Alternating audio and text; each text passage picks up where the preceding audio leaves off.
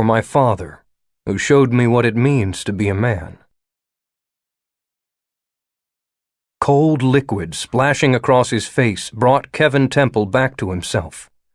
He'd been on the road all night, a dedicated run from Indiana, hauling a load of fresh vegetables.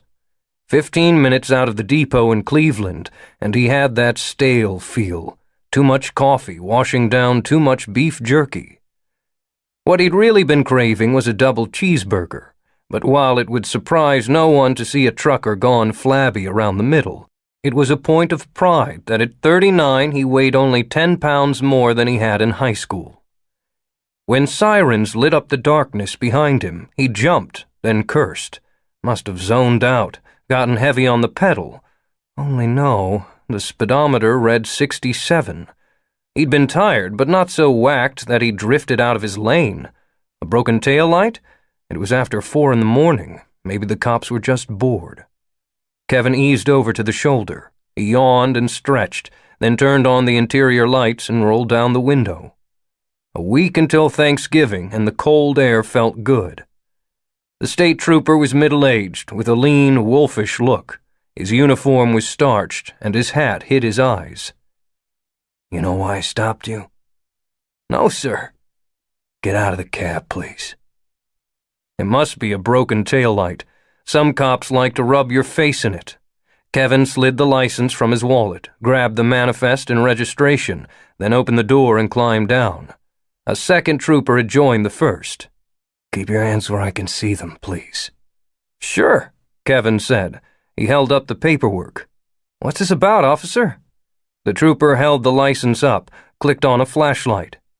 "Mr. Temple." "Yes, sir." "Cleveland your destination tonight?"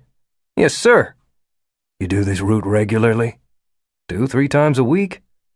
"And are you a twist?" "Huh?" The trooper said, "Are you an abnorm?" Why do you care?"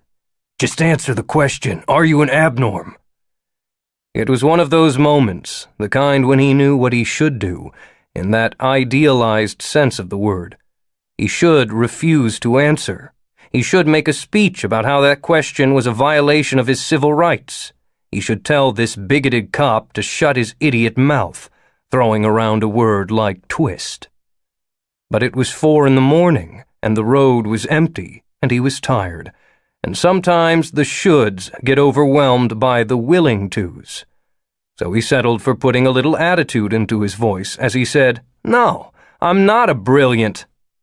The trooper stared at him for a moment, then flicked the flashlight up. Kevin winced and squinted, said, "Hey, whoa, I can't see." "I know." There was motion in his peripheral vision, the other cop raising a device that crackled electric blue, and then lightning struck Kevin Temple square in the chest. Every muscle locked up at once, and he heard something like a scream coming out of his mouth, and stars blew out his vision as claws sank into his ribs. When the pain was finally done, he collapsed. His thoughts were slippery, and he struggled to process what had just happened. The ground was cold. And moving. No, he was moving, being dragged. His hands were behind him, and something held them together.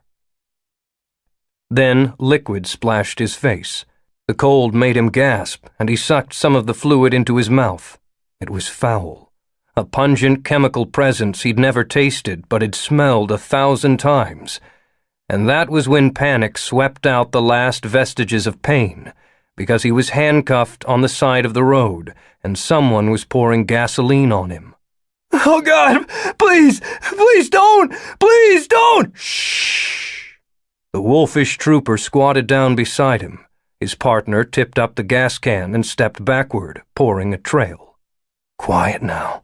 "Please, officer, please." "I'm not a cop, Mr. Temple. He hesitated. "I guess you could say I'm a soldier. In Darwin's army." "I'll do whatever you want. I have some money. You can have anything." "Be quiet, okay? Just listen." The man's voice was firm, but not harsh. "Are you listening?" Kevin nodded frantically. The gas fumes were everywhere, ringing in his nose, burning his eyes, chilling his hands and face. I want you to know that it's not because you're a normal. And I'm honestly sorry that we have to do it this way. But in a war, there's no such thing as an innocent bystander." For a moment, it seemed like he was going to add something else, but then he just stood up. The purest fear Kevin Temple had ever known filled him, pressed him out of himself, wore him like a suit. He wanted to cry, to beg, to scream, to run, but he couldn't find any words. His teeth chattering, his arms bound, his legs rubber. "If it's any comfort, you're part of something bigger now. An essential part of the plan." The soldier struck a match against the side of a pack, once, twice. The flame caught and flared, the bright yellow flicker reflected in his eyes. "This is how we build a better world." Then he dropped the match. 3 weeks earlier. Chapter 1. Arms wide and palms empty, hyper-conscious of how many weapons were trained on him, Cooper was thinking about all the ways things hadn't gone as planned. It had been a busy month, a busy year. He'd spent half of it undercover, away from his children, hunting the most wanted man in America. But when he'd found John Smith, Cooper had discovered that everything he believed was built on lies. That his agency wasn't just covert, it was corrupt, led by a man who was fostering a war for his own gain. The aftermath of that discovery had been bloody and dramatic, especially for his boss, and the weeks since had been split between cleaning up the mess and reconnecting with his children. But today was supposed to have been quiet. His ex-wife Natalie was taking the kids to visit her mom. Cooper had no meetings, no details to attend to, and at the moment, no job. He planned to hit the gym, then go out for lunch. Afterward, maybe a coffee shop, spend the afternoon lost in a book, whip up dinner, open a bottle of bourbon, read and drink his way to an early bedtime, sleep 10 straight hours for the sheer luxury of it. He made it as far as lunch. It was a hole-in-the-wall Arabic place he liked, lentil soup and a falafel sandwich. He was sitting at a two-top by the front window, hollow November sun glaring off the silverware, dumping hot sauce into his soup, when he realized he wasn't alone. It happened just like that.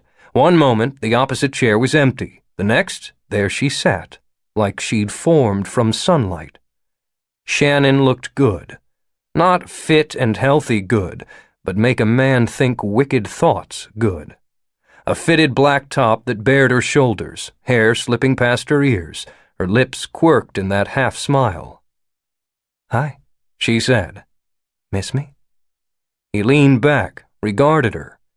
"You know, when I asked you on a date, I meant soon, not a month later." "I had some things to take care of." Cooper read her, not just the words, but the subtle tensing of her trapezius muscles, the sideways dart her eyes wanted to make but didn't, the alert readiness with which she took in the room. "Still a soldier, and not sure if you're on the same side." Which was fair. He wasn't sure himself. "Okay." "It's not that I don't trust—" "I get it." "Thanks." "But you're here now." "I'm here now." She leaned across to help herself to half of his sandwich. "So, Nick, what are we going to do today?" The answer, it turned out, was perfectly obvious to both of them, and they spent the afternoon knocking pictures off the walls of his apartment. Funny, it was only the second time they'd made love, and the third, and semi-fourth, but they had an unself-conscious comfort that normally required long intimacy. Maybe it was because he'd been thinking about her all month, waiting for her to appear, and the anticipation had been akin to actually being together. Or maybe it was just that their relationship already had enough complications. He was an abnorm who had spent his career hunting other abnorms for the government. She was a revolutionary whose methods verged on terrorism. Hell, the day they'd met, she'd held a gun on him, and that hadn't been the last time.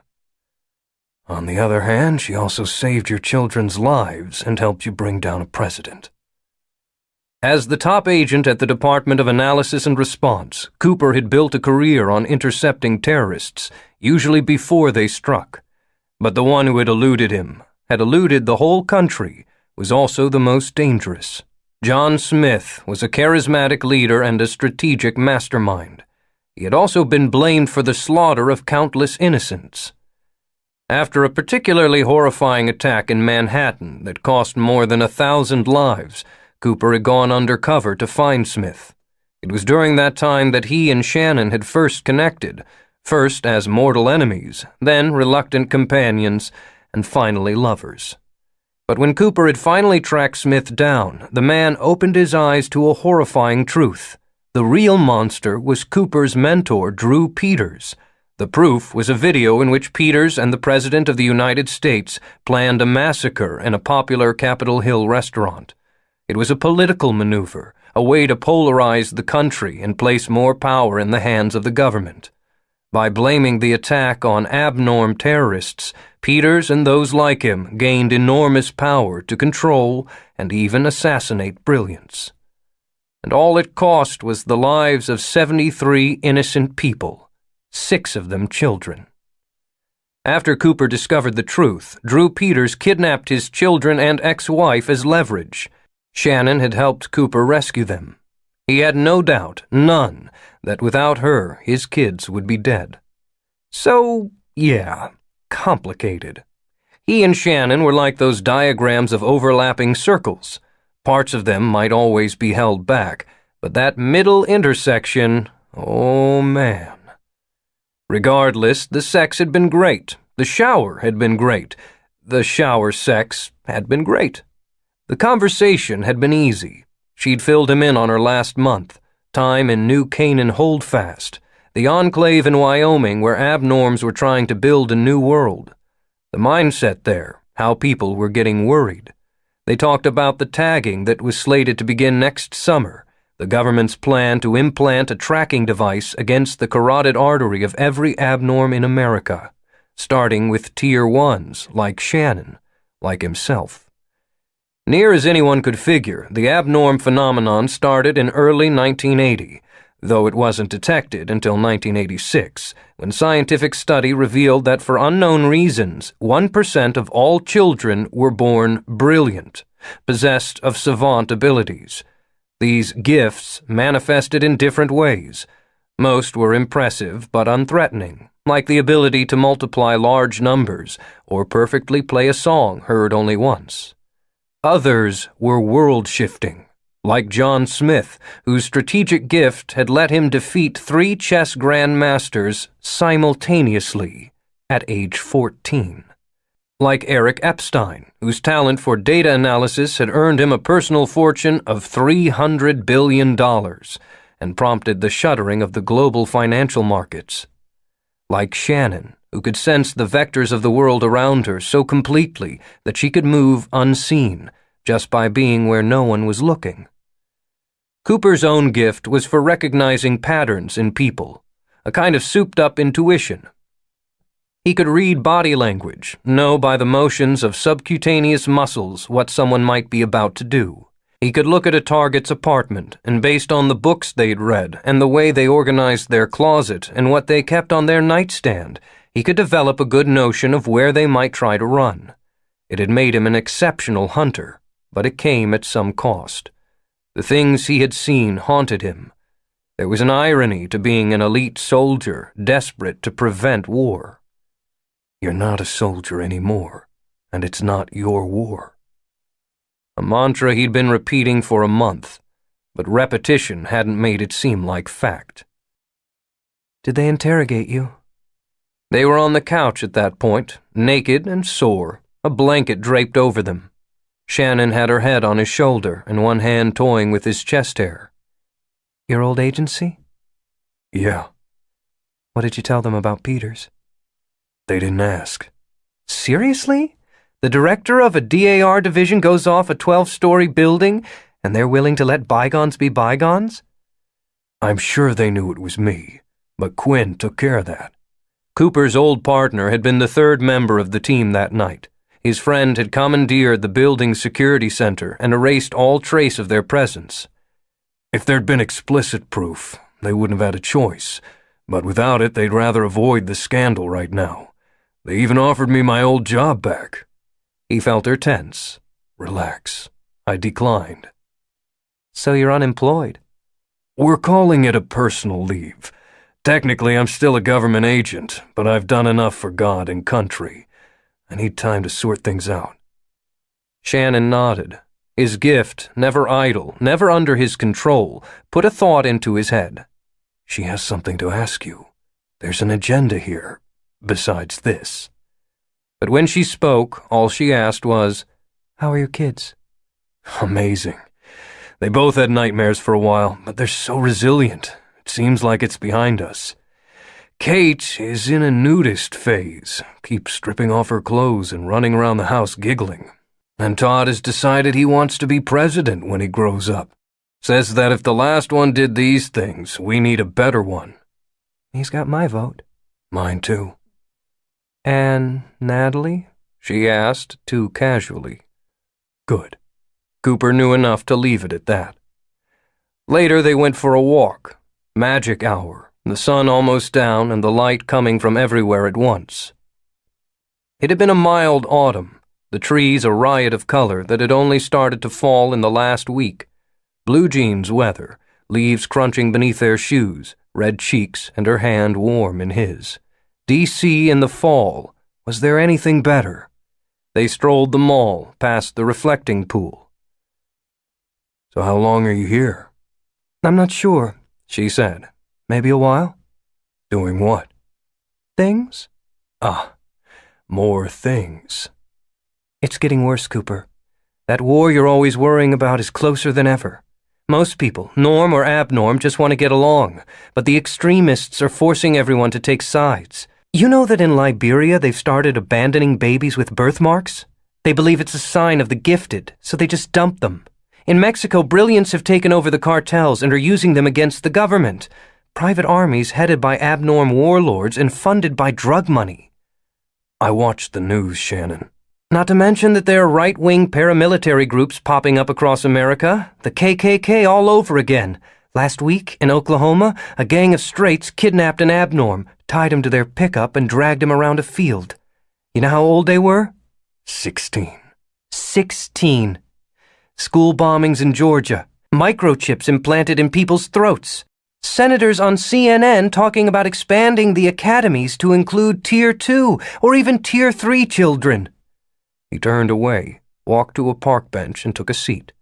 The pillars of the Lincoln Memorial glowed white in the floodlights, the steps still crowded with tourists. From this distance, he couldn't see the statue, but he could picture it. Honest Abe, lost in thought, weighing the issues that threatened to tear apart his union. Cooper, I'm serious. It's too bad. What is? I was kind of hoping you came to see me.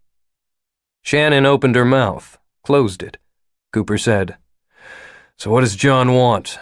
How did you— Your pupils dilated. That's focus. And you glanced left. That's memory. Your pulse picked up 10 beats. You laid out a bullet list of horrors. Easy enough, but you did it in geographical order, far to near, which isn't likely to happen randomly. And you called me Cooper instead of Nick. That whole argument was memorized, which means that you're trying to convince me of something, which means that he is trying to convince me of something. So let's have it. Shannon stared at him, the corner of her lip tucked between her teeth. Then she sat down beside him on the bench. I'm sorry. I really did come here for you. This was separate. I know. That's what John Smith does. He dresses his agendas in plans and wraps his plans in schemes. I get it. What does he want? She spoke without looking at him. Things have changed since he's been exonerated. You know he wrote a book? I Am John Smith.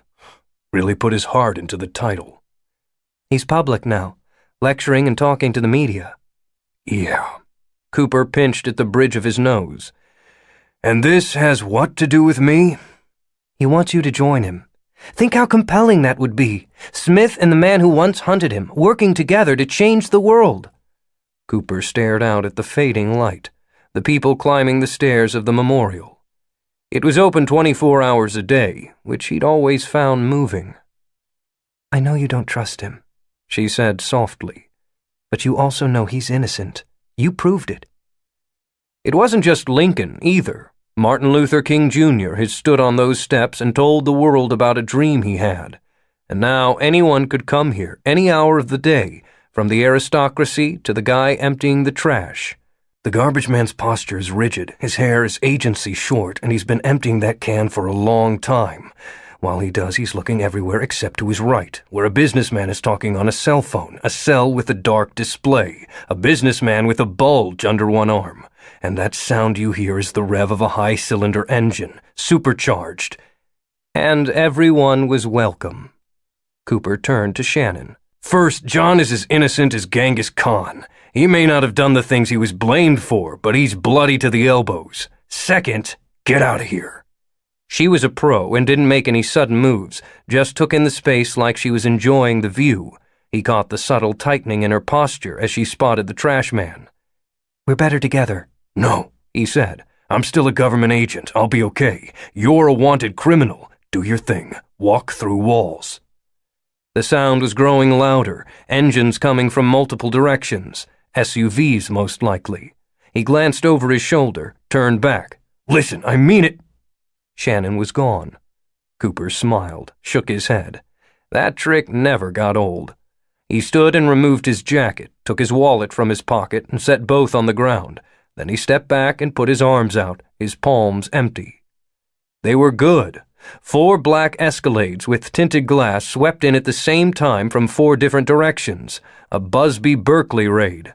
The doors winged open and men spilled out with choreographed precision, leaning across the hood with automatic rifles. Easily 20 of them, nicely arrayed, with clean firing lines. The good news was that this team was so clearly professional and operating with such impunity that they were almost certainly governmental. The bad news was that there were plenty of people in the government who wanted him dead. "Oh, well." Keeping his hands wide, he shouted, "My name is Nick Cooper. I'm an agent with the Department of Analysis and Response. I'm unarmed. My identification is in my wallet on the ground." A man in a nondescript suit climbed out of the rear of one of the SUVs. He walked across the circle, and as he did, Cooper noticed that the guns were now swiveling to cover other directions. "We know who you are, sir." The agent reached down, picked up Cooper's wallet and coat, and handed them back. Then he spoke in the clipped tone used to broadcast into a microphone. "Area secure." A limousine pulled around the circular drive. It bumped up over the curb, glided between 2 SUVs, and stopped in front of them. The agent opened the door. With a mental shrug, Cooper climbed in. The car smelled of leather. There were 2 occupants. One was a trim woman in her mid-50s with steely eyes and an aura of intense competence. The other was a black man with the look of a Harvard Don, which he had in fact once been. "Huh. And you thought the day was headed in a strange direction before." "Hello, Mr. Cooper. May I call you Nick?" "Of course, Mr. President." "I apologize for the rather dramatic way this meeting came about. We're all a little bit on edge these days." Lionel Clay had a lecturer's voice, rich and deep and dripping erudition, rounded just slightly with South Carolina twang. "That's a polite way to put it." As the gifted continued to dominate every field from athletics to zoology, normal people were growing nervous. It wasn't hard to imagine a world divided into 2 classes like something out of H.G. Wells, and no one wanted to be Morlocks. On the other hand, the more extreme elements of the gifted weren't fighting for simple equality. They believed they were superior and were willing to kill to prove it. America had grown accustomed to terrorism, to suicide bombers in shopping malls and poison mailed to senators. Worst of all had been the March 12th attacks. 1,143 people died when terrorists blew up the stock exchange in Manhattan. Cooper had been there, had wandered the shattered gray streets in a daze. Sometimes he still dreamed about a pink stuffed animal abandoned in a Broadway intersection. "We're more than on edge. We're batshit scared." But what he said was, "I understand, sir. This is my chief of staff, Marla Keevers." "Ms. Keevers." Though Cooper had been a government agent for 11 years, politics had never been his thing. Still, even he knew of Marla Keevers, a hardcore political fixer, a backroom dealer with a reputation for ferocity. "Mr. Cooper." The president rapped his knuckles on the partition, and the limo slid into motion. "Marla?" The chief of staff said, "Mr. Cooper, did you release the monocle video?" "Wow, so much for preliminaries." He thought back to that evening. After Shannon freed his children, Cooper had chased his old boss up to the roof. He'd retrieved the video of Drew Peters conspiring with President Walker, and then he tossed his mentor off the 12-story building. That had felt good. Afterward, Cooper sat on a bench not far from here, deciding what to do with the video. The massacre at the Monocle restaurant had been the first and most incendiary step in dividing the country. Not North versus South, not liberal versus conservative, but normal versus abnorm. Revealing the truth about that attack felt like the right thing to do, even though he knew it would have consequences beyond his control. What was it Drew had said just before the end? "If you do this, the world will burn." President Clay was watching him. It was a test, Cooper realized. "Yes, I did." "That was a very reckless decision. My predecessor may not have been a good man, but he was the president. You undermined the nation's faith in the office, in the government as a whole." "Sir, if you'll forgive me for saying, President Walker undermined that when he ordered the murder of American citizens. All I did was tell the truth." "Truth is a slippery concept." "No. The great thing about the truth is that it's true." A hint of that old anti-authority tone was coming out, and he caught himself. "Sir." Keevers shook her head, turned to look out the window. Clay said, "What are you doing these days, Nick?" "I'm on leave from the DAR." "Are you planning to return?" "I'm not sure." "Come work for me instead. Special advisor to the president. How's that sound?"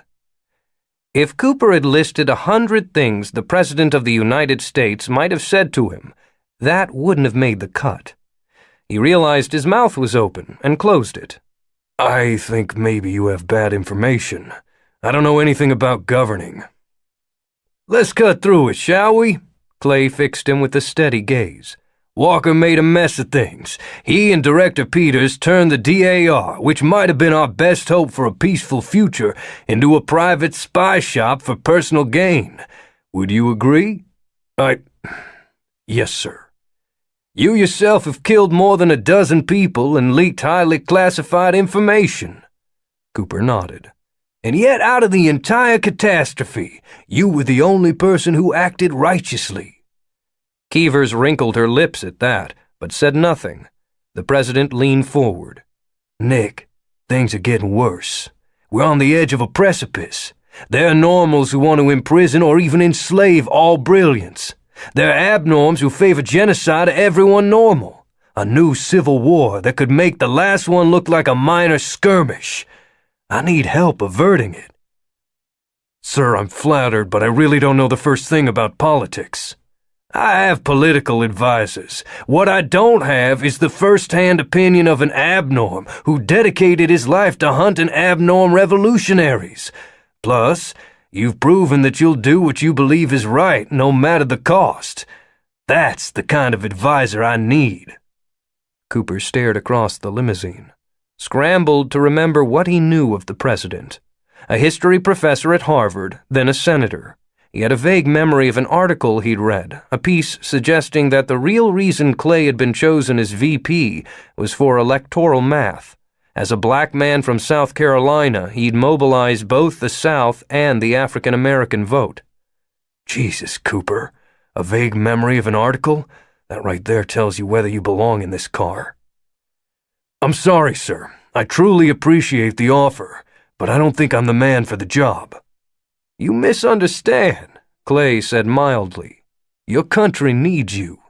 I'm not asking." Cooper looked at Clay's posture, his body language. They've been perfectly in line with his words. This isn't a PR move or a way to quiet you, and everything he said about the state of the world is accurate. His new boss. "In that case, sir, I serve at the pleasure of the President." "Good. What do you know about a group called the Children of Darwin?" 1 week before Thanksgiving. Chapter 2. Ethan Park stared. The supermarket shelf was empty. Not thinly stocked, not lacking variety, empty, cleaned out. He closed his eyes, felt the world wobble. Long hours he was used to.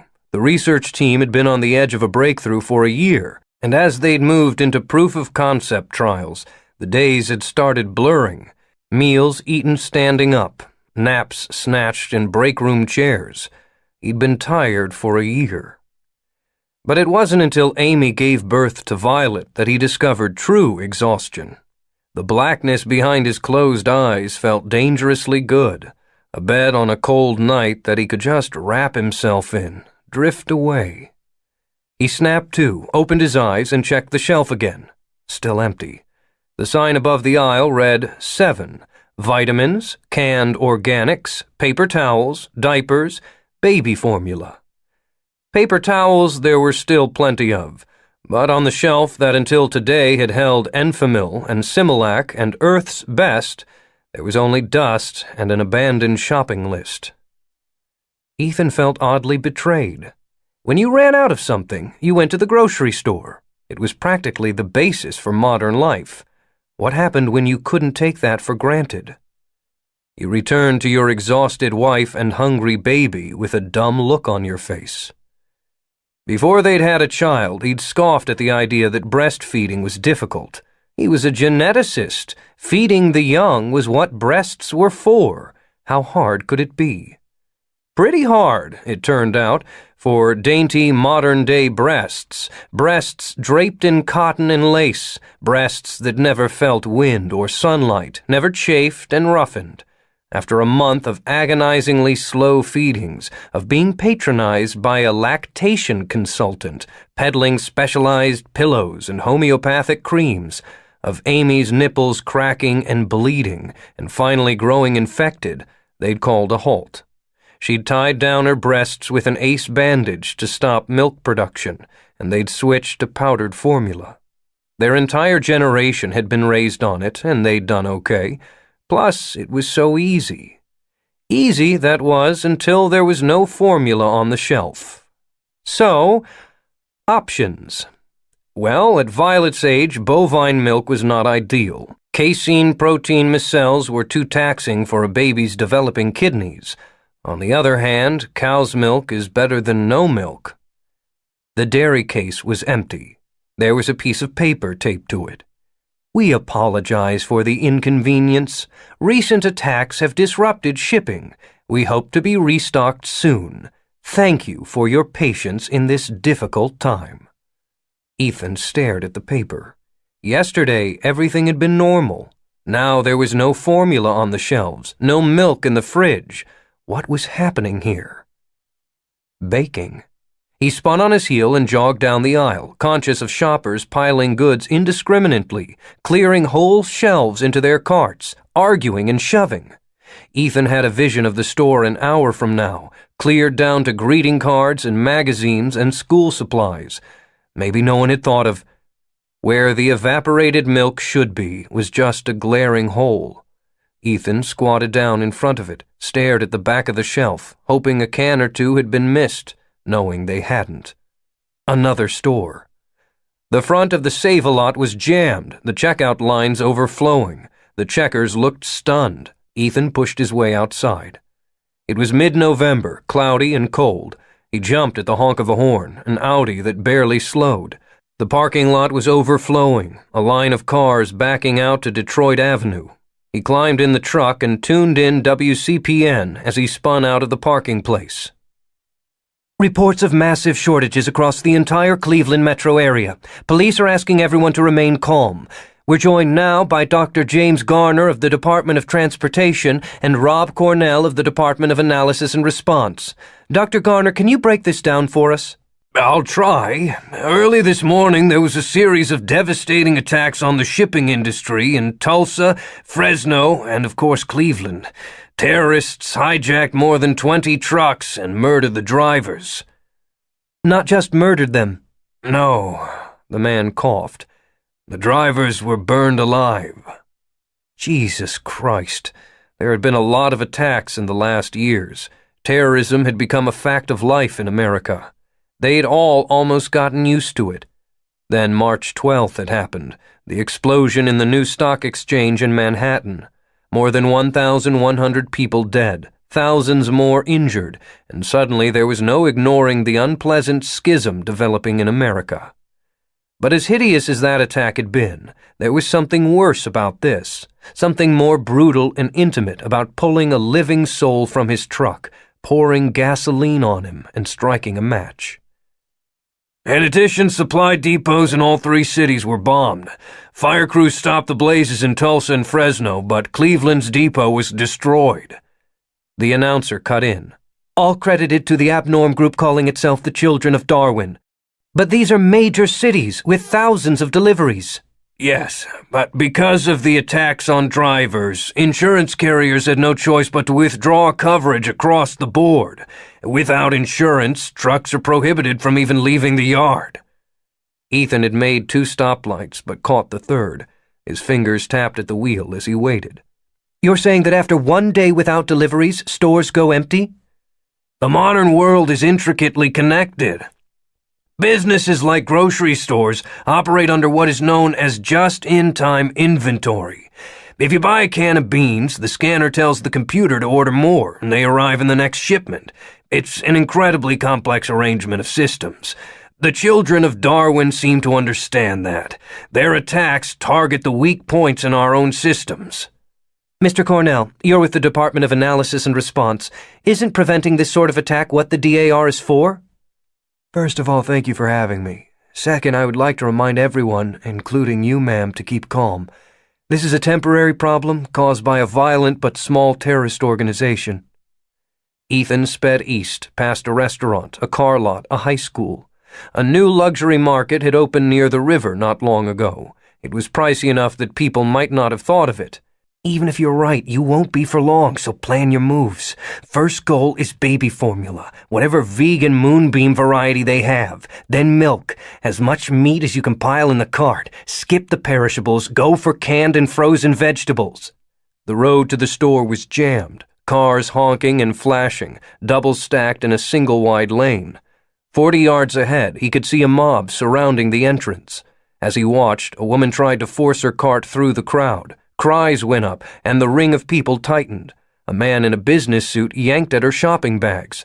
The woman yelled, but he filled his arms and spun away, knocking the cart over in the process. Cans and bottles spilled across the pavement, and everyone dove for them. A thin guy tucked a chicken under his arm like a football and sprinted away. 2 ladies with expensive hair fought over a gallon of milk. Again, we expect to have this problem under control soon. If everyone can just stay calm and work together, we'll get through this. There was a crash, and the front window of the grocery store collapsed. The crowd surged in, yelling. Ethan turned the car around. When they'd moved to Cleveland, the real estate agent had assured them that Detroit Shoreway was the neighborhood they were looking for. A mile from the lakefront, 2 from downtown, solid schools, tree-lined streets, and a friendly community of people like them. Basically all the advantages of the suburbs without being one. A great place to raise kids, the agent had said with a knowing look, as though visualizing sperm and egg meeting. It had taken some getting used to. Ethan was a native New Yorker and mistrusted any place where you needed a car. Hell, a couple of years ago, if anyone had suggested he'd end up in Cleveland, he'd have scoffed. But Cleveland was where Abe had set up his lab, and despite the fact that the guy was the most colossally arrogant prick Ethan had ever met, he was also a genius. And the second-place spot at the Advanced Genomics Institute was too good to pass up. In the end, he'd been surprised. Much as he loved Manhattan, you could live in the same apartment for a decade and never meet your neighbors. It was a pleasant contrast to dwell amidst the simple Midwestern kindness, the backyard barbecues, and the "I'll get your mail, you can borrow my lawnmower, we're all in this together" vibe. Plus, he loved having a house. Not an apartment, not a condo, an actual house with a basement and a yard. Their house, where they could turn the music up as loud as they wanted, where Violet's midnight cries weren't waking a downstairs neighbor. He was a reasonably handy guy, could wire a light fixture and drywall a nursery, and it had been such pleasure to make the place theirs one sweaty afternoon at a time, and then to sit on his front porch with a beer and watch the sun set through his maple trees. Now he wondered if he'd been fooling himself. Manhattan might be congested and expensive, D.C. might be sprawling and hectic, but there was no way the markets wouldn't have milk. Yesterday you would have said the same about Cleveland. He killed the engine and sat in the dark. Tomorrow he could drive out of town, hit the highway, find formula somewhere. Yeah, but she's hungry tonight. Man up, Daddy. Ethan climbed out of the CRV and headed for his neighbor's house, a solid gingerbread thing with ivy devouring the southern half. They had 3 boys spread out at metronomic 2-year intervals, and the rough sounds of play thumped through the walls. "Hey, buddy," Jack Ford said when he opened the door. "What's up?" Listen, I'm sorry to ask, but we're out of formula, and the stores are cleaned out. You have any? "Sorry, Tommy's been off it for like 6 months." Right. Sirens started, a cop or an ambulance not too far away. How about regular milk? "Sure thing." Jack paused. "You know what? I've got some evaporated milk in the basement. You want it?" Ethan smiled. You're a lifesaver. "What neighbors are for, right? Come on in, have a beer." Jack's house was crayon art and blaring cartoons and the smell of casserole. Ethan followed him down creaky basement steps into a half-finished space. On a carpet remainder in the corner, 2 recliners faced a huge Tri-D screen, a new model with the enhanced projection field. The rest of the basement was given over to deep shelves packed with canned goods and cased food. Ethan whistled. You've got your own grocery store down here. "Yeah, once a Boy Scout." His neighbor bobbed his head, a not quite embarrassed motion, then opened a mini-fridge and pulled out a couple of buds. He dropped in a recliner, gestured to the other one. "So the supermarkets are empty?" The one I was just at, people started looting. "It's the abnorms," Jack said. "The situation with them is getting worse every day." Ethan gave a non-committal nod. He knew a lot of brilliance. While abnorms raised the bar in every field, science and technology were where their advantages were clearest. Sure, there were days when it drove him nuts, when he knew that despite degrees from Columbia and Yale, there were people out there he would simply never be able to match. It was like playing pickup basketball with the Lakers. No matter how hot your skills were otherwise, on that court, someone could always stuff the ball in your face. Still, what were you going to do? Stop playing? No thanks. Every generation believes the world is going to hell, right? Ethan sipped his beer. The Cold War, Vietnam, nuclear proliferation, whatever. Impending doom is our natural state. "Yeah, but no milk in the grocery store? That's not America." It'll be okay. Radio said the National Guard is going to start distributing food. "To 500,000 people?" Jack shook his head. "Let me ask you something. You study evolution, right?" Sort of. I'm an epigeneticist. I study the way the world and our DNA interact. "That sounds like a wild simplification," Jack said with a smile. "But I'll take it. What I want to know, have there been times like this, when a brand new group just, appeared?" Sure, invasive species, when organisms are moved to a new ecosystem. Asian carp, zebra mussels, Dutch elm disease. "That's what I thought. Those were all pretty disastrous, right? I mean, I'm not a bigot. I don't have anything against the gifted. It's the change that scares me. The world is so fragile. How are we supposed to live with a shift like this?" It was a question often heard these days, bandied about at dinner parties, debated on news programs and in feedcasts. When the gifted had first been discovered, people had been more intrigued than anything else. After all, 1% of the population was a curiosity. It was only as the 1% grew to adulthood that the world had finally come to realize they represented a fundamental shift. The problem was, from there, it was a tiny step to hating them. I hear you, man, but people aren't carp. We gotta find a way. Of course, you're right. Jack heaved himself out of his chair. Anyway, I'm sure it'll work out. Let's see about that milk. Ethan followed him through the basement. The shelves were stacked 4 high with cases of canned food, batteries, blankets. Jack pulled a 24-pack of evaporated milk from the shelf. Here we go. A couple of cans will be fine. Take it, it's no big deal. Can I at least pay you for it? Don't be silly. Part of him wanted to protest further, but he thought of Violet and the empty supermarket, and he just said, Thanks, Jack. I'll replace it. That's fine. His neighbor gave him a long look. Ethan, this may sound weird, but do you have protection? A pack of condoms on the nightstand. Jack smiled, but only out of courtesy. Ethan said, I'm not sure I know what you mean. Come here. He walked to a metal cabinet and started fiddling with the combination lock. Until the National Guard gets this all sorted, I'd feel better if you had one of these. The gun cabinet was neat, rifles and shotguns locked into stands, 6 pistols on pegs. Ethan said, I'm not really a gun guy. Jack ignored him, took down a pistol. This is a .38 revolver, simplest gun in the world. All you need to do is pull the trigger. Fluorescent lights gleamed off oily metal. That's okay, man. Ethan forced a smile, held up the milk. Really, this is plenty. Take it, just in case. Put it on a closet shelf and forget about it. Ethan wanted to make a joke, but the expression on his neighbor's face was serious. The guy's helping you out. Don't offend him. Thanks. Hey, like I said, what neighbors are for. After the last 2 hours, walking in the front door of his house was like stepping into a hug. Ethan snapped the lock and stepped out of his shoes. Gregor Mendel sauntered over and rubbed his head against Ethan's ankles, purring softly. Ethan rubbed the cat's neck, then picked up the case of milk and followed the warm light flowing down the hall, looking for his girls. He found them in the kitchen, Amy holding Violet to her chest. Oh, thank God! His wife's face lit up to see him. I was getting scared. Have you heard the news? They're saying that people are looting stores. Yeah. He held out his arms, and Amy passed Violet to him. His daughter was awake and impossibly beautiful. Necklace and pudgy with a shock of auburn hair.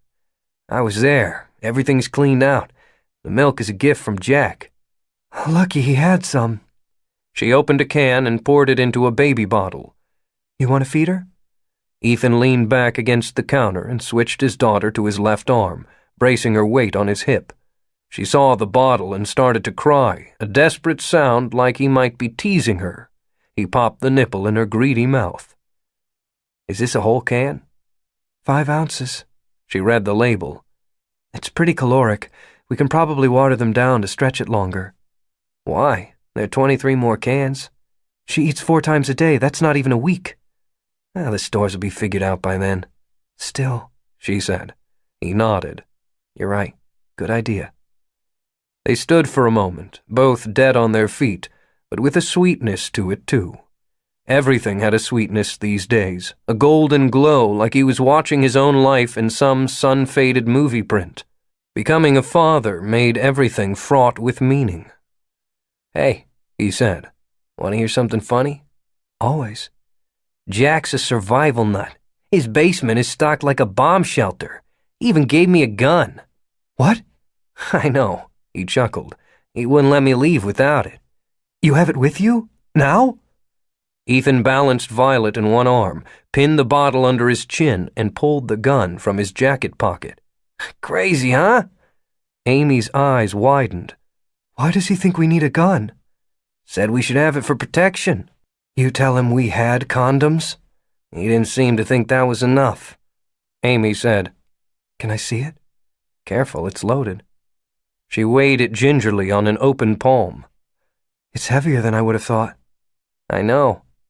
Ethan popped the baby against his shoulder and started rubbing her back. Violet promptly belched like a trucker. You're not freaked out about it? A little. She set it on the counter. But it's probably not a terrible idea, just in case. Just in case of what? She didn't answer.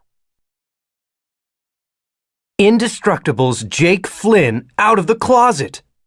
Heartthrob Jake Flynn is well known for his abs, but it's the fact that he's an abnorm that's startling people. Last week, the singer turned box office sensation announced he was a Tier 5 brilliant, a fact never before revealed.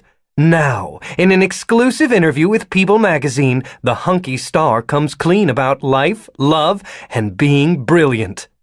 People. Let's start with your gift. You're hyperthymestic. What does that mean? Flynn. I remember certain trivial details with exceptional clarity. If you give me a date, I can tell you what I wore, what the weather was like, that kind of thing. People. May 3rd, 1989. Flynn. One of those days when you know spring has arrived. Blue skies, puffy clouds, the smell of things growing. I wore Spider-Man pajamas. Laughs. I was 5. People. You've always been private about being gifted. Why?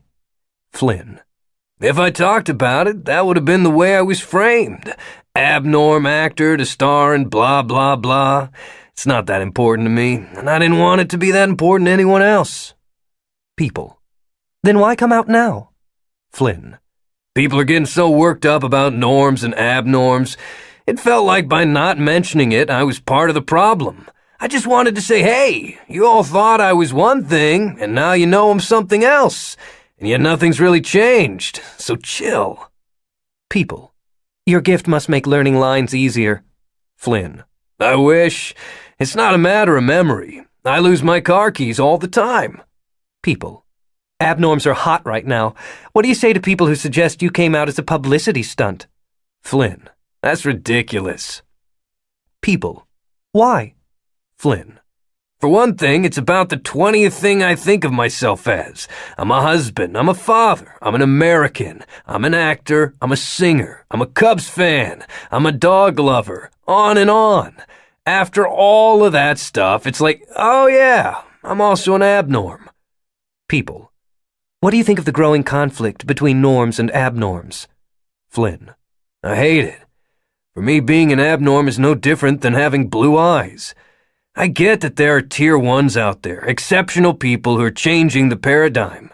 But there are a lot more folks like me. I mean, seriously. I know that it was raining in Denver on June 9th of last year. Because of that, my government wants to implant a microchip in my neck? People. When you put it that way, the Monitoring Oversight Initiative does seem a little silly. Flynn. The problem is that the media portrays this like there are two factions, norms and abnorms, and we're all supposed to choose sides. But really, it's a spectrum. At one end, you have President Walker murdering his own people because he's afraid of what brilliance represent, and he wants the power to contain them. On the other, you have abnorm terrorists saying it shouldn't be about equal rights, that brilliance should rule the world. The extremists are the problem. Most people just want to live their lives. People. Speaking of lives, you and your wife, Victoria's Secret model Amy Schiller, recently had a baby girl. Flynn. Oh, God, not the name question. People. It's an unusual name. Flynn. I don't know what to tell you, man. We want her to be her own person, to not feel like she has to fit the world's constraints. And we both really like Thai food, so... People. Noodle Flynn. Flynn. Won't be any others in her kindergarten class? Chapter 3. He was being the spider when the SUV finally stopped. The truck was black. There were 2 men inside. It had been coasting to a halt for almost 3 minutes. It would be 3 more before the doors opened, then 5 minutes to cross the half-dozen paces to where he sat. He had plenty of time to be the spider, an ocean of time, massive, deep, crushing, and cold. Time like the Mariana Trench, 36,000 feet deep, time that weighed and warped.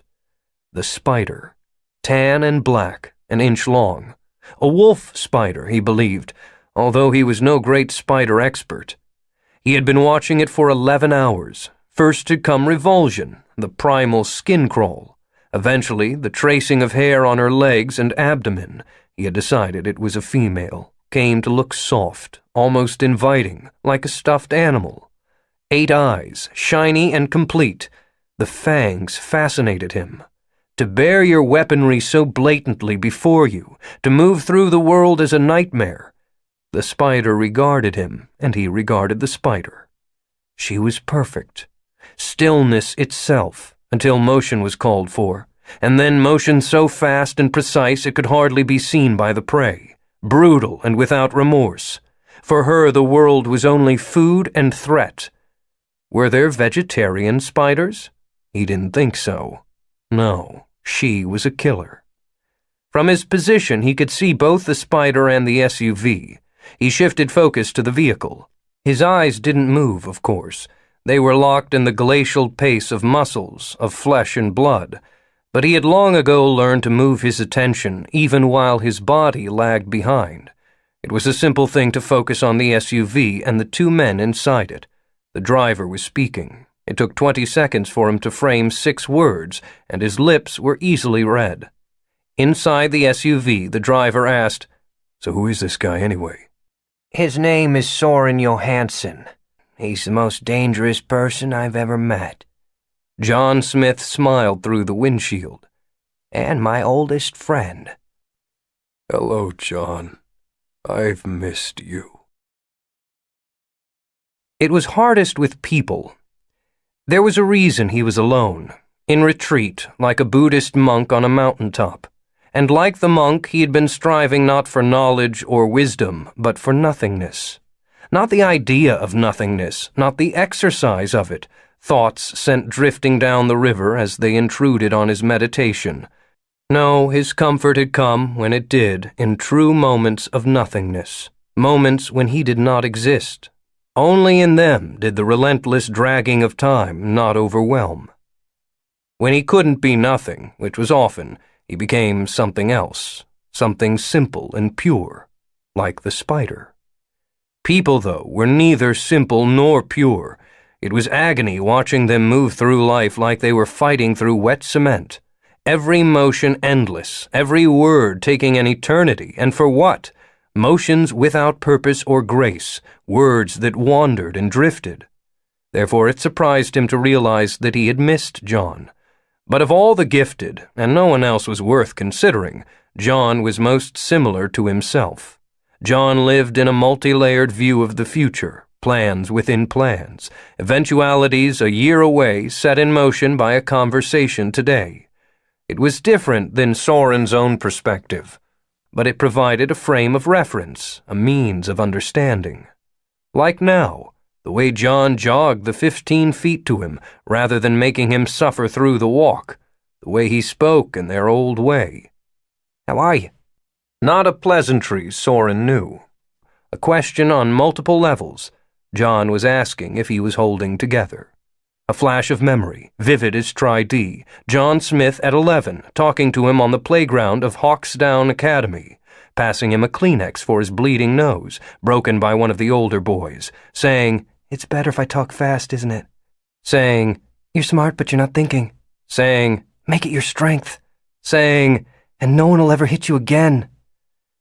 Teaching him about meditation, how to put aside the dizzying maelstrom of the future and exist only in the now.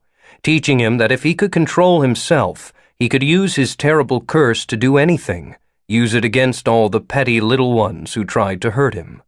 John understanding that the boy everyone thought broken was merely overwhelmed, knocked flat by every second. People thought that time was a constant because that was what their mind told them, but time was water. The stillest water vibrated and buzzed with energy. John had taught him, and the next time the older boys came for Soren, he remembered. He became nothing but the moment. He did not plan, did not anticipate.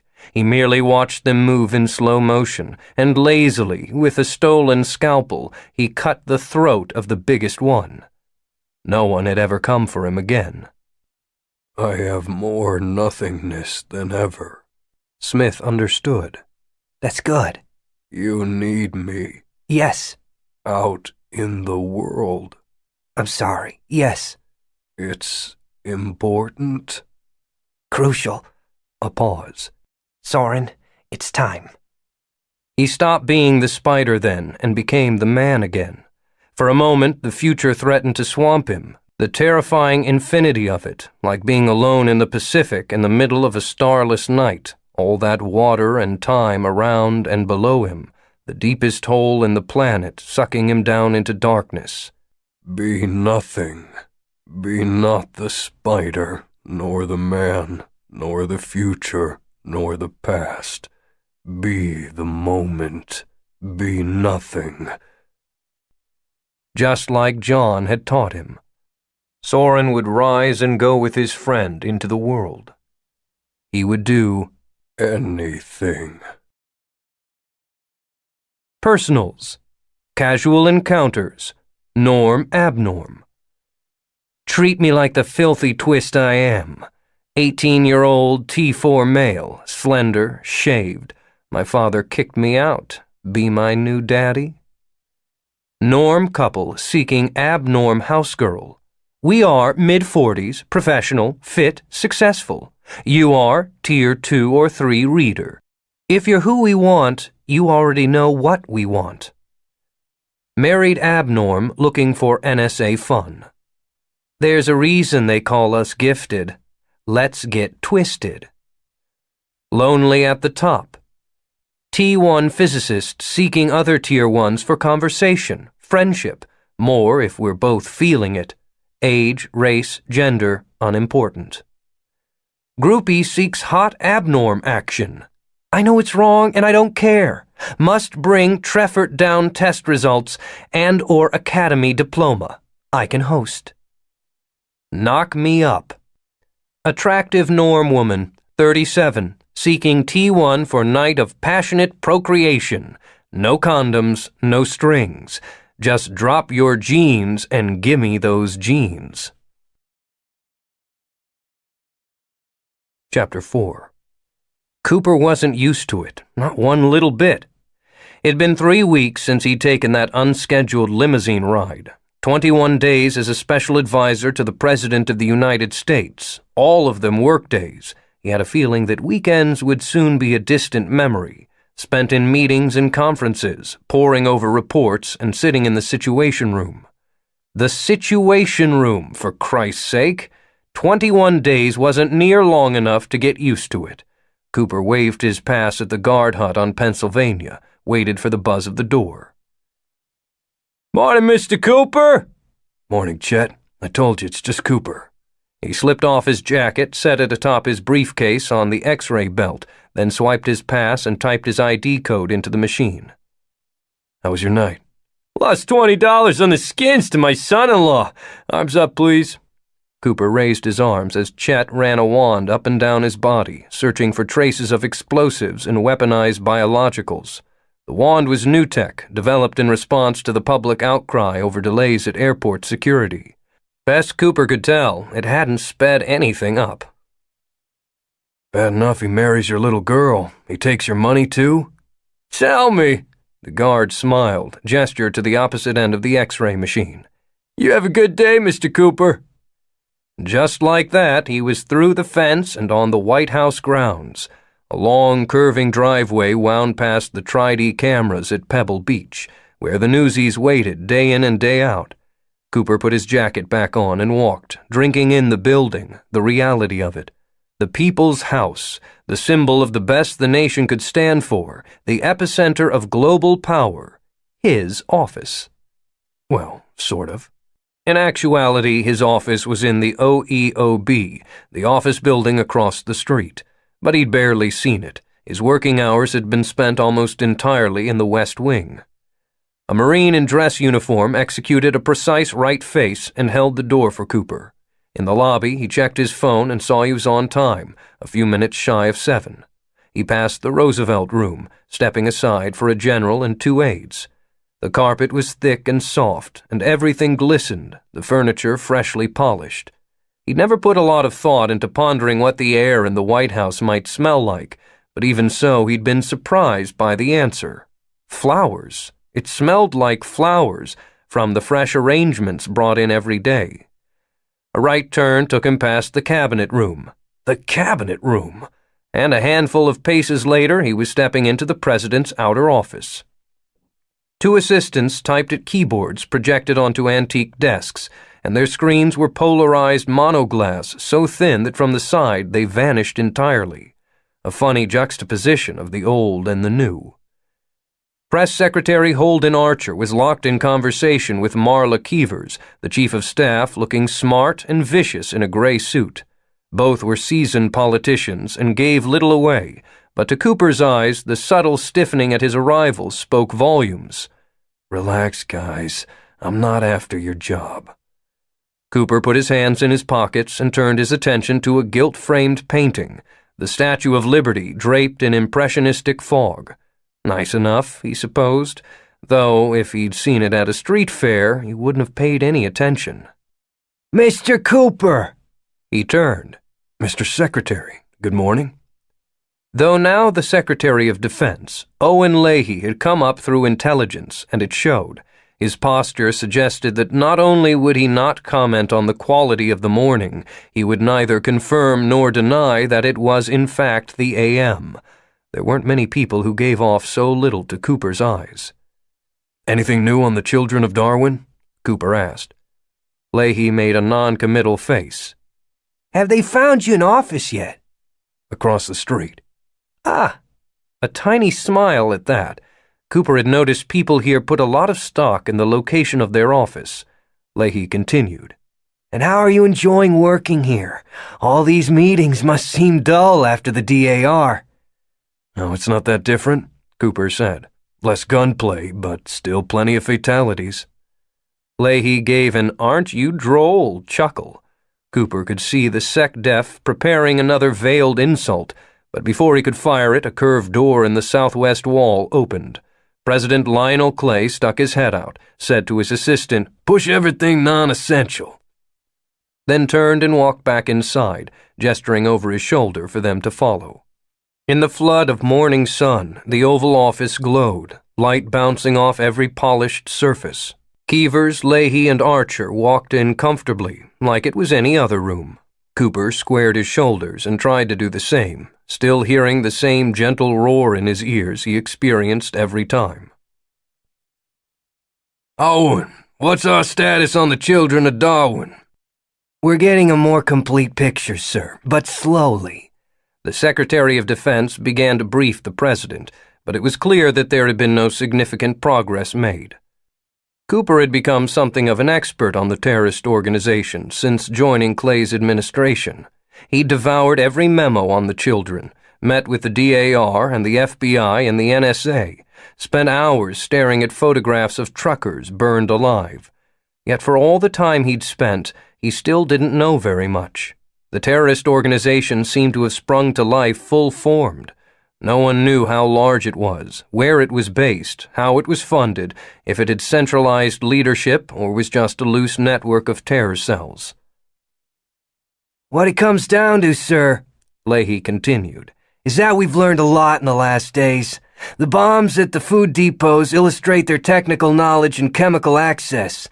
Surveillance video shows that they use stolen police cruisers when attacking the trucks.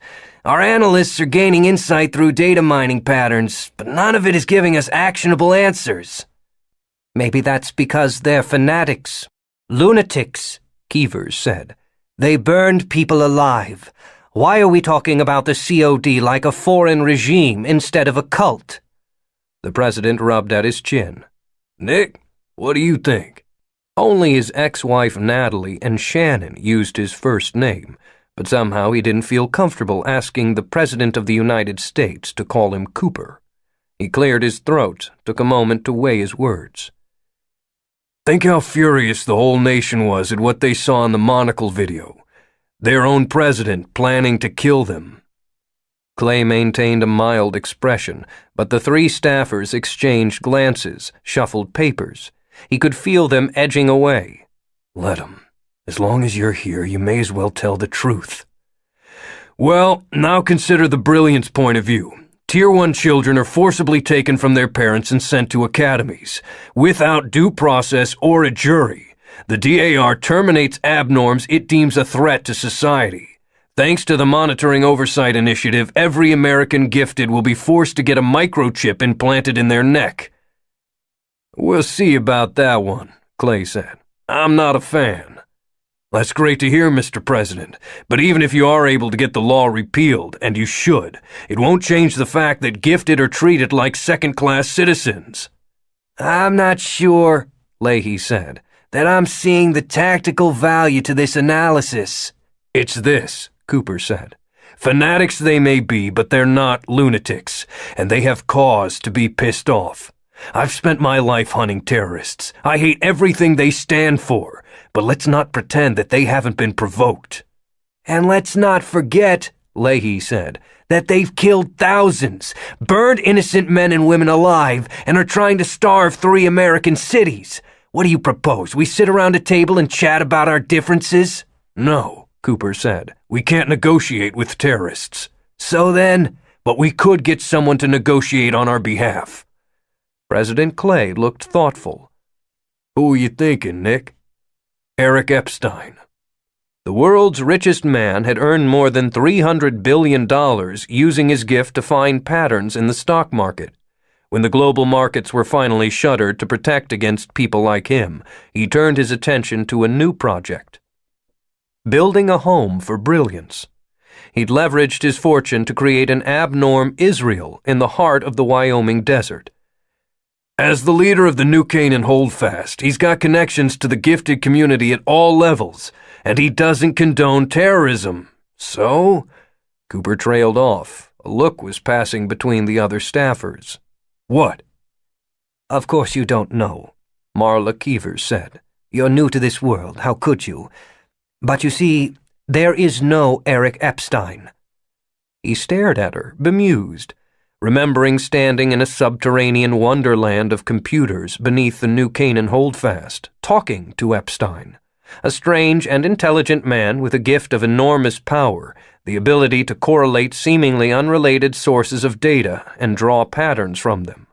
Of course, the same gift had made him a recluse, barely able to communicate with other people, which was why his brother had served as the public Eric Epstein, the one who did talk shows and met presidents. It was a secret known to only a handful of people. You see, Keevers continued, it's clear that the man pretending to be Epstein is not the same man responsible for bringing down the stock market. Which makes diplomacy with them impossible, the president said. We could never be sure who we were dealing with. But, Cooper caught himself. He knew a truth these people did not, a truth that might matter. And yet, these were some of the most powerful people on the planet. If Epstein had chosen to keep them in the dark, there was a reason. Last time you met Epstein, you promised him you'd kill John Smith. Instead, you spared Smith's life. Do you really want to screw the world's richest man twice? I see. For now, Leahy said, picking up as if uninterrupted. We're focusing on the situation on the ground. We're hoping to begin distributing food and critical supplies tomorrow. Tomorrow? The president frowned. The supermarkets were empty 2 days ago. What's the delay? Keevers said, We'd actually consider that a win, sir. The National Guard doesn't maintain food reserves. In Tulsa and Fresno, we're negotiating with the grocery distributors, but the largest food depot in the Cleveland area was destroyed. We're having to coordinate with others across Northeast Ohio. What about FEMA? FEMA can't act until Governor Timmons declares a state of emergency and formally requests help. Why hasn't he? He's a Democrat, she said. If he comes to a Republican president for help, it'll make him look weak come re-election. Fix that! People are hungry! Yes, sir. Marla Keevers uncrumpled her D-pad and made a note. In the meantime, the National Guard is trying to set up food distribution centers, but they're having trouble. There have been incidents at most of the grocery stores. Broken glass, fist fights, looting. The National Guard is trying to keep the peace, but while they're doing crowd control and defending stores, they can't build aid stations, and the longer the delays in delivering food, the more people are taking to the streets. President Clay turned his back on them and paced to the window. He stared out at the rose garden, the morning sun neatly bisecting him. Any fatalities? Not yet. A few people hospitalized. We need everyone to calm down, Clay said. The panic is worse than the problem. Yes, sir, Keevers said. We think you should address the nation. This afternoon? Press Secretary Archer said, "We'll get better coverage this evening." Just a brief statement, Keevers said. Prepared remarks? You are personally overseeing all attempts. Efforts, Archer said. Not attempts. Personally overseeing all efforts during this difficult time. A season of adversity when Americans must come together. To demonstrate the spirit of resolve that defines the national character, etc. The National Guard has your highest confidence, and so do the people of Cleveland, Tulsa, and Fresno. Meanwhile, no stone is being left unturned in the hunt for those who vilely attacked our nation. Excuse me, Cooper said. The rhythm of the room was broken, everyone turning to look at him like they had forgotten he was there. He smiled affably. You said statement. Shouldn't he take questions? No, Keevers and Leahy said at the same time. Archer said, "Absolutely not." 3 cities are in chaos, Cooper said. There are food shortages and looting and the fear of riots. Why wouldn't the president answer questions? Keevers' face was tight. Mr. Cooper, I don't think— Actually, President Clay said, he has a point. Why not take questions? The other 3 looked at one another. After a moment, Archer said, Because, sir, the questions will be, who are the children of Darwin? Where are they? What do they want? How close are we to stopping them? Why not come out strong? Clay asked. Say that the situation is under control, that the COD will soon be neutralized by actions covert, swift, and final. Because intelligence suggests more attacks may be coming, the Secretary of Defense said. If you say we've got it handled, and an hour later something blows up, it looks like we're asleep at the switch. So tell the truth, Cooper said. Tell people that you don't have all the answers yet. Tell them that the full force of the U.S. government is being brought to bear, that terrorism won't be tolerated, and that the children of Darwin will be caught or killed, and that meanwhile you need your citizens to put on their big boy pants and calm down. A silence fell. It had a weight and a texture. It was a silence that spoke volumes, a silence filled with at least 3 people wondering just how dumb he was. So much for the truth shall set you free. After a long moment, the president spoke. All right, no questions. Cooper leaned back in his chair, fought the urge to shrug. But Nick raises a good point, Clay continued. It's important to preserve people's confidence that the buck stops with the president. And if I make a statement and don't answer questions, it suggests we're hiding something. Holden, on the other hand, can defer and deflect. He'll do the briefing. Yes, sir. And Owen, I want answers about the children of Darwin. Not next week, not tomorrow, now. Yes, sir. Good. Lionel Clay circled behind his desk, put on his reading glasses, and began to flip through a file folder. His attention was absorbed immediately. A side effect of Cooper's gift was that he tended to categorize people as shades of color. Hotheads felt red to him. Introverts landed in shades of gray. Lionel Clay was the smoke-stained gold of cafe walls, comforting and sophisticated. Which is great. But I wonder if right now we don't need a man who patterns like polished steel. He stood up, buttoned his suit jacket, and followed the others out of the Oval Office. Marla Keevers waited until the door closed to jump him. Big boy pants? Big girl pants, too, he said. Her smile was thin and cold and died far from her eyes. You realize all you accomplished was to get him excited about something he can't do. My understanding, he can do pretty much anything he likes. You're wrong. And now, instead of the president telling the nation not to worry, we'll have the press secretary bobbing and weaving. Holden is good, but what we need is the leader of the free world telling his people that everything is okay. Even if it's not. Especially then. See, that's where we disagree. I think that the president's job is to protect the country, and telling them the truth is the best way to do that. Oh, Christ. She rolled her eyes. I'd say that I hope you know what you're doing, but you clearly don't.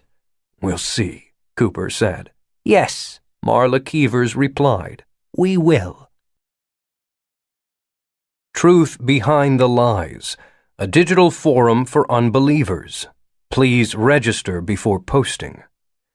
Conspiracy around murder of DAR director, El Chupacabra. Why is it called common sense when it's so rare? User ID 493324. You guys gotta hear this. You know how 3 months ago DAR's Drew Peters takes a header off a DC high-rise? The cover story is that he's overwhelmed with guilt about his role in the monocle, so he uploads the video of him and Walker planning it, and then swan dives. Crazy to begin with, because the dude was the head of Equitable Services, and that division killed God knows how many people, so why is he worried about the 73 in the restaurant? But here's the wacko part. I've got a buddy in the DC police, and he told me that that same night, in that same building, there was a firefight in a graphic design studio. Apparently, it was shot to shit, monitors blown up, glass broken. He says there was a lot of blood, but no body. My guy got to the scene and was turned away by the men in black. He thinks maybe DAR agents. And later that night, he gets a call from the police commissioner telling him that he's mistaken. There was no blood, no firefight. Obviously, something else went down. My take? Peters didn't release the video. It was actually whoever shot up the graphic design studio, which means that Peters was murdered, and no one is talking about it. So the order had to come down from on high. Someone with juice was moving pieces behind the scenes. Stay locked and loaded, guys. Dark days are coming. Conspiracy around murder of DAR director, Benito the Mighty. Be still and know that I am God. User ID 784321. You just putting this together? There had to be more people involved. Walker was the president, and Peters a director at the DAR. It's not like either of them did the wet work at the monocle, and no one has been able to find the shooters, which means they were whacked too. And you're surprised that others are involved? There's a whole shadow government at work here. They go on TV and do the magic show for us, get us worked up because a mayor sends some girl a picture of his dick, or a senator says something racist, or an aide smokes crack. And we ooh and ah and judge, and meanwhile we never look at what they're really doing. The decisions that drive the nation are made in dark rooms. Records are not kept, and press releases are not issued. It goes a lot deeper than the monocle. There's a cabal of people who are pulling all the strings, and they aren't afraid to drop bodies. Your cop buddy better be careful. Conspiracy around murder of DAR director, Lady Killer 87. You are all sheeple. User ID 123021. Smells like BS. Covering up the murder of a DAR director would take crazy clout. Conspiracy around murder of DAR director, Benito the Mighty. Be still and know that I am God. User ID 784321. You're right. That would take like the President of the United States. Oh wait, he was in on it. Dipshit. Conspiracy around murder of DAR director, El Chupacabra. Why is it called common sense when it's so rare? User ID 493324. So how far does this rabbit hole go? Walker was president. Who else is in his cabal? President Clay? SecDef Leahy? Conspiracy around murder of DAR director, Benito the Mighty. Be still and know that I am God. User ID 784321. Could be. All I know is that my go bag is packed and my cabin is prepped. 2 pallets of canned goods, 200 gallons of water, and the hardware to defend it. When the shit goes down, I'm gonna ride it out in style, and woe betide any numbnuts who crosses my fence line. Conspiracy around murder of DAR director. Banana Girl. Worry is a misuse of the imagination. User ID 897236. Dude, you don't need all that water. Just build a catch basin and a purification system. Here, check out the schematics. Chapter 5. Big girl pants? He really said that. And smiled like he was being cute. Marla Keevers sipped her coffee.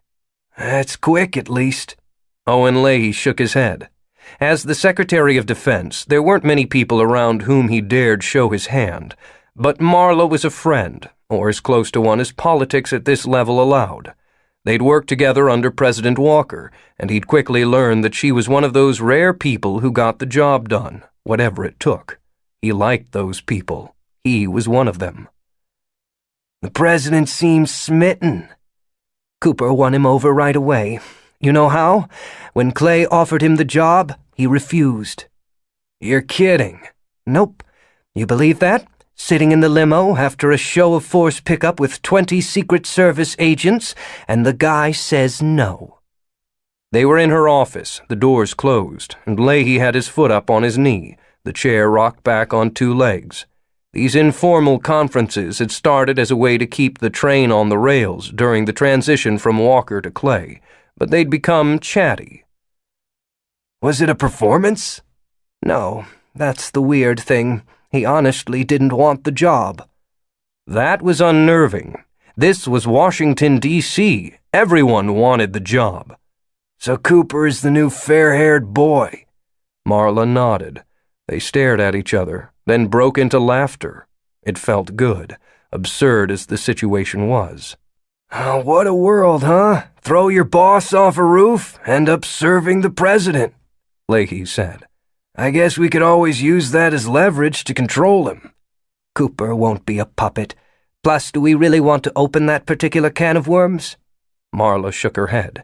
If the truth about that night came out, people would start asking who else was involved. I didn't have anything to do with the monocle. Neither did I, but there are plenty of other things we have been aware of. She left it at that, a gesture he appreciated, deft. I don't know, Marla. Is it just me or is the world going crazy?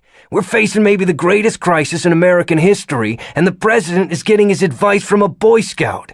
You know how many people Nick Cooper has killed? Okay, Leahy said. A dangerous Boy Scout. She shrugged.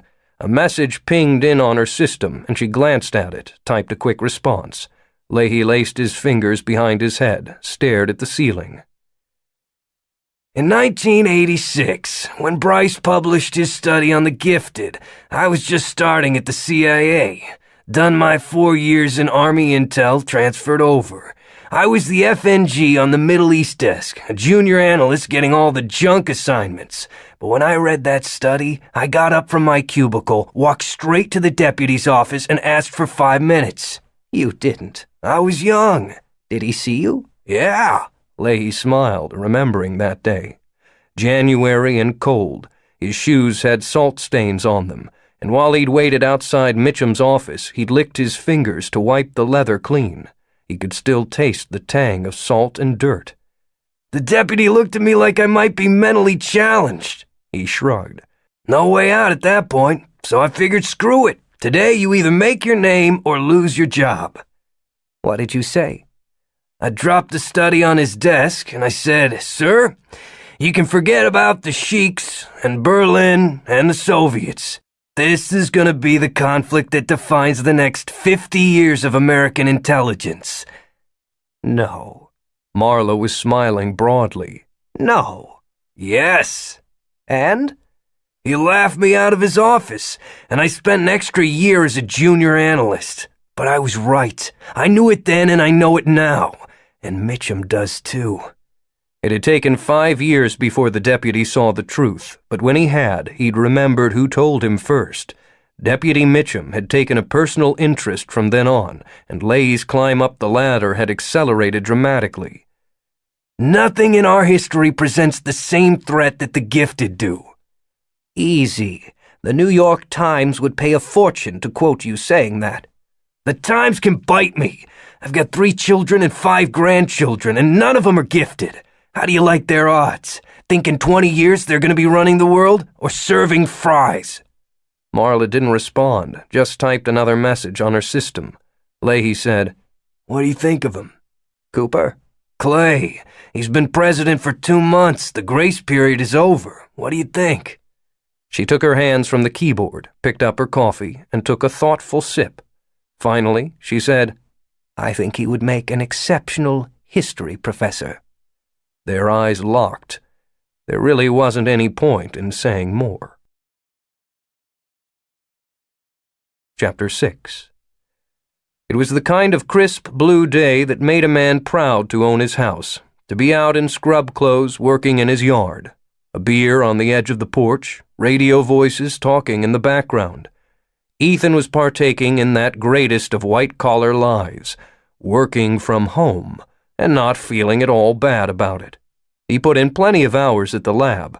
Besides, what the news had termed the crisis in Cleveland had been going on for 3 days now. People would be running out of supplies, starting to get hungry. Hungry people did stupid things, and he wasn't leaving his wife and child alone. Expected to address the nation this evening. In advance of that press conference, the White House has reiterated that the National Guard is in the process of setting up aid stations to distribute food and supplies in each of the affected cities. One thing he discovered about owning a house, the damn leaves just kept falling.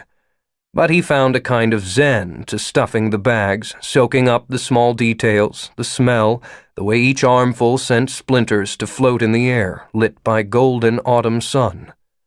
Have indicated that this will be mostly an inconvenience, with no lasting repercussions. They are asking that everyone remain calm. Dr. Park? Ethan looked up. A man and a woman stood on the curb. They wore dark suits and sunglasses, and the man held out a wallet with a badge.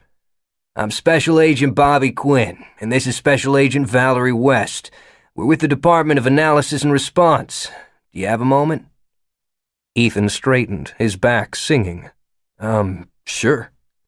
You are Dr. Ethan Park of the Advanced Genomics Institute? Yes. Quinn nodded, taking in the yard, Ethan's torn clothes and dirty hands. Would you mind if we came in? What's this about? Dr. Abraham Cousin. Could we talk inside? Abe? He shrugged, said, sure, feeling a bit surreal. Where but in the movies did government agents show up on your front lawn? He led them up the steps and inside. Have a seat. You want some coffee or anything? No, thank you. The 2 agents sat side by side on the couch. Quinn said, Nice place. Thank you. You got a little one? Gesturing to the infant swing. A girl, 10 weeks. Look, I'm sorry, I don't mean to be rude, but what's this about? When was the last time you saw Dr. Cousin? A couple of days ago. Can you be precise? Ethan thought about it. Abe came and went according to his own whims. Actually, he does pretty much everything that way. The day before yesterday, at the lab? And you haven't heard from him since? No, has something happened? Quinn looked pained. I'm sorry to tell you this, but yesterday a neighbor reported gunfire coming from Dr. Cousin's house. Police responded and found his back door kicked in. His home office had been ransacked, and Cousin was gone. What? Is Abe okay? That's what we're trying to find out. Dr. Park, West said, do you know of anyone who had made threats against Dr. Cousin? No. Anyone let go from the Institute recently, or who might bear a grudge? Ethan almost laughed at that. Let go? No. Bear a grudge? Sure. Abe's not an easy guy to work with. How do you mean? Ethan shrugged. In the old days, they would have said he was brilliant, but that means something different now. He's not an abnorm, but he's an off-the-charts genius, and not the most patient person. What does that mean exactly? He's abrasive, difficult, dismissive of anyone not as smart as he is, which means he's dismissive of pretty much everyone. Including you? Sometimes, but I didn't break into his house if that's what you're asking. It's not, Quinn said, holding up his hands.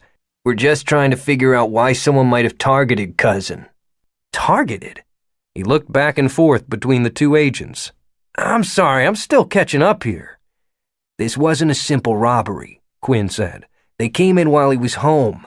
There was a struggle and Dr. Cousin is gone. At this point, we're assuming it's a kidnapping.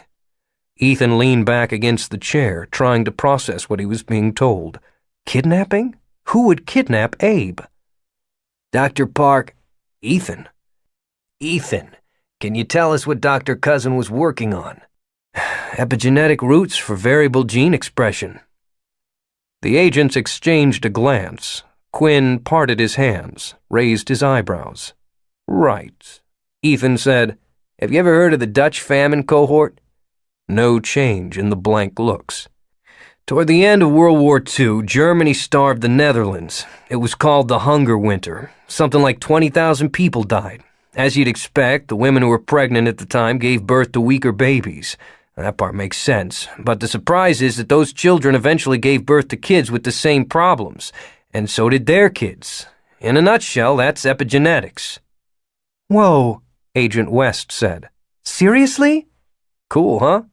Yeah. So what, the starvation changed their DNA? Ethan found himself liking her. The other agent had a slick G-man feel, but this one was nerdy in a way he could relate to.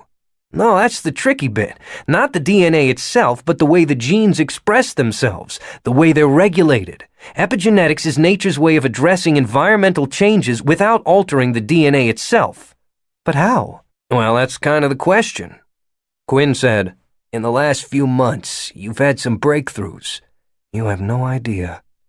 Well, we've made progress. Can you tell us what you've learned? Ethan shook his head. We all sign a non-disclosure agreement when we join the lab. The work we're doing could be worth a lot of money. I understand that, sir, but we're not geneticists. I'm sorry, I really can't. I'm not allowed to tell my wife what we're working on. Abe is very serious about his NDAs. Ethan paused. Wait a second.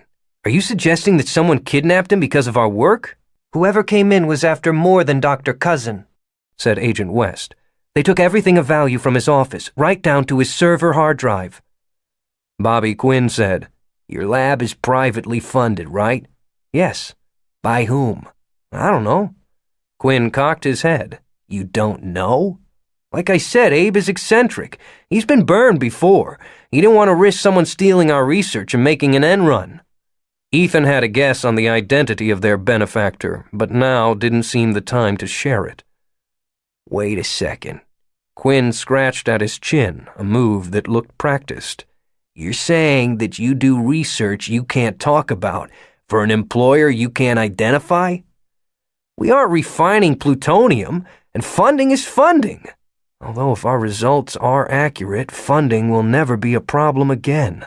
A whole lot of things will never be a problem again. He pushed the thoughts aside, said, I'm not really sure what this has to do with Abe being kidnapped. Ethan, West said, I know this is all very sudden, but I analyze data for a living, and the data here is ugly. Cousin is in danger, and anything you can tell us about what he was working on might save his life. What's the harm? Knowing the goal doesn't mean they'll be able to replicate the results. Shit, even you can't do that. Abe is the only person with all the pieces of the puzzle. Wait a second. Why DAR? Excuse me? If he was kidnapped, why would the DAR be involved? Isn't that handled by the FBI? We're working with them. He's a prominent guy, and we're doing everything we can to find out what's happened. But why would his research help? Epigenetic theory won't tell you who broke in his house. Shouldn't you be, I don't know, looking for fingerprints? Sweeping for DNA? We are, Quinn said.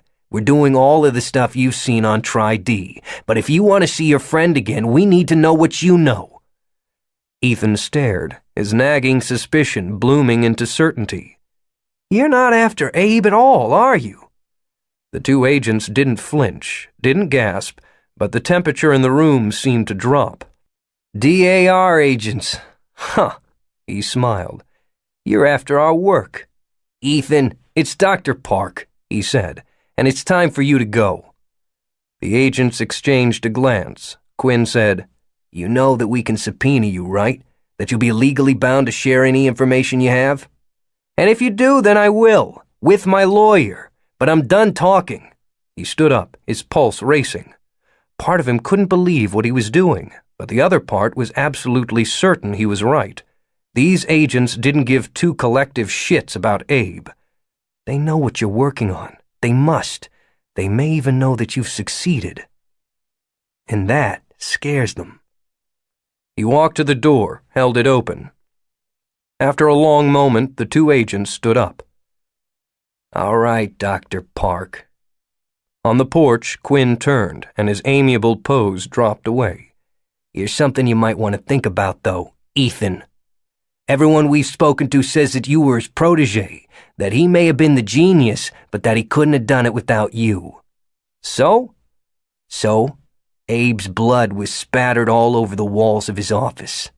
Quinn traced a hand down the doorframe and looked at him meaningfully. You might want to consider whether you really want the same people to come looking for you. He smiled without warmth as he made a business card appear. Call me when you get it through your head that you're in danger.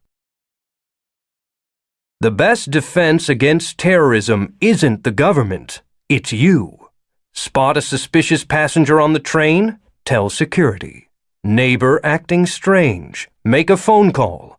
Child's playmate knows things they shouldn't? Let us know. Together, we can protect America. If you see something, say something. The Department of Analysis and Response. The DAR is an equal opportunity organization. Please remember to respect the rights and feelings of all. Abnorms are people too. Chapter 7. It had been a lousy day, filled with frustration and burned coffee, but it got better once Cooper landed on the 14th moon of Saturn. Enceladus, His son said. is the most likely place for life in the solar system. It's got lots of water and carbon and nitrogen. Sounds like just the place to search for little green men. Yes, Todd said. but we have to secure the station walls first. It's negative 300 degrees outside. Yikes. Cooper took one side of the blanket and draped it over the back of a chair, knotting the fringe to hold it in place. We better not dawdle then. Special K? He held out the other end to his daughter, who stretched it across the living room. He and Todd dragged the couch over to form one wall, then draped another blanket over the top. His son surveyed the fort, his lips crinkled in a scowl. We need a better ceiling. On it, Cooper said. He crawled from under the sagging blanket, went to the kitchen, and dug in the everything drawer for a roll of duct tape. On tiptoes, he wrapped a loop around the light fixture on the ceiling fan. Then he pinched the center of the blanket, tugged it up, and wrapped tape around it. How's that, Captain? Awesome! He smiled and crawled back inside. The overhead light glowed through the blanket in pinhole stars. The tent was just tall enough now for him to sit cross-legged in the center, watching his children continue to build. Todd worked in broad strokes, jamming cushions upright as walls, tugging the couch to narrow the entrance. Kate focused on the details, closing seams and carefully smoothing folds, making order. It was her way. Of course it is. She's gifted. Her world is all about patterns. With the thought came an involuntary shiver. She wasn't just an abnorm. She was Tier 1. Of the 4 million children born each year in America, only a couple of thousand had that sort of power. According to the law, they were taken from their parents and sent to specialized governmental schools. The academies were an open secret, known about but not discussed. After all, the number of Tier 1s was small enough that the academies didn't impact most people. Like concentration camps in Germany, or internment camps after Pearl Harbor, or CIA prisons in Africa, the academies were a national atrocity it was easy enough to ignore. But Cooper had been to one. He'd seen the way children were isolated and abused, how the teachers turned them on each other, how the faculty charted their secrets and constructed their greatest fears. The academies were brainwashing centers, pure and simple. Cooper had listened while Director Norridge calmly explained the process. Essentially, we take the negative formative experiences that all children experience and manufacture them according to psychological profiles and at a dramatically higher rate. From their youth, we teach them that they cannot trust one another, that other abnorms are weak, cruel, and small. The powerlessness he'd felt in that moment had been equaled only by his desire to bounce the director's head off the desk until one or the other cracked. He'd managed to hold his temper, but he'd made a pledge at that moment. His daughter would never end up in an academy. Ever. He ruffled her hair. She looked up over her shoulder at him. Daddy? Yeah, baby. Will the Martians be nice? Well, we're not on Mars, honey, so they won't be Martians. What will they be? Toddster? Enceladians. Will the Enceladians be nice? Sure. It's too cold to be mean. He heard a sound, peeked out a slit in the blankets. Actually, I see one now. It looks like a girl Enceladian to me. Natalie's feet appeared in the door of the tent, then her knees as she squatted, and finally her head. Can I come in? What do you think, guys? A little cross-species cooperation? Thanksgiving on Enceladus? The children looked back and forth at one another. Then Kate nodded somberly.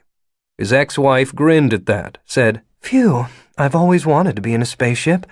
She wriggled in beside him. It's a space station, Mom. Sorry. Does it have a tub? Because it's time for a little space girl to take her bath. No! Yup, come on. Can we leave the space station up? Of course, Natalie said. What else would we do with the living room? Together they got the kids moving, went through the nightly dance of snacks and baths and toothbrushing. The whole ritual was infused with a painful sweetness that Cooper lapped up.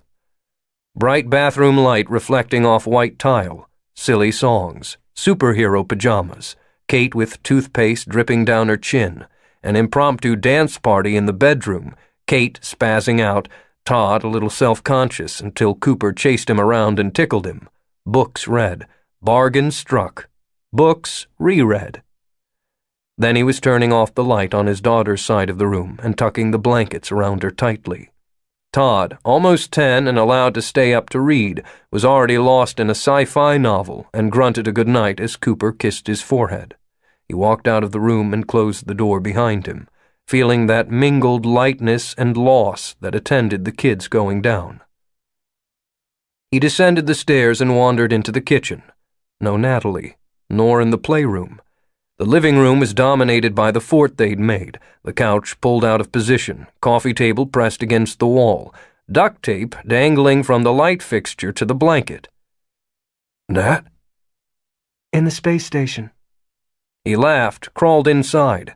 His ex-wife sat cross-legged in the center of the tent. Cooper didn't know a lot about women's fashion, but he was pretty sure yoga pants were one of the great inventions of the last 20 years. Natalie had a bottle of wine open and 2 glasses. They down? Todd's reading. Where are we? Enceladus, he said. The 14th moon of Saturn, or so our eldest tells me. That kid is crazy. Absolutely nutty, Cooper agreed. He took the glass she offered, took a long swallow. And how are you? Something he'd always loved about Natalie, her words and her meaning were more aligned than most anyone he'd ever met. It was a cousin to bluntness, but without the swagger. She wasn't in anyone's face, had nothing to prove. She just said what she meant. For someone with his gift, that was a wonderful relief. He took her question the way she meant it, sincerely. What do you call it when you're either swimming or drowning, but not sure which yet? Treading water? I guess. What's bothering you? He hesitated. It had been 3.5 years since the divorce. They were friends and co-parented well, but it wasn't fair to unload about his day. That was for married couples. I'll figure it out. Nick, she said, gesturing at the tent walls, the blankets breathing softly in a draft. You're safe. We're on Enceladus. Talk to me. He laughed at that. Then he started and found it hard to stop. He wanted to share the good stuff, the walk down the drive to the West Wing, the feeling of stepping into the Oval Office, the thrill of seeing his words, his thoughts, translated into something that showed up on the evening news. But those parts were inseparable from the conference table battles that fed his growing frustration. Keevers and the rest, even Clay, they're stuck in old world thinking, so focused on the day-to-day that they're missing the big picture.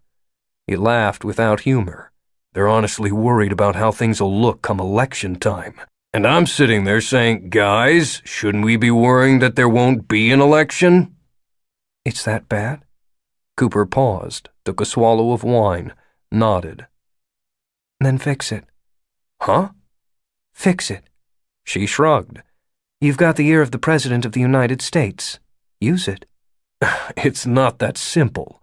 Was it simpler when you were hunting your own kind for equitable services? No. All your life you've been fighting for a world where our children won't need to be afraid. I know the last year's been tough on you, but if things are as bad as that, then you need to gear up, soldier. He looked at her, this exceptional woman he had loved for more than a decade, through their own ups and downs. Loved passionately once. Then, when his gift and his job came between them, loved with respect, even as they decided to live separate lives. Gear up? Yes. And one other thing. She set her wine glass down. It was a calculated move, carefully considered. He could see it in the play of her muscles, and the way her lips were slightly parted, and the way she leaned forward as she crawled over to, whoa! Kiss him. Full and firm, lips soft against his, her red wine tongue dancing into his mouth. The feeling of it was at once familiar and novel, the electric brush of her upper arm against his as she leaned in, and the smell of her in his nostrils. She held the kiss long enough to make it clear that it wasn't a friendly gesture, a peck between old lovers. When she broke it, she looked into his eyes and said, I'm proud of you. Then she picked up her wine glass and crawled for the exit. Over her shoulder, she said, Fix it. Huh.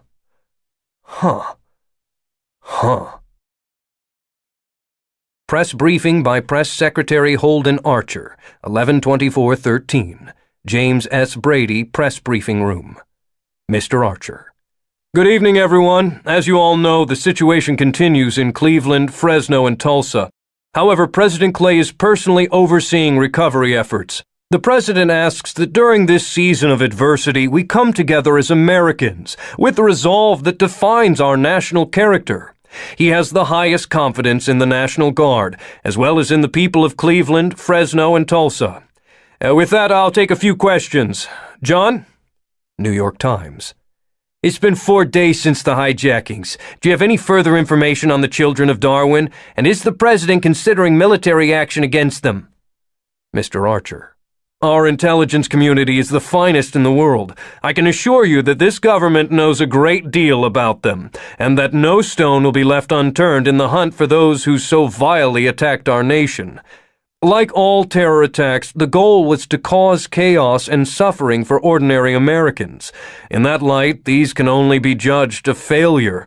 While they have led to temporary shortages, our nation is stronger than ever. New York Times. And military action? Mr. Archer. Internal security is handled by police, the FBI, and the DAR. I can't comment on their individual plans. I refer you to them. Yes, Sally? Washington Post. What about allegations that... New York Times. I'm sorry, a follow-up. Defense Department sources confirm that Secretary Owen Leahy has urged military, I repeat, non-police response. Has Secretary Leahy called for the deployment of U.S. troops on American soil? And would the President consider that? Mr. Archer.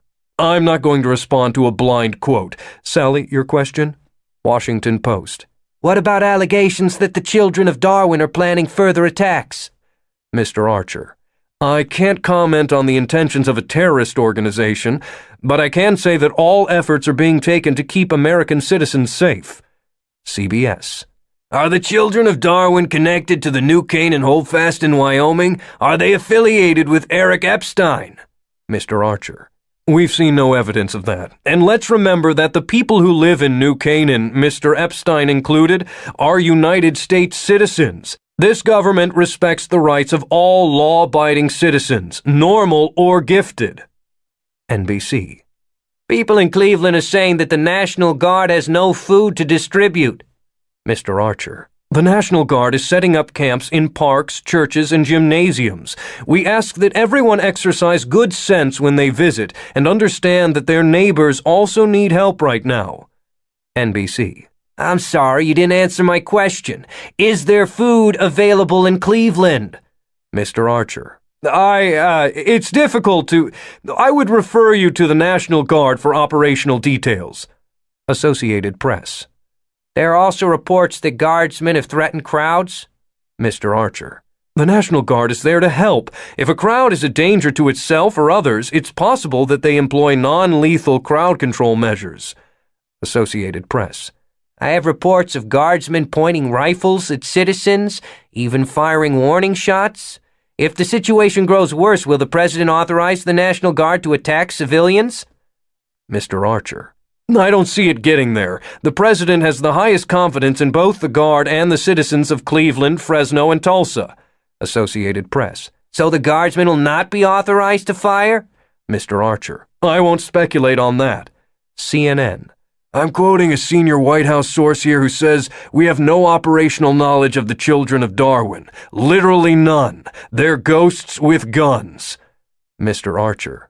I can't comment on top-secret intelligence, but I want to reiterate that every effort... Chapter 8. It had been 2 days since government agents had dropped by to tell him that his boss had been kidnapped and his family was in danger. And Ethan had thought of little else since. Every stranger seemed filled with menace. Every parked car might be scoping out their house. He spent the time in an edgy fugue, peering out the curtains and fingering the business card Special Agent Quinn had given him. What had made it worse was not being able to share the whole load with Amy. Ethan had told her about Abe's kidnapping, of course, but he downplayed the notion it was connected to their work. For one thing, there was no proof. For another, there was no way to tell her that without telling her what he was working on, which he couldn't do, not if he wanted to keep his job. Abe didn't mess around with that kind of thing. Ethan had no doubt his boss would fire him without a second thought. And that can't happen. Not with a 10-week-old baby. Not when you're about to succeed. He'd taken to keeping the gun in the nightstand, though, just in case. So when his neighbor Jack had called and invited him to the meeting, Ethan had jumped at the distraction. The idea was silly. A neighborhood watch to protect their homes? The cadre of lawyers and marketing execs was about as threatening as a middle school choir. But here he was, along with most of the guys on the block, crammed into Jack's living room, eating pretzels and drinking Diet Coke from red Solo cups. So what? Ethan said. Are we talking pitchforks and torches? No, of course not. Jack looked disappointed. This is about neighbors helping each other, that's all. Ethan thought of the case of milk his neighbor had given him and felt a flush of shame. I don't mean to be a smartass, I just don't understand. It's simple. Right now, we can't count on the government to keep things working. It's been 5 days since the stores were cleared out and still no food. There are robberies and arsons and shootings and not enough cops and firemen to go around. The system is broken down, so let's work together to get through this. You mean like patrol the neighborhood? A man Ethan didn't know said, "Why not? I know it's not politically correct to say, but if you're a crackhead from the east side, who are you gonna rob? The crackhead next door who's got nothing, or one of us?" "We're not forming a posse," Jack said. "But if the government doesn't work, then it takes a village." "I'm happy to help any of you," Ethan said. He looked around the room, mentally categorizing. Guys you stop to chat with, men you wave at whose names you think you know, men you wave at whose names you are certain you don't, total strangers. 3 or 4 of them were decent friends, guys like Jack, or Ranjit Singh, who, as Ethan's eyes met his, mimed King Kong chest beating. Ethan started to laugh. covered it with a cough. I'm just not sure why we should make it formal. Because we need to organize. Let's say, God forbid, Violet gets sick. You think if you call an ambulance, it'll be here 2 minutes later? Jack shook his head. But Barry's a doctor. Or say that Lou is right, nodding to political correctness. And some bad characters come up here to rob your house. If we're organized, everybody on the block will show up to help. Bad characters? Ethan cocked an eyebrow. You know what I mean. I'm not sure I do. How do I tell if someone's a bad character? If I don't recognize them? If they look poor? If they're hungry? What's your problem, guy? Lou was short but barrel-chested, with a coiled spring tension. It's okay, Lou. Jack smiled, held his hands out, palms. He's right to ask, and we should be able to answer. We're not a street gang. That was smooth, Ethan thought. Jack had disarmed the tension without insulting anyone, and his use of we drew them all together on a subconscious level. The term alpha male had taken on a knuckle-dragging context, but in truth it described a subtler and more powerful attribute than physical superiority. The desire to organize was ingrained in DNA. Groups fared better than individuals, and so, a priori, the individuals around whom groups naturally formed tended to be very attractive, a survival advantage reinforced evolutionarily. Gee, thanks, Professor. Ethan mentally slapped himself, then tuned back into what Jack was saying. He's having a rough time. I think we all understand that. But if someone is trying to rob one of you, then to my mind that makes him a bad guy, and you should be able to protect yourself. And I'll have your back. Jack turned to look at Ethan. Is that a definition you can live with? A glance around the room told Ethan that the 20 or so men looking back were already united into a tribe. Let it go. No harm indulging the fantasy. Sure. One idea, an engineer named Kurt said. We should set up a group on our cell phones so we can send one text and it goes to all of us. Our own local 911. Great thinking. I've got an idea, Lou said. We got a lot to organize, right? Let's put Ranjit in charge of that. He's an abnorm. He'll be better at it. An awkward silence fell. Ethan glanced at Jack, hoping the man would have a quick save, but his neighbor said nothing. After a moment, Ranjit said, I am an abnorm, Lou, but my gift is high-digit numerosity. What the hell's that? It means, Ethan said, that he can instantly estimate high-digit systems. Leaves on a tree, matchsticks dumped on the floor, people in a stadium. I murder at county fairs, Ranjit said. That jar where you have to guess how many jelly beans? Hoo-wee! He flashed a smile, the white of his teeth dazzling against his dark skin. Jack snorted a laugh, and it broke the tension. They spent the next hour divvying up responsibilities. Talents were volunteered. Who was a fair carpenter, who had first aid training, and cell numbers were exchanged. Then, as the windows darkened, men started to drift away. Most of them waved a generalized goodbye to the group. All of them took the time to shake Jack's hand. Ethan waited until he saw Ranjit putting on his coat before he said goodbye to their host. Thanks for coming, Jack said. Sure. Jack held the handshake, said, Hey, how's Violet doing on that milk? Is that your way of reminding me I owe you one? Great, thank you. Let me know if you need more. We'll be all right. Thanks, though. The air outside was crisp and fresh after the humidity of the crowded living room. Ethan took a deep breath, let it fill his lungs. Twilight was surrendering to night, the sky a deep indigo smeared with charcoal clouds. He held the storm door for Ranjit, then let it swing shut behind them with a bang.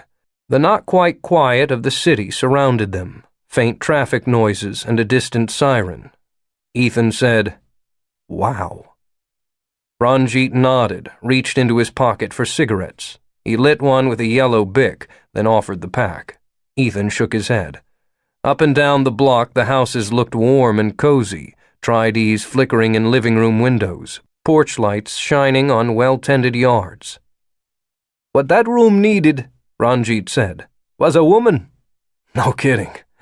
One wife laughing and all that John Wayne machismo would have evaporated. He shook his head. And that thing from Lou, Jesus. He's the kind who, when he plays basketball, says he wants the black guy on his team. Ah, Ranjit waved it away with a cigarette flourish. Doesn't matter. We're toying with leaving town anyway. We have a timeshare in Florida and thought we might claim our turn. Oh, Amy and I have been thinking the same. Go stay with their mom in Chicago. Don't know why we haven't yet. Same reason we haven't. You go to bed deciding to do it, but when you wake up, the sun is shining and you figure, no way this can go on another day. So how long do you keep doing that? Until the freezer is empty, I guess. Ranjit shrugged. You know, it'll probably blow over tomorrow. By next summer, we'll have forgotten it. The great neighborhood posse of 2013 will be a joke. No doubt, Ethan said. He was about to add, everything will be okay, when in every house, every light went out simultaneously. Chapter 9. Air Force One was an hour shy of D.C. when the Secret Service agent told Cooper that he was wanted in the conference room.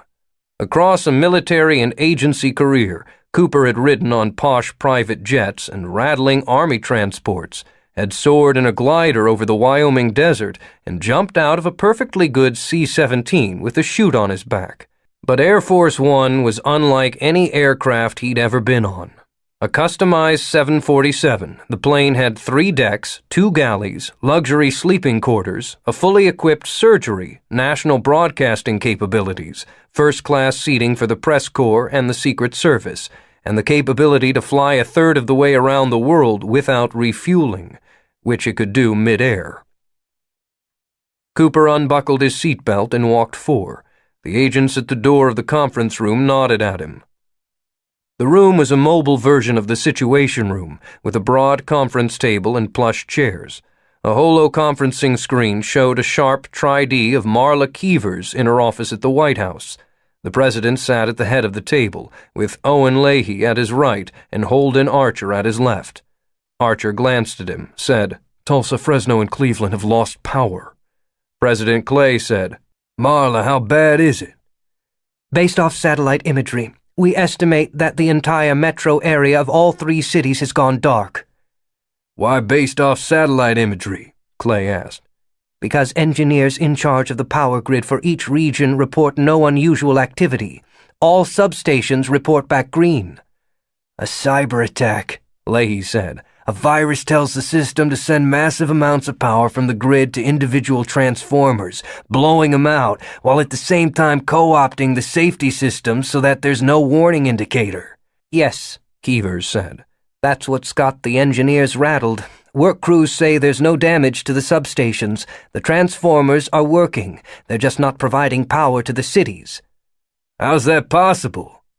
The children of Darwin, Cooper said. Keevers nodded. It would appear our protocols have been rewritten. It would take abnorm programmers to pull that off.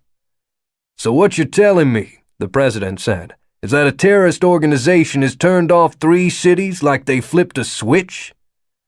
I'm afraid so, sir. With some anomalies. In each city, several regions still have power. 2 in Fresno, 3 in Tulsa, and 2 in Cleveland. The image of Keevers was replaced by live satellite footage. The view was haunting.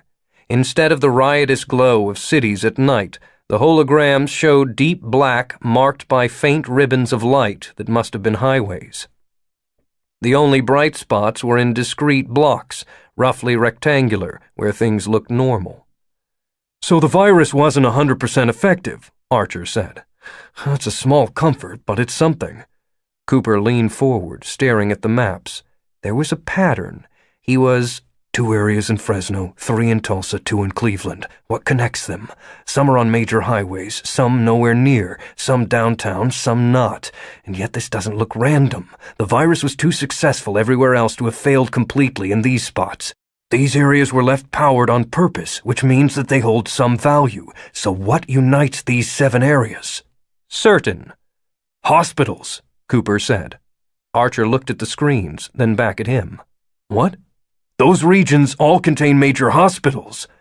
Why would terrorists take out the power to 3 cities but leave hospitals functioning? Because they need them, Leahy said. He turned to the president. Sir, I've spoken to the director of the FBI and the DAR, as well as the head of the National Institutes of Health. They all believe, and I concur, that this may be the precursor to a biological attack. That doesn't make sense, Archer said. Why leave the hospitals running if they're trying to release a biological weapon? Because, Leahy retorted, hospitals are the best way to spread one. People get sick and they go to the hospital. While there, they infect others, doctors and nurses and receptionists and janitors and patients and families.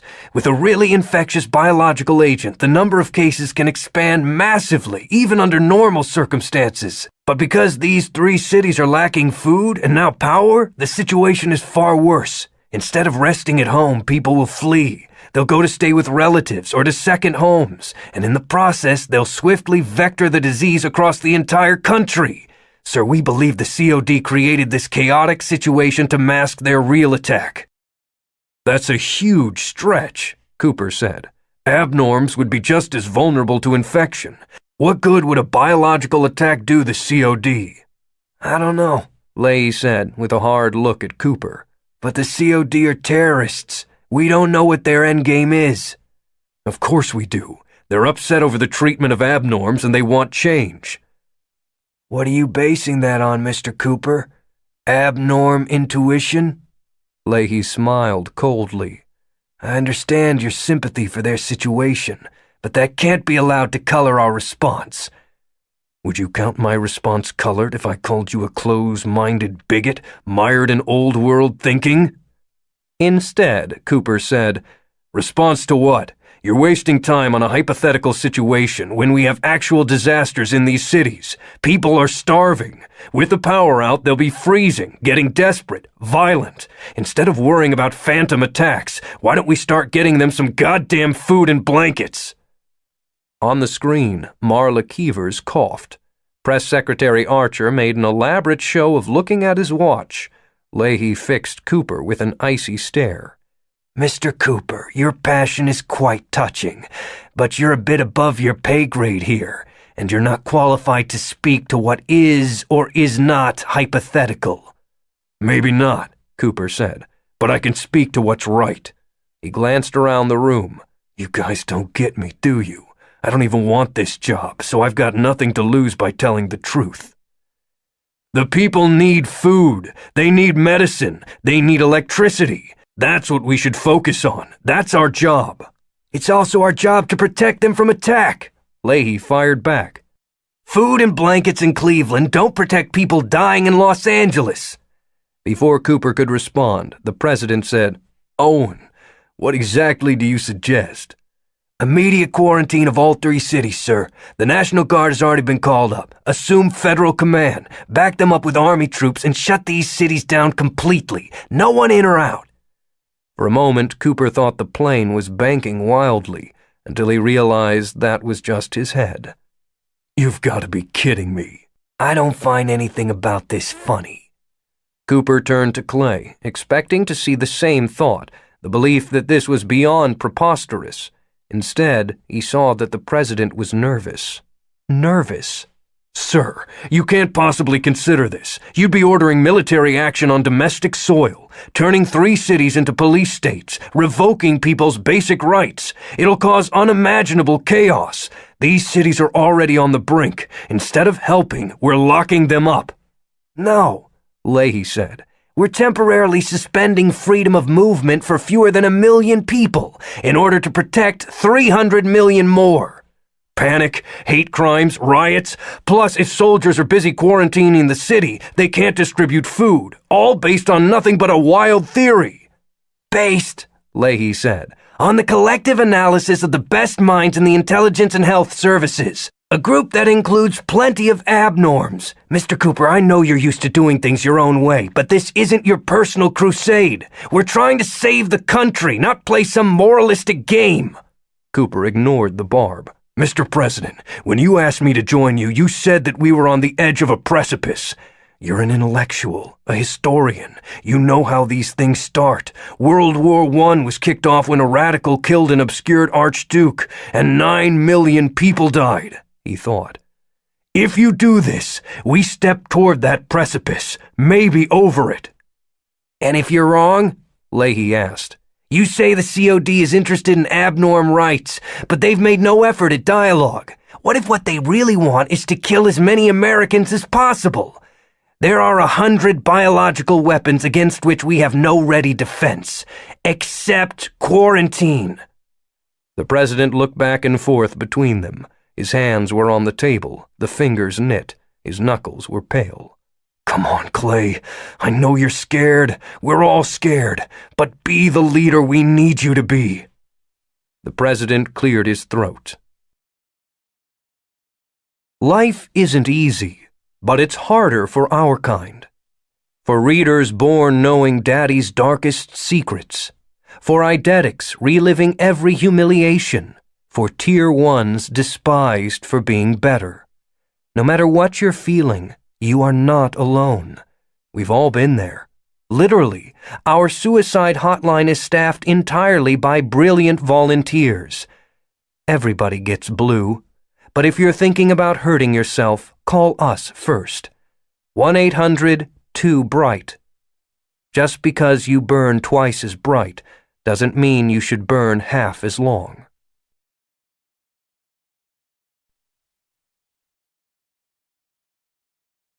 Chapter 10. In D.C., where scrabbling up greasy ladders was in everyone's job description, there were a lot of ways to gauge power. Budgets and staff were obvious ones. But Owen Leahy found it more telling to look at the trappings, the secondary signifiers. Office size and which building it was in. If there was a window or a private bathroom. How close that office was to the boss, senator, or president. The ability to summon others to a meeting at 10 o'clock in the evening. As the Secretary of Defense, there were very few people who rated highly enough that he went to their office, and only one who could summon him straight from Air Force One in the middle of a crisis. Terrence Mitchum had moved from the CIA to the NSA, but Leahy would always remember him as the deputy director he'd approached 25 years ago. Every time he saw the man, Leahy remembered the nervous wait outside his office, the taste of salt and dirt from licking his fingers to clean off his shoes. Mitchum had made him, and Mitchum could break him, and they both knew it. Technically, he was the number 3 man in the National Security Agency, but org charts lied. If Mitchum wanted the top job, he would have had it 2 decades ago. Instead, he'd stayed in power while the men and women above him came and went with presidential administrations. From that position, he had directed the careers of countless people, cherry-picking those loyal to him and destroying those who resisted. 40 years of intelligence work, the latter half in an agency so secretive that not only its budget but even its size was classified. 40 years of collecting blackmail and withholding information and burying bodies. Including 1,143 in Manhattan. The March 12th explosion at the stock exchange in Manhattan had been blamed on John Smith, but though he had planted the explosives, he'd intended for the building to be empty. Smith had even provided media outlets with advance notice of his intent. Leahy couldn't prove it, but he was certain it had been Mitchum who had squashed the advance warning, muzzling 7 news organizations and ordering the detonation of the explosives when it became clear Smith wouldn't. A brutal, calculated move, like sacrificing a queen in chess.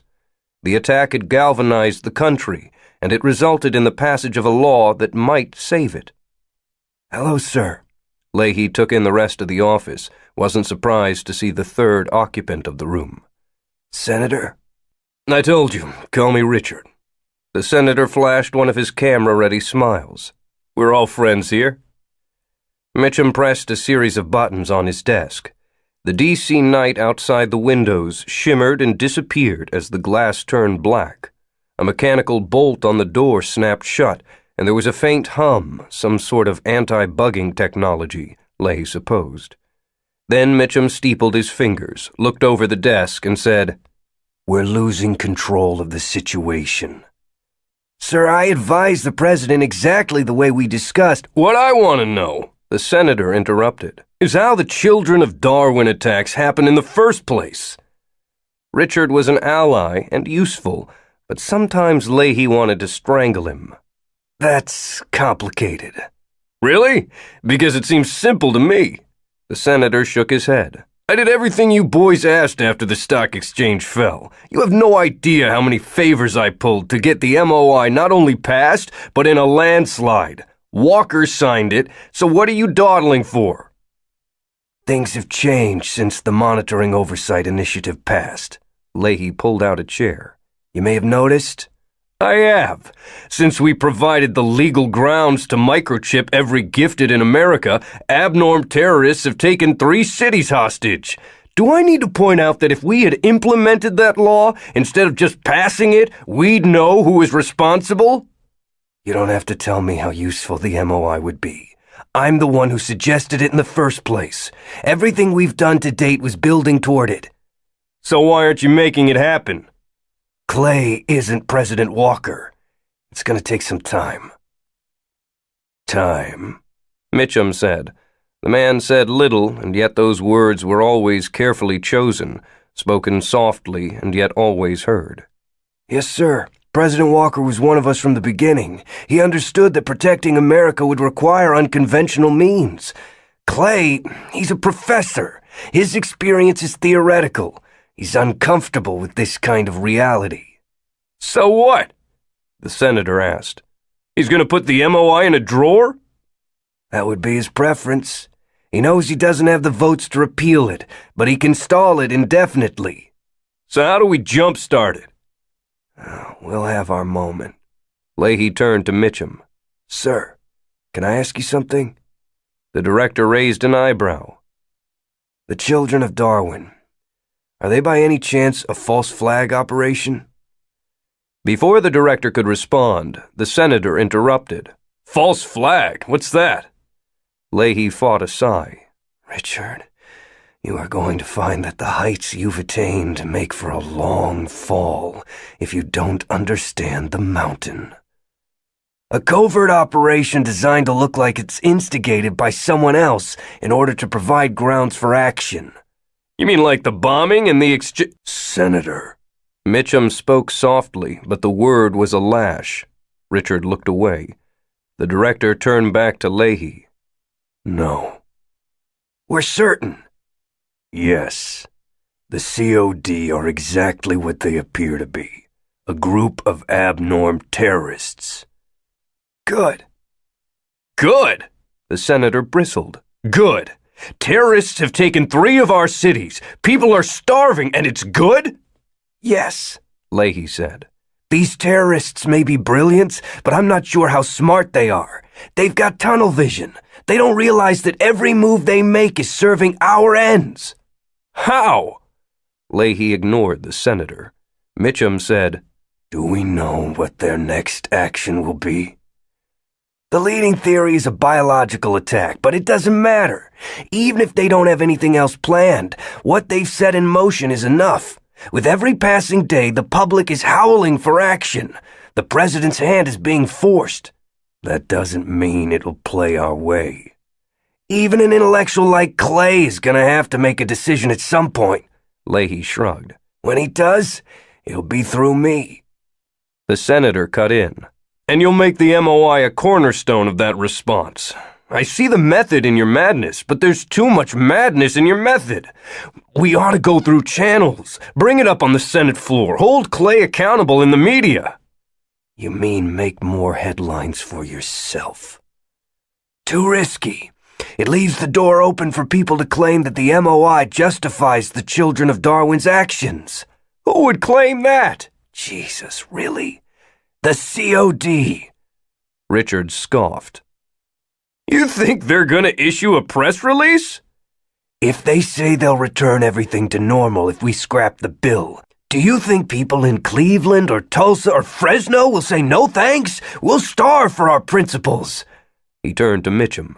"Sir, If we open the MOI up for discussion, that's the ballgame. We're negotiating with terrorists, and from an inferior position. Mitchum tapped 2 fingers on his desk. After a moment, he said, "You're certain of this, Owen?" "Yes, sir. I've got this under control." The words were no sooner out of his mouth than he regretted them. Under control? You're banking on a group of abnorm terrorists and a president with the fortitude of a noodle. The same thought seemed to be playing in Mitchum's mind. "All right, Owen," he said with the look of a lion eyeing a gazelle straying from the herd. "So long as you're sure." Leahy nodded, forced to smile. "Mitchum made you, and he can break you. You better control this, or you're gonna be dinner." Chapter 11. There had been a time when Ethan could go on a 2-week trip with a single carry-on bag. At 22, he'd spent 3 months crisscrossing Europe with nothing but a backpack. Now they couldn't leave town without jamming the Honda to the roof. Their own luggage was the smallest part of it. The baby's suitcase was larger than theirs, and it was packed so full he'd had to sit on the thing to zip it. Daytime diapers, nighttime diapers, wipes, onesies, pajamas, evaporated milk, burp cloths, swaddling blankets, a musical seahorse, picture books, baby monitor, on and on.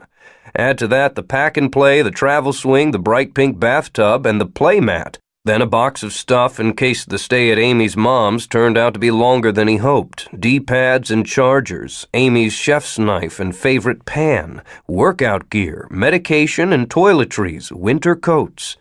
Ethan clenched the flashlight between his teeth to free both hands and cleared space for the cat cage. Inside, Gregor Mendel mewled pitifully, his eyes reflecting green. "It's okay, buddy." Atop the cage went a box of litter and a bag of Imes. Alongside it, a lockbox containing their passports, some jewelry that had belonged to Amy's grandmother, and a bundle of U.S. Treasury bonds. Ethan shook his head, then closed the rear hatch and threw his hip to slam it. He was glad they were going. Things were getting a mite too real in Cleveland. And besides, someone kidnapped Abe. There's no way of knowing whether they're after you too, but if they are, better to be somewhere else for now. The house was already cold. Their furnace burned natural gas, but it took electricity to power the blower that moved the air.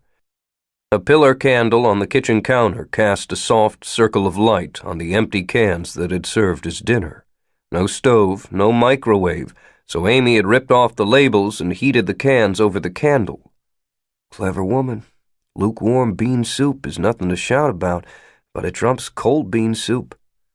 Amy came down the stairs, Violet in her arms.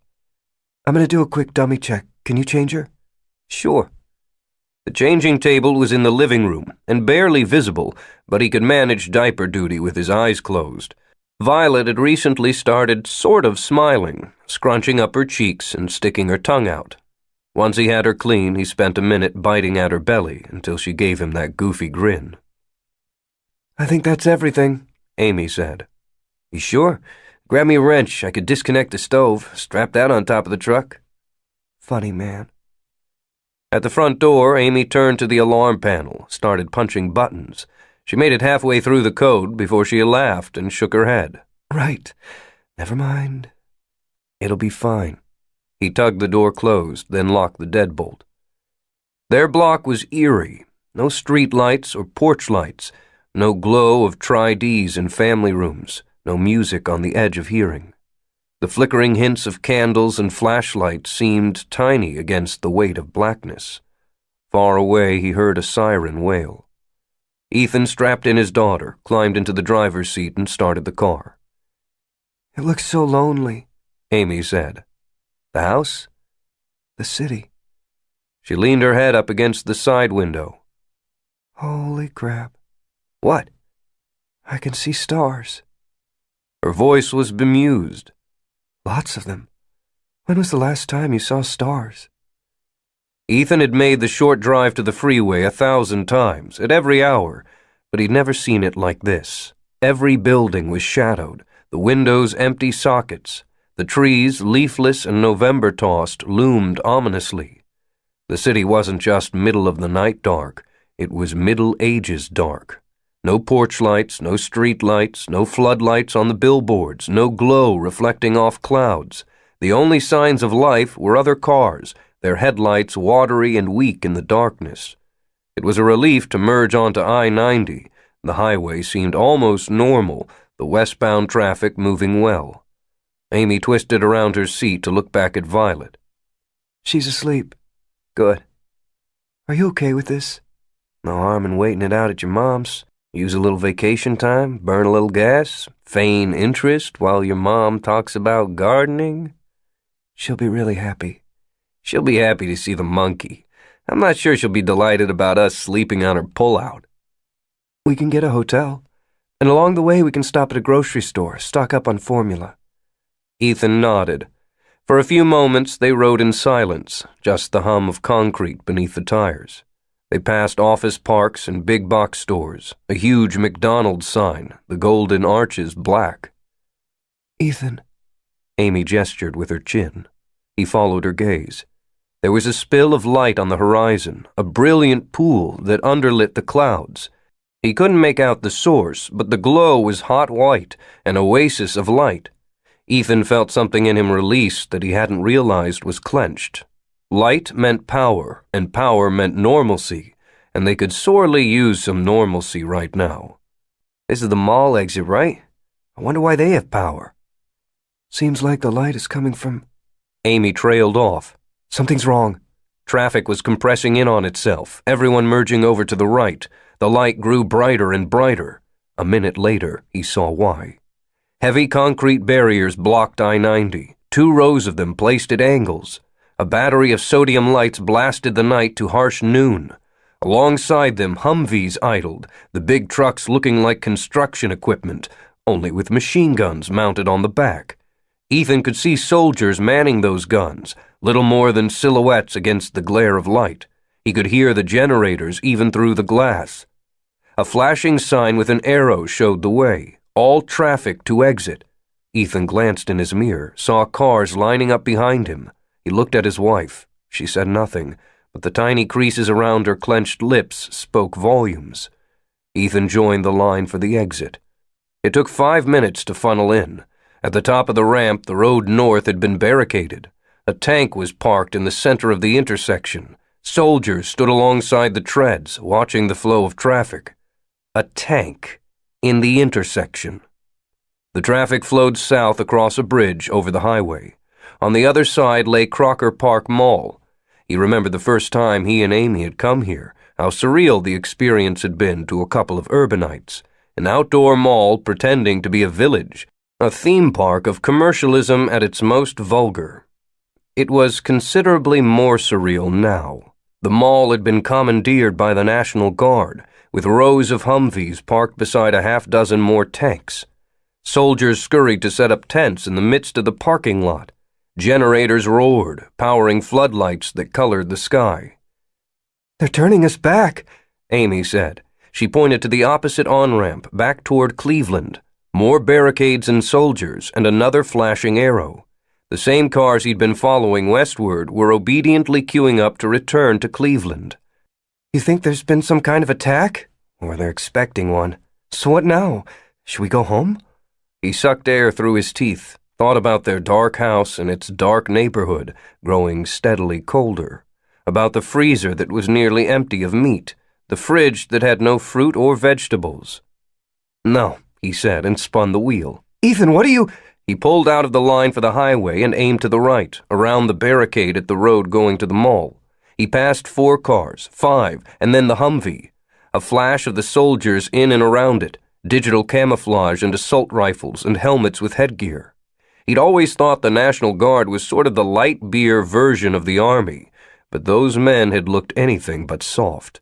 I don't want to be one of those wives, Amy said, who says, be careful, but please be careful. Our daughter is in the back. I'm not going to do anything stupid, but they have to let us by. At the entrance to the mall parking lot, 2 soldiers carrying machine guns stood beside a wooden barricade. Ethan pulled up to it and rolled down his window. Sir, do you have authorization to be here? Can you tell me what's going on? Sir, I'm gonna need you to turn the vehicle around. I've got my baby daughter with me, Ethan said. We're almost out of food, have no baby formula, and now no heat. We're just trying to get to Chicago to stay with my mother-in-law. Is there someone we can talk to? The soldier hesitated, then pointed. My CO. Thank you. Ethan drove where the man indicated. A handful of civilian vehicles and an 18-wheeler were parked in a cluster. He pulled up alongside and killed the engine, turned to Amy, saw her look, and said, I'm not going to do anything stupid. I just want to see if they'll let us past. She took a breath, held it, and let it whistle out. Okay. Talk good. He smiled, leaned over, and kissed her quickly. The night was colder than he'd expected, his breath turning to frost. The makeshift command center was lit by headlights and pole-mounted floods. He heard arguing and followed the sound of it to a group of people in civilian clothes, facing a soldier with ramrod posture and an implacable expression. An aide stood beside him, holding a rifle. Beyond them were more vehicles, a Humvee and a tank, and, wow, a couple of helicopter gunships bristling with weaponry. Ethan joined the crowd. You don't understand. My wife needs insulin. We used the last of it this morning, and without it, she's going to... Packed rig due in Detroit tomorrow morning? There's no heat, no food. Come on, show a little... The soldier raised both hands in a calm down gesture. When everyone quieted, he said, I understand your concerns, but my orders are explicit. No one is to pass this checkpoint. For those of you with medical emergencies, we have rudimentary capabilities here, and the hospitals in Cleveland are operational. For everyone else, all I can say is that every effort is being made to supply food and repair the power grid. Can you tell us what's going on? Ethan asked. The officer gave him a quick, evaluative glance. The DAR believes the leadership of the children of Darwin are here. There are missions underway to capture them. Our job is to ensure that none slip past, which I'm afraid means that no one can leave Cleveland. That's insane, said a goateed kid in front of Ethan. You're locking down the whole city to catch a couple of terrorists? That doesn't make any sense. Listen, man, a burly guy in a John Deere cap stepped forward. I'm a truck driver. Bad enough people are burning us alive, but if I don't get my load to Detroit on time, I get stuck with the whole bill. That ain't gonna happen. So how about you let me past? No one gets past. Now you listen to me, sir. There was a way soldiers and cops could say sir and mean I'm inches from beating your ass, snapping their voice like a broken cable. Get back in your vehicle right now. It's a waste of time. Ethan was about to leave when John Deere grabbed the officer's arm. Oh, don't do that. That's a very bad... The floodlights seemed to flare in the officer's eyes. His aide stepped forward and snapped the butt of his assault rifle into the trucker's face. The sound was an egg thrown against concrete. The man collapsed. Ethan saw motion behind the two soldiers, on the Humvee. The .50 caliber machine gun swiveled over to aim at them. Maybe 20 feet away, and even from this distance, the barrel seemed a hole big enough to crawl into. Ethan stared past it to the man pointing it. He was good-looking in that blonde sort of way, cheeks ruddy beneath his helmet, gloved hands on the weapon, finger on the trigger. He looked all of 19 years old and scared. What was happening? How and when had things slipped into this strange new place?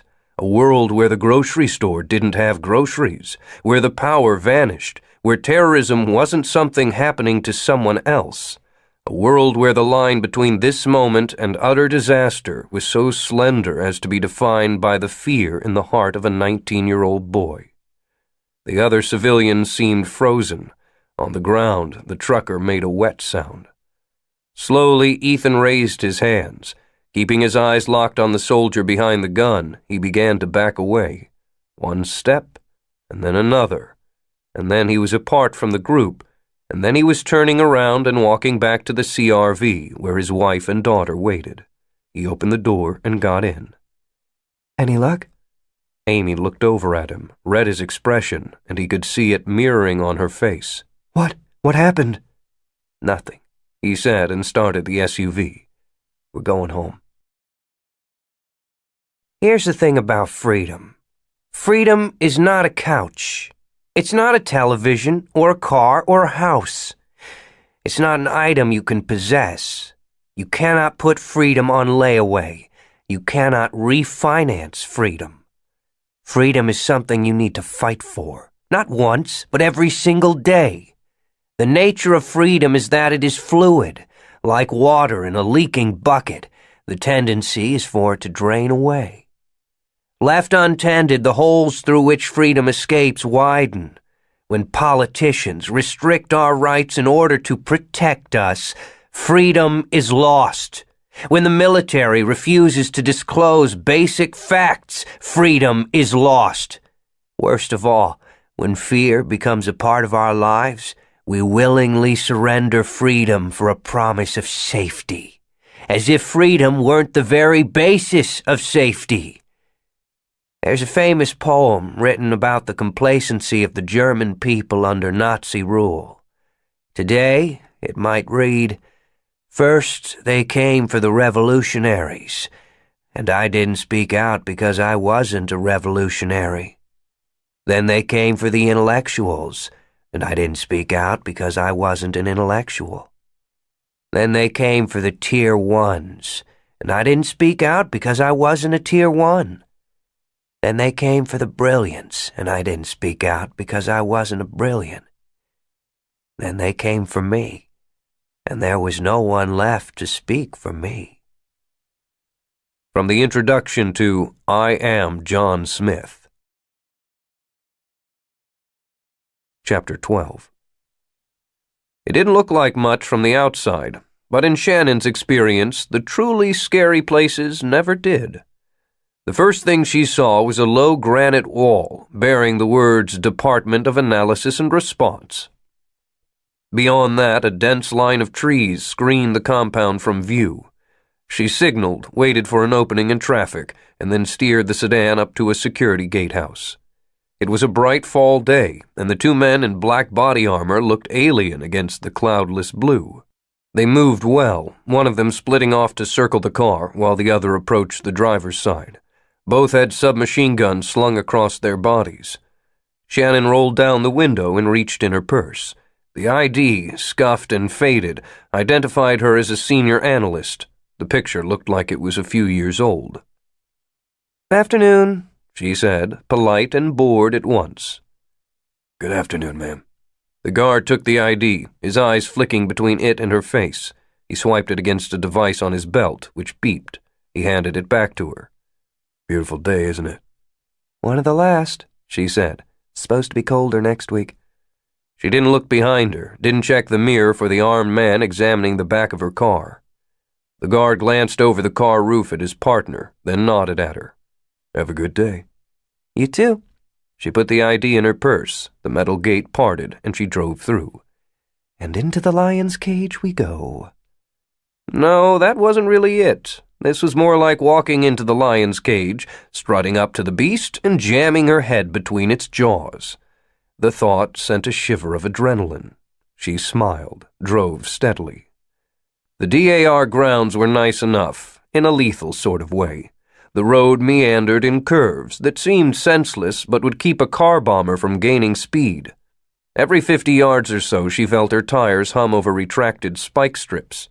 The landscape was green lawns and carefully pruned trees, but tall towers were dotted amidst them. No doubt snipers were tracking her progress. The building itself was bland and sprawling, looking more like a Fortune 100 office than the nation's largest spy agency. At the west end, a construction crew worked on a 5-story addition, welders on the beams sending showers of sparks. Apparently, business was good at the DAR.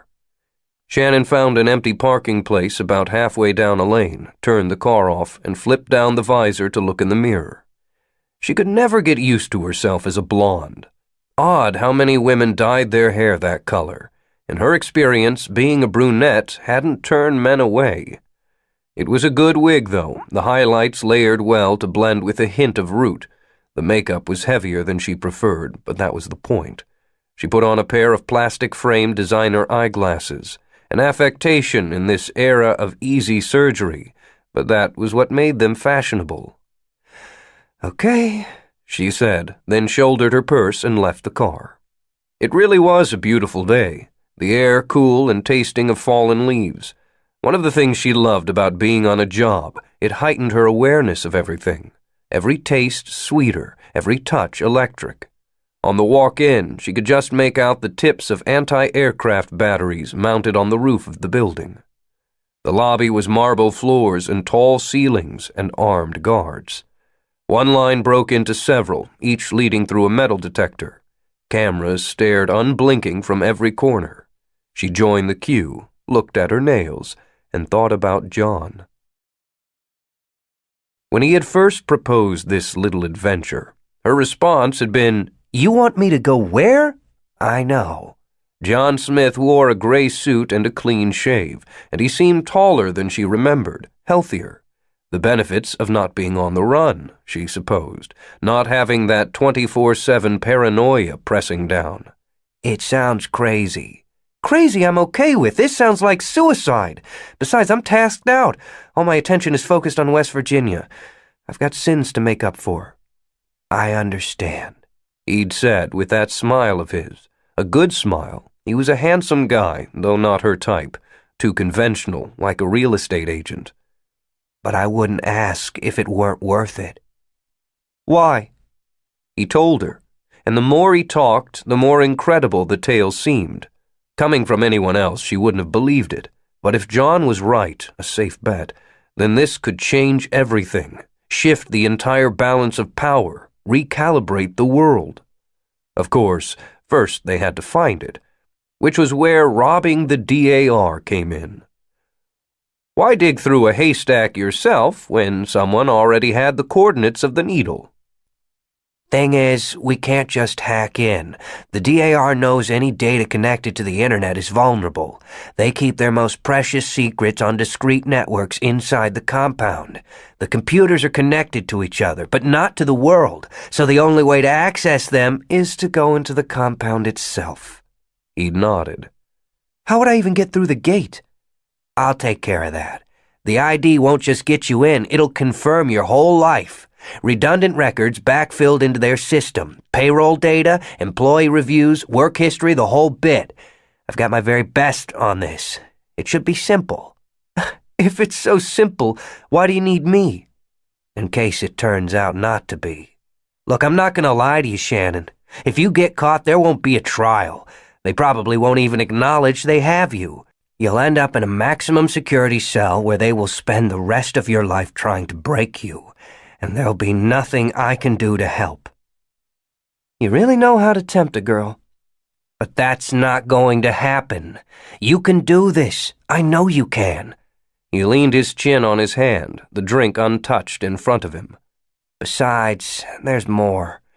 While you're in there, you can get everything there is to know about West Virginia. The complete security package. You'll be able to wash away your sins without risking lives. She'd weighed that. What if I say no? Then you say no. It's always up to you. You know that. The line moved well, and within a minute she was walking to a metal detector. She took off a delicate silver necklace shaped like 3 icicles and coiled it beside her purse in a bin on the conveyor belt. The fear hit as she was walking to the metal detector, armed guards on either side, DAR agents behind and beside her. A sudden heavy thump in her chest like a double kick drum, and a dump of chemicals into her bloodstream. It was nothing new, nothing she wasn't used to. It happened every time. But this time the fear was sharper, more intense, more fun. Shannon smiled at the guard as she walked through the metal detector. He waved her along. She waited for her bin to come through the conveyor, put on her necklace, grabbed her purse, and headed into the headquarters of an agency that had maintained a kill order on her for years. John hadn't been kidding. Whatever brilliant had coded the ID truly was good. He damn well better be. As if in response to her thought, the glasses flickered to life. The inside of each lens was lined with a monofilament screen, the display visible only from this angle. The left showed a 3D wireframe map of her position in the building. On the right, the words "Good Hunting" appeared. She kept her smile internal. Shannon strolled down the hall, the heels of her boots clicking on the tile. Once past the security, the Department of Analysis and Response resembled nothing so much as a large corporation. Offices and cubicles, elevators and employee washrooms. It made sense. The department was split into two parts, and this was the analysis side. It was larger by far, employing tens of thousands of scientists, policymakers, advisors, head shrinkers, and stat counters.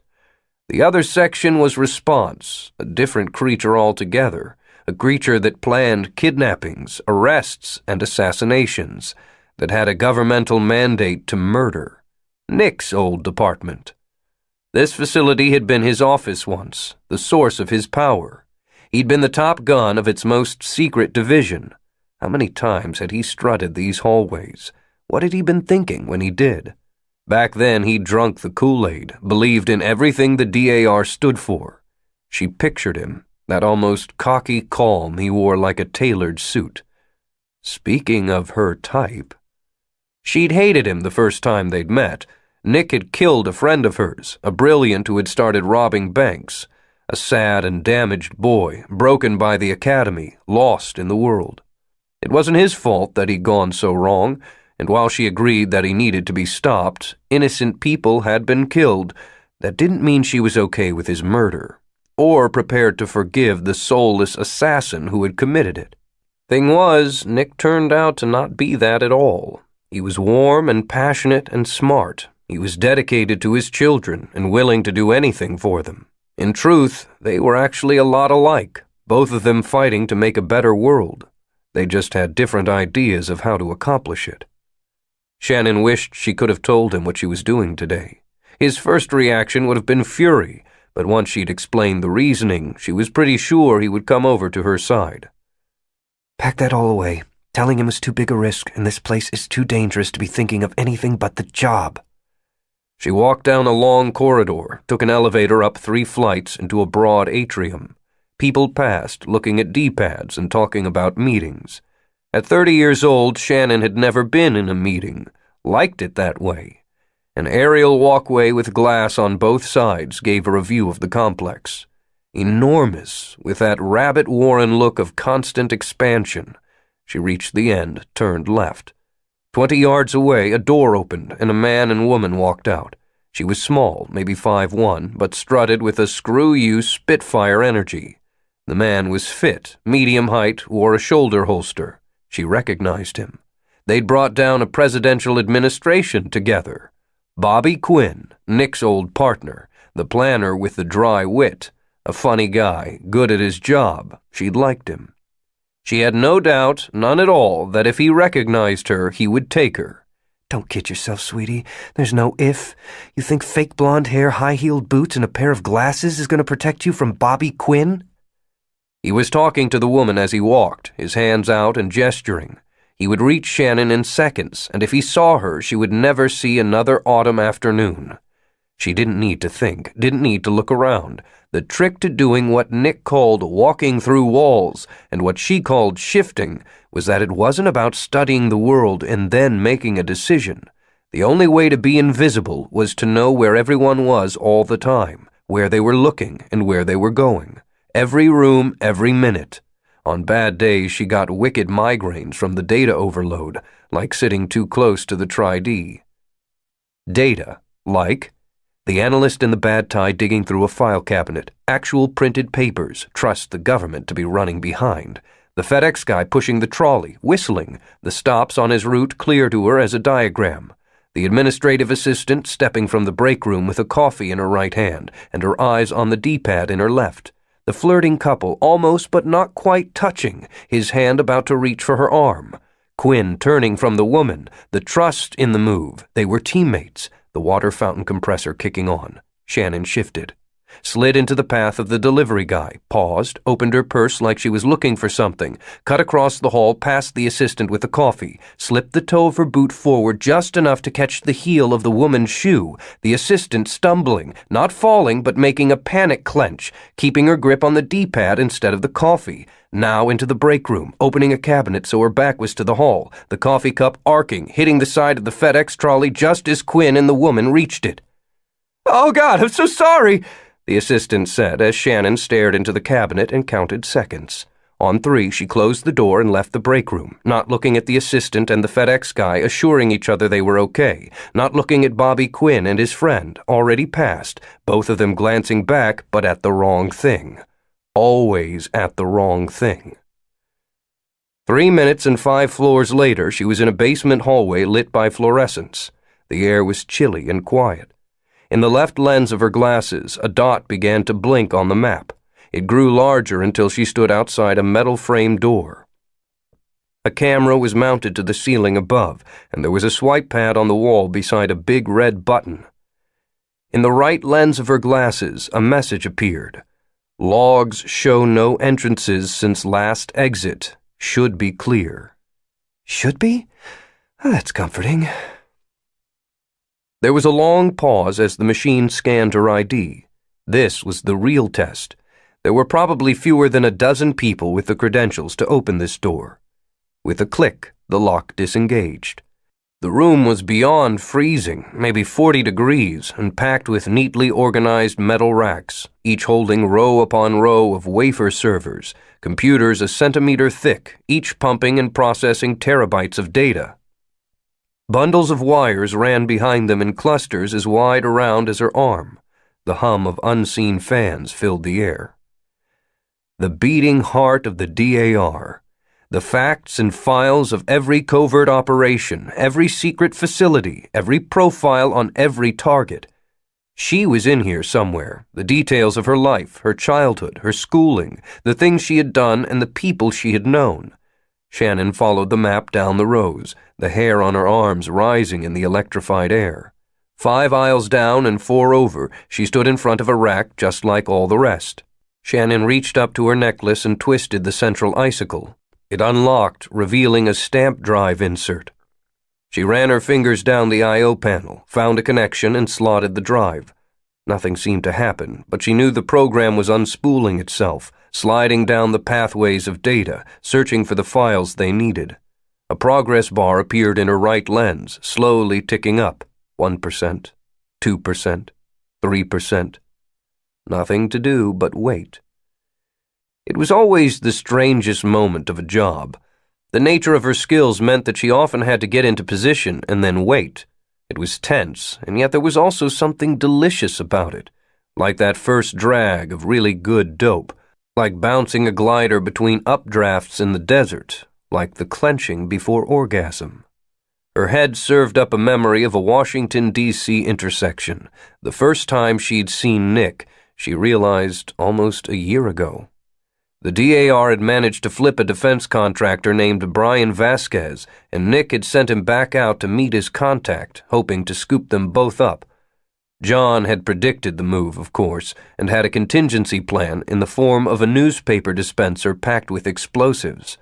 Shannon was the one who triggered it, shifting past Nick's whole security team to stand next to Equitable Services' biggest badass as she blew the bomb and his operation in one. Of course, at the time, she hadn't imagined she'd end up dating him. Dating? Is that what we're doing? The progress bar clicked agonizingly slowly. 63%. It was reckless getting involved with him. He'd left the DAR, but now he worked for the president, which was at best a lateral move when it came to the likelihood of a happy ending for the two of them. And she wasn't some teenage girl lost in a steamy fantasy. 2 months ago, when Cooper had come after John Smith, Shannon had pointed a loaded shotgun at him, and while she hadn't liked the idea, she could have pulled the trigger. Of course, there was also a moment when the two of you sat in a basement bar in the New Canaan Holdfast, your thighs touching as he quoted Hemingway. There was also a moment when he trusted you with the lives of his children. 96% complete, but the bar seemed frozen, just a tiny fraction of an inch to go. She sighed, tapped her toes, and fought the urge to curse. No matter how far technology went, some things never changed. Come on. 97%, 98%, 99%, 100%. The display vanished. Shannon unplugged the stamp drive, reconnected it to her necklace. If everything had gone as planned, the program would have downloaded every detail they needed, a mass of information on privately funded labs, underground think tanks, and black facilities doing cutting-edge research. The kind of place that didn't have stockholders and didn't pay an excessive amount of attention to government regulation. The kind of place where almost anything could be developed. Even a magic potion that could change the world. She turned and walked back to the entrance, her boots making a clonking sound on the hollow floor. 3-inch heels plus 1-inch risers, ridiculous footwear, especially on a mission, but they served a purpose. At the door, she took a breath, blew it out, brushed her blonde hair back, and stepped outside. She turned right and started back the way she'd come. "Hey, you!" The voice came from behind. Shannon thought about running, turned instead, pasting a "me" look on her face. The guy was tall and pale, wearing jeans, a t-shirt with a logo, and a ragged cardigan. He had his ID in his hand, already stretched toward the door. A technician or a programmer. She began to audition lies, all of them thin to the point of transparency. As it turned out, she didn't even get a chance to speak. As one of the dozen people who belonged in this room, he knew she didn't. His eyes widened, and then he slapped the big red panic button. Nothing seemed to happen. But she knew alarms would be sounding all over the building, in every guard station. The whole of the DAR security forces would be mobilized, hundreds of heavily armed soldiers. There were no klaxons, no flashing lights, and somehow that only made it scarier. Shannon turned and ran. The hallway seemed longer and narrower, and the cameras more numerous. Her mouth tasted like copper, and her heart slammed in her chest. She rounded a corner, sprinted for the stairwell. The distance between her and safety was measured not in distance but in impossibilities. She was in the heart of a militarized complex, actively hunted by enemies. Not only that, but she was racing down an empty hall, an easy target. Okay, start there. She slowed long enough to reach over and yank the fire alarm. Now came the sirens, a loud, repeating whoop and bleat of danger. Doors began to open behind her. She hustled into the stairwell, ran up the steps, paused, then stepped out. The hall was filled with people. She could have kissed each and every one of them. Without people, she was exposed, but in a milling, confused crowd, Shannon shifted, slid behind and between, paused and spun and dodged, smiled and stopped to bend down as though her boot needed zipping, stepped into open offices on the blind side of the people stepping out of them. "You move like water flows, kiddo." Her dad's voice, years ago, talking about her on the soccer field. "Water always finds a way." Find a way. Falling in behind a pair of burly executive types, she used a coded sequence of blinks to control the display of her glasses. The map zoomed out, then changed to a 3D view. The hallways now laid out like one eye was playing a video game. She wished she could communicate with the handler on the other end of the lenses, could ask him, her, to stream what she needed. But the link went only one way. An outbound signal from inside the DAR would have tripped all manner of alarms. As if reading her thoughts, the fire alarm suddenly shut off. No surprise, security would have seen it for the distraction it was. It didn't matter. The hall was crowded now, people milling about, starting conversations. It had bought her the time she needed. She followed the glasses, shifting through and around and behind the crowd. The cameras would catch her. Nothing she could do about that. But with this many cameras and this many people, so long as she wasn't drawing attention to herself, it would be a matter of luck for someone to be looking at just the right monitor. There, a woman's bathroom, right where the map said it would be. She pushed open the door and stepped inside. 1 mirror, 2 sinks, 5 stalls, and a faint odor of shit. She went into the middle stall and locked the door behind her. Shannon sat on the toilet, then pulled off the boots and set them in front of her. The dress followed. From her purse, she took a pair of light jeans and wriggled them up over her hips. The blouse was silk and wrinkled from being packed so tight, but it was okay. The best part were silver flats, which felt wonderful after the ridiculous boots. Shannon reached up to her hair, undid the plastic clips, and pulled the wig off. The blonde hair and dress and glasses all got tucked into the boots. She dropped them in the trash on the way out. Now for the fun part. She unhooked one of the smaller icicles from her necklace. The tip of a hypodermic needle glinted in the overhead lights. Using a compact mirror from her purse, she moved it carefully up to her eyebrow. Needles were not her thing, but she ground her teeth and went to work. There was a tearing as the point penetrated. She squeezed gently, then pulled it out, moved it over, and repeated the process. Each injection pushed a few cc's of saline into her forehead. With bone on the other side, the liquid had nowhere to stretch the skin but outward. A larger amount would have looked comical, but the tiny injections just changed the lines of her forehead. When she was done with her right eyebrow, she moved to her cheekbone. It hurt. She was just finishing up the left side with the second icicle hypo when she heard the door to the bathroom open. Be an analyst needing to pee, Shannon thought. Be two assistants gossiping. Ma'am? The voice was female, brusque. I'm gonna need you to come out here. Crap. The good news was that it was just one guard, which meant they didn't know she was in here. This would be a routine check, security forces sweeping and clearing the building. The bad news was that the guard would be armed and ready. Shannon could handle herself, but going toe-to-toe with a DAR commando wasn't a favorable odds proposition. Find a way, kiddo. Move like water flows. Excuse me? Shannon said. I'm using the bathroom. As quietly as she could, she spun on the toilet seat, the porcelain cold through her jeans. I understand, ma'am, but I need you to come out right now. Are you kidding me? She planted a foot alongside the toilet, then another. I'm in the middle of something? The guard moved to the other side of the door.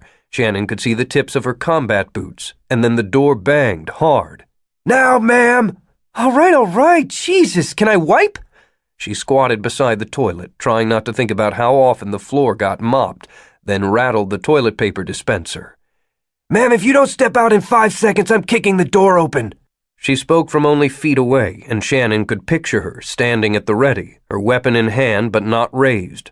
From that angle, the guard wouldn't be able to see anything. 5! Shannon lay flat on the ground, perpendicular to the stall. Flexing one leg up, she hit the toilet handle with her toe. 4! The flush was immediate, the leonine rush of water in a public bathroom. She took advantage of the sound to slide under the wall to the neighboring stall, her hands and face brushing along the tile. 3! Well, that was fairly disgusting. She rose silently. 2! Shannon opened the stall door and stepped out. The woman was built, strong muscles layered in bulky body armor. She wore a ponytail and a pissed-off expression, a fully automatic submachine gun slung on a strap around her shoulder, her right hand on the grip, her left reaching for the door. She looked extremely competent, and Shannon knew she'd been right. No way she could have handled this woman face to face. But from alongside and by surprise was another matter. Without hesitation, Shannon lunged forward and slammed the icicle hypodermic into the side of the woman's neck. The needle was only half an inch long, and it caught in the muscle, but the intent wasn't to kill, just to shock and distract her, which it did, the guard yelping as she spun, her left hand going to her neck instead of to her gun, giving Shannon the opening she needed to throw a roundhouse kick into the commando's nose. The guard collapsed. Shannon went with her, wrapped the gun strap against her neck. The woman tried to throw punches, but Shannon stayed close and kept the pressure on, twisting the strap tighter and tighter. When it was done, she dragged the woman back into the neighboring stall and leaned her against the toilet, searched for a pulse, found it strong. She'd have one hell of a headache when she woke up, but wake up she would. Shannon closed and locked the stall door, slid under yet again, and then took a moment to look in the mirror. The guards would be looking for a 5'8" blonde with a different outfit and a different face. It wasn't a perfect disguise, but it would do. She washed her hands and stepped back into the hallway. The odds of her getting out were no longer looking impossible, but it would still be a risk. Security would be checking everyone thoroughly. A bank of clocks on the wall showed the time in London, Chicago, Los Angeles, Singapore, and of course here in Washington, D.C., where it was 16:45. Shannon smiled. The DAR might be the biggest intelligence agency in America, but it was still a government office, which meant that for most of the thousands of people who worked here, it was 15 minutes till quitting time. 15 minutes until they flooded the exits. She headed for the commissary. May as well have a cup of coffee while she waited.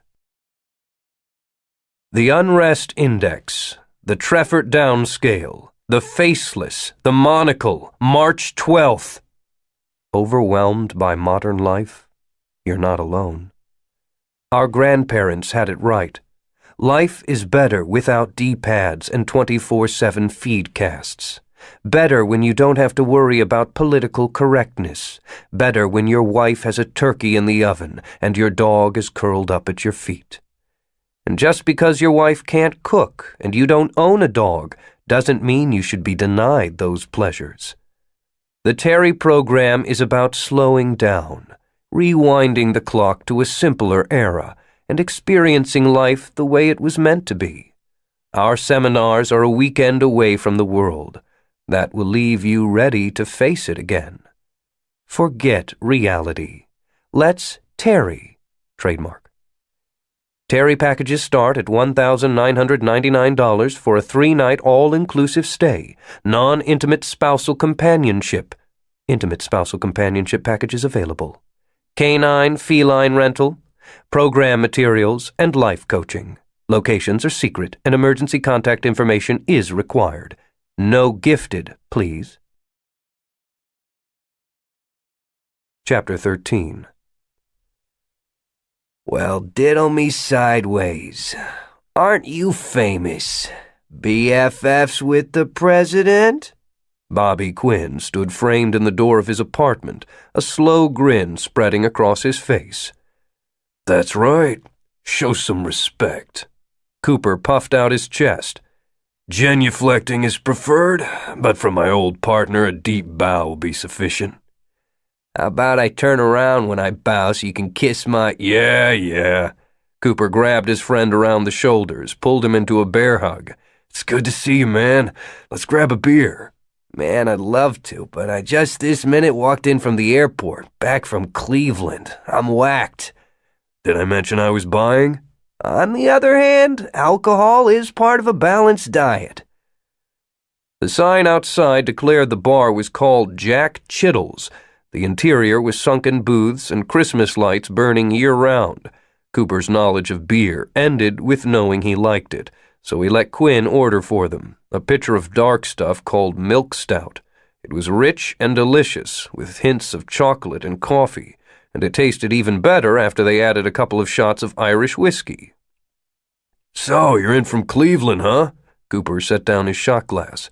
The children of Darwin? Believe it or not, no. I've been working a subject there, a scientist. Guy decided to bolt, so I had to pay his protege a visit, rattle his cage. You know anything? Too early to say. They caught up, Cooper letting the talk stay small for a while, not wanting to rush things. Bobby Quinn filled him in on the situation at the agency. It's a grade A top-shelf mess. Everybody playing duck and cover, tripping over each other to distance themselves. What? We track and kill bad people? Oh my, how rude. Quinn laughed. And at the same time, we still have all these potential targets out there. So the same upper management yahoos that are wringing their hands on CNN are coming around and talking out of the side of their mouths, telling us to keep going, that things will get sorted soon. Will they? Equitable Services is over. But yeah, sure. Give it a year to blow over and we'll start back up under a new name. Everyone knows the work still has to be done. Meanwhile, the best and brightest agents in the DAR are in limbo. You know what else they've got me doing? I'm heading an internal fact-finding task force to support a congressional investigation.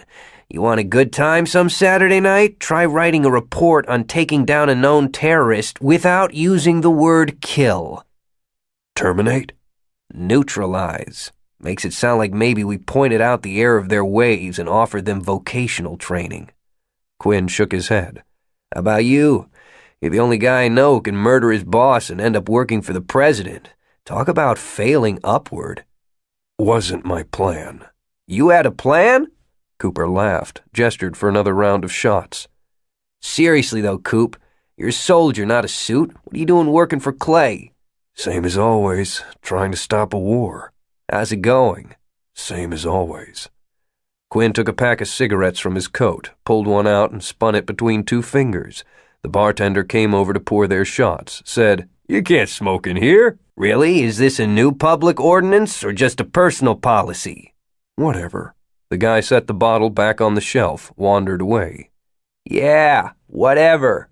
His old partner tapped the cigarette, toyed with it. Funny world. John Smith gets fat checks to speak at college campuses, but a guy who wants a cigarette can be killed and eaten. You don't even like smoking them. You just like thinking about smoking them. That's true. Delayed gratification, like tantric sex. Cooper laughed. It felt good to be here, talking to someone who lived in the same world he did. But thinking that reminded him of why he was here, the fear that had been plaguing him. Okay, full disclosure. This isn't strictly a social call. What's on your mind? What do you guys have on the children of Darwin? Quinn shrugged. No record of them until about 6 weeks ago. Then suddenly, poof, there they are, sneezing in everyone's sandwich. Any idea how they're being run? We assume discrete cells, fluid command structure, terrorist SOP, but with Equitable Services mothballed, nobody's been able to draw a bead on them. How's that possible? How can we know nothing? Quinn leaned back. Is this the White House asking? No, Cooper said. I'm not fact-finding. I'm trying to work it out and I need your help. You're my planner. Flattery works.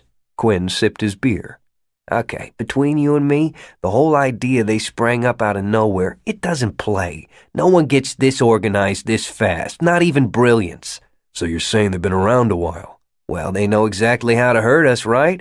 Before most terrorists were planting bombs in post offices, assassinating minor officials, derailing trains. Bad, but essentially a nuisance. But these guys, they've got their shit together. Instead of attacking buildings, they hijack a couple of trucks and kill the drivers, knowing that insurance companies will pull their policies.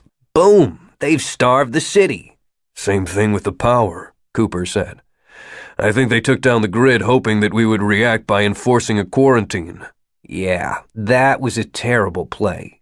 Quinn shook his head. All it did was create chaos. We essentially just gave them those cities. How did you let that happen, man? Wasn't my call. And the cover story that we're locking down the city to capture the terrorists? Who's that supposed to fool? A 10-year-old with a head injury? I know. Honestly, I think Lay believes you guys are going to come up with target coordinates for a missile launch. Quinn shook his head. No way. I guess the COD have no more than 10 or 15 operatives in each city. Discreet, no centralized command, and the grid probably got hacked by some teenage twist in a Poughkeepsie basement. Why so few people? That's all you need to hijack trucks and burn a depot. By keeping it that small, they're nearly impossible to find. Especially now. If that's true, then this was all planned in advance. Cooper chose his words carefully. He thought he was right, but wanted to see if Quinn came to the same conclusion. Not weeks ago, years ago. Someone organized this, got people in place, funded them, and left them as sleepers for a time when the DAR was in chaos. Quinn gave him a curious look. You're saying John Smith? A plan like this would take an incredible strategic mind. You once told me that John Smith was the strategic equivalent of Einstein. Quinn sipped at his beer. But wait a second. A plan years in the making.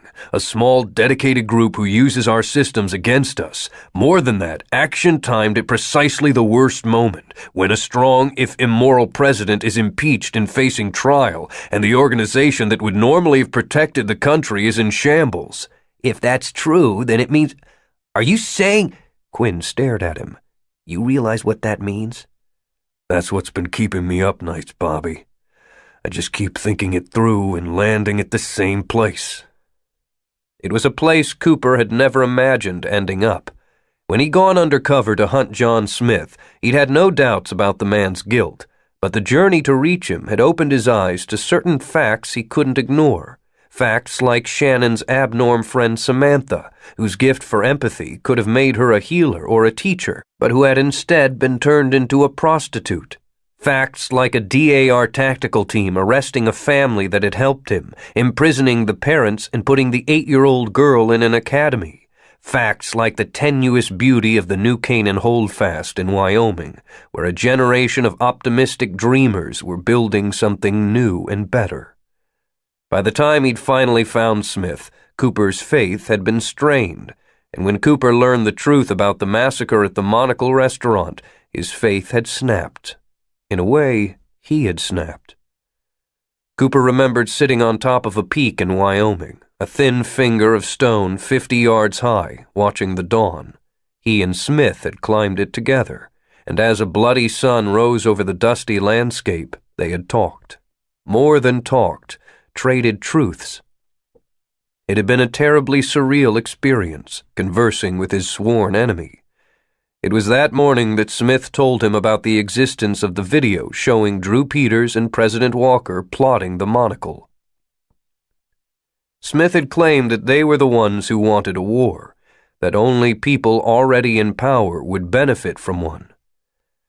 While he hadn't bought everything Smith was selling, Cooper had believed enough of it to move forward, to find the video and kill Drew Peters and bring down a president. And now he wondered if that had been Smith's purpose all along. "Bobby," Cooper said, "I need you to tell me the truth. Am I crazy, or is it possible?"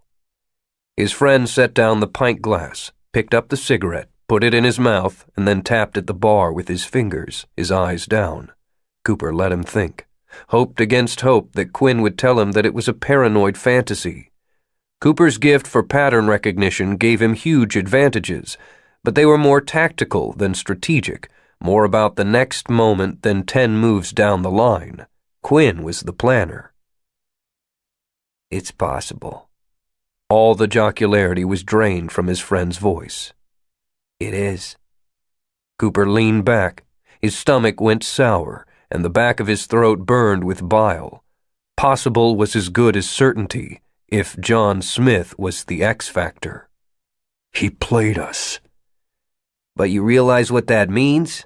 All of it, everything we did, it was all part of his plan.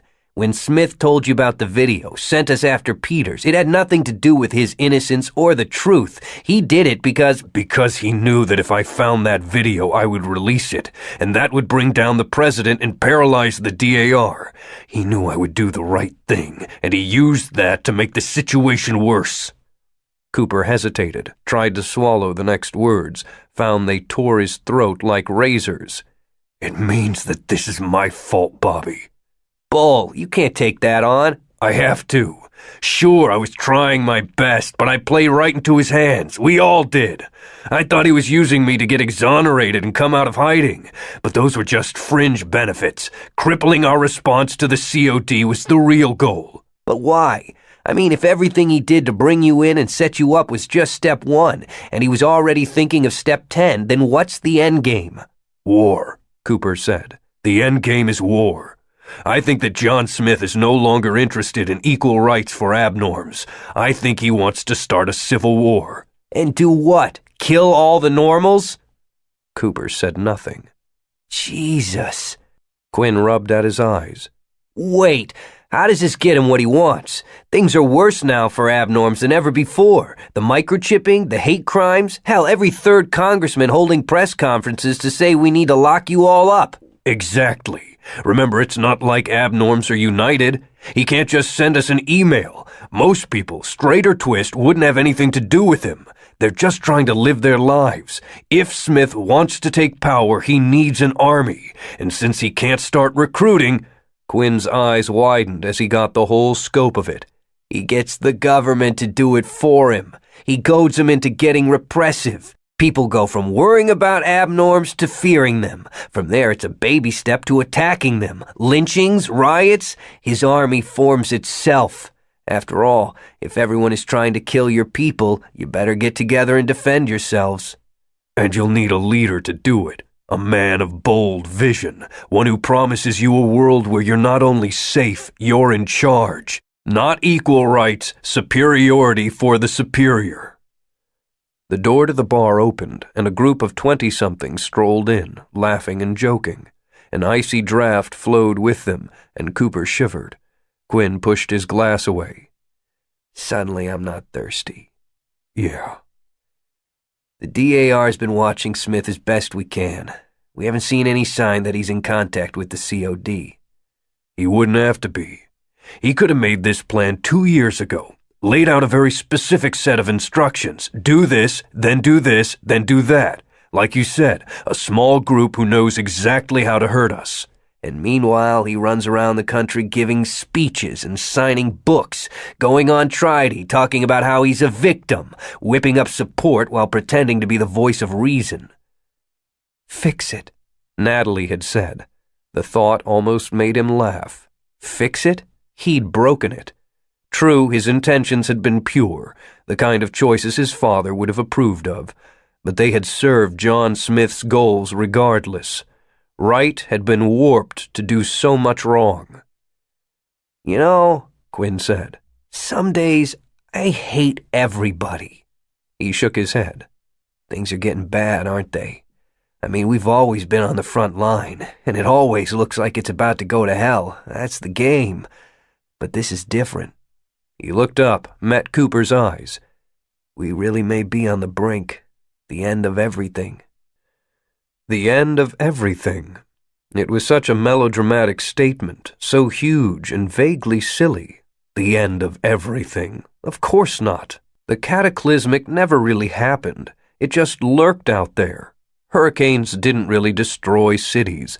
Plagues didn't really ravage populations. People didn't really commit genocide. Except they did. Have you talked to the president? Cooper shook his head. No one wants to hear it. They're all too sure that everything'll be okay.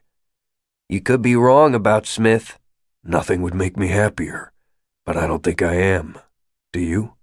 No. So what are we gonna do about it? Quinn sucked air through his teeth. With the situation right now, there's no way the DAR will take any action against Smith. In the public's eyes, he's become a white hat, the victim of a repressive government. We couldn't arrest him if he was shooting strangers with one hand while jerking off into the American flag with the other. That's vivid. Thank you. What about President Clay? Nope, no chance, Cooper said. John Smith is untouchable. Completely off limits. 100%. Cooper picked up his napkin, tore a neat strip off of it, and another, and another. He looked up at his friend. Want to go get him anyway? Quinn smiled. Oh, hell yes. Ringo's Army Navy. We have what you need. Our COD survival kit includes butane stove, collapsible cookpot, water purification tablets, all-weather blanket, hand-crank flashlight, multi-tool. Just $999.99. Supplies are limited and going fast. Remember, only you can protect your family. Dead D-pad batteries recharge off our generator. $50 per hour. Chapter 14. Breath-blowing white, Ethan sorted cans. Their kitchen had a pantry, a fact that still blew him away. A room specifically to store food? What a novelty! What a luxury! In Manhattan, the pantry would have been rented out as an efficiency apartment. He was pretty sure he'd lived in one. The power had been out for 20 hours now, and the house was cold. He wore 2 sweatshirts and fingerless gloves. It was funny how few cans of food had actual food value. Tomato paste and pineapple slices and water chestnuts and chicken broth. All things a cook might need, and none of them a meal. He reorganized, putting the most useful on one shelf. Black beans, cannellini beans, lima beans, soup, especially the heartier varieties, a couple of cans of coconut milk, not exactly haute cuisine, but each one packed almost 1,000 calories, and the high fat content would help keep them warm. Below that went the pears and fruit cocktail and green beans. Fewer vitamins than fresh produce, but better than nothing. Pasta and rice. Finally, baking supplies, flour, sugar, cornmeal. Without power, they couldn't bake, but they could mix a cold gruel from them if things got tight. She's down, Amy said from behind him. I'm going to start with the water. Ethan stood, stomped his feet to get some circulation moving. Okay, fill everything we've got. Glasses, vases, buckets, empty cans. The bathtub, I got it. Thanks. Ethan spotted a pack of birthday candles and added them to the pile on the counter. A box of tapers, 3 half-burned pillars from the bedroom, and 12 birthday candles. 3 flashlights and a handful of batteries. Best not to waste them. They'd have to start keeping sunlit hours. No reading before bed. They'd built a small fire in the fireplace, and he knelt to warm his hands, flexing stiff fingers. Debated tossing on another couple of logs and decided against it. They didn't have much firewood. There's always the furniture. Next up, the fridge. They were both foodies and usually had it well stocked, but it had been 6 days since the stores were cleaned out, and they'd run through most of their fresh food already. The crisper had a couple of apples, a grapefruit, and half a bag of arugula, the bottom leaves already slimy. Normally he'd have tossed it all out. Now he just picked through it, keeping all but the worst pieces. There was some leftover pad thai, 2 inches of orange juice, and a whole lot of condiments. The freezer had already lost most of its chill, the ice sloshing in the trays, packages of hamburger and chicken softening around the edges, a couple of no longer frozen pizzas. Ethan sighed, started pulling it all out. Filling glasses at the sink, Amy said, We could put the food outside. How cold do you figure it is? Maybe 45? That was probably about the temperature of a working refrigerator. Putting the meat outside would buy them a couple of days at best. It'd last longer if we could cook it. I told you we should have gone for a gas stove. She smiled, then said, Hey, wait, the grill. Ethan laughed, then swept her into a hug. Good thinking. He was a purist when it came to grilling. Charcoal or nothing. It was an easy argument to make when life was normal, but now he really wished he'd gone for propane. He dug around in the garage, found half a bag of Kingsford. He poured it all in the chimney, packed the bottom with newspaper, and set it aflame. A chilly wind blew from the west, sending white smoke in his face, but the charcoal caught. Back in the kitchen, he cut open the packages of meat, 2 pounds of flank steak, 4 chicken breasts, a pound of hamburger. He formed the ground beef into patties, then started to cut the steak into 1/4-inch strips. Stir-fry? Jerky, he said. I'll boil water for the pasta, then cook the chicken and burgers, and finally do the pizzas. That'll about finish the charcoal, but if we hang these strips on the rack, they'll still dry out in a couple hours. And jerky lasts for weeks. Nice. Amy straightened, put her hands on her lower back, and leaned, the vertebrae popping. Man, what I'd give for a hot shower. Don't even, he said. Out the window, the afternoon was fading. Clouds hung low and oppressive, and wind tossed the trees. Inventoried, the food seemed like plenty to keep them going, but he knew that if they ate normally, it would be gone in no time. He thought of the grocery runs they used to make, the cart filled to the brim, a dozen bags to unpack, and yet they'd visited the store almost weekly. We'll have to start rationing, stretch it out, drink a lot of water. Ladies and gentlemen, the American way has been temporarily suspended. Which was fine. One of the benefits of living in the richest country in the world, there was a wide margin between normalcy and starvation. But still, what happened when they ran out? Could things go on that long? And what about the people who don't even have this much? Somehow he didn't think they would quietly starve. I don't believe them, Amy said. Huh? Who? The soldiers. You said they were locking down the city so the terrorists couldn't get out? It doesn't make sense. No. There's something they're not telling us. Before he could reply, there was a knock at the door. The sound made both of them jump. He'd never realized how noisy American silence was until all the gadgets died. Stay here, he said, then walked to the front door. Ethan put a hand on the knob, then caught himself. It's a new world. He glanced through the peephole. Jack Ford stood on the porch, along with 2 guys from the neighborhood watch meeting. The engineer, Kurt, and Lou, the guy who had asked what his problem was. He opened the door. Hey. Hi, Ethan. Jack smiled, held out his hand, and they shook. How are you? Oh, we're taking stock? He meant it with multiple layers, but Jack heard it literally. Smart. Important to know how your provisions hold up. Hey, did I see you packing the truck last night? Yes. An image popped in his head. Jack walking window to window, a shotgun in one hand as he peered through the blinds, keeping an eye out for bad characters. We were headed to Chicago to stay with Amy's mom. National Guard turned us back. I've heard. I've got a generator, been running it in intervals to charge our electronics and watch the news. They're saying that the city is locked down while the government hunts the children of Darwin. Ethan nodded, waited.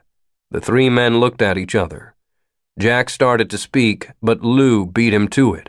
You know that Ranjit pretty well? Sure, we've had dinner a couple of times. Nice guy. We were thinking we might go talk to him. About what? Government says that they're looking for abnormal terrorists. Thought we might help out. Come on, Ranjit is a graphic designer.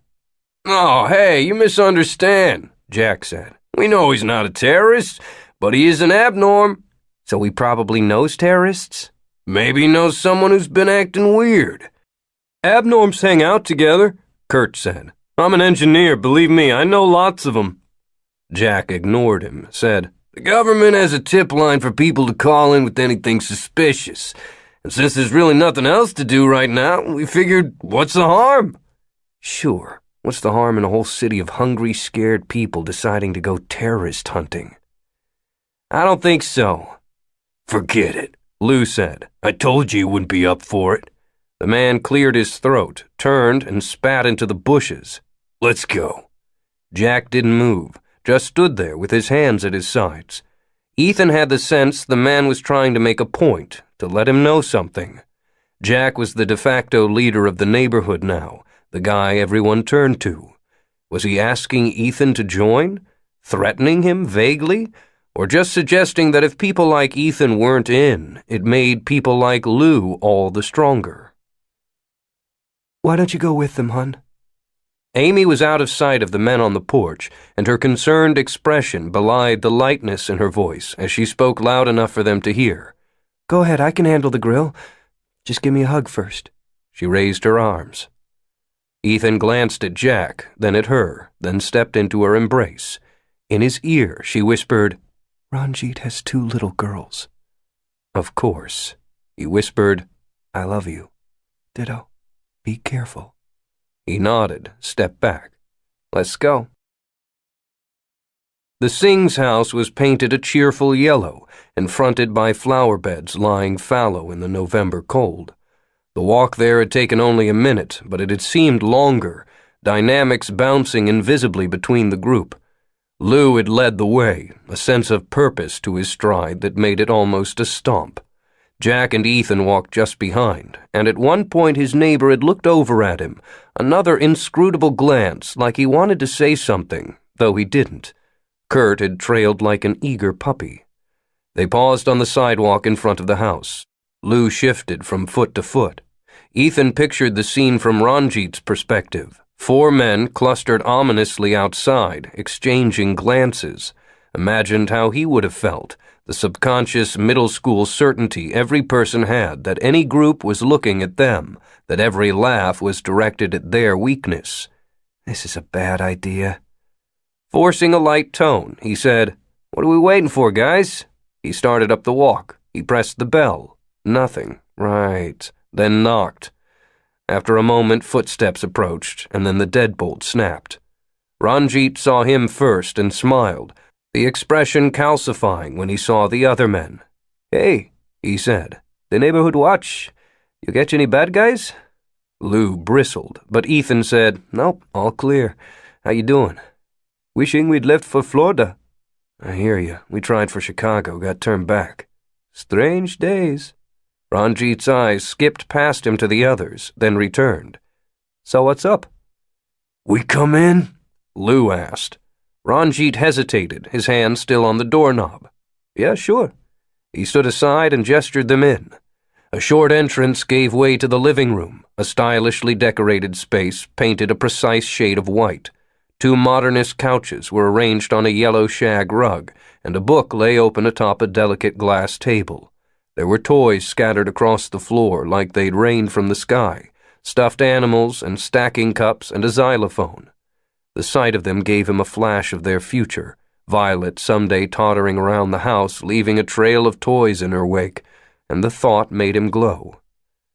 Where are the girls? Upstairs. Eva is trying to convince them that it's nap time.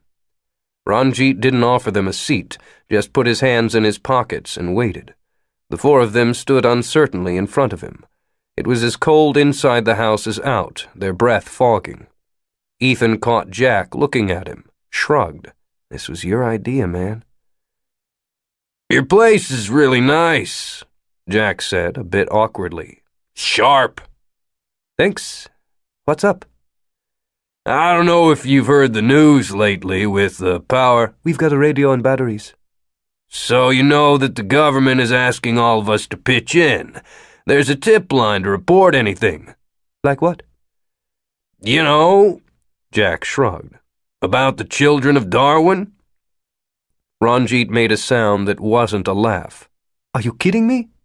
Jack spread his hands in a conciliatory gesture. We're not saying anything like that. We just wondered if maybe you'd hung out with terrorists? No, just had any friends that were acting strange. Yeah, Ranjit said, looking at Ethan. You four. Listen, I know how this sounds, Jack said, trying for a conciliatory smile. I'm sorry to ask, but we're all worried. Things are getting bad. Really, genius? What tipped you off? Now, I don't mean any offense. You don't mean any offense? You come to my house with a posse and ask if I know terrorists, but you don't mean offense? Ranjit, Ethan started, but his friend interrupted him. No, it's okay. You got me. I'm a criminal mastermind. My cover story is that I design corporate logos, but really I spend my evenings hijacking trucks. It's easier for me, you know? The dark skin, I'm half invisible at night. Let's stay cool, Ethan said. Ranjit seemed oblivious to how tense everyone else was, how tired and scared. It was one thing to put on a brave face when the supermarket shelves were empty, but when there was still no food a week later and the power was out and the army had quarantined the city and the weather was growing colder and Thanksgiving dinner would be canned beans, that was something different. The social contract was straining at the seams, and righteous as Ranjit's anger might be, it was the wrong response right now. No one is making any accusations. We're all... Why do you have this? Lou had gone to the coffee table and picked up the book Ethan had noticed earlier. He held it up so they could all see the cover. I Am John Smith. Oh, shit. Excuse me? Why do you have this? You want to borrow it? Last time I'm asking, why do you have this? Ranjit gave a thin smile. I told you, I'm a terrorist. Lou, it's a free country, Jack said. It's just a book. Yeah, a book by a murderer. He was framed, Ranjit said. If you caught the news every now and then, you'd know that. The government has dropped all charges against him. Lou started reading where Ranjit had left off. Here is a simple but ugly truth. Our politicians see us as little more than a medium to maintain their power. We are gasoline for an engine of corruption and selfishness. The men steering the nation care no more for us than you care for the gasoline you put in your car. Gasoline which is consumed without a thought, so long as it gets the driver where he wants to be. He shut the book. That sound American to you? Yeah, Ranjit said. It sounds right on the nose. Lou shook his head in disgust. I was a Marine. My father was a Marine. He fought in Vietnam to keep this kind of crap out of our country. Ranjit laughed. Is that why you think we were in Vietnam? What are you saying? Lou stepped forward. Guys, Ethan looked at Jack. His neighbor didn't move. This is ridiculous. You saying I'm stupid? That my father was stupid? The man was squaring up, his gaze hard and chest out. He was 4 inches shorter than the abnorm, but sported the barrel chest and thick arms of a weightlifter. Is that what you're saying? Ranjit's eyes darted, but he stood his ground. Enough. It's time for you to leave. You people. Lou sucked air through his teeth. Y'all think you're so goddamn smart. So much better than us. Ethan stepped forward. Come on, man. He put a hand on Lou's shoulder. The man shrugged it off. Which people? Ranjit asked, fire coming into his own voice. Brilliants? Indian Americans? Graphic designers? Such a smartass. Lou held the book in one hand and tapped it against the abnorm's chest. So tough. He tapped it again. I mean it. Get out of my house. Or what? Another swing of the book. Jack said, "Lou!" Ranjit slapped the book out of his hand. "I said get out of my house!" He stepped forward, put his hands against Lou's chest, and shoved. Surprised, Lou staggered back. His foot came down on a toy truck, and his leg flew up in front of him, and his body canted, arms pinwheeling, and then he was falling. Ethan watched, his body frozen, as his mind drew a line between Lou and the floor that went straight through the glass coffee table, and he thought that he should try to stop the fall, but thinking it was as far as he got. The man hit the table backward, his weight smashing through, fragments of glass exploding outward as his body crashed through the top and then the shelf before hitting the shag carpet with a thud. Ranjit stepped forward, said, "Oh shit, I'm sorry." Lou gasped. He coughed, then rolled to one side, glass crunching underneath him as he reached into the back of his waistband and came out with a gun. The pistol was big, chrome, and the hand that held it was speckled with blood swelling from a dozen cuts. The barrel trembled, but it was aimed at Ranjit's chest. The world had become a strange and terrible tableau that Ethan could see complete. Kurt with his mouth hanging open, Jack with hands on the sides of his head, Ranjit frozen with one arm out, and Lou on the floor, curled up like he was doing crunches, the pistol in his right hand. "You son of a bitch!" Lou said. As often happened, Ethan found himself watching with the eyes of an academic, noting the classic battle for tribal dominance as it escalated from threat to violence. One of the things that was beautiful about evolution was that it was at once messy and neat. Messy in that it depended upon the randomness of mutation, a million false starts and blind alleys unguided by an architect's hand. Neat because the rules were applied with inviolate certainty and brutal simplicity. Genes and species tested against each other, not on God's chalkboard, but on the bloody battlefield that was life, in situations just like this one. All of a sudden, he realized that Lou's finger was tightening on the trigger. He was going to shoot a man over a disagreement and a flare of temper, shoot him dead in his own living room with his little girls upstairs. Without giving himself time to think about it, Ethan stepped in front of Ranjit. Physically, he'd only moved 3 feet, but the shift in perspective was massive. Ethan found himself staring down the barrel of the gun, a view he'd seen in movie posters and the covers of mystery novels, but reality was very different. Lou stared at him, his eyes narrow and nostrils flaring. "Get out of the way!" He wanted to. He really did. But all he did was shake his head, afraid that any move too sudden or forceful might shatter the situation, might cause this hothead to do something truly stupid. "Daddy!" The cry came from the hallway. A pretty child in polka-dot pants and a sweater with a dolphin on it stared at them, something breaking in her wide, scared eyes. "Baby, go upstairs," Ranjit said. "Everything's okay. We were just talking, and Mr. Lou tripped." "Is he okay?" "Yes, sweetheart. Everything is fine." Ethan stared at the dark, perfect circle of the gun barrel, and beyond it at the man's face, angry and scared, and in pain and ashamed all at once. Lou lowered the gun. Jack and Kurt hurried over, bent to help him up. He moved gingerly and groaned. Shards of glass tinkled against the carpet. Ethan opened his mouth to apologize, to say the whole thing was a mess, an accident, but his friend spoke first. "Get out of my house." Ranjit cut his eyes from one of them to the other, landed on Ethan. If he was grateful, it didn't show in his eyes. "All of you, and don't come back. Ever." The liberals and the intelligentsia and the media believe they've won. Together they brought down a president, and in order to do it, all they had to do was play a video. Well, bravo. Do I deny that I authorized the attack at the Monocle? No.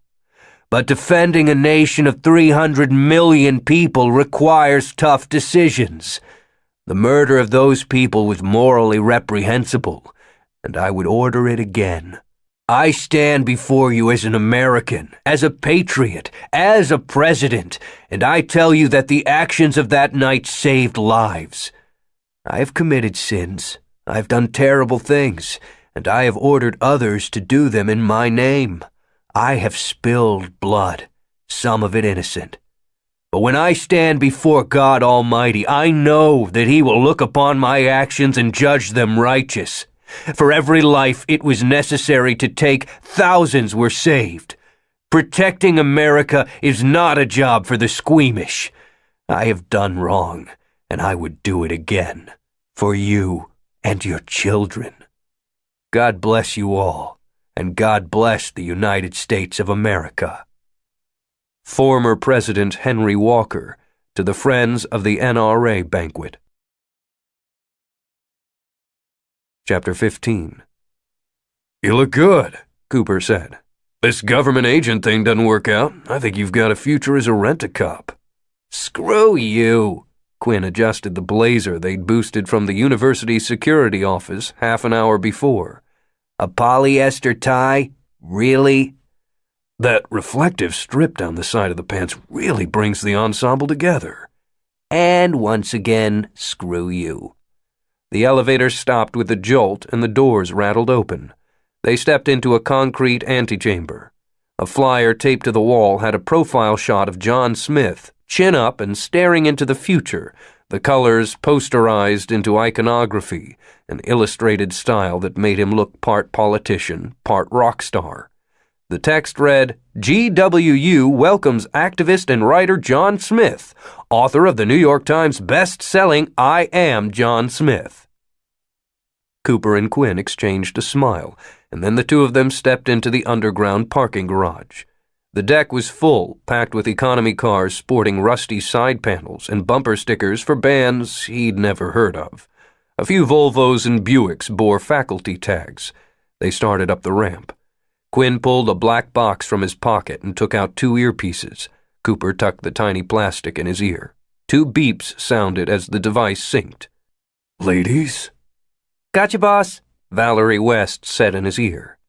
Clear as a cock in the face, said Louisa Abrams. Quinn snorted a laugh. As ever, you're a delicate flower. His voice was in stereo, the real man and the one in Cooper's ear. Hey, you want delicate? I'm sure some of these co-eds could help out. I'll pass. Anything unusual? I'm monitoring all activity from his team, Valerie said. All SOP on their end. Good, Cooper said. He and Quinn parted ways as they rounded the corner, his partner walking up the center lane as Cooper moved to the front of the parked cars. It felt right to be back in action, relying on people he could trust with his life. The 4 of them had once been the top team in equitable services. Louisa was field ops, a 5'0" who had faced off men twice her size and possessed the most poetically filthy mouth he'd ever encountered. Valerie was a data rat who manipulated the stream of code that made up modern life. With equitable services on hiatus, they'd been reassigned to separate posts inside DAR, but both were too senior and too accomplished to be micromanaged.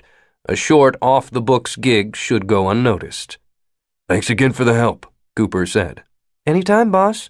None of us ever doubted you, no matter what they said about the stock exchange. Warmth bloomed in his chest. Thanks. That means a lot. Hey, it's nice to have the band back together, Louisa said. I'm going quiet. Sing out if you need anything. Roger. Cooper stepped up on a narrow curb and crouched low, sliding past the cars. 50 yards ahead of them, a black SUV was double parked facing the exit. The engine was running, exhaust fogging in the cold. The windows were tinted, but they'd watched Smith arrive, seen his second security guard get out with him. It would just be the driver in the car, armed no doubt, and probably very good. Cooper almost felt sorry for the guy. Quinn strolled up the ramp with the bored ease of a campus security guard. Cooper moved in step with him, but 6 cars back, staying down. Stealth wasn't his great strength, but the guard would be focused on Quinn. Too bad he couldn't ask Shannon to help. She could sneak into Fort Knox. The thought sent a pang through him, and a memory of her body, naked and lithe, framed against the light of his refrigerator last night as she twisted the top off a beer and drank deep. As usual, she'd shown up without warning, and after the sex, he seemed only to get more hungry for her every time they touched, a kind of intoxication he thought had vanished with his teenage years. They'd talked, She had been circumspect with her language, but Cooper could tell that she'd been in action. It had stung a bit to realize she had no intention of telling him what she had been doing. Of course, you're doing the same right now. This op will almost certainly mess up your relationship. He'd almost told her. Last night, stroking her hair as they both drifted off, Cooper had almost told her that he believed John Smith was trying to start a war. After all, he trusted her with his life, with the lives of his children. But could he trust her to side with him instead of with her old friend and leader? He wasn't sure. That's the trouble with dating a terrorist, Coop.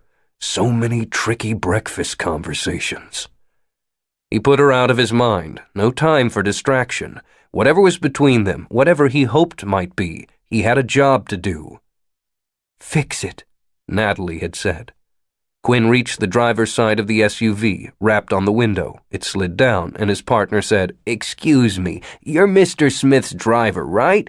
Cooper dropped to his hands and knees, hurried past 3 more cars, and then crawled alongside the SUV. He'd be visible in the side mirror, but keeping the driver focused was Quinn's job. Cooper slid the remote from his pocket and pressed the button. New tech that Quinn had brought. An RFID decoder that quick-scanned through millions of codes. Funny, back in the days when cars had keys, they were a lot more secure. Now that everything worked at the touch of a button, all you needed was a master button.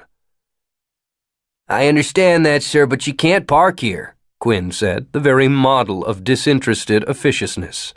With a click, the SUV's doors unlocked. Cooper yanked open the door handle and slid into the passenger's seat in one easy move. The guard was good, already had his pistol in his lap. He spun, started to raise it, Cooper reading the move easily, the play of muscles and shoulders and chest. He didn't waste time struggling for the gun, just locked 3 fingers and stabbed them into the man's neck, spearing the carotid artery where it branched. The guard went instantly limp, the sidearm falling to the floorboards. Quinn leaned in the window with the hypodermic, jammed it into the guy's arm, and depressed the plunger. Pressure point knockouts didn't last, but the sedative would. Together they dragged the guard out of the driver's seat. Quinn opened the back of the SUV, and they hoisted the guard inside and dumped him behind the seats. Cooper pulled up the cuff on the man's right arm, found the tight bracelet encircling his forearm. "Valerie," he said, "he's got a biometric alarm." "Yep," her voice soft in his earpiece. "Just like we thought. I already hijacked it. It's broadcasting healthy vitals." "You're a marvel." Quinn walked to the front of the truck and hopped in the driver's seat. He picked up the guard's pistol, fluidly disassembled it, and tossed the pieces in the glove box. "You're on, Coop." "Moving." He headed for the stairs. "Louisa, how's it going inside?" "They're wrapping up. The target is modestly enduring a standing ovation. "His body man?" Stage right, calm." "Roger." He hurried up the back stairs of the subterranean parking deck and came out behind the auditorium. Even from outside he could hear the muffled roar of applause. The alley was cracked concrete and cigarette butts, the rear door rusted metal. There was another of the flyers taped to it. Cooper smiled, took a position leaning against the wall on the blind side of the door. In his ear, Louisa said, "Okay, we're wrapped in here. Elvis has left the stage." Quinn said, "Are you sure he'll go out the back? He's an attention whore. Why not head out the front, soak up more adulation?" "Easy," Cooper said. "He glad-handed for an hour, signed books for 2, then did an hour on stage. So? So he's a chain smoker. At this point he's jonesing for nicotine more than attention. $10 says he'll be lighting up as he steps through the door." Seems thin." "Hold." The metal door started to open. Cooper moved with it, using it as, "The body man'll come out first, check the alley, and then signal the all clear. Take him fast. Spin around the door, grab Smith, yank him out, drop him." cover. A chop across the windpipe, pulled just shy of fatal, staggered the burly guard, his hands flying to his throat. Cooper ignored his gasps, slid past him into the auditorium loading dock, and came face to face with a man with easy good looks and a cigarette in his lips, his hand holding a lighter flame an inch from the smoke. "Hi, John," Cooper said, and then threw a right hook that snapped Smith's head sideways and sent the cigarette flying. He grabbed the man by the lapels of his expensive suit, turned and hurled him into the security guard, both of them tumbling to the ground. He bent, picked up the smoke, then stepped outside and let the door close behind him. "Target acquired. Come pick us up." The room was a portrait of urban decay, peeling walls covered in graffiti, the air thick with urine and rot. Cooper took a metal folding chair from the sidewall and plunked it down in the center of the room. They undid the cuffs, then maneuvered Smith to the chair and forced him down. Quinn yanked off his hood. John Smith blinked. He looked around the room at the two of them. This isn't a government facility. Cooper locked eyes with him, smiled slightly, and shook his head. The fear that flashed across the man's face came and went quickly. You're not arresting me. No. Cooper could see Smith processing the new data, reanalyzing, wondering what was happening. He was, Cooper saw, living the kind of moment that happened to him exceedingly rarely, one he hadn't planned. You should know, Smith said, that my security team will be here in seconds. I'm constantly monitored via biometric alarm. Like this one? Cooper held up the bracelet he'd taken from the second guard, now sedated atop his buddy in the back of the SUV. It's a good system. If you were to travel with a team of 20 people, you'd look like a third-world dictator. This way you can seem like a man of the people. Problem is, Quinn said, it depends on your alarm sending accurate information. Smith nodded. So you've co-opted the signal. A good move. But one I anticipated, I'm afraid. My team has to communicate an all-clear code every 20 minutes, we know. The man's face tightened. And that code changes every time.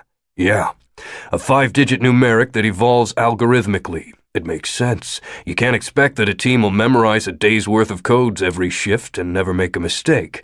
So instead, you give them one code each day and a formula to apply. We're sending those OKs. Cooper glanced at his watch. Right about now. Your bracelet is telling your security that you're still at the auditorium, in the can. And when I don't leave the bathroom, you don't think that'll trigger? You'll leave in a couple of minutes and your bracelets will move around the theater. To your team, it looks like you decided to stick around and kiss babies. He leaned in and stared the man in the face. No one is coming to save you. Again, the flash of fear, again mastered quickly. He might be a terrorist, but he wasn't a coward. Smith nodded. It's good to see you, Cooper. Been a while. 3 months. You've been busy, haven't you? I read your book. What did you think? Specious, self-aggrandizing nonsense dressed up in pompous prose. Tell me, did you already have it written when we sat on that peak in Wyoming and watched the sunrise? Of course. Oh, but the last chapters. The ones where you talk about the monocle video and the president's involvement. No, John Smith said. I had those written too. Cooper laughed. I appreciate you skipping the part where you pretend to be baffled and claim that you didn't send me off to serve your own agenda. I was perfectly honest with you. You knew that I had reasons. Right. You wanted to turn a pawn into a queen. Which I did. Smith rubbed at his wrists, then touched his cheek gingerly. It was swelling badly, the purpling already starting. So, it's your meeting. What do you want? Quinn snorted, then moved behind Smith. Standard interrogation technique. Let the man sweat the guy he couldn't see. Cooper said, I want you to know that I can get to you, anytime. There is nowhere that I can't find you. No security you can cloak yourself in. No rhetoric that will protect you. You're mine now. You belong to me. Huh. Smith reached slowly into his suit jacket, pulled out the cigarettes, put one in his mouth, and lit it with shaking hands. Funny. Cooper reached forward and plucked the smoke from his lips. He dropped it, then twisted his toe over the burning ember. What is? I expected more from you than a Gestapo routine. You just another bully in a suit? I'm not the terrorist. Smith shrugged, glanced over his shoulder, then back again. I don't know what you're talking about. I'm an author, a teacher. Save it. Cooper leaned in until he could smell the man's sweat. I know better. Let's put aside all your old sins, the bombings and assassinations. I know that you're behind the children of Darwin. He spoke calmly and focused on details. Let his eyes soak up all the tiny clues, every tremble of muscle and pulse of blood. I know that you ordered those trucks hijacked, that you ordered your soldiers to snatch innocent men and women, handcuff them on the side of the road, pour gasoline on them, and set them on fire. On cue, Quinn leaned in and held his D-pad in front of Smith's face. Cooper couldn't see it from this side, but he knew the image, had stared at it for hours. The burned corpse of a 39-year-old truck driver named Kevin Temple, blackened skull locked in a scream, ruined arms still bound behind him. Cooper never let his eyes move from Smith's face. He saw the pupils dilate, the orbicularis oculi tighten, the sudden flush of blood as the brain dumped adrenaline into his system. He imagined the other sensations the man would be feeling, the pressure at his bladder, the sweat soaking his armpits, the tingle in his fingers. He saw it all, and in that moment he knew that he was right. Smith had planned the attacks, had ordered the burnings, had paralyzed 3 cities and left millions cold and hungry. He wanted a war.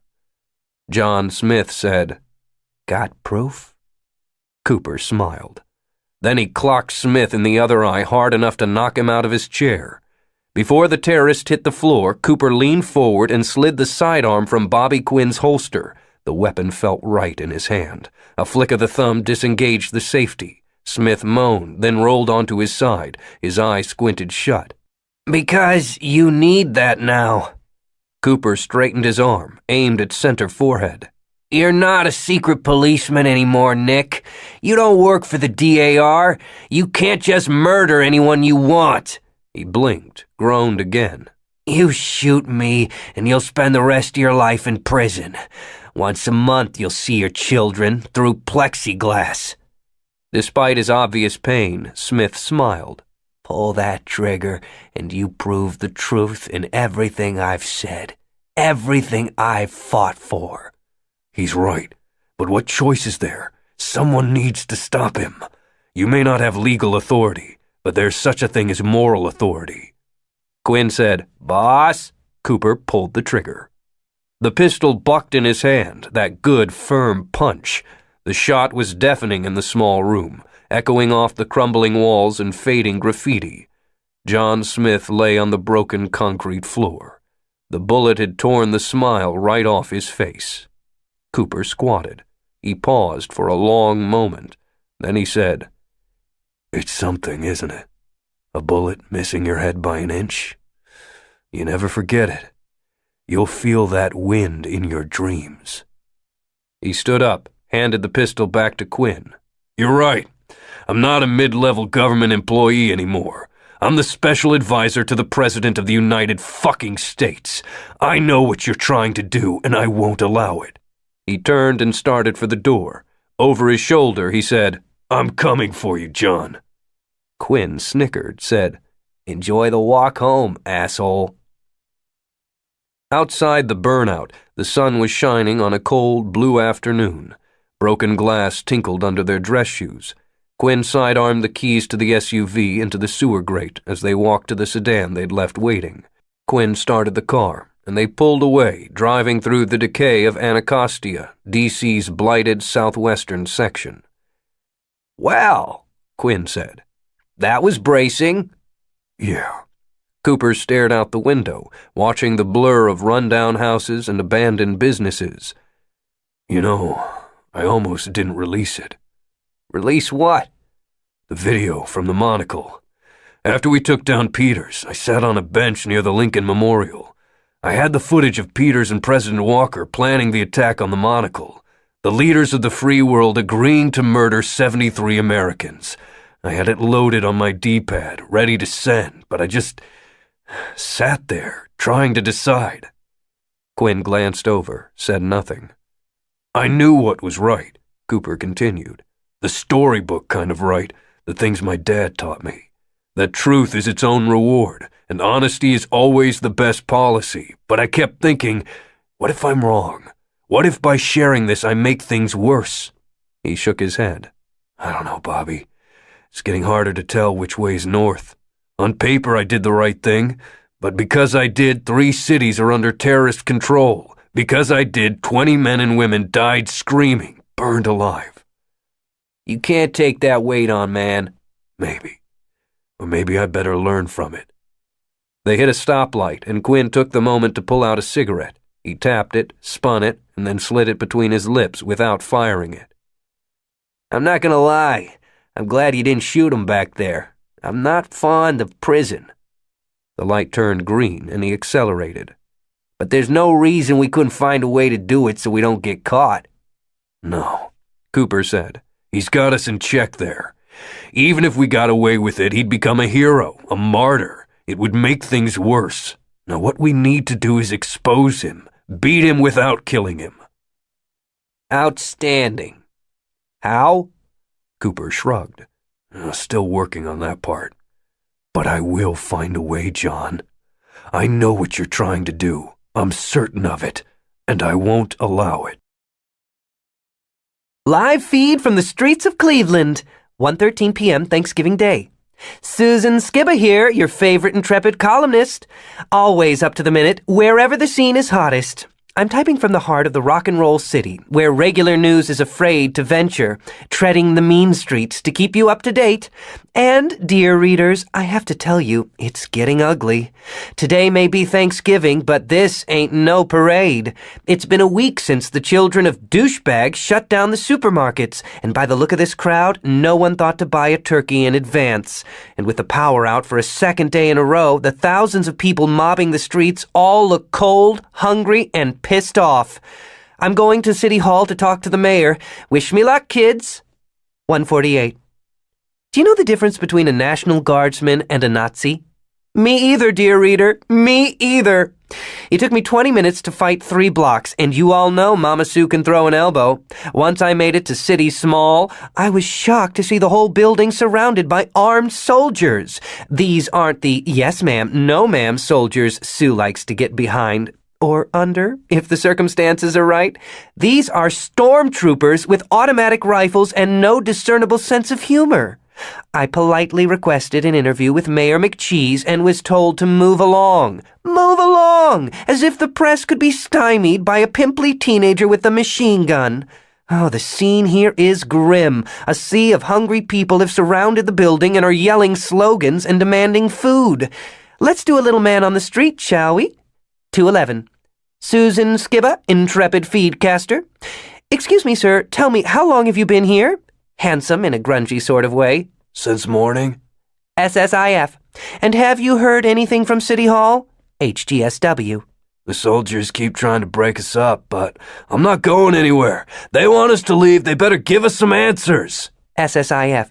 What do you mean by break you up? HGSW. Pushing, waving guns. I heard there was tear gas, but I haven't seen that. SSIF. Is there anything you'd like to say to your government? HGSW. Yeah, my family's out of food. My neighbors are out of food. It's cold. We need help, now. 2:43. The air is chilly, but the body heat rising off this crowd must be changing weather patterns. There are thousands of people, but no apparent leaders. Everyone is surging and pushing against each other, and the wall of soldiers, still no word from... Wait! The front doors of City Hall are opening, and someone is coming out. It appears to be more soldiers, dressed differently. They're carrying heavy riot shields and wearing... Oh, shit. Gas masks. Several of them are pointing devices at the crowd. Some sort of weapon? They're firing... 2:49. Tear gas, it turns out, is painful. Luckily, clever Mama Sue was near the back of the crowd and suffered only a whiff of the stuff. I've climbed onto a planter outside an office building, and from my undignified perch, I can see the gas swirling around the street. People are running in every direction, and those who fall are being trampled by the people behind them. A group of tough-looking fellows wearing bandanas over their faces and carrying baseball bats and tire irons are pushing back toward the building. The soldiers have locked shields and are preparing to repel them. Oh, God! 2:53. What started as a peaceful demonstration is becoming a bloodbath. People stagger around the streets, bleeding. Fistfights are breaking out. People are stealing jackets. A woman lies in the gutter, not moving. The little girl beside her is screaming, "Mommy!" 2:57. The crowd has blocked a police car. The officers are yelling through their speaker, telling everyone to back away. Now a group of men have begun to rock the car, bouncing it on its axles, each bounce going higher. The car just tipped onto its side. One of the officers has opened his door and is trying to crawl out. Oh, shit! The crowd pushed the car onto its roof. The officer who is escaping is... My God, it looks like his leg was caught under the car. He's screaming. Men are surrounding him. They'll pull him free or... Jesus! 302. Chaos. Smoke rising. Can't see from where. People howling. They become a mob. It's going crazy here. No one acting like people. They've become animals, throwing rocks and bottles. There's no aim or purpose, just people falling apart. Anger turning to rage. Father is holding boy and running. Boy crying, terrified. Woman with torn blouse, blood on her face. Rock shattering window in City Hall. What was that sound? Not gas. That sounded like... Chapter 16. Gunfire. Not sure from where, but more than one. I'm scared. I'll try to get out of here. So many people, all the hate. How can this be happening here? If I don't make it, tell my mother I love her. Tell people about this. Don't let it be covered up. Don't let them... Ethan's D-pad went blank.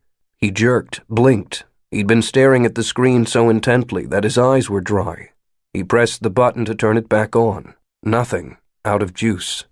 Funny, he couldn't remember the last time he'd actually run the thing down to nothing. It felt strangely crippling, his connection to the world reduced to a useless piece of composite fabric. A boom like a crack of distant thunder came and went.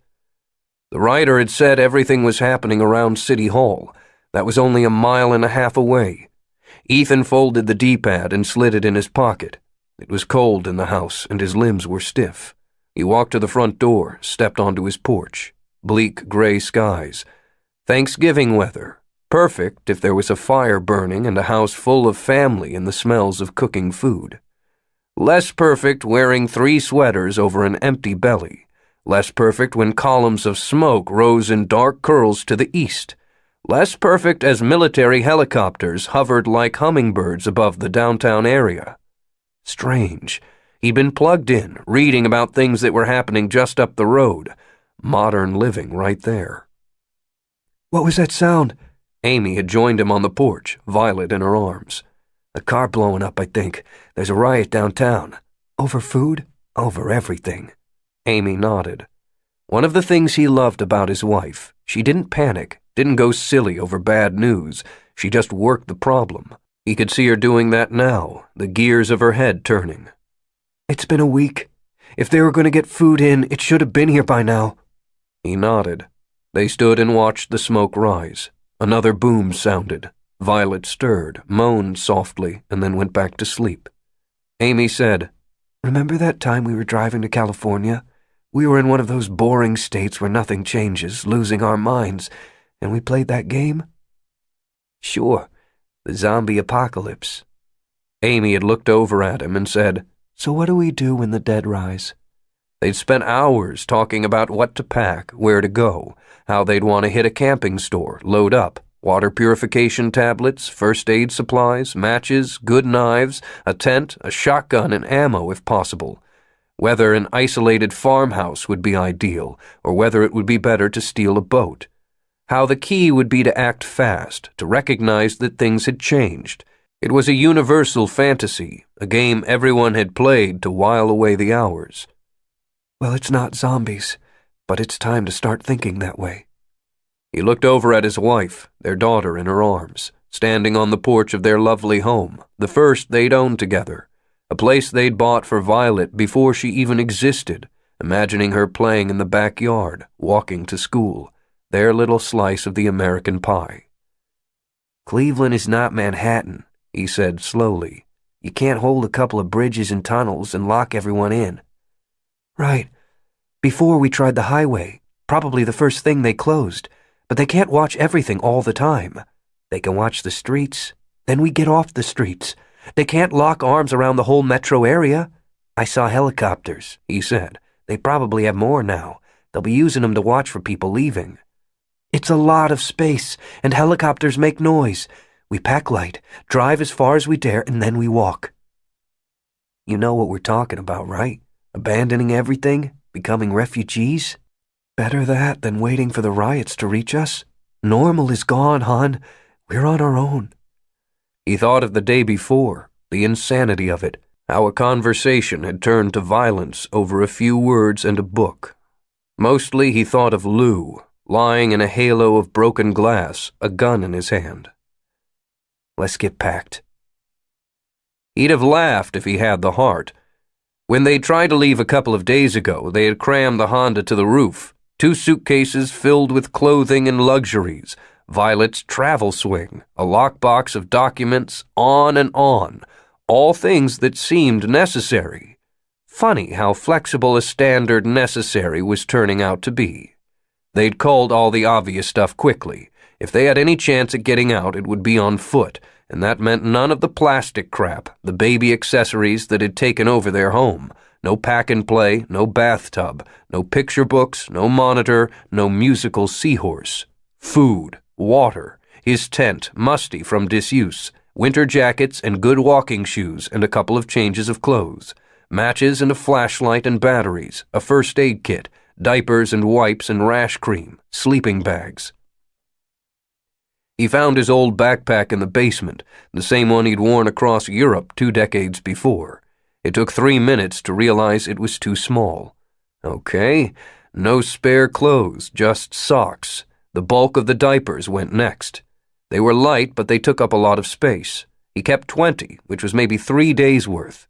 Batteries were the opposite problem. Little space, but too much weight, and he swapped the big flashlight for a small mag light and AA batteries. The canned food would last, but weighed a ton. He trimmed it down to the remaining evaporated milk for Violet, the jerky, a few cans of soup, and a container of peanut butter, a can opener. 1 sleeping bag. They'd have to share, use the winter coats as blankets. Amy joined him as Ethan was hoisting the pack onto his back and tightening the straps. 40 pounds, maybe? A solid load, but doable.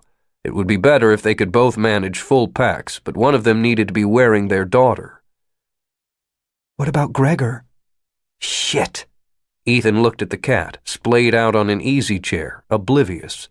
His buddy for years, lap warmer and near constant companion.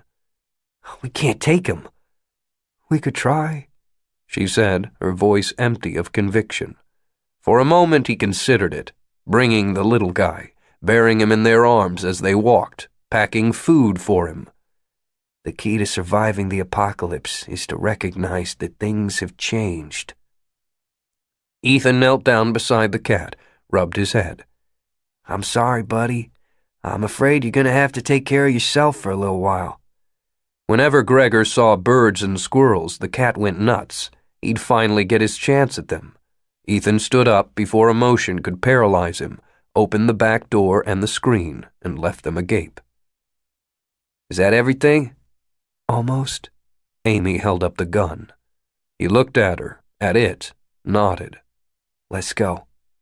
They threw the bags in the back of the Honda, strapped Violet into her car seat, and then got in themselves. Ethan stared out the driver's side at the house. Normal really is gone. Ethan, Amy pointed. Jack Ford was walking toward them. Lou was 2 steps behind. Something cold settled in his belly. For a moment he just stared. Then he reached over to the glove box and withdrew the pistol. He set it on his lap as he rolled the window down. His neighbor stared at him, a haunted look in his eyes. You guys are leaving? No, just going for a drive. The lie coming awkwardly.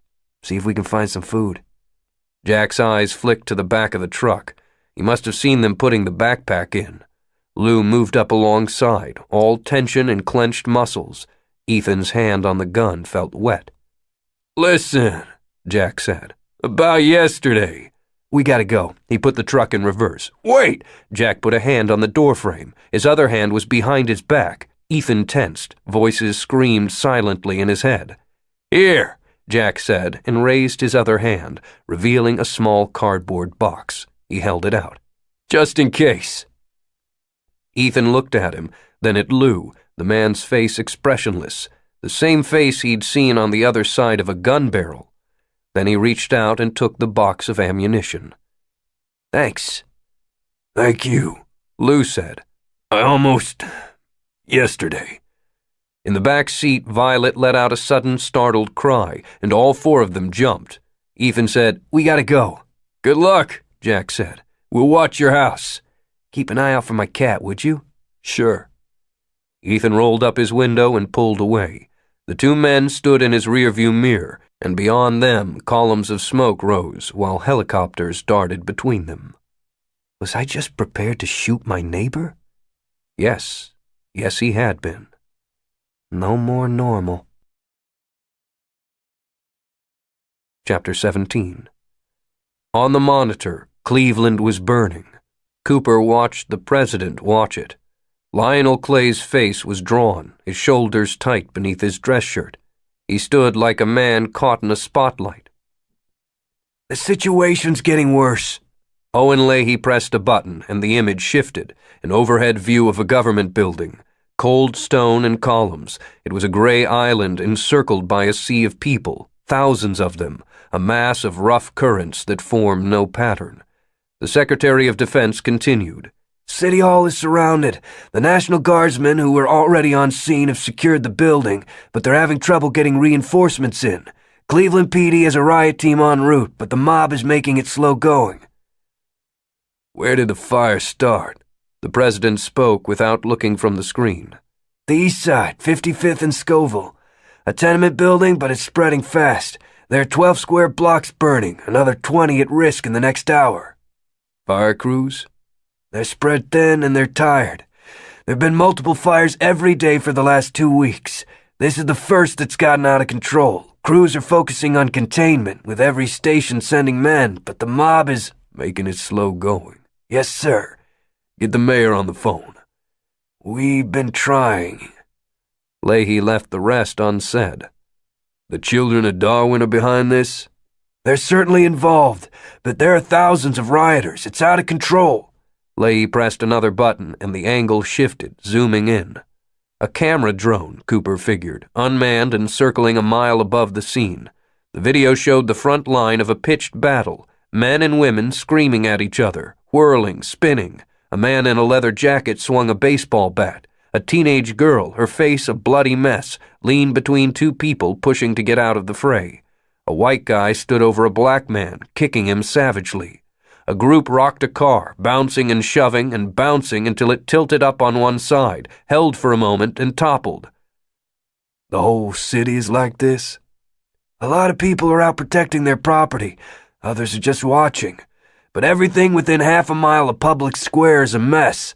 Intelligence estimates there are as many as 10,000 rioters in the downtown area, and the power is still out.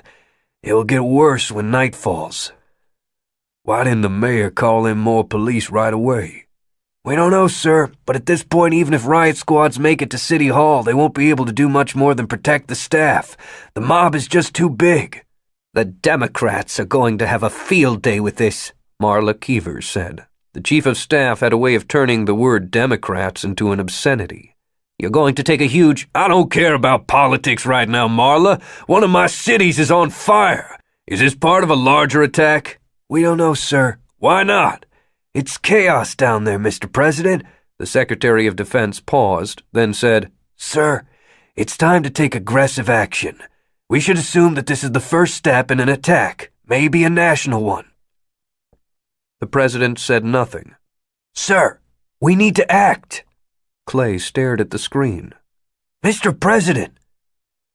And as Nick Cooper stood beside a glowing Christmas tree in the Oval Office of the White House, watching the world begin to fall apart, he found himself thinking of something his old boss had said just before Cooper threw him off a 12-story building. Sir, what do you want us to do?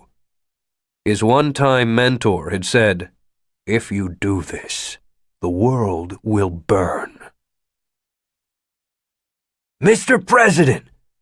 The monitor had shifted back to a wide aerial view. The fire had spread, and thick smoke blotted out half the city. Sir? President Clay just stared at the monitor. Cooper could sense the tension in him, the fear. The man was staring like everything was a dream, and if he concentrated hard enough, he might wake up. All right. Owen Leahy turned to Marla Keevers. The National Guard isn't enough. I'm ordering all military forces to active alert and pulling secondary divisions from overseas to reinforce positions across the country. We need to be prepared to apply overwhelming force. Keevers nodded. We should immediately arrest John Smith, Eric Epstein, and any other known leaders. Also detain all Tier 1 abnorms who are under surveillance by the DAR. I'm all for arresting Smith, Cooper said, but you're talking about thousands of people. There are protocols in place to establish regional internment camps. Leahy turned back to Keevers. In addition, effective immediately, we're activating the Monitoring Oversight Initiative. We can't wait until next summer. If we had done it when the measure passed, these cities might not be under attack. Begin with Tier 1s and move down the ladder. I want a tracker in the neck of every abnorm by Christmas. Cooper couldn't believe what he was hearing. Not just the content, but the fact that Leahy was making these decisions on his own. You can't do that. It's already law, Mr. Cooper. We're just moving up the timetable.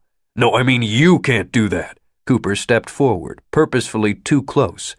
Unless you're launching a coup d'etat. The secretary bristled. Watch your tone. Watch your own. He stared the man down, knew he was being insubordinate and offensive, and didn't give a shit. Some moments a person had to stand up. I haven't heard the president give any of these orders. This nation needs strong leadership right now. Any more delay and things are going to get worse. I agree, but you're not the president. He turned to Clay. Sir, if you think things are bad now, just wait. Rounding up citizens and activating the MOI means declaring war on our own people. We're already at war. Leahy gestured to the screen. That's a riot, not a war. And you can't save America by imprisoning all the Americans. He wanted to yell, to slap the desk, to grab them by the shoulders and shake them and make them wake up. This will galvanize the terrorist cause. It'll turn everyone against each other. This is what will lead to war. Leahy said, I've had enough. We appreciate your service, Mr. Cooper, but it's no longer necessary. You can go. I don't work for you. As if on cue, Clay coughed and stirred to life. He tore himself from the monitor. His eyes darted back and forth between them. Nick, Cooper cut him off. Sir, this is a bad idea and I think you know it. And I think that's why you recruited me in the first place. You knew that someone would be standing here telling you to start a civil war, and you weren't sure you'd be strong enough to say no. Hey! Keever's voice cracked like a whip. Enough! It's all right. Clay's voice was weak. Go ahead, Nick. Say what's on your mind. Sir, we all agree something has to be done, but not this. I'm not being idealistic, I'm being practical. We'll lose. We'll lose everything. So what do you suggest? We shift our focus. Instead of dealing with the terrorists, we deal with the gifted. He'd been wrestling with the problem ever since he and Quinn left John Smith in the burnout. If he couldn't just kill Smith, and he was starting to regret that he hadn't, they needed a way to cut him off at the knees. To change the game so that it wasn't Smith against the repressive government, but Smith against Americans. That meant bringing in another player, someone with clout and influence and money. We go to Eric Epstein. Marla Keevers scoffed. Leahy said, Are you serious? The man doesn't even exist. He's just an actor. John Smith and the children of Darwin might be pulling his strings. There is no Eric Epstein. Yes, Cooper said, there is. I've met him. All of a sudden, the room was very quiet. Clay and Leahy and Keevers all stared. Cooper said, In the New Canaan Holdfast in Wyoming, 3 months ago, Eric Epstein is very real and very much in charge. He's just private. The man you called an actor is actually his brother Jacob. The two of them faked Jacob's death a decade ago so that he could become Eric's public face. President Clay sat down on the edge of his desk. He rubbed at his chin. Well, Nick, you are full of surprises. He trusts me. That was a lie of epic proportions. He'd betrayed Epstein. Cooper had agreed to kill John Smith, and instead he'd not only spared him, he'd unwittingly served Smith's agenda. Because of Cooper's decisions, the New Canaan Holdfast was in greater danger than ever before, and there was nothing in the world that Epstein cared about more than his little realm in the desert. Still not much mileage in them knowing the world's richest man is pissed at you. Let's reach out to him. Ask him to join us in calming the nation. Leahy said, What possible good would that? It would reframe the discussion. In the 1960s, the government legitimized Dr. King's movement by bringing him into the discussion. That put radicals like Malcolm X and Huey Newton on the outside. Suddenly, it wasn't blacks against whites, it was pacifism against violence. You were a history professor, sir. You know that this has to be the way. Clay stared at the Christmas tree, a Victorian mess of bows and baubles. Marla Keevers said, "Something else it does." She turned to the president. "It gives us a target." Cooper said, "What?" "We don't have any way to reach the children of Darwin. But if we were to work with Epstein and the NCH to offer them support on the condition that terrorism cease..." She shrugged. "It's a win-win. Either they get the situation under control, or we have legitimate reason to strike the stronghold of abnorm power." Wait, that's not what I... Clay stood up. All right, Nick, pack your bags. You're going to New Canaan as our ambassador. Convince Epstein to join us, help stop these attacks, and return our cities to us. Sir, I'm not a diplomat. I don't know the first thing. You know Eric Epstein. He trusts you. Yes, sir. Cooper felt dizzy. Clay moved around the other side of the desk. Meanwhile, Owen, make the troop deployments. Bring non-essential military home and reinforce all domestic bases. And just in case, prepare a plan for concerted military action against New Canaan Holdfast. Sir, what about the Monitoring Oversight Initiative? We should still move that. We're going to try this way first. Leahy started to argue, caught himself, and swallowed the words with a visible effort. He shot a look of purest poison in Cooper's direction. Yes, sir. Clay turned to him. It's on you now, Nick. You'd better succeed. The president was too gentle a man to add the unspoken next sentence, but in Cooper's head, Drew Peters's voice finished it for him. Because if you don't, the world will burn. Chapter 18. So now you're supposed to save the day. Natalie had an unsarcastic way of saying things that made the bald fact of the statement itself seem ridiculous. Usually Cooper enjoyed it, but after standing in the Oval Office watching a city burn while the president sat idle, it irked. It's not like that. It's not me against everybody. I'm just... Putting on a cape and flying in? She stacked dirty plates, piling silverware atop. The smell of turkey and stuffing and cranberry sauce made his empty stomach tighten. Trying to do what you said. I'm trying to fix it. She turned and walked for the kitchen, and he followed. Oh, Nick, she said over her shoulder. No pressure, huh? Look, I'm not asking you for anything. I'll handle it by myself. You're kind of proving my point, hon. Natalie! When are you leaving? Tomorrow. I'll come by in the morning to say goodbye to the kids. I figured I would... Natalie set down the plates with a thump. Tomorrow. Yes, I figured I'd make pancakes. Where are you going? She didn't answer, just left the kitchen, went through the dining room and opened the hall closet. Stretching, she pulled down a suitcase. Natalie? She ignored him, just slung the suitcase and climbed the stairs. At a loss, he followed. The bedroom had once been theirs, a place they'd read books and made love and talked about the kids. But since the divorce, he'd been in it only once, to help her move a dresser. She'd shuffled and redealt the space, putting the bed under the windows and repainting. His ex-wife had the suitcase open on the bed and was piling clothes beside it. What are you doing? Packing? Look, that's sweet, but I'm going alone. Like hell you are. She spoke mildly, but as a woman who rarely swore, her word choice had power. Natalie... Nick, be quiet. She turned to look at him. He could see her wanting to cross her arms, see her making the choice not to. Tonight was Thanksgiving dinner. Hey, look, I'm sorry I missed it, but it's not like I was drinking at a bar. My job... I know, she said. I'm not mad. In fact, I'm proud of you. I'm just saying tonight was Thanksgiving and you couldn't be here. That's one less Thanksgiving Todd and Kate will have with you. He hadn't thought about it in those terms. Cooper leaned against the wall. The last time you went away, you were gone for 6 months. Natalie continued. I know it was for the best possible reason. but the kids are just now getting used to having you back in their lives. They deserve not to have their dad vanish again, and you deserve to get to be a father." "You know I want that."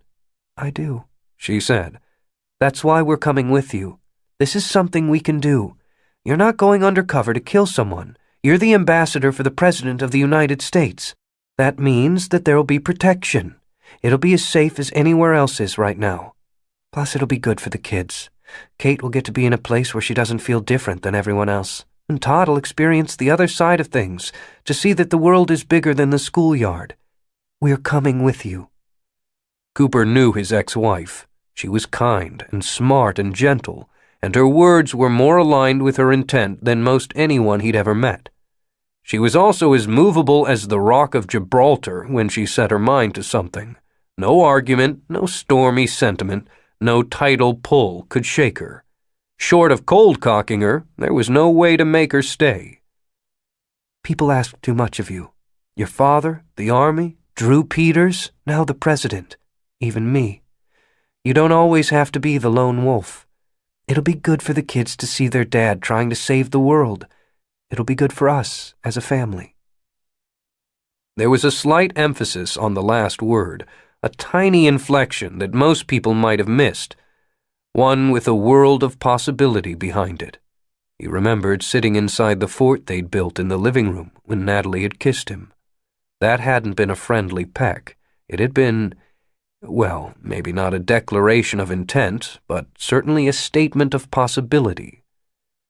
When it had been good, their marriage had been very good, and he'd always been proud that when it stopped working, they had both recognized it, had been able to acknowledge that though they loved each other, they were no longer right together, and they'd been able to part without rancor. He loved her, always would, but there was love, and there was being in love. Has something changed for her? It was odd to think that the things he'd done in the last year might actually have drawn her closer to him. They had been apart most of that time, and there had been the horrifying night that Drew Peters had kidnapped her and the kids. On paper, it should have pushed her away. But in reality, all of the things he'd done had been to protect his children. Plus, he had made the choices she would have wanted him to make, right down to revealing the truth, despite the cost of that action. Cooper had a theory about personality. Most people considered personality to be a singular identity, malleable, sure, but essentially cohesive. But he tended to see people as more of a chorus. Every stage in life added a voice to that chorus. The different iterations of himself, lonely military brat, cocky teenager, faithful soldier, young husband, dedicated father, relentless hunter. They all existed within him. When he saw a 10-year-old girl, there was a 10-year-old boy inside him that thought she was pretty. Just one voice in a chorus of dozens, which is what marked the difference between healthy people and broken ones. In the broken ones, the inappropriate voices held an inappropriate number of spaces. And the man who had been in love with Natalie had added a lot of voices to his personality. In moments like this one, that segment of the choir sang loudly. He realized that he was staring into her eyes and that she was staring back. He thought of that night in the space station, the way her lips had felt against his, the wine-sweet taste of her tongue. Thud, thud, thud. They both jerked upright. "Are you expecting?" "No." He stood, moved swiftly down the hall, another thud, thud, thud at the front door. His sidearm was in a lockbox in the car. Too bad. He moved down the stairs lightly, heard Natalie following him. What was this? Someone from the White House? Something worse? "Cooper! I know you're in there!" The voice was muffled but perfectly recognizable. Yep, something worse. He unlocked the door, opened it.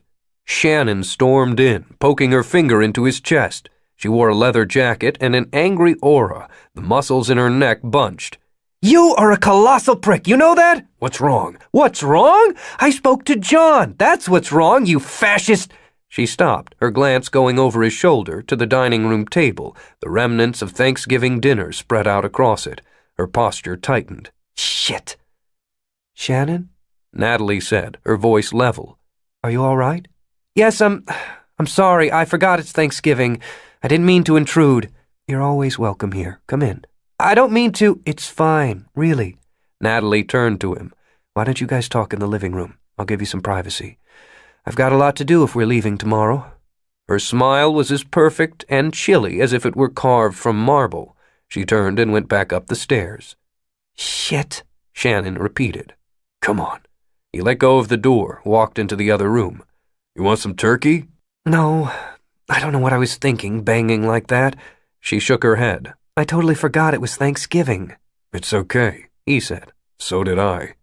Funny how the life they lived made it easy to forget the things that defined everyone else's. It was one of the reasons he and Shannon had the connection they had. They both lived apart. She followed him into the living room. Where are they going? What? Natalie said she had a lot to do if they were leaving? Actually, she said we, which was a little stiletto on the way out. The brutality with which women waged war always surprised him. I'm going to New Canaan tomorrow to talk to Eric Epstein. Natalie and the kids are coming with me. Shannon said, Oh. So, he flopped down in an armchair. You were calling me a fascist? Her eyes flashed, and whatever social awkwardness she'd been feeling fell away. You kidnapped him? Put a gun to his head? Beat him up? He met her eyes. Yup. That's it? Yep, she said in her best hick voice. That's all you have to say, honey? No, dear. You want to hear something funny? Yesterday I sat in a meeting about a massive security breach. A terrorist snuck into the DAR and stole a huge amount of data, most of it about genetic research centers and biolabs, the kind of privately funded, quasi-legal places that develop chemical weapons and customized viruses. He leaned forward, and there I am thinking, the terrorist on the security cameras looks just like my girlfriend. Oh, Jesus, Nick, I wasn't after bioweapons. What were you after? A magic potion. He shook his head. Cute. I was working. You know the kind of work I do. For terrorists? For my cause. God damn it, you can't put me in that position. She regarded him coldly. Just because we've had sex a couple of times doesn't mean I owe you anything. And it doesn't mean I can't bring you into the DAR in handcuffs. That's great. So when you need my help, it's all love and trust. And the moment you don't anymore, you're ready to arrest me. She crossed her arms. I saved your children's lives, Cooper. Don't you ever forget it. He started to retort, caught himself, took a breath. You're right. I'm sorry about that last bit. I knew us dating was a bad idea, but I told myself that even though we were on opposite sides, I could trust you to do the right thing. She shook her head. But you're still a stormtrooper at heart, aren't you? No. He felt silly sitting in the chair and wanted to stand up, but thought it would look even sillier. No, I'm just a guy trying to stop a war. Nick Cooper, one-man army, judge and jury. Said the woman who stole government secrets. Tell me, Shannon, what are you blowing up today? How many innocents are going to die in your next adventure? She stared at him, a storm raging inside her. He could see the fire and fury of it, the lightning flashes and howling winds. I'm going to West Virginia. I'm going to do the best thing I've ever done. And you know the funny part? If you'd asked me about it this morning, I would have told you everything. What's in West Virginia? Watch the news. She spun on her heel and stalked out. And fuck off. Before he could respond, he heard the door open and then slam shut. Shit. He hadn't meant for things to get that far. Angry as he was about what she'd done, she had the same reasons to be angry at him. They had both been keeping secrets, and he'd expected a fight about it. Just not right now, not here. He rubbed at his eyes. Shit. After a moment, he heard Natalie enter the room. She leaned against the wall, a dish towel in her hands and the ghost of a smile on her lips. Oh, Nick. What?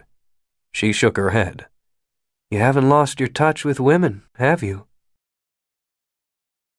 Educating the Gifted Child. A Teacher's Manual for Academy Instructors. Section 9.3. On Pity. Being an instructor at a Tier 1 academy is a privilege for which few are qualified. It requires not only the most advanced educational training, but also a sense of mission rooted in unshakable personal discipline. Humans are conditioned to love children. It is difficult to see a child suffering, whether the harm is physical, emotional, or psychological. That is natural and right. However, a child who has been burned in the past will not reach for a flame. A minor injury prevents major ones. In other words, pain is a teaching tool.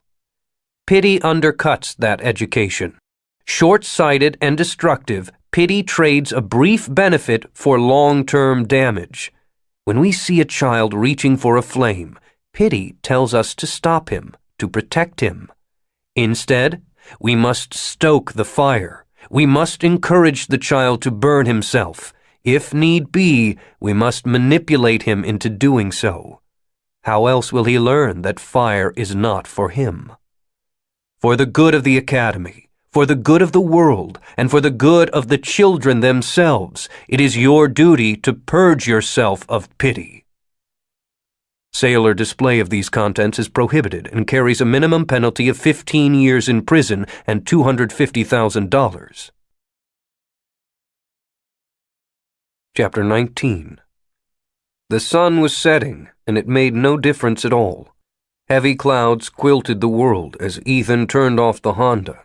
For a moment they sat in silence, just the ticking of the engine and the quiet rasp of Violet's breathing in the back seat. The parking lot was half full. He wouldn't have guessed that Thanksgiving was a big day for church, but it seemed the good people of Independence felt differently. Or maybe it had nothing to do with the holiday. Maybe it had more to do with what was happening to the world. He looked over at Amy. "Zombie apocalypse?" She nodded. "Okay," he said and opened the car door.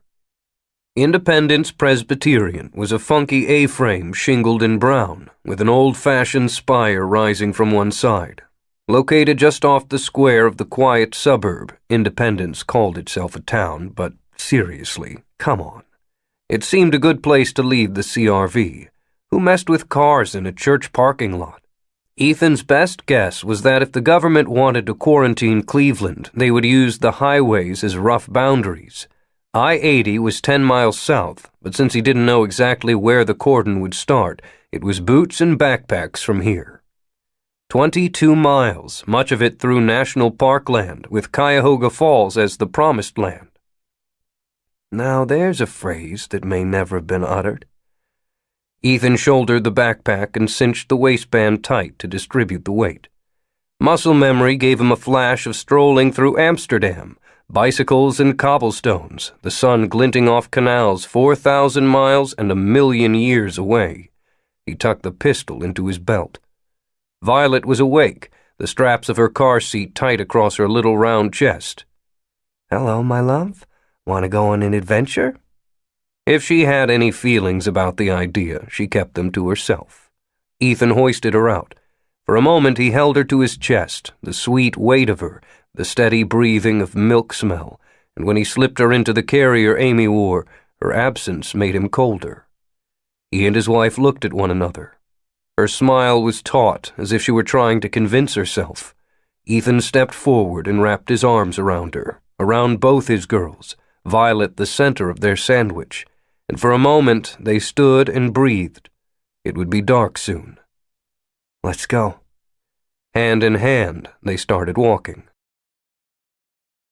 20 minutes later, they left the road.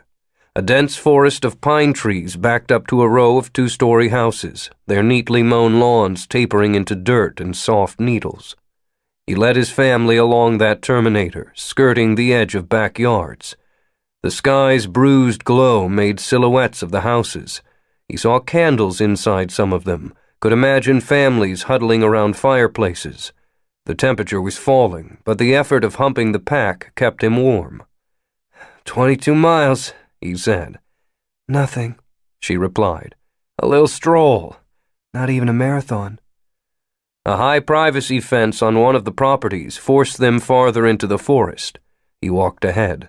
The trees were dark geometries against the fading light. The needles stuck to his down jacket, and a sap smell rose.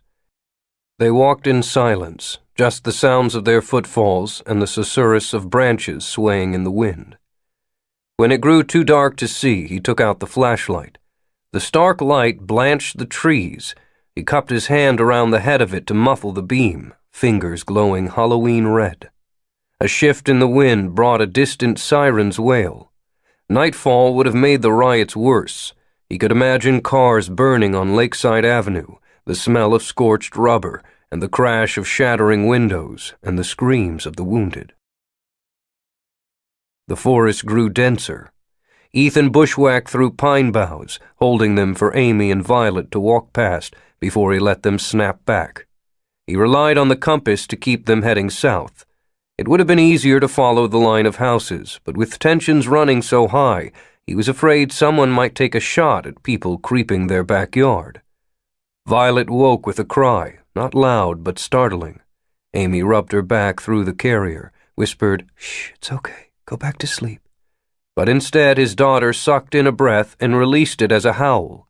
"She needs a change," Amy said. Ethan unslung his pack, then spread out his jacket as a changing table. "Come here, little one." Amy held the flashlight while he swapped the diapers. Violet's poop was the color and texture of mustard, and smellier than usual from the condensed milk. She gurgled as he worked. When he finished, he straightened, let his daughter lie on her back and kick. Funny, all he knew about evolution and the life cycle, and he had still been caught unprepared by the reality. It was one thing to know academically that it took years for the brain and body to develop, and another to witness the slow progress of her eyes focusing, her muscles gaining control. He felt sometimes like a gym teacher substitute teaching a biology class. He was reading the same book as his pupil, and only about a week ahead. Amy had a hand planted against her lower back to stretch. The flashlight beam wobbled as she moved, a tiny circle of light surrounded by crushing darkness. "How far do you think we've come?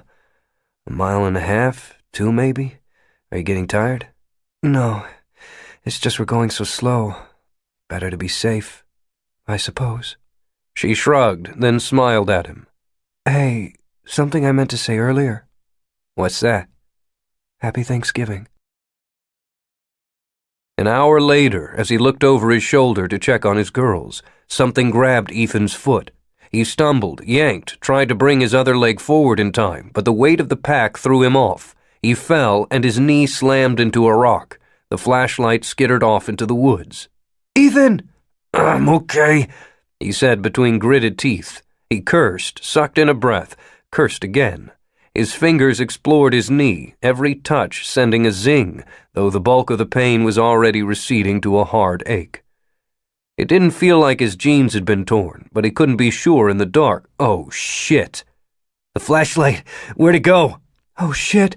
Amy was just a dark shape amidst darkness as she shuffled around, kicking at the needles with her feet. After a moment, he heard the sound of the metal body off her shoe, and she bent down, then sighed. "Broken?" "Looks like. How about you?" Just banged up." He planted a hand and rose slowly. "Can you walk?" He nodded, then realized she couldn't see him. "Yes." Ethan looked around, saw nothing but shades of black.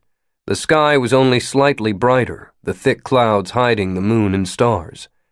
"But I don't think we can keep going this way." "We could camp here, start again in the morning." "It'll be easier to sneak past the cordon in the dark." So... The office park was squat and bland. After the quiet isolation of the forest, it seemed alien and surreal, as though the world had been abandoned. The whole zombie apocalypse metaphor was starting to get to him. Still, it had a broad drive they could follow easily, and though his knee twanged a bit, it felt good to move at a normal pace. He shrugged to shift the weight of the backpack and led the way. They found themselves on an east-west street, 3 lanes and no cars. He flicked the lighter and held it as close to the old-fashioned paper map as he dared. "I think we're here," he said. "Pleasant Valley Road." There was no valley, and it didn't strike him as all that pleasant. He found himself wanting to zoom in and switch to satellite mode.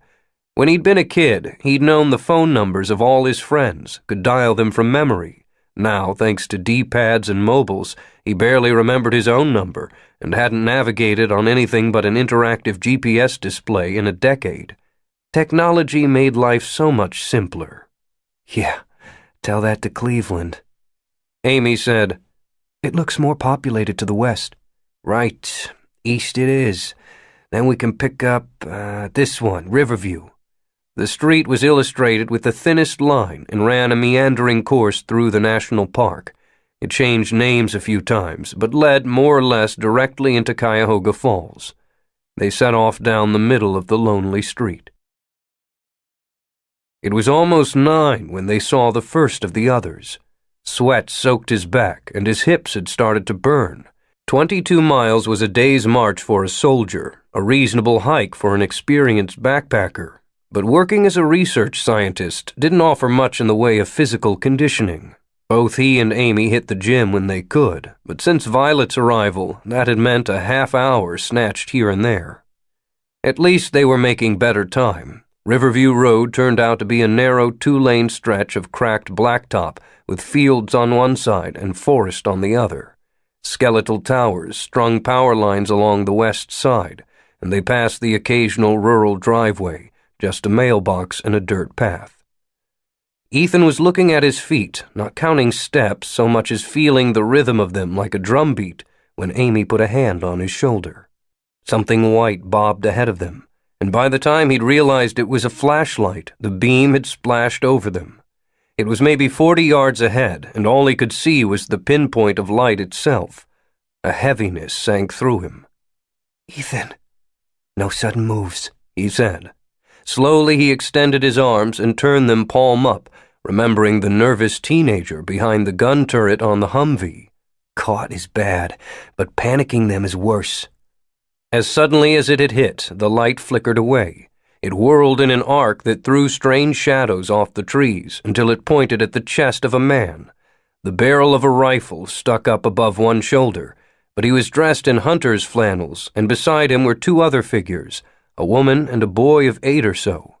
The light lingered for a moment, and then it swung forward and once again began to bob, heading away. Ethan released a breath he hadn't realized he was holding. They're like us, Amy said. Trying to leave. Ethan nodded. They started walking again themselves, following the will-o'-the-wisp of the flashlight. I wonder how many other people have the same idea.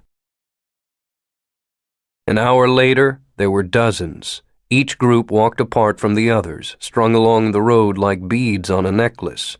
Most had flashlights and made no effort to conceal them. Some talked.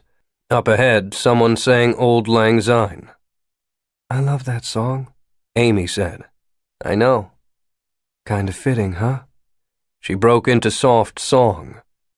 We too have run about the slopes and picked the daisies fine, but we've wandered many a weary foot since Auld Lang Syne.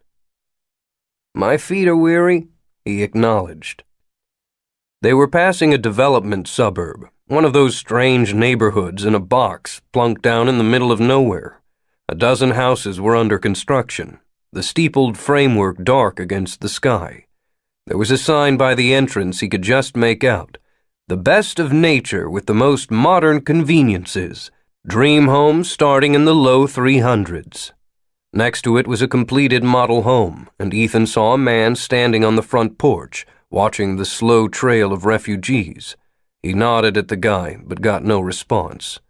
Out in the woods, a bird shrieked. The sound was unmistakably predatory, and Ethan wondered what had just died. A mouse, maybe, clutched in the talons of an owl. For Auld Lang Syne means for the sake of olden times. Amy's voice was soft. I wonder if that's our life, olden times. Ethan glanced sideways, caught by the sadness in his wife's voice. She wasn't one of those aggressively cheery people, but overall Amy saw the existence of the glass itself as pretty amazing, whether half full or half empty. More than what had happened to their city, to their neighborhood, more than the terrorism or the riots, more than becoming refugees, that note in his wife's voice brought home the weight of circumstances. Not just what was happening to them, but what was happening to the world. He flashed back to something he'd heard on the radio the night the supermarkets had been stripped. The guy had been talking about the way stores were supplied, how everything happened in real time. Ethan could imagine the system to make that work, the scanners and computers and inventory management and logistics and shipping. Just one of a million plans that kept the world turning, a scheme as intricate and efficient as the vascular system that supplied a human being with blood. But for all the efficiency of the vascular system, cut an artery and the body died. Is that what the children of Darwin had done? Was it possible that the madness engulfing Cleveland would spread, that power would fail widely, that food wouldn't move from farm to store, that the police wouldn't protect nor the hospitals heal? Could life be so delicate? You know that it can. The world worked because people agreed to believe it worked. He could hand a piece of paper to a clerk and walk out with clothing because they agreed to ascribe value to the paper. He could interact with people thousands of miles away and call it chatting. The D-pad in his pocket could access the sum total of accumulated human knowledge, from setting a bone to building an A-bomb. And none of that was real.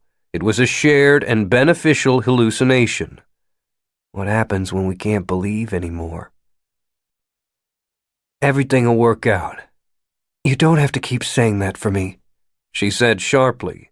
I don't need to be managed. He started to protest, caught himself. You're right. Sorry. She softened, said, Me too. Just tired.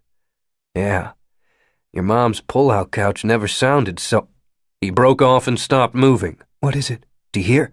Engines. The sound, faint at first, grew rapidly louder. The night was quiet. They should have been able to hear a car for miles. Instead, it was as though they had been parked and waiting. Run! Ethan grabbed Amy's hand and pulled her off the road.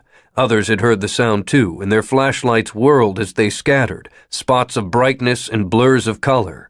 The heavy pack bounced on his shoulders, and talons of fire clutched his knee as they sprinted up the entrance to the complex. Humvees ripped around a bend in the road, their mounted spotlights turning night to day. A voice boomed over a loudspeaker, the words lost in screams and the roar of engines. Ethan didn't waste any time trying to listen, just made for the cover of the model home, Amy half a step behind. His heart thumped his ribs as they pounded up the gravel drive and slid into shadow against the wall. Violet had woken and was crying, and Amy's face was pinched as she murmured, "Shh, no, not now, please, shh." Now what? Peering around the edge of the building, he could see that the Humvees had split up, one holding the base of the road, two others swinging out to corral the refugees. The swiveling spotlights were blinding, and people froze in their beams. "Do not run! We will fire! Get down on your knees and put your hands on your head!" Would they really shoot? He didn't know. If the government actually believed they might be terrorists or infected with something, it was possible. On the road, people were complying, setting down packs and blankets, kneeling on the blacktop. As the spotlight swung back and forth, they framed the huddled figures in light, throwing twisted shadows. "Dr. Ethan Park, a drone has identified you on this road." His mouth fell open, and icy panic drenched his body. His hands tingled and itched. A drone?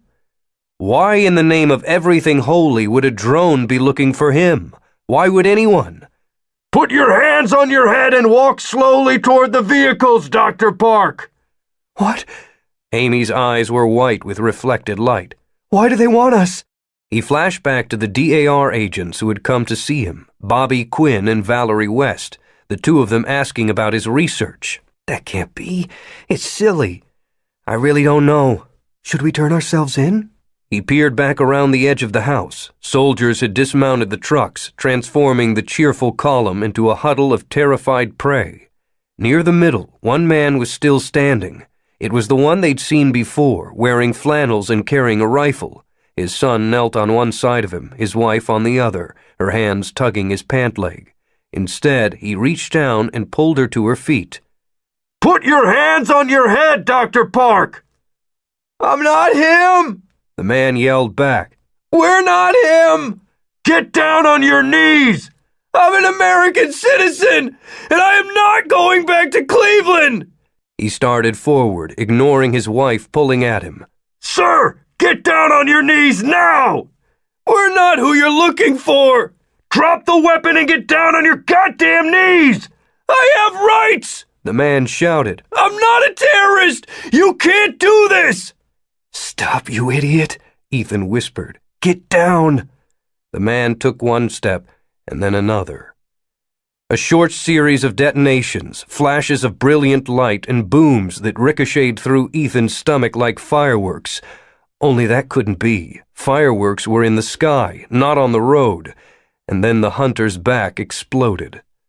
For a second, the only sound was the echo of the gun blasts reverberating through the trees. Then the screaming started. Oh my God, oh my God, oh my God, oh my God, Amy said. oh my God! People were standing now, starting to run. The loudspeaker boomed again, told everyone to stop, but hysteria had replaced fear.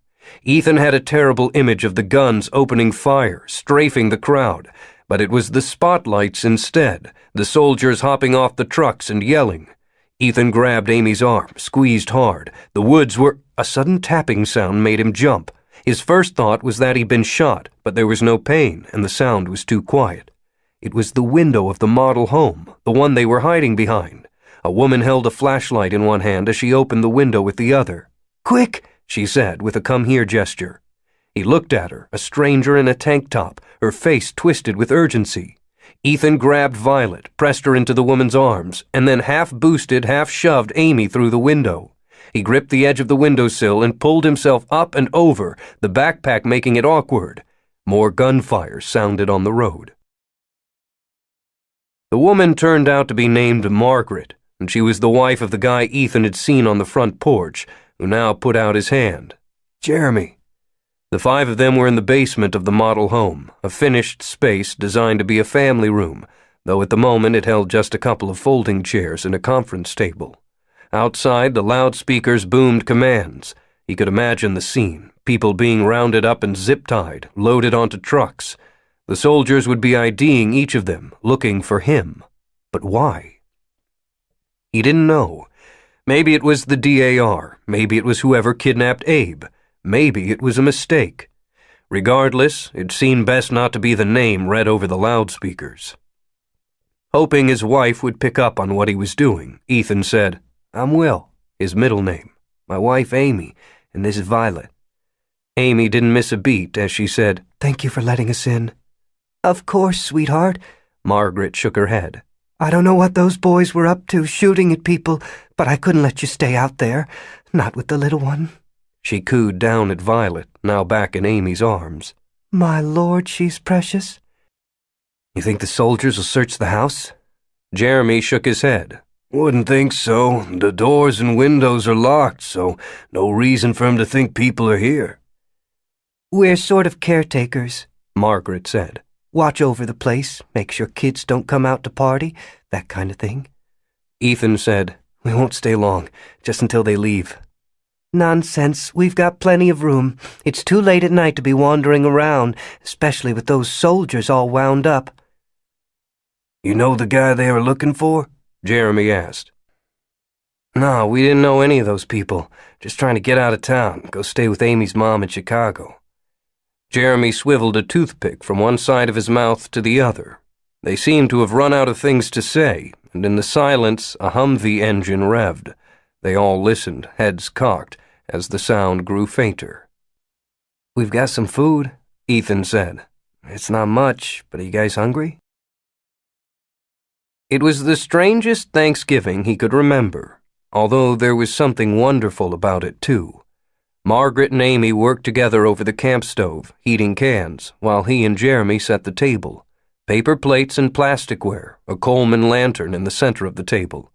The man wasn't much of a talker, but Ethan learned that they had 2 kids upstairs. Boys would sleep through Judgment Day. And that Jeremy also worked as an electrician, wiring the housing development. Dinner was an odd mix: Campbell's soup, black beans, jerky, peanut butter sandwiches. They all held hands as Jeremy said grace, and then everyone tucked in. Margaret kept up a steady stream of talk, all of it pleasantly inane.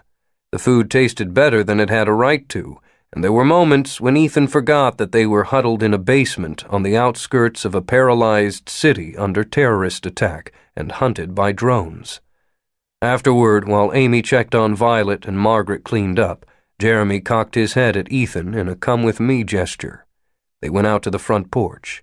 The street was abandoned, no sign of the chaos that had taken place just hours ago. Almost no sign. Ethan thought he could see a dark stain on the concrete. Amy was right. The life we knew was olden times. "Listen, I want to thank you again," Ethan said. "You saved us there." Jeremy nodded. "Wife's got a big heart." "So do you. Thanks." The man stepped off the porch and reached behind a drain pipe. He came out with a pint bottle of whiskey, unscrewed the cap and took a pull, then sighed. "Margaret doesn't like it, but sometimes a man needs a drink." "Amen." Ethan took the offered bottle. "She your first?" "Violet? Yes." "Changes you, don't it?" "Changes everything." For a moment they stood listening to night sounds, rustling trees and the sigh of the wind. Ethan took another swig and passed the bottle back. "It's a good thing," Jeremy said. "Fatherhood. I used to do roofing, up spreading tar in the heat of summer, no shade. By June my neck would have cracked and peeled and burned again. I was 18, thought that was hard. Then I had children." "It's crazy, isn't it? You think you know what you're getting yourself into, but you have no idea. None at all. Everybody talks about all the overwhelming love, and that's true, but that's not really it. It's the overwhelming everything. The idea that for every second of the next 18 years, you're responsible." Jeremy took another tip of the bottle, offered it. Ethan shook his head. The man capped the whiskey, then returned it to its hiding place. He stepped back up on the porch and put his hands in his pockets, looked up at the sky. "These are strange days, Will. Maybe the last days." He turned. "You take care of that little girl, you hear?" "I will. I'll do anything I have to." "Hear that." Back inside, Jeremy left them the Coleman, and everyone said their goodnights. The moment Jeremy and Margaret were out of sight, his wife spun on him. "Okay, what the hell is going on? Amy, I swear to God I have no idea. They knew your name, knew that you were a PhD. They said there was a drone looking for you." "Yeah." He bent to spread out the sleeping bag. Amy had already made a nest for Violet, and his daughter lay splayed on her back, arms and legs out, head to one side. "All I can think of is that it has something to do with Abe going missing." "So it was the DAR?" She frowned. "But if they wanted to talk to you, why wouldn't they have just knocked on our door?" "I'm wondering if they were watching the house, hoping whoever took Abe would come after me." He sat down, unlaced his boots. "Only we left, and that surprised them." Amy considered it. "But a drone? They must really want to talk to you." "I guess," he said. "You think they're after your work?" "Yeah." She settled onto her sleeping bag. "I know how much it means to you, baby. And I know how strict Abe is about his non-disclosure, but this is the government, the DAR. Maybe you should—" "Right now," he said. "All I care about is getting us somewhere safe. We'll deal with the DAR after that." She nodded slowly, but she didn't seem entirely convinced. He didn't blame her. He wasn't entirely convinced himself. Ethan turned out the lantern, then crossed his arms behind his head and stared upward, thinking of burning cars and a line of refugees, thinking of fireworks and a spatter of blood, thinking of how close he and Abe were and whether their own government intended to steal their work from them. The pistol in his waistband was heavy but strangely comforting. For the sake of olden times. Chapter 20. The guard was young, with all the screw-you swagger that implied, which was impressive considering he was kneeling on the floor with a gun to his head. "You're both dead!" His voice had a thick West Virginia drawl. "This is a DAR facility. We know who you are, where you live. You may as well give up now." "Sweetie," Shannon said, "I promise you, the DAR already knows who we are." She nodded at Kathy Baskoff, and the commando jammed her submachine gun barrel deeper into the guard's neck. His swagger disappeared. After all, he'd watched Kathy kill his partner without hesitation. And you have no idea how much she'd like to do the same to you. Shannon took a roll of silver duct tape from her kit bag and yanked the end free. She wrapped a dozen loops around his wrists, then another dozen across his chest, binding him to the chair. "We're go," she said, then stepped over the body of the other guard and into the cold pre-dawn. There were engine sounds and the headlights of 4 trucks rolling up the hill. Light splashed across the heavy sign that read Davis Academy, carved in granite and sitting there like it should have read Yale. "This was my academy," Kathy said. "From age 11 to 18. "I know," Shannon said.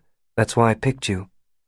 In the dark, the commando's thin-lipped smile looked carnivorous. A jeep and 3 heavy trucks pulled forward, engines chugging.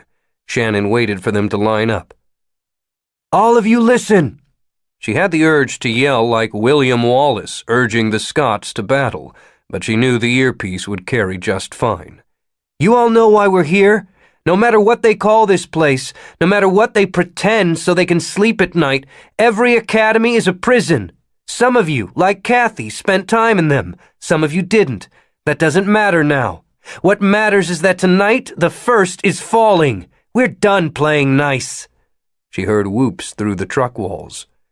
"Every adult here is complicit. Guard or janitor, they all sat by and watched children be brainwashed and tortured. If they surrender, fine. If not," she shrugged, "even better." The whoops were replaced by laughter. "But remember, our first goal is to get every single kid out of here. So check your targets. Don't pull the trigger unless you're sure." She walked to the passenger side of the Jeep, pulled herself up. "Let's roll." "Where to?" "Administration. There's someone there I want to talk to." Shannon had been planning the attack on Davis Academy for 2 months. Her penance, a way of making good on her sins. She'd pored over satellite photos, memorized reports written by former students, analyzed the list of attendees. She'd even spent a week camped out in the woods near the perimeter, watching vehicles come and go, and she was not a camping girl. After all of that, the inescapable conclusion was that there was simply no way to do it that didn't put her team and the children they were rescuing in serious danger. For a while, she'd even wrestled with bringing Cooper in on it. His knowledge of DAR systems would be invaluable, and together they were pretty unstoppable. Besides, the sin was his, too. It had seemed such a minor thing at the time. 3 months ago, when she was delivering Nick to John Smith, they'd been on the run. They'd been in Chicago, hunted by the DAR, and when they needed a place to sleep, Shannon had suggested a friend's apartment. She just hadn't thought it through, that was all. Hadn't realized the massive force arrayed against them, how far the government would go to catch them, and what it would do to anyone in its way. "Tonight you wash those sins away."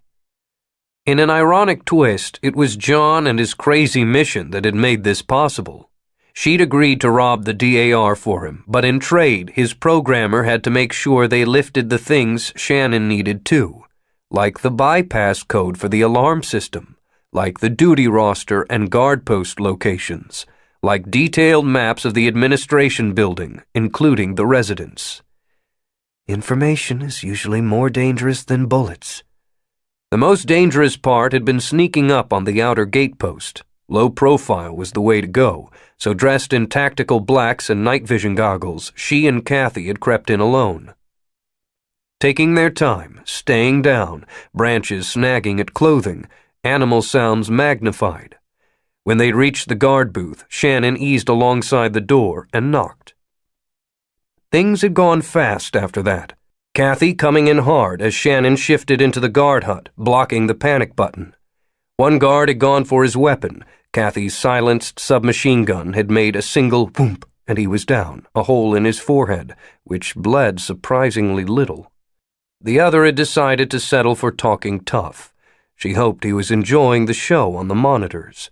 Now, rolling through the night in an open-top Jeep, the air cold, she felt a crystalline clarity. Most times on a job, she was surfing adrenaline, getting off on the rush of whatever ridiculous stunt she was pulling. But this was different. She wasn't working solo tonight, for one thing. Instead of a spy or a scout, tonight she was a soldier, and she knew that some of her fellow soldiers might die.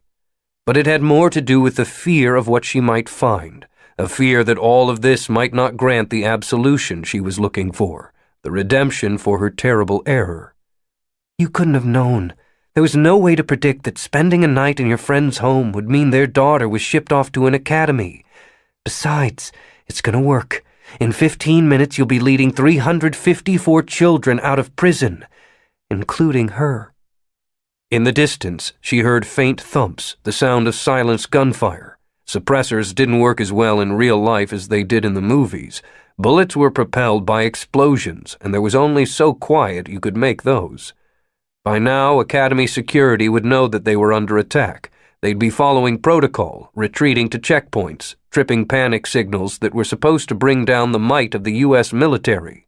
Under normal circumstances, Special Forces teams in attack choppers could land within 7 minutes of the first alarm. But not tonight. Tonight, you guys are the defenseless ones. Something woke him. It had been a disheartening thing to realize, as he grew older, that a solid night's sleep was the province of children. Rare indeed was the evening that he didn't get up thrice to use the restroom. But it wasn't his bladder that woke Director Charles Norridge. It was a sound, a loud crack that had snapped through his dreams. Fireworks? Perhaps some of the older kids had snuck out, were playing at homegrown terrorist again. If so, there would be boys in the stockade come 9 a.m. A crude device, but effective. Far more useful than the physical discomfort was the shame. At this age, there was no more effective teaching tool than humiliation. Hello, Chuck. With a click, his bedside lamp turned on, revealing a slim woman with dark hair. Behind, another woman, bigger, stared at him with unmistakable hatred and a large gun in her hands. Who are you? His voice came out weaker than he hoped, and he coughed, summoned an imperious tone. I don't find this funny. Really? The slender woman smiled. I think it's kind of hilarious. More cracks in the distance. Gunfire, he realized, not fireworks. What's the meaning of this? What's the meaning? She brushed her hair behind her ears. That's a tricky question. Like politically, ideologically, morally? How dare she? This is a school. I'm an educator. This is a prison. You're a warden. I never hurt anyone, he said. I love my students. I wonder if they'd say the same of you. He started to slide out of bed, froze when she said, uh-uh. She sat on the edge of the mattress. I'm going to give you a present, Chuck. Do I know you? My name is Shannon. You've known plenty of my friends. She gestured at the woman by the door, the one carrying the gun. Like Kathy. Norridge looked. The woman had a restless energy to her. Even standing still, she seemed to be fidgeting. I've never seen you before. Who are you? My name is Kathy Baskoff. I don't know any Kathy Baskoff. Sure you do. You just called me Linda. The woman smiled without warmth. Linda Jones? Until that moment, as frightened as he'd been, it had all felt at a remove, too. The after-effects of a bad dream, nothing to be taken seriously. Now his bladder hit, a sudden icy tightness. I never hurt you. You don't even remember me. How many Linda Joneses have you had at this school? 100? 1,000? Shannon said, Kathy, what was the worst part about being here? The dangerous-looking one paused. It wasn't just that you took us from our families, that you renamed us, that you turned us against each other and poisoned our minds. She raised the gun, stared down the barrel at him. It was living in fear. Every single minute in fear, and knowing we were trapped, that there was nothing we could do about it. Suddenly, the one called Shannon gripped his forearm. Charles tried to pull away, but she was surprisingly strong. She snapped something around his wrist, cold and metal, and then jerked his arm up and fastened the other end to the bedpost. Norridge yanked, and the handcuff bit into his skin. Shannon said, "Listen." He waited for her to speak again. When she didn't, he realized she meant it more generally. I don't hear anything. "That's right. No gunfire." A pause. "Your guards are all dead. No one is coming to save you." Something wet coated his thighs, and Norridge realized he'd lost control of his bladder. The shame that washed over him felt hotter than the urine. "Right now our people are planting explosive charges in the classrooms, the dormitories, the administrative residences." She smiled. "In 5 minutes, this facility will be a smoking hole in the ground." My God, you can't! "It's done.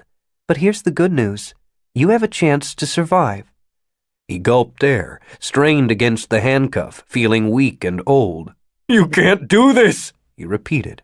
"Chuck," she said. "you're not paying attention. You have one chance to live. One. All you have to do is answer a question."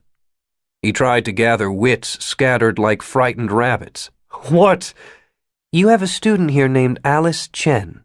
She leaned forward, her face inches from his. "How old is she?"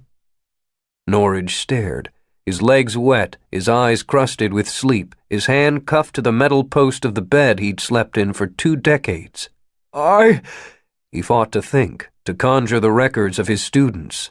This woman was wrong. He knew his students, knew them all. He could look at a child and remember their transponder number, repeat every detail of their file, all their secrets. He just didn't know their names. As though she could read his mind, the woman shrugged. "Too bad." She stood up, and the two of them walked to the door. Wait! His voice was as fearful and querulous as a child's. You can't do this! Kathy Baskoff stopped at the door. "In 5 minutes, you're gonna die, and there's nothing you can do about it. She smiled. Live with that." The bedroom door shut with a click. Chapter 21. Soren smiled. Books he loved. Movies and tri-D and stage plays and dance and comedy and sports and music were all torture. No matter the intelligence of a screenplay, no matter the elegance of a joke, at his time scale they were endless. Each note of a Bach concerto was drawn out until all meaning and emotion were lost. But a book. He'd learned long ago how to widen his eyes to take in the whole page, focusing on individual words with his mind rather than his pupils. A good book was close to personal nothingness, a place the self could be lost. He often read 5 or 6 books between rising and sleeping. John Smith had been thoughtful in furnishing the apartment in New Canaan. It was quiet, tastefully lit, and walled floor to ceiling with bookshelves. Soren found it a touching gesture, this reminder that his friend knew him in a way no one else did. John said, "I will need you soon." "To?" "Kill. Will you kill for me?" "Yes."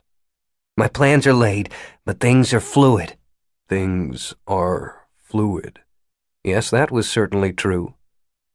"And?" "You're the rook, overlooked on the back row."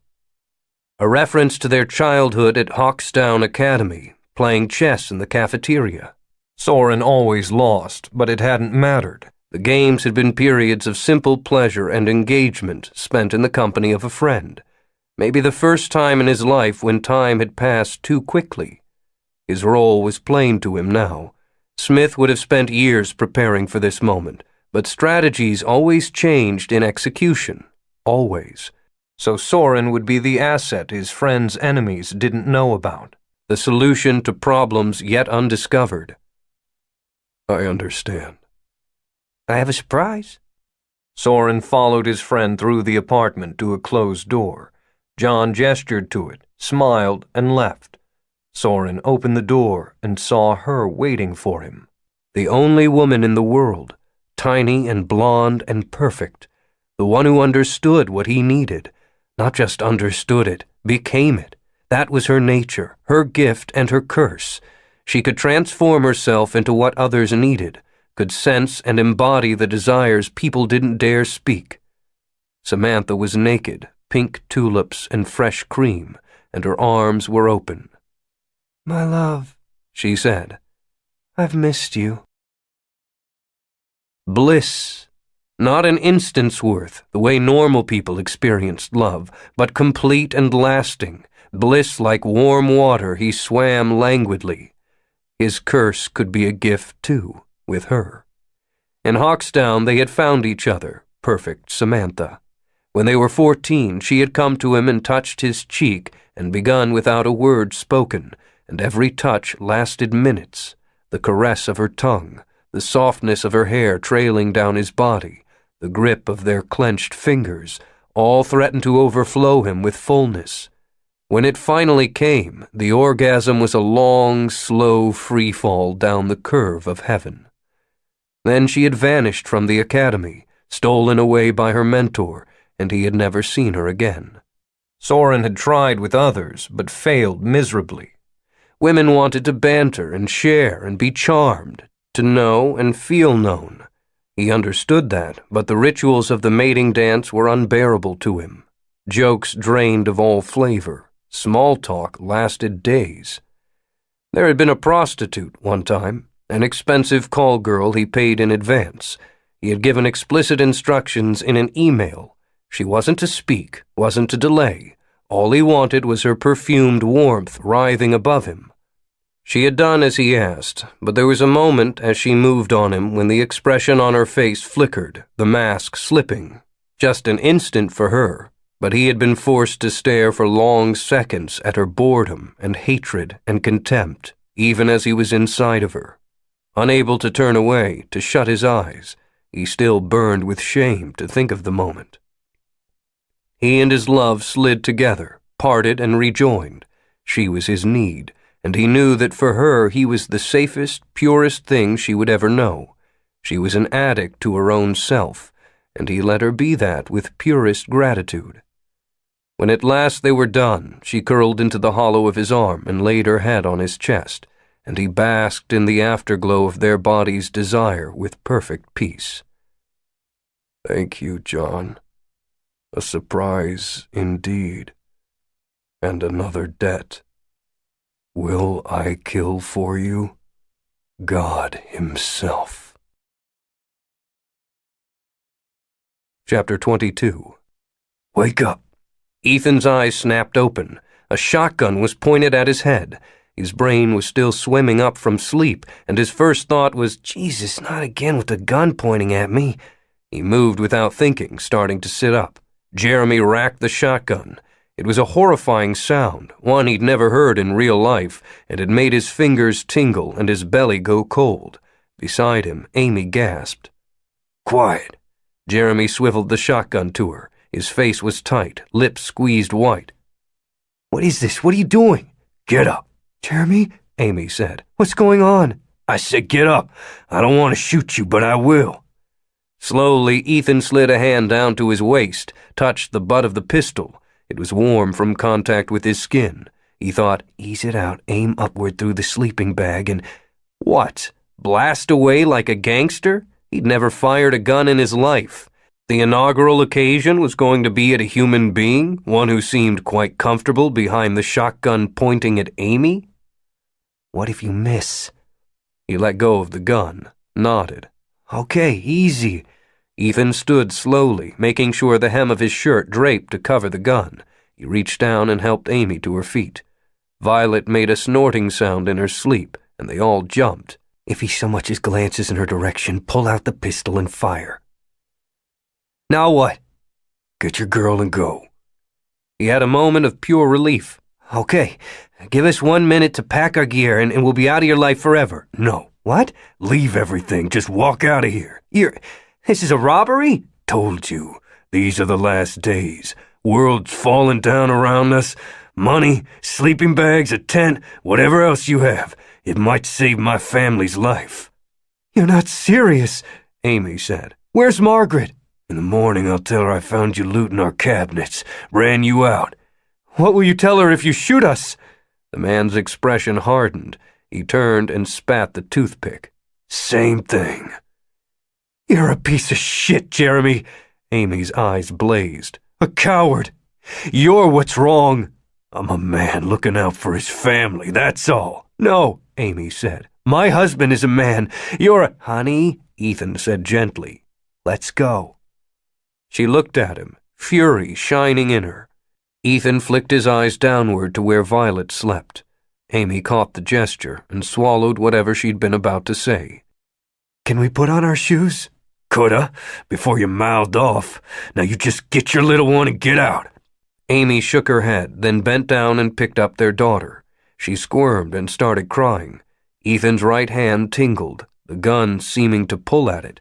You're not a criminal. All the man wants is stuff. If you can walk out of here without violence, do it. Jeremy followed them up the stairs, the shotgun leveled. At the front door, Amy turned to him. You said grace last night. So? So goddamn you. She turned and strode out the door. Ethan wasn't sure if he'd ever been more in love with her than he was at that moment. It made him want to yank out the gun and blaze away, to shoot until he was out of ammo and then stand over Jeremy's body and keep pulling the trigger. Instead, he followed her into the night, thinking, it's not about you. It's not about feeling like a man. It's about being one. That means doing whatever it takes to protect them. Whatever it takes. Chapter 23. It was no Air Force One, but Cooper had to admit the diplomatic flight was a pretty nice ride. It had been a fun morning, lit with a simple sweetness. Apple pancakes in the skillet, the Stones on the stereo, his children spazzing, high on sugar and excitement. They'd gone to bed expecting the dawn to bring a day like any other, and instead, hours later, here they were playing tag in the sky.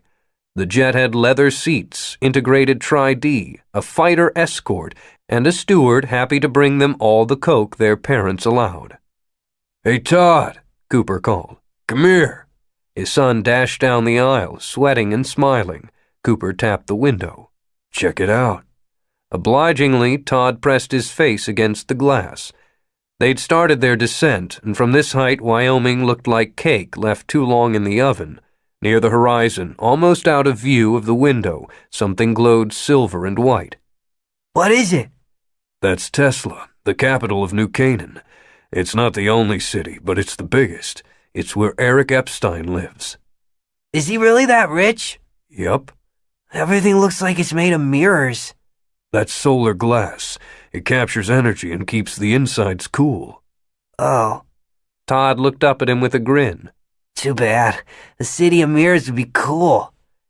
It was one of those weird moments of discordance, a sense of greater meaning. Cooper found himself staring at his son, a thought rising unbidden. A city of mirrors.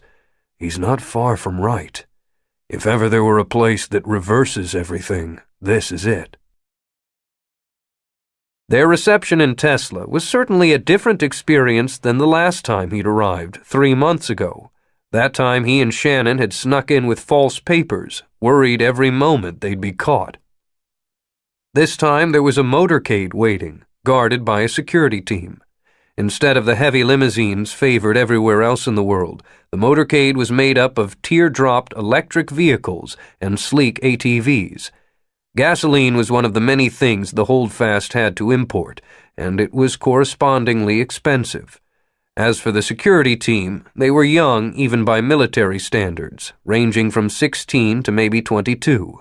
Their lightweight desert fatigues were made of active camouflage, the fabric patterns shifting and morphing as they moved. Despite their youth, he could tell they were good. They moved as a single unit, covering every angle without needing to speak to one another. He didn't recognize the assault rifles they carried, some sort of NCH new tech with rounded curves and plastic stocks. When did you start manufacturing weapons, Eric? Ambassador Cooper?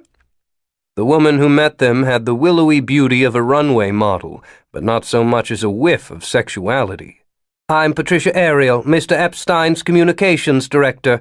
On behalf of Epstein Industries, welcome to the New Canaan Holdfast. Ambassador? That'll take some getting used to. Thank you, he said. This is Natalie and our children Todd and Kate. Welcome. If you'll follow me, I'll see you to your residence in the city, Cooper said. Epstein couldn't make it? He thought you'd want to get settled first. Shall we? Cooper hadn't expected the real Eric Epstein. He probably never left his cave.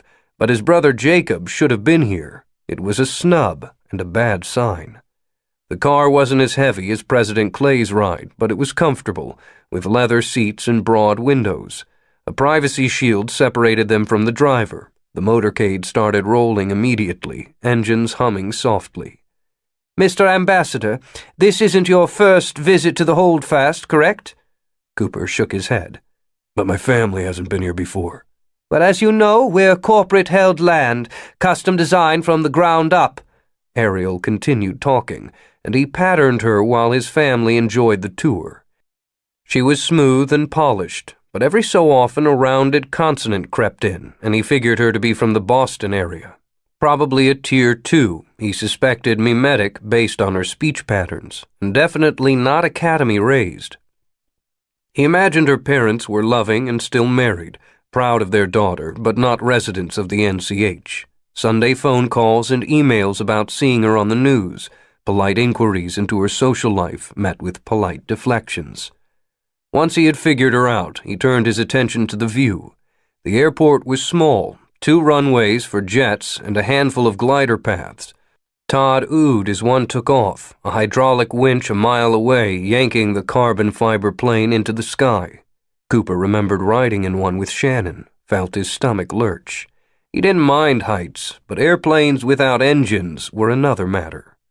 Outside the boundaries of the airport, they passed a huge solar array, tens of thousands of black panels stretching into the distance, all of them perfectly aligned and bathed in sunlight. Traffic was light, and though the motorcade moved without sirens, they rarely slowed down. One of the benefits of building a world from scratch, traffic patterns could be anticipated, roads built wide enough to avoid congestion. He wondered if Ariel ever thought of Boston, the antithesis of everything here, an old city by American standards, confusing and crowded, horse paths turned into streets, winding mazes instead of neat grids. What's that? Todd pointed at a complex of domed structures on a ridgeline, the silver sides open to the wind. Moisture condensers, Ariel said. We harvest water from the wind. This is the desert, after all, so water is always a concern. You may find showers a little strange. He tuned back out, his mind returning to the Oval Office. Last night had been close. Cleveland on fire and the president comatose while his Secretary of Defense practically staged a coup. If Clay hadn't snapped out of it, this morning abnorms all over the country would be getting shipped to internment camps as troops descended on the Holdfast. Cooper's last-second save had bought a little time, but only a little. Now he somehow had to convince Eric Epstein to abandon his deliberately neutral posture and throw his support fully behind the U.S. government, a government that was at that moment drawing up plans for an attack. Maybe that's your angle. Carrot and stick in one. He tapped at his teeth with his thumb, watched Tesla unfold around them, low-rise buildings of stone and solar glass, fronted by broad sidewalks and charging stations for electric vehicles, signs for restaurants and bars, holographic arcades and coffee houses advertising brands of marijuana. The people on the street favored rugged, practical clothing, jeans and boots and cowboy hats. There was a genial air, people smiling at one another as they passed, stopping in small groups to talk. He imagined U.S. Army Seraphim drones circling above, raining down finger missiles, vehicles exploding, walls cracking and collapsing, or worse, bomber-dropped incendiaries. In the dry climate, the heat would reach levels hot enough to shatter stone and boil solar glass. Everyone is so young, Natalie said. Youth is strength, Ariel said without hesitation, definitely mimetic. Professional communications had always been about the attempt to generate memes, to make a message viral. Abnorms just took that to a higher level. Back when he'd been a DAR agent, Cooper had read a brief arguing mimetics was the most dangerous gift. As politicians had long known, people preferred short, catchy answers to complex ones, even if the short answers were oversimplified to the point of ridiculousness. Phrases like old-world thinking could be as devastating as a bomb and much farther ranging. After all, remember how many times you saw "I am John Smith" scrawled on a wall, and now he's a hero, and that's the title of his best-selling book. Youth is being young, Cooper said. Strength is something else. Ariel smiled politely, continued the tour. The average age in the holdfast is 26.41. Although that's misleading, the number of parents and grandparents who move here with gifted children skew the math. The median is closer to 16. A city of children, Natalie said. Not a city, a new community, united in a common purpose. When people are invested in what they're doing, biological age is less important than energy and focus. Look at Israel's growth after the Second World War. A generation of passionate Jewish youth transformed a desert into a global power. The motorcade purred to a halt outside a gracious brick building on a neighborhood street. And here we are. Cooper had been expecting traditional diplomatic quarters, a luxury hotel, one floor cordoned off for them, agents posted everywhere. Instead, Ariel led them into a lovely 3-story apartment, tastefully decorated in Western style, tile floors and sheer drapes. The back half of the house looked out onto a public square surrounding a tall tree with thick, rubbery leaves, no doubt a genetic variant that required minimal water. Despite the cold, men and women chatted on benches, read D-pads in the sun. A group of boys kicked a soccer ball. Todd pressed against the window, his breath fogging the glass. Your security detail is quartered on the first floor. If you need anything, just pick up the phone. Todd said, "Can I go play?" Cooper hesitated. He wanted his children to experience this world. That was one of the reasons he'd agreed to bring them. But this was more exposed than he'd imagined. As if reading his thoughts, Ariel said, The security team can accompany him if you'd like, but it's not necessary. Why's that? Ariel smiled. You're in New Canaan. Approximately 15% of our police force are readers. They move through the cities looking for dangerous personality discrepancies. Pedophiles are screened out, as are those with violent tendencies. You have Tier 1 readers wandering the streets? Of course not. There are Tier 1 readers in the holdfast, but mostly they choose to live in special facilities where their needs can be met by automation, so they never need to see another human being. They'd go mad wandering the streets. The readers in the police are generally 3s. They can sense imbalance, sociopathy, psychopathy, but they're still able to function in human society. The system has been exceptionally effective. There hasn't been a child hurt by an adult anywhere in the holdfast in years. What about terrorists? Not a threat. These being diplomatic quarters, that protocol is expanded to include political insurgents. Your children are safer here than they are in your front yard in Washington. New world thinking. Gotta love it. He caught Natalie looking at him, shrugged. She said, "Sure, be home by dinner." Todd whooped and streaked for the door. If it's okay with your mom and dad, Ariel said to Kate, there's a sandbox and swings. Other kids your age? His daughter wrapped her arms around herself. "I don't really like playing with other kids." "That's because you're gifted."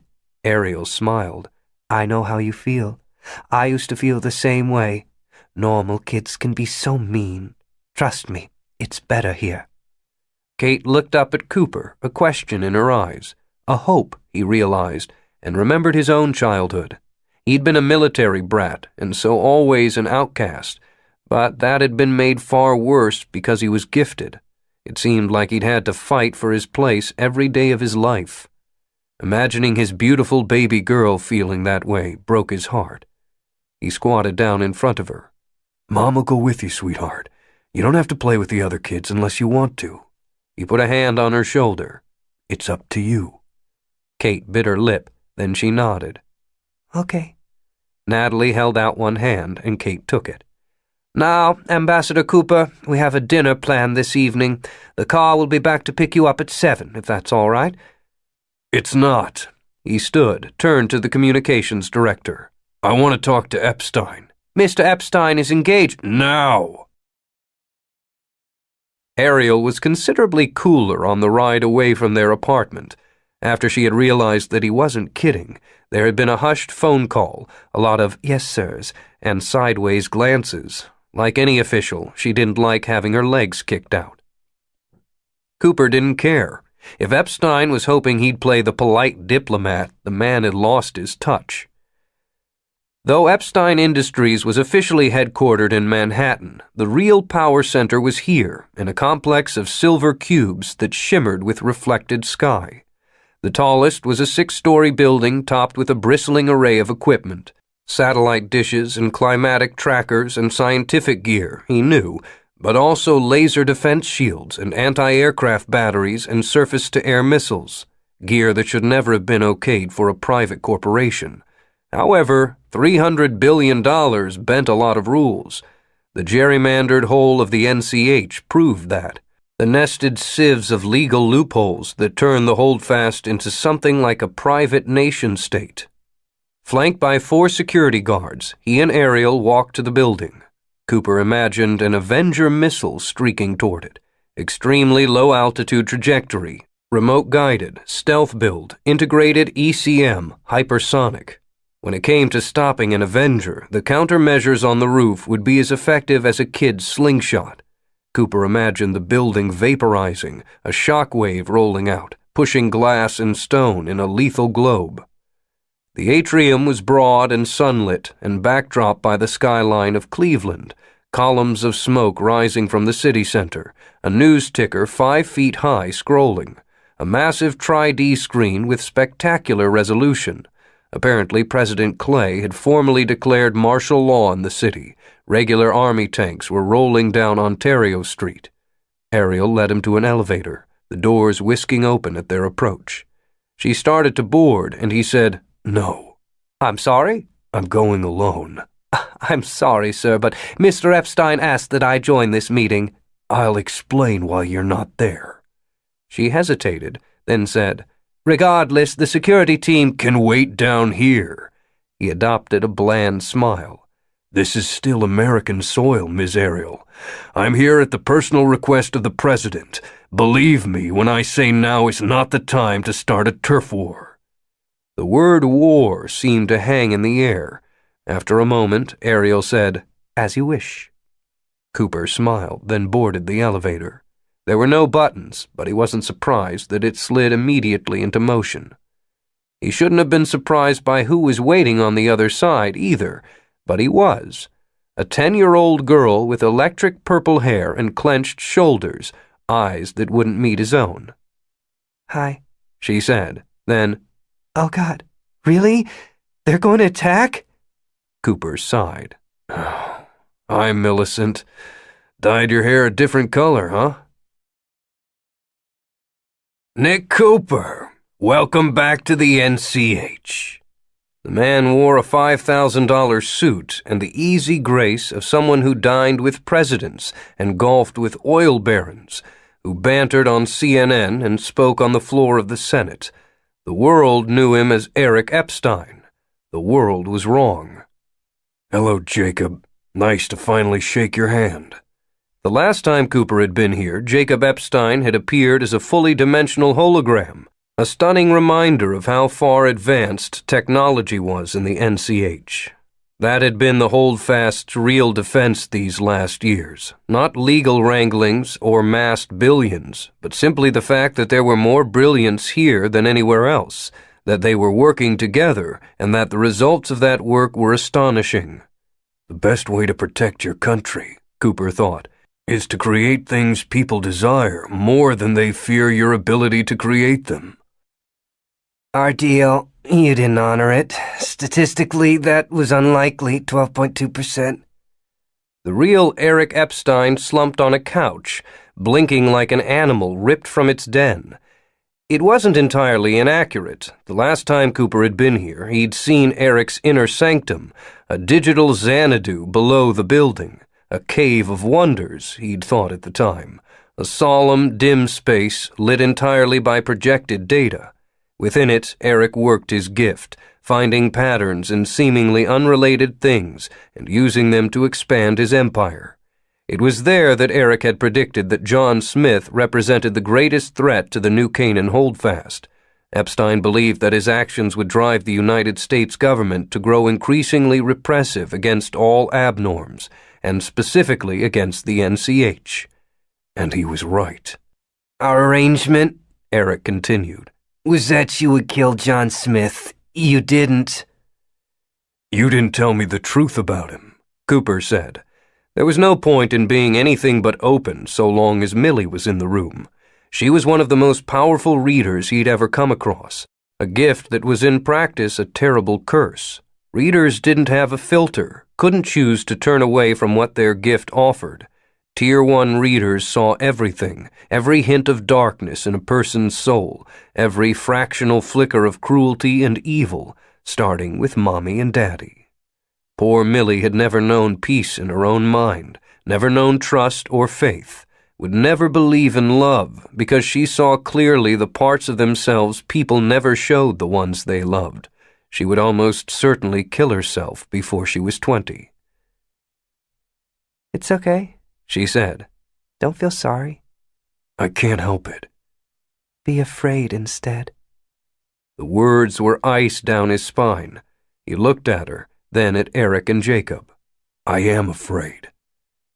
These are fearful times, Jacob said, sitting on the edge of his desk. And you betrayed us. Prior chance of the U.S. military attacking New Canaan 53.2%. Eric spoke with his eyes closed, one hand in his lank hair. Current chance, given impeachment of President Walker, deactivation of equitable services, and the emergence of the children of Darwin, 93.2% within the next 2 weeks. 3 things which are all, by the way, your fault, Cooper. Jacob smiled thinly. More or less. You didn't tell me the truth, Cooper repeated. You manipulated me the same way Smith did. Truth is relative. Data is absolute. Okay, well, you didn't give me all the data then, did you? Cooper hadn't known what to expect out of this meeting, but it hadn't been this. You didn't tell me that Smith wasn't behind the massacre at the Monocle. You didn't tell me that President Walker and Drew Peters were. You didn't tell me that there was evidence of it. Eric waved his hands. Irrelevant. You came to New Canaan to kill John Smith. That was your mission. His death would have stabilized trends, helped protect our art. We made a deal. You broke it. And then you made things worse, Jacob said, by releasing that video. Cooper struggled for words. None of this was a surprise. It was the reason he had joined Clay in the first place, the reason he had kidnapped John Smith, the reason he was here right now. Because in your heart, you know that what you did, while morally correct, was a mistake. The world would be in better shape if you had used the Monocle video to blackmail President Walker. The children of Darwin would never have been this successful if the DAR was strong and Walker was still in charge. You could have put yourself in a position to shape policy and improve lives. True, he would have to become corrupt himself. But did his personal values count more than the lives at stake? Somehow doing the right thing was wrong. Dad never covered that eventuality, did he, Coop? Millie said, He understands. I'm sure he does, Jacob said. But understanding doesn't fix anything, does it? Maybe not, but that's why I'm here. Do you want to know what would be happening right now if I weren't? Cooper was about to continue, but instead he turned to Millie, put all the events of the last days in his eyes and his bearing, remembered standing in the Oval Office last night watching Cleveland burn. Tell them. She cringed, dipping her face to her lap, hiding behind a shield of purple hair. Eric and Jacob both looked at her, staring intently. Cooper felt another flash of sympathy for the girl. 10 years old, and grown men were looking to her for information that would decide the fate of the country. Finally, she said, They want to attack, not just the holdfast. Brilliance. By they, Cooper said, she means the most powerful people on the planet. Last night, Defense Secretary Leahy gave orders to arrest all known Tier 1s, start the microchipping program, and move military forces to your borders in preparation for an invasion. None of which happened because I stopped it. So how about you two drop the tough guy act and we work the problem together?" A long moment of silence fell. Jacob turned to face the floor-to-ceiling windows. The city of Tesla spread out around them, orderly and neat, a new world sprung from desert soil, a world that Cooper had to admit he quite liked. More than that, admired. Ever since the emergence of the gifted 30-odd years ago, most of the world had been turning inward, becoming destructive. His own government had focused on containment and control, on smashing anything deemed dangerous. Funny, there had been a time when building things was what America did. From massive dams to towering skyscrapers, from mechanized factories to moon rockets, the nation had created, had viewed that as part of the national identity. Being an engineer or an architect had once been high aspirations. Now everybody wanted to be musicians and basketball players, and America didn't build squat. But out here, in the least hospitable place, the Epsteins had. The NCH was a dream made real, a beautiful place that he would very much like not to see obliterated, both for its own sake and for what would happen to the country afterward. "You want our support?" Eric crossed his leg at the knee. The richest man in the world wore threadbare Chuck Taylors. "For the NCH to join forces with the government against the children of Darwin?" "Against every terrorist. Against John Smith. He's behind the COD, isn't he?" "The data's inconclusive." "You're lying," Millie said. "I hate it when you lie." Eric Epstein winced. It wasn't, Cooper realized, because she had contradicted him. It was because of what she had said. Clearly he cared for Millie, understood her. "Yes," Jacob said. "Smith is behind the COD. He set up the organization years ago as sleeper cells with a very specific set of instructions. They were to activate once he was cleared of the charges against him." Cooper stared. His legs felt wobbly, and he steadied himself on a chair. On one level, he'd known it since he and Bobby Quinn had confronted John Smith, but it felt different to have it confirmed, and to learn that his actions had been the trigger for everything. "All those people, all that chaos, all your fault." He took a deep breath, blew it out. "Okay. You said there's a 93% chance of a military attack in the next 2 weeks. 93.2%. Not enough time, not enough time. For what? There's no magic potion that will fix this." Abruptly, Millie started laughing. It was an eerie sound, like she had only heard laughter described to her. Cooper stared, a little creeped out. After a moment, she stopped as abruptly as she had begun. Unsettled, he said, "If you want to know if I would make the same choices now, I honestly don't know. And frankly, if your crystal ball is so goddamn clear, then you should have been making other plans. You shouldn't have gone all in on one angle." There was a half-second hesitation before Jacob, "You're missing something. These are very smart people with enormous resources. What are the chances that they bet their entire survival on you? A rogue agent working as an assassin in a situation he couldn't fully comprehend. They do have other plans. There's something else. And why did Millie start laughing just then?" replied, "You're right. Eric?" "Fluid situation, too many variables, the patterns are indefinite."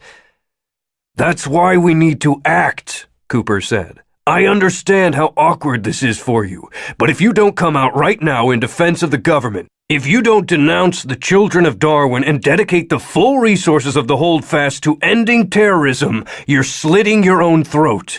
I'm not posturing here." He glanced at Millie, who said nothing, just continued playing a game on her D-pad. "This is what I believe. Something I believe in so strongly that I came here myself, with my family. If we work together, right now, we have a chance to save everything." Jacob cleared his throat. "We can see the advantages to President Clay, and to your country." "My country? But like Eric said, the situation is fluid." "What does that mean?" You want me to put it bluntly? Jacob shrugged. We're no longer sure that the United States of America will survive. What are you talking about? Are you saying that we don't want to back the losing side? Cooper barked a half laugh, involuntary and not funny. You're considering siding with the terrorists? An appellation, Eric said to his lap. a name given to a vector.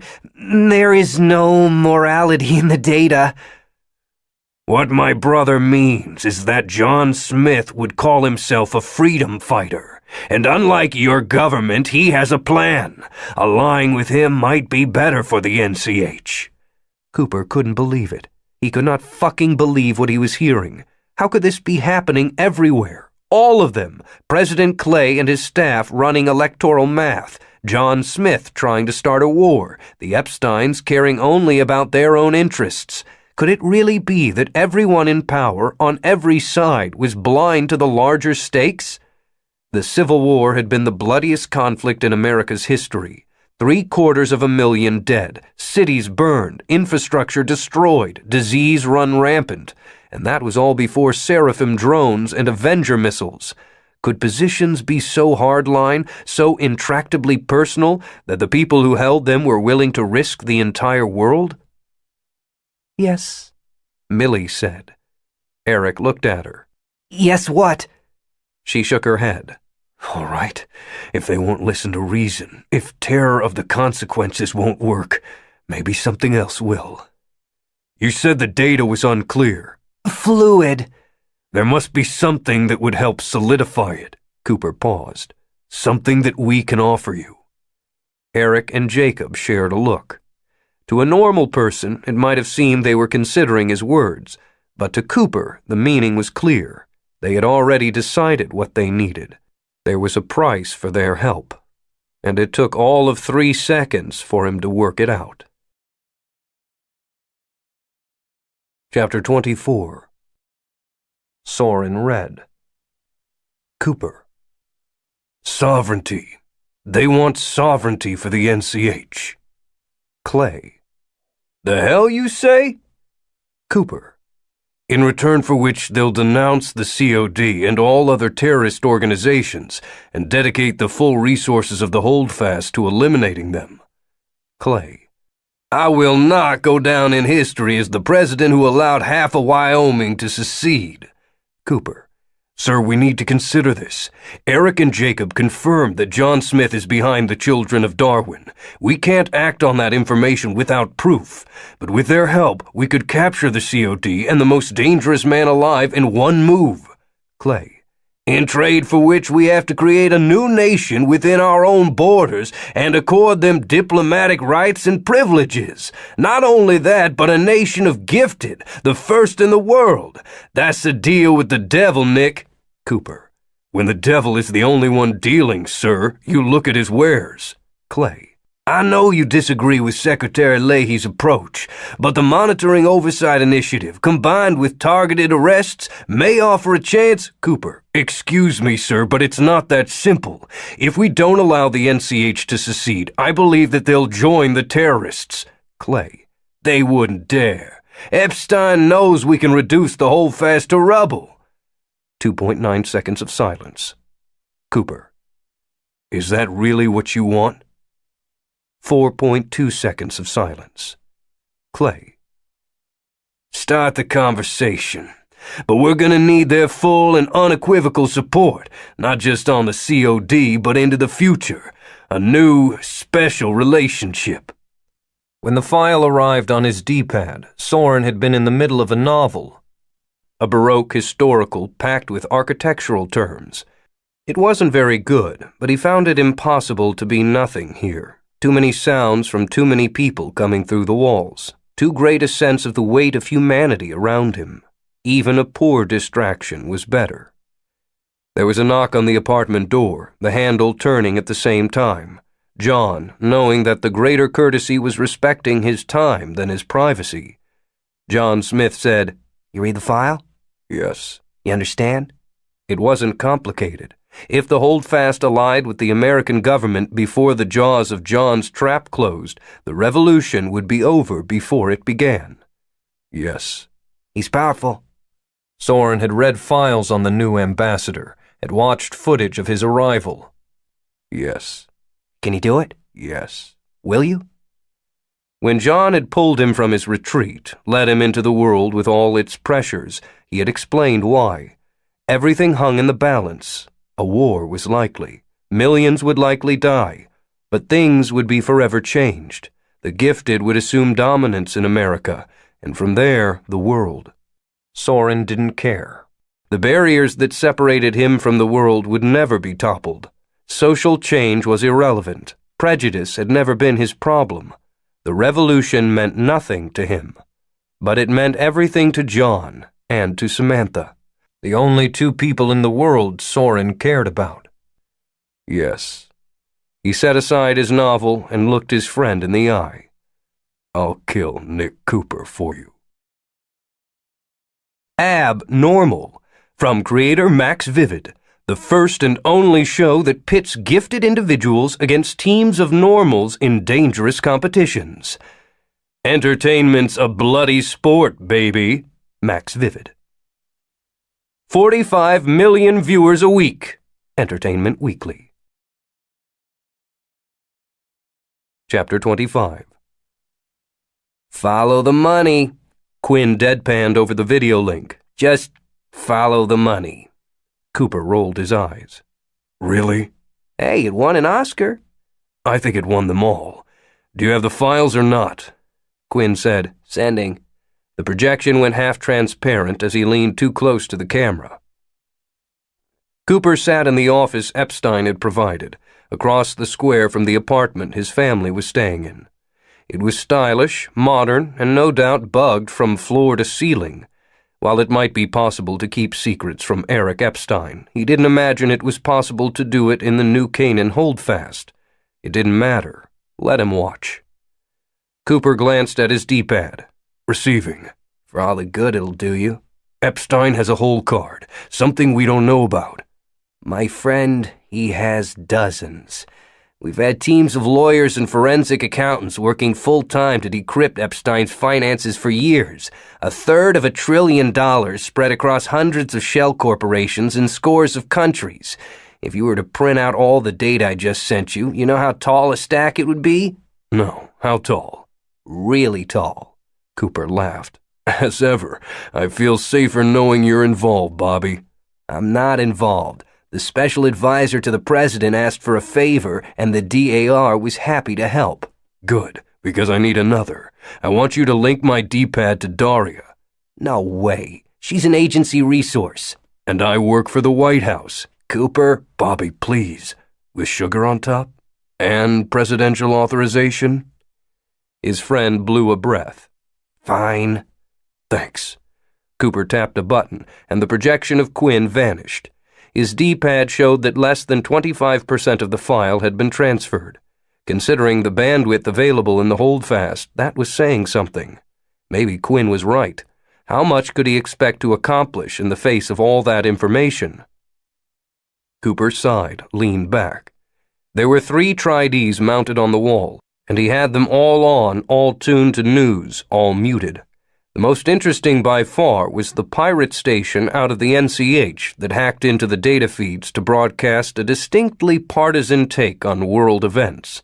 Right now it was showing an image of former President Henry Walker, and as the host talked, someone doodled on the video, drawing a Hitler mustache and horns on the man. Not sophisticated, but kind of funny. Okay, what are you doing? On one hand, the answer was simple. He was using his gift for pattern recognition to sort through the finances of Epstein Industries, looking for anomalies that might give him a window into Eric's intentions. On the other hand, that was ridiculous.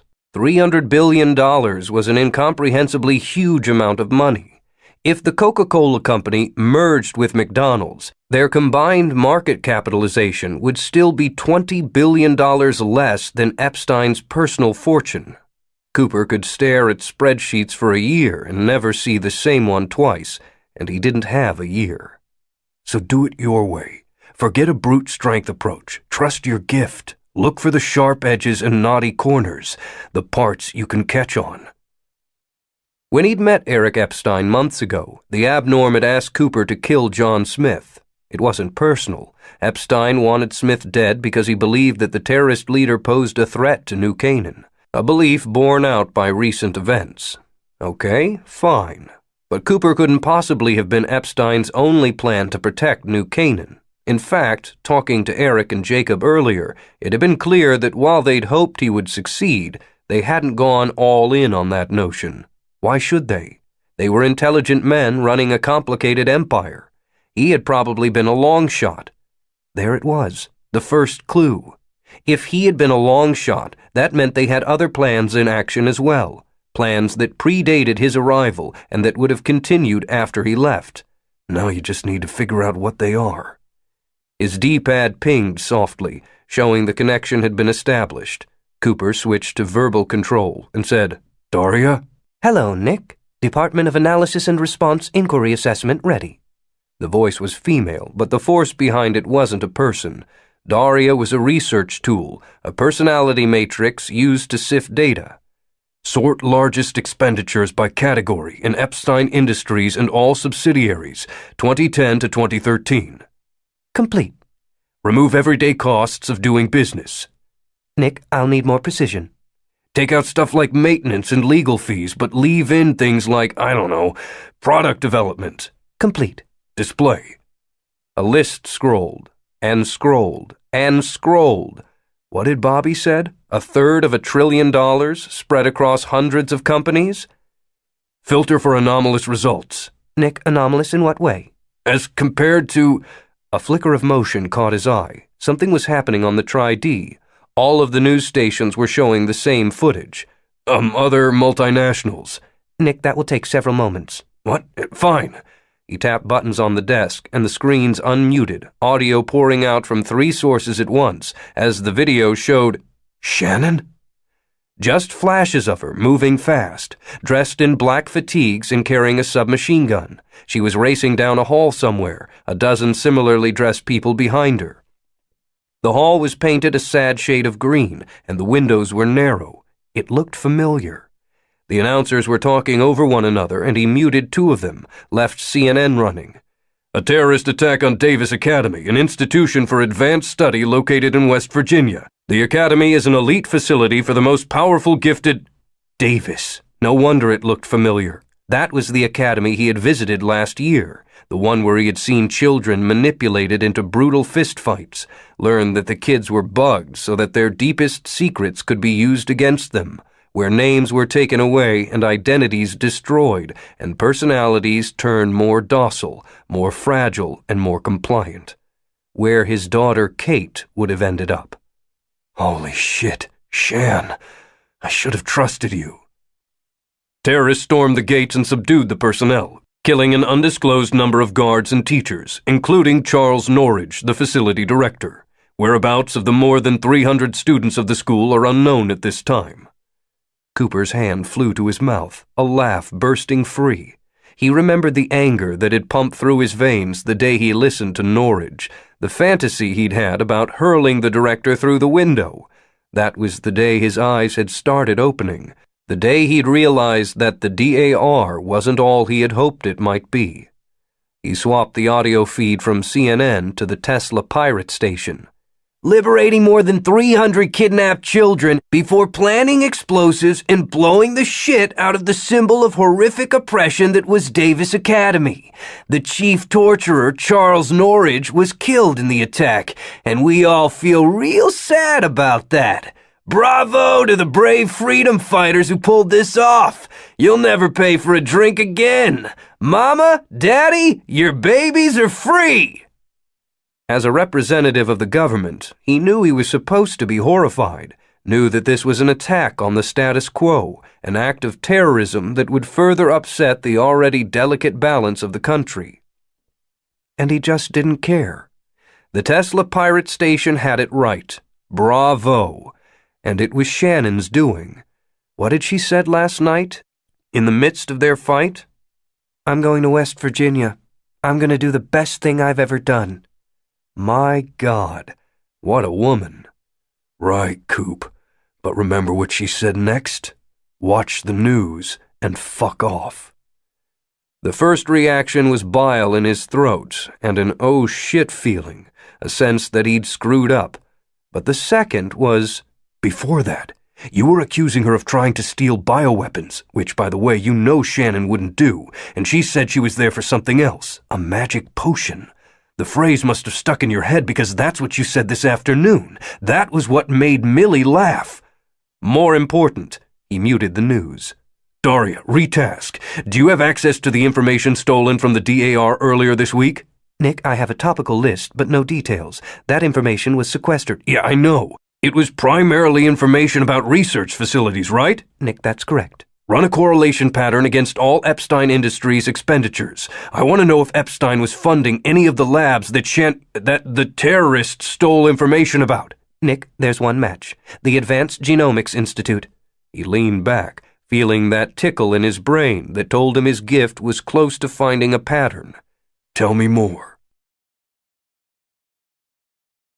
Chapter 26. The last time he'd been in New Canaan, it had been the height of summer, and even so, the evenings had been chilly.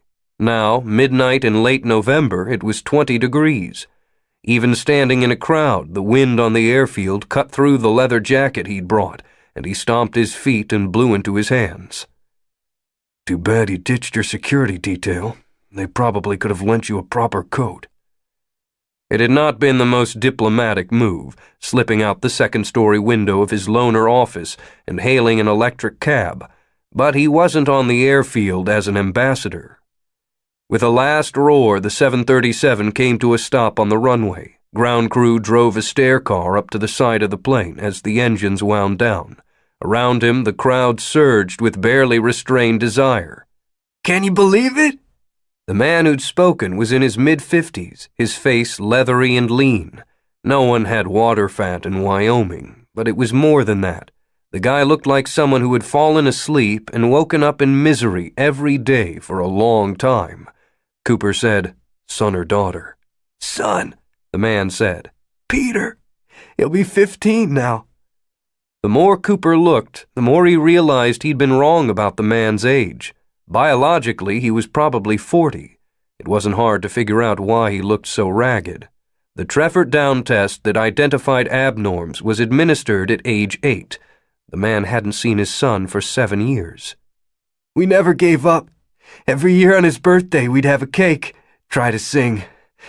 Last year, my Gloria died." The guy's voice was soft. "After that, it got harder to believe." It got harder to believe. Truer words.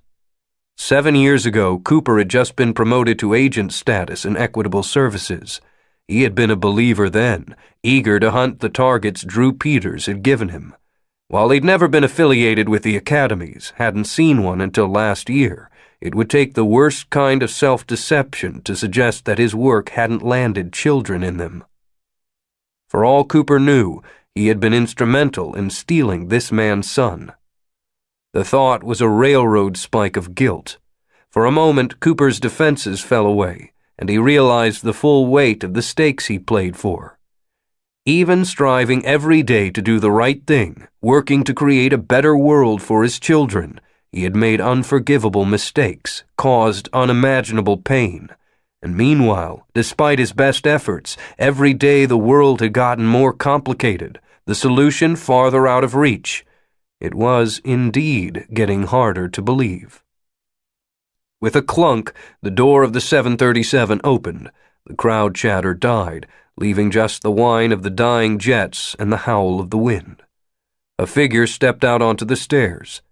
Shannon wore the same black fatigues he'd seen in the news footage and held a little girl in her arms. Even from a distance, something about her looked different.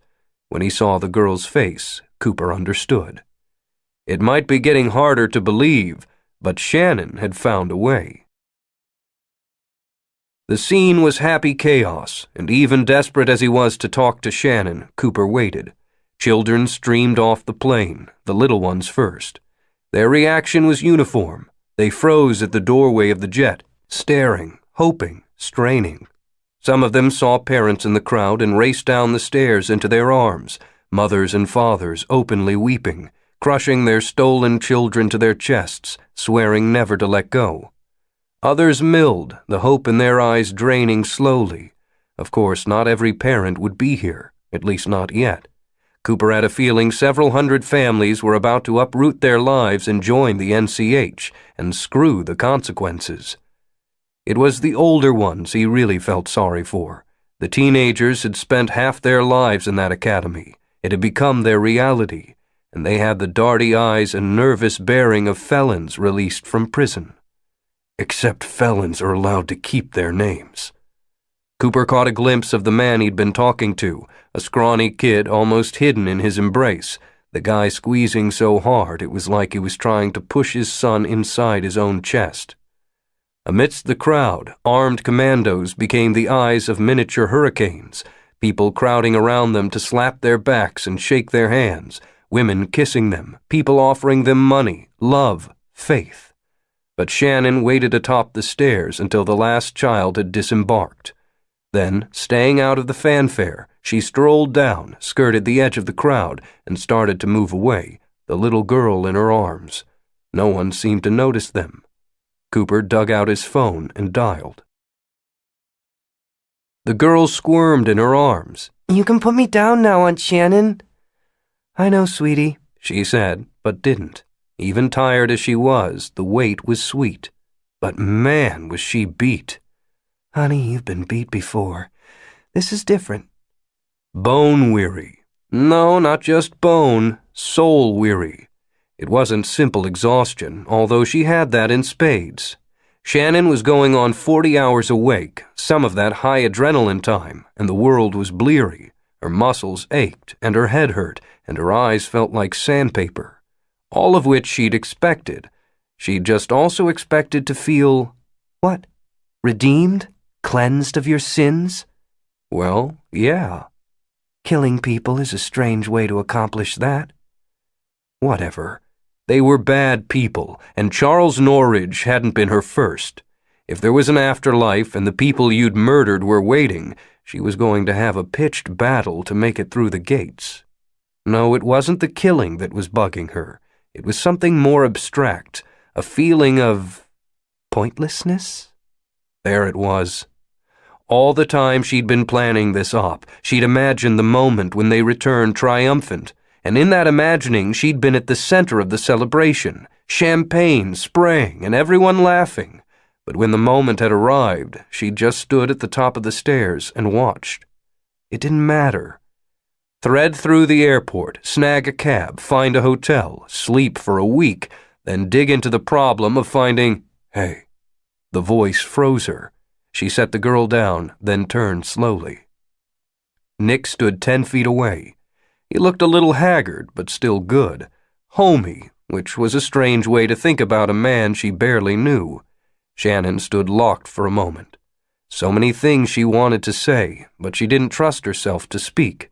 He was a government man, and she had just led an attack on a government building. She knew the raid had been right, but she was so tired. If Nick started a fight, she might just lie down on the concrete and weep. "I'm sorry," he said. "I'll never doubt you again." It was the last thing she'd expected. She felt her throat tighten and just nodded. "Hey, Alice," Nick said. "I don't know if you remember me. I'm Cooper. We met at your parents' house a couple of months ago." "Oh, don't say that. A squad of soldiers stormed their building because we were there. Alice spent the last month being called Mary and crying herself to sleep because we were at her parents' house." "I know you've had a long day," he said, "but I've got someone who wants to talk to you." He held out his phone. Alice Chen stared at it, her expression blank. "Go ahead. It's okay." He put it in her hand. Slowly, she lifted it to her ear, said, "Hello?" And then, "Mommy?" and, "Daddy!" Something in the girl gave, and she started crying and babbling, a mix of Chinese and English, and even the words Shannon couldn't understand, she understood. And for a second, just a second, she felt the emotion she had imagined she would in the first place, a pure joy thumping in her chest like a kick drum. There was the meaning she'd been missing, and Cooper had been at the heart of it. "When I saw the news," he said, "I woke Bobby up and gave him a direct order from the office of the president to find and release her parents. Lee and Lisa are being processed now. They'll be on the first flight in the morning." You can do that? "It's done." Won't you get in trouble? "I'm going a little bit rogue," he shrugged. "Are you okay?" I'm fine. Tired. Nick stepped closer.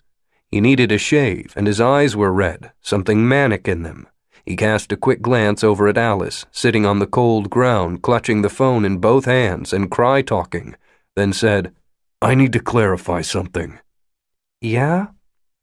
"I was wound up last night, saying things I didn't really mean. You and me, we may not see things the same way, but I know you don't want biological weapons. I was being stupid." He reached for her hand, and she let him take it, warm against the cold. "I know the things you won't do." She didn't trust herself to speak, just nodded. "Listen," Nick said. "What I want more than anything right now is for us to check into a really expensive hotel and spend a week talking." He smiled. "And not talking." But Right now we can't, and I need to ask you about something." She sighed, pulled her hand away. come on, you know I'm not going to. "Wait," he said. "Just hold on. I'm going to tell you what I know. After that, speak, don't. It's up to you, okay?" She rubbed at her eye with the heel of one hand. Sure. "You broke into the DAR to get classified information on bio and genetic research labs, but you didn't take information on one place or one project. You took most of what we had nationwide. That means John Smith believes that a laboratory is creating something he wants, only he didn't know which lab. I bet he does now. A place called the Advanced Genomics Institute, Run by a scientist named Dr. Abraham Cousin. Cousin is by all accounts a genius. His work has offered new ways to look at the genome, which means new ways to look at humanity." He cocked his head. "Last night, when I asked you what you were after, you said a magic potion. I thought you were being a smartass, but you weren't, were you?" She kept her gaze level and her breath steady. He gave her that smile, soap opera scruff, the one he knew was charming. "You're not going to help me here." Your rules. "Right. Okay. I'm guessing here, but I've been patterning it, and I can only find one thing that fits. Only one thing important enough for you to risk breaking into the DAR. Only one thing that Dr. Cousin could develop that John Smith and Eric Epstein would both want desperately." Cooper paused, laughed. "God, this sounds crazy." So go crazy.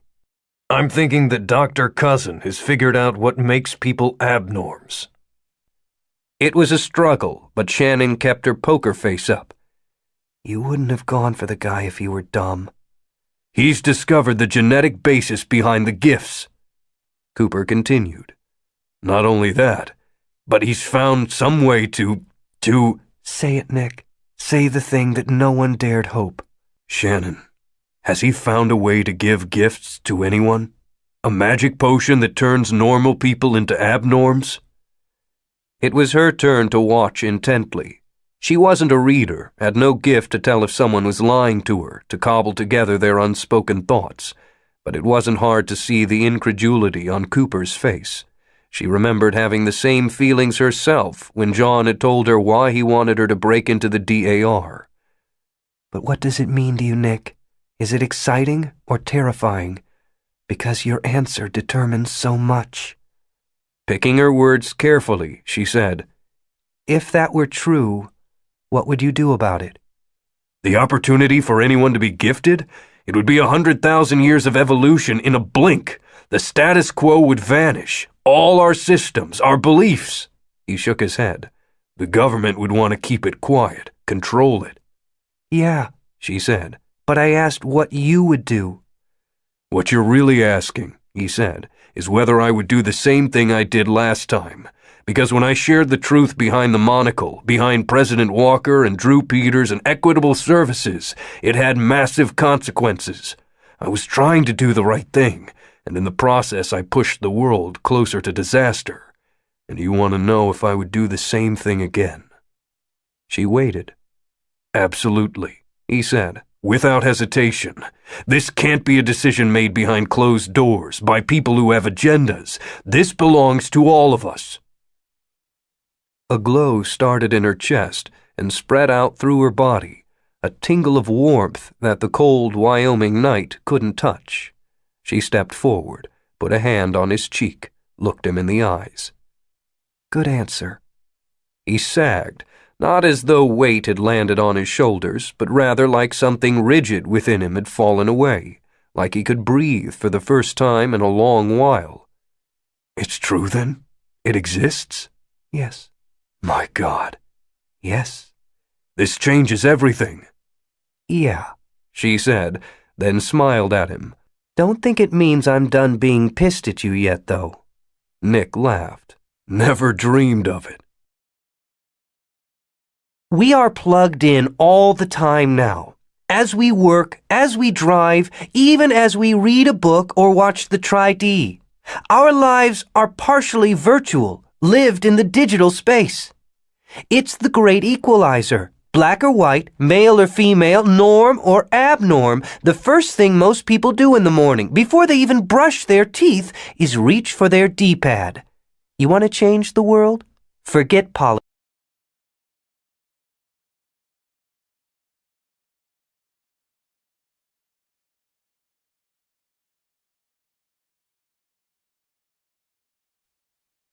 Chapter 27. The woman in the projection field was slender, and the tactical blacks made her seem even smaller, but she carried herself with the grace of a ballet dancer, each gesture assured as she slipped past a guard, the man's eyes elsewhere, his weapon coming up. There was a muffled bang, and a hole appeared in the center of his head. He had barely crumpled before a second commando stormed in. She forced the other guard to his knees and dug the barrel of a submachine gun into his neck. Leahy said, "Pause." The two women froze, their expressions locked in the in-between of an awkward photograph. That's Shannon Azy, Leahy continued. Her friend is Kathy Baskoff. They're both abnorms, known terrorists with strong connections to John Smith. Senator Richard Lathrop stepped into the display field, his body casting shadows as he blocked the projectors. "This one doesn't look like a soldier." Shannon's not, usually. A spy and an assassin. She's the one who broke into DAR headquarters last week. The senator whistled. "And now Davis Academy? Busy girl." He turned. "Taking out the guards I can understand, but how did they disable the security protocols?" Part of what she lifted from the DAR was the Academy IT package. They used it to put the alarms in a loop and black out the facility. Mitchum said, "Another failure." Yes, sir, Leahy said. "Worse. While ordinarily we could have kept this quiet, the terrorists released the footage to the media. Our presumption is that the public impact was the real purpose. Freeing a few children has no tactical value." "This plays into our hands, doesn't it?" The senator gestured at the frozen footage. "Attacking a government facility, killing teachers and administrators, blowing up buildings? It's a clear indicator that the gifted can't be trusted, and a perfect reason for the president to move up the timetable on the Monitoring Oversight Initiative." Leahy shook his head. "When Cleveland rioted, I pushed Clay to do just that. He refused." "That's not all he did," Mitchum said. "Is it?" "No, sir." Leahy took a breath. "Clay wants to deal with the gifted directly. He hopes to broker a deal with Eric Epstein, a full partnership between the NCH and the United States to end terrorism, starting with the children of Darwin." "That's correct. As an envoy, he sent Nick Cooper, the DAR agent who killed Drew Peters and released the evidence against President Walker. Evidence that could lead back to our involvement." Mitchum paused. "Would you say the situation is under control, Owen?" Leahy forced himself not to wince. "You knew he was going to make you eat that." "Clay has turned out to be weaker than I thought." "A dangerous miscalculation. And now we have an abnorm of uncertain loyalties negotiating with Eric Epstein." "Yes, sir." He gritted his teeth, said, I admit the situation is out of my control. The senator said, "Is it such a bad thing that Clay is talking to Epstein? Cleveland, Tulsa, and Fresno are under siege. Maybe Epstein can end this." Good Christ, man. Are you even clear on what we're trying to do here? The senator was a useful ally, no question. While the Monitoring Oversight Initiative had been Leahy's idea, it was Richard who had proposed it in the Senate and served as the public face. But at the end of the day, he was a politician, not an intelligence agent. Leahy said, I'm concerned about how far Clay will go to be liked. You should be, Mitchum said. Yesterday, our president authorized Nick Cooper to offer the New Canaan Holdfast the opportunity to leave our fair nation. Leahy's mouth fell open. Secession? Indeed. My God, how do you know? Mitchum didn't respond, and Leahy cursed himself. A boneheaded move, admitting surprise. Secrets were power. Worth noting, though, that even the president can't keep secrets from Mitchum. He said, Clay is losing it. That'll never work. My concern is what happens if it does. The senator looked puzzled. Why? Surely ending terrorism, not to mention the siege of 3 American cities, is worth some scrubland in Wyoming. Leahy was about to respond, but to his surprise, Mitchum wheeled on the man, all the careful meter gone from his voice. Scrubland in Wyoming? Senator, we are talking about sovereign territory of the United States. Our job is to protect our country, not give it away. Yes, but dreaming of a better world is for poets. Men in our position can't afford to think that way. Surely you wouldn't want your constituents, not to mention your caucus, to know that you're willing to parcel out America as party favors. The senator paled. No, sir, of course not. Leahy almost smiled. Nice of Richard to step up to the whipping post. Take some of the heat off you, but don't get complacent. I think we have to acknowledge that the Monitoring Oversight Initiative is dead. Events have spiraled past that point.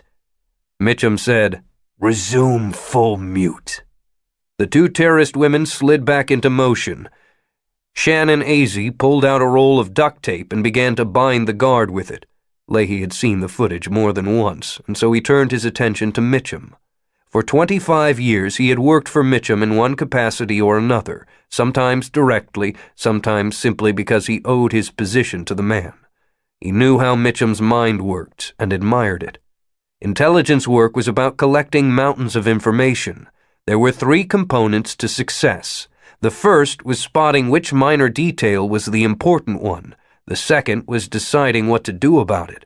The third was having the stomach to carry out those actions ruthlessly. Mitchum was very successful indeed. In the footage, Shannon Azey patted the guard on the cheek, then pushed his chair toward the bank of monitors and walked out. The view jumped to the area outside the guard hut, heavy trucks rolling into sight. People who disparage the status quo have never experienced the opposite, Mitchum said. Maintaining order, keeping the system running, flawed as it may be, is a sacred duty. It's not about words on a piece of paper. It's about our children. America may not be perfect, but it's closer than anywhere else, and preserving it for my children is my highest calling. Leahy had never heard Mitchum wax so poetic. The senator was doing the sycophantic thing, nodding sagely, but Leahy knew better. Terrence Mitchum didn't need to be loved, didn't rationalize his actions. That speech was a message. He flashed back to that moment more than 2 decades ago, when he had sat outside Mitchum's office, holding the study announcing the arrival of the gifted, his hands sweaty and his thoughts scattered. It had been a bold, even reckless maneuver, and it had made him. If he hadn't caught Mitchum's eye, Leahy would probably be a mid-level manager at some private military contractor instead of the Secretary of Defense. Perhaps it's time for another bold maneuver. One of the things I've always found concerning, Leahy said slowly, is that the New Canaan Holdfast is quite peaceful. There's no greater refutation of the argument that abnorms are a threat than that happy little enclave. Normal and gifted coexist there. It's a problem. Richard looked at him. Son, you have a strange worldview. I'm not your son, Senator. I'm the Secretary of Defense of the United States of America. I didn't mean... It's a problem because it's false. The NCH is about as self-sustaining as a 2-week-old puppy. They're able to function as a city on a hill because of us. We shield them and support them. And meanwhile, abnorms work together there with limitless funding and little regulation. They pile advantage on advantage, leapfrogging science and technology, and then doling it out at a pace that pleases them. On the projection floor, Shannon Azey hoisted her gun into the air. Leahy said, "Freeze!" He timed it perfectly, caught her just in the moment of exhorting her troops, weapon high, face wild, the stock pose of every third world rebel commander. That, Senator, is what the gifted represent. We are protecting an environment that harbors terrorists and drains our resources while creating advancements we cannot hope to match. He turned to Mitchum. Sir, if we don't act, I believe that we are fostering our children's future masters. Mitchum rubbed his chin. His eyes were unreadable. Leahy thought of last night in the Oval Office, Thanksgiving, and the president sitting catatonic as he watched Cleveland burn.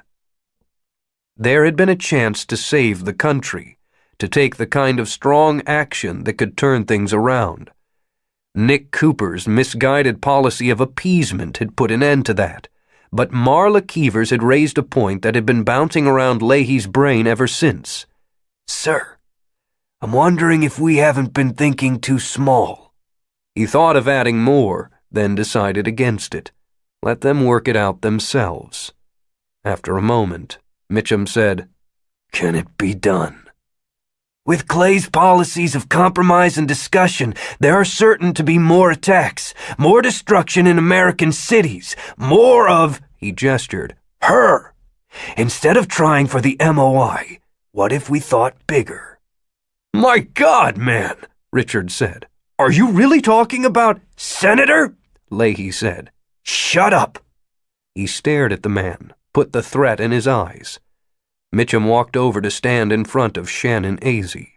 For a long moment, he stared thoughtfully into her holographic eyes.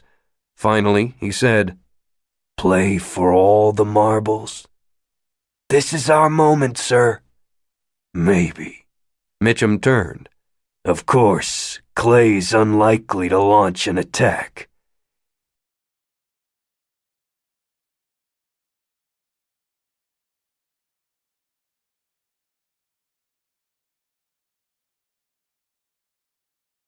Chapter 28.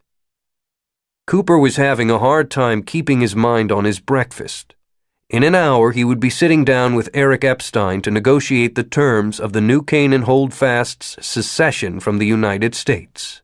An enormous political maneuver with consequences so far-ranging they boggled the mind. And it didn't matter, because what they would actually be talking about was the biggest development in human history since... fire?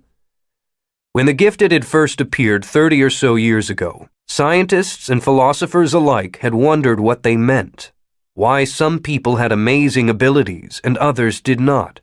But after decades of research and thousands of theories, no answers had been found. As the ramifications of that dichotomy had grown, the whys and hows had started to seem less important, as people focused on the question of what the world was going to do about it. And now, suddenly, all that was wiped away.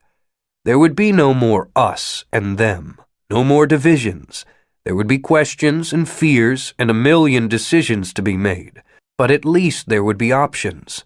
The growing tension that was pitting the country, the world, against itself would ease. Instead of terrorism, there would be debate. Instead of genocide, there would be choice. And humanity would never be the same.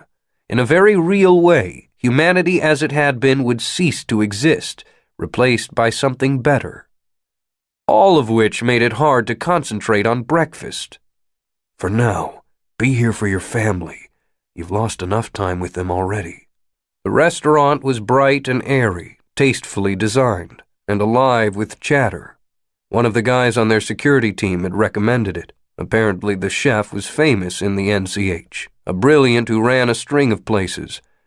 Cooper largely avoided abnorm chefs. Maybe his palate wasn't sophisticated enough, but he just didn't need his breakfast deconstructed.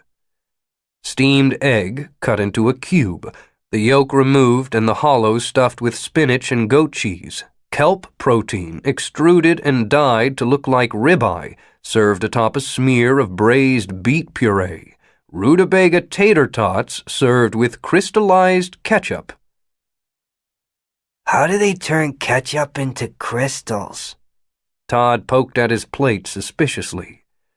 I gotta say, Toddster, I think the more important question is, why? Cooper glanced around, taking in the room, old habit. It was busy, a crowd of people waiting, but a table had been made for them the moment they arrived, one of the benefits of being an ambassador. Thankfully, the security team was keeping things low profile. Most of them were outside, and the 2 guards in the restaurant wore plainclothes. Soon we won't need guards, won't fear terrorists. I like it, Kate said. Her crepes were folded into origami animals and covered with freeze-dried berries. He'd stolen a strawberry off her plate. It tasted sweet, but had the texture of a cheese puff. I like it here. Natalie shot him a quick look over the table, a smile in her eyes. You do? Kate nodded. It's nice. Everything is new. It's stupid, Todd said. Come on, Natalie said. Why would you say that? You've only been here a day. They screwed up soccer. How did it work, turning a normal into a gifted? Probably it amplified latent tendencies. If you had always been good at guessing how other people were feeling, you would now be a reader. If you had always had grace on the athletic field, now you would be able to sense the other's moves before they made them. My God, though, what a change that would bring. The children of Darwin thought they had caused some chaos. Their little insurrection was Bush League compared to the upheaval that would flow from Eric's pet project. A magic potion indeed. Be here now. He turned to his son. What do you mean they screwed up soccer? I played with some kids yesterday. They have all these stupid rules 'cause they're gifted. Like what?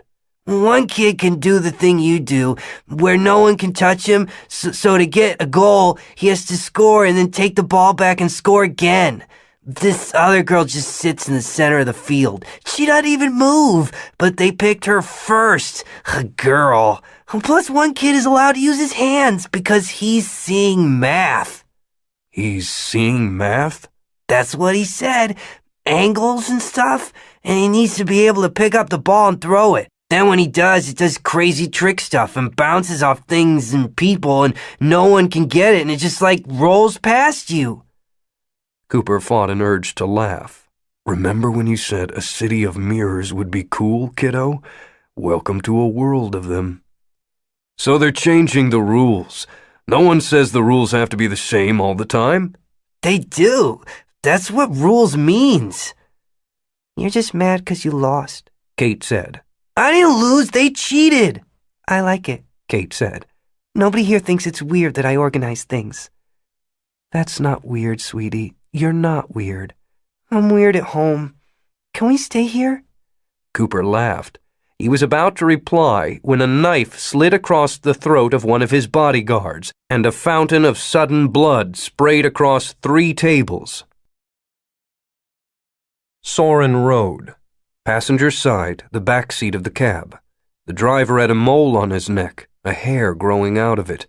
Out the window, momentary flashes turned into still life paintings. A man and woman walking hand in hand. Look at it slow and notice that her hand clutches harder than his, that his eyes are on a display window, that her neck showed age 10 years past her makeup, and his belt was buckled but pants unbuttoned. Grace, permanence, purity. They were illusions. People were just fluids and flesh, meat and hair and bone. The weapon was what he had asked for, a Fairbairn Sykes, a fighting knife, dagger tapered and razor sharp, thin enough to slide between bone. Made famous during World War II, although those had been steel and this one was carbon fiber. The edge wouldn't hold, but it was so light he could move it without any momentum at all, just an extension of his hand.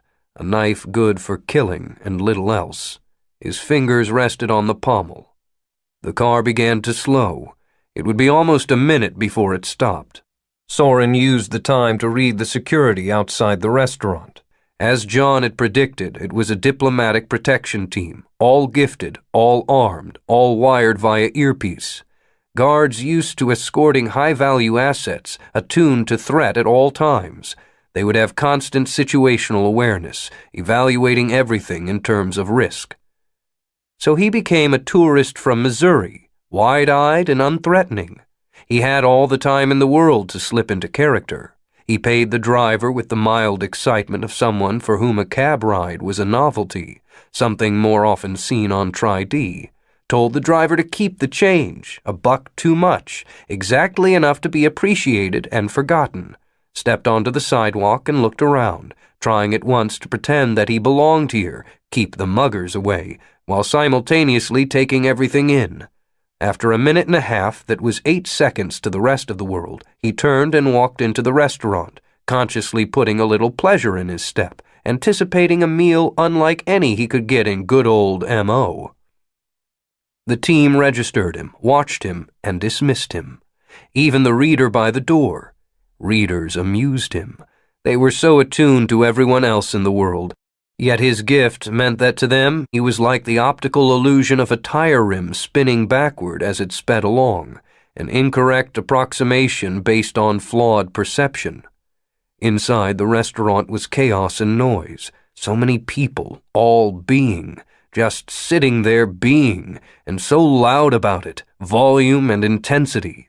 But he was ready, became nothing at all as he walked to one of the 2 bodyguards and slit his throat, the blade's edge so sharp that the skin sprang apart at the touch, the carotid neatly bisected.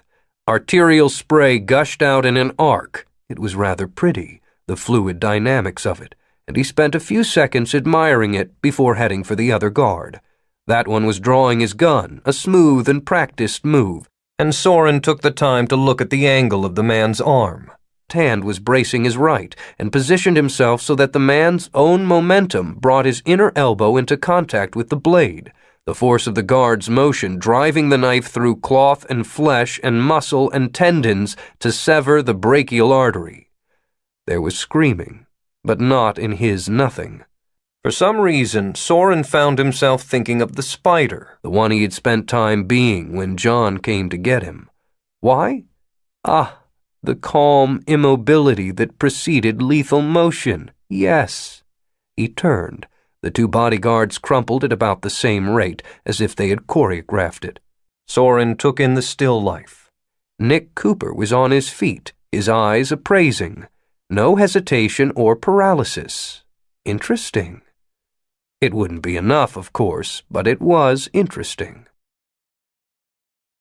Cooper was on his feet without thought, reflex taking over. But by the time he had stood up, the 2nd bodyguard was done, a textbook perfect slice splitting the inner bicep to the bone. He'd have a few seconds of consciousness before the long fall into darkness. The man with the knife turned, his face calm. Behind him, the 2 guards collapsed, not clean and quick like on Tri-D, but messy, arterial spray lashing like a hose each time their hearts beat. A woman coated with blood screamed a ragged, inhuman sound. Cooper took in the scene in an instant, his mind patterning for the fight to come. The killer was lean and slight, the knife he carried modeled after the old British commando daggers. He looked at Cooper, and then, his knuckles aren't white. His breathing is steady. The pulse in his neck is maybe 70 beats a minute. He just murdered 2 highly trained guards in 3 seconds, and he is perfectly calm. This isn't an abnorm with a grudge, the brother of one of your old targets. This is an assassin, which means he was sent for you, probably by John Smith. And your children are here. started walking toward the table. In one move, Cooper spun, grabbed the back of his chair, circled back around, and hurled it at the assassin. An easy throw at 10 feet, the chair not heavy, but massy enough to tangle the guy up, lessen the advantage of his knife. Cooper kept the momentum going and hopped right up on the table, the shortest distance between a killer and his children being a straight line. He dropped down the other side, following the chair, thinking, go low, sweep his leg, then stomp his wrist, groin, wrist, neck. Only when he got there, the chair had flown through space undisturbed, the man somehow standing calmly to one side of it, not even blinking as a chair missed him by a fraction of an inch. Fine. Cooper slid into a fighting stance, light on his feet, knees bent, arms up to block. The trick to facing an opponent with a knife was knowing you were going to get cut, period, and maintaining an attack despite that. Act like prey and you became prey. The assassin's face was composed. He seemed barely awake. Cooper shifted his weight, watching the man, gauging his next move, and getting no sense of it. Nothing. It was like the man in front of him had no plan, no intent. He was a void. It didn't matter. Cooper faked a jab, then put his weight behind a devastating hook to the man's left kidney, followed it with an uppercut that caught his chin and snapped his head back, exposing the neck for an elbow strike that crushed the assassin's trachea. Only the man didn't react to the fake, and when Cooper threw his hook, instead of flesh, he found himself punching the edge of the dagger, the thing held parallel to his knuckles so that the edge slid right between his second and third fingers and split his hand halfway to the wrist. Oh, shit. He took a half step back, his arms up to guard, only his right hand was a mess of gore, half of it sort of flopping. No pain yet, the edge of the knife too sharp, and shock setting in so that for a fraction of a second all he could do was stare at his hand, thinking, wow, how weird was that? Still no expression on the man's face, just the flicker of his eyes to one side as, he's immune to your gift, exempt from it. He can't be. Everyone shows intention. Our bodies betray our minds, but somehow his doesn't, which means that your gift won't help you. This fight isn't like any you've ever had. And what's he looking at? Oh, no. Todd, somehow on his feet, ran at the man. No! It all slowed down then. Not an effect of his gift, but the byproduct of a massive spike of adrenaline and terror. Cooper thinking faster than he could move, and harder than he could bear, trying through sheer force of will to make the universe not allow what was happening. His son yelling as he ran at the man who had hurt his dad. 10 years old and tall for his age, but a boy, just a boy. Skinny legs and skinny arms and good intentions, but no business doing what he was doing. And Jesus, oh Jesus, no, don't let this happen. Cooper trying to block Todd with one arm, an arm hurled with all his force. Better to knock the kid back and take the breath out of him and maybe even bang him up than let him anywhere near this empty-eyed killing machine who even now was spinning with terrible force, arm up and elbow out. No, no, no, not my son, you bastard! Me! Take me, but not my boy! The assassin's blow was square, the arm locked, the elbow conveying all the force of the move directly into Todd's temple. His son's head snapped too far sideways and his eyes went glassy. Cooper screamed as he threw himself at the killer, ready to strip the skin from his body and tear the tissue from the bones, as moving like he had all the time in the world, the man continued his turn and buried the dagger in Cooper's chest. Slick, cool plastic parted skin and muscle, slid between his ribs and pierced his heart. He knew he was dead then. Tried to fight anyway, even though he couldn't move his arms, but it didn't matter because the guy was already turning and walking away. His mission accomplished, his target assassinated. Cooper fell down. Natalie was suddenly there, her face filling his vision, black spots dancing, holes in her head, and she was yelling something. Couldn't hear. The blood coming fast, and on the floor he landed beside Todd, his beautiful boy, the son he and Natalie had made.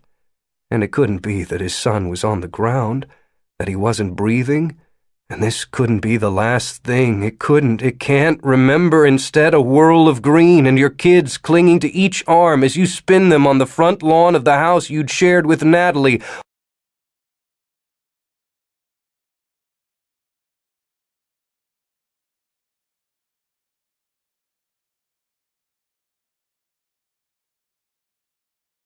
Chapter 29. It wasn't that Ethan was tired, though he was. Exhausted, in fact. Walking dead tired. There were the zombies again. Bleary-eyed and wasted, his arms leaden from holding Violet. 12 pounds didn't seem like much until it was sagging dead weight carried for miles. And it wasn't the pain, although there was plenty of that. His hips and back felt like hot steel rods had been inserted into them. His knee had swollen up. Worst were his bare feet.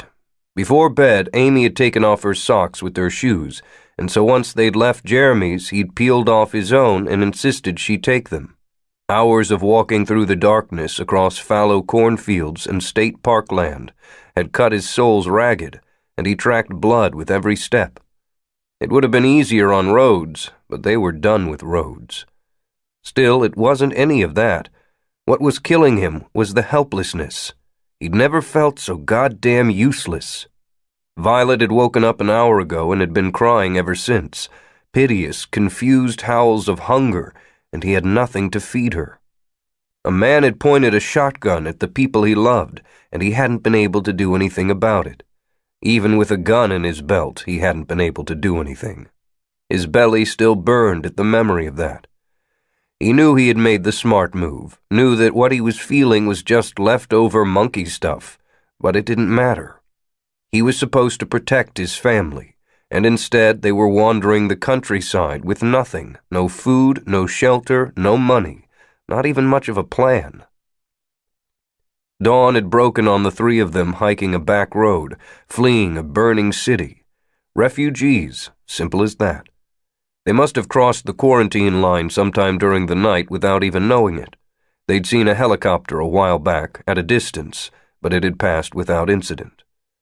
Not the most empowering feeling, though, to be huddling under a bush with his family, watching a helicopter circle.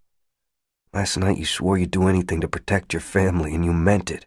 So take another step, and then another, and another. He switched Violet to his other arm, took the steps, and then more after them. Hey, Amy said. Ethan had been staring at the ground so intently that he was almost surprised to see the rest of the world was still there when he looked up. What? Amy pointed. A couple of 100 yards away, at the edge of the field, stood a gas station, Cuyahoga Falls. We made it. They used the gas station restroom to clean up as much as they could, washed the dirt off their hands and faces, the blood off his feet. Changed Violet, although with no diaper to put her in, the term felt hollow. They'd ended up wadding up about 10 feet of toilet paper as a makeshift diaper. While Amy used the bathroom, Ethan held his daughter, cooing to her as he paced the inside of the gas station. A mini-mart, just candy and soft drinks and the essentials, including packs of Huggies and tubs of formula. He stood in front of them, staring. After a moment, he heard a cough. The clerk leaned on the counter, eyes alert, a bulky guy with grease stains under his fingernails. I'm not a shoplifter, Ethan said. Good. Listen. He opened his mouth, willed words to come, better ones than those that presented themselves. He was a first-rate scientist at the top of his field, sought after by universities and research laboratories, a man who had always prided himself on finding a solution, who had always believed that if fortune turned on him, he would still manage, still be able to provide, that he would find a way. And what he was left with was begging. You promised the universe you would do whatever it took.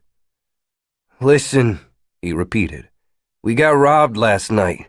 My wife and I are okay, but my daughter's starving. He picked up a tub of formula. Is there any chance? Sorry about your trouble, but nope. I'm not a bum or anything. I'm just a guy having some bad luck. And I'm just a guy pulling a double. I'll pay you back, plus $20 for the kindness. The clerk yawned, looked back at a magazine on the counter. Ethan said, She's 3 months old. Come on. Be a human being. Without looking up, the guy said, Move along, buddy. There's another way. You still have the pistol in your waistband.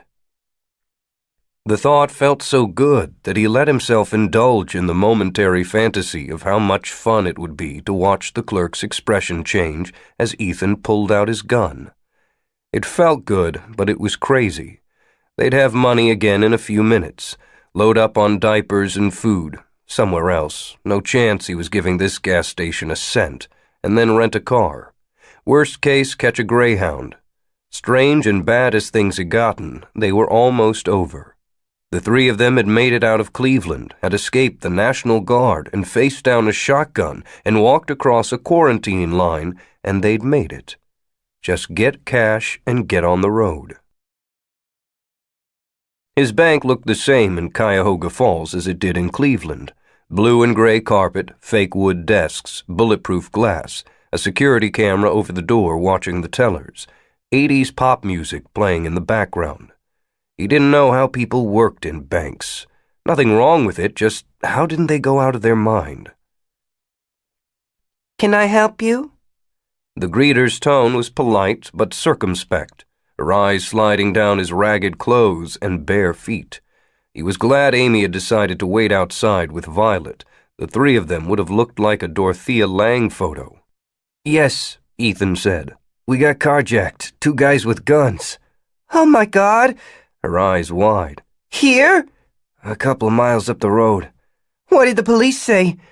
My next stop. Is the manager around?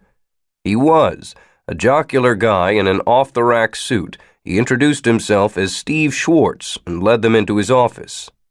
So sorry to hear about what happened to you. Is everyone okay? Yeah, Ethan said. Just rattled and broke.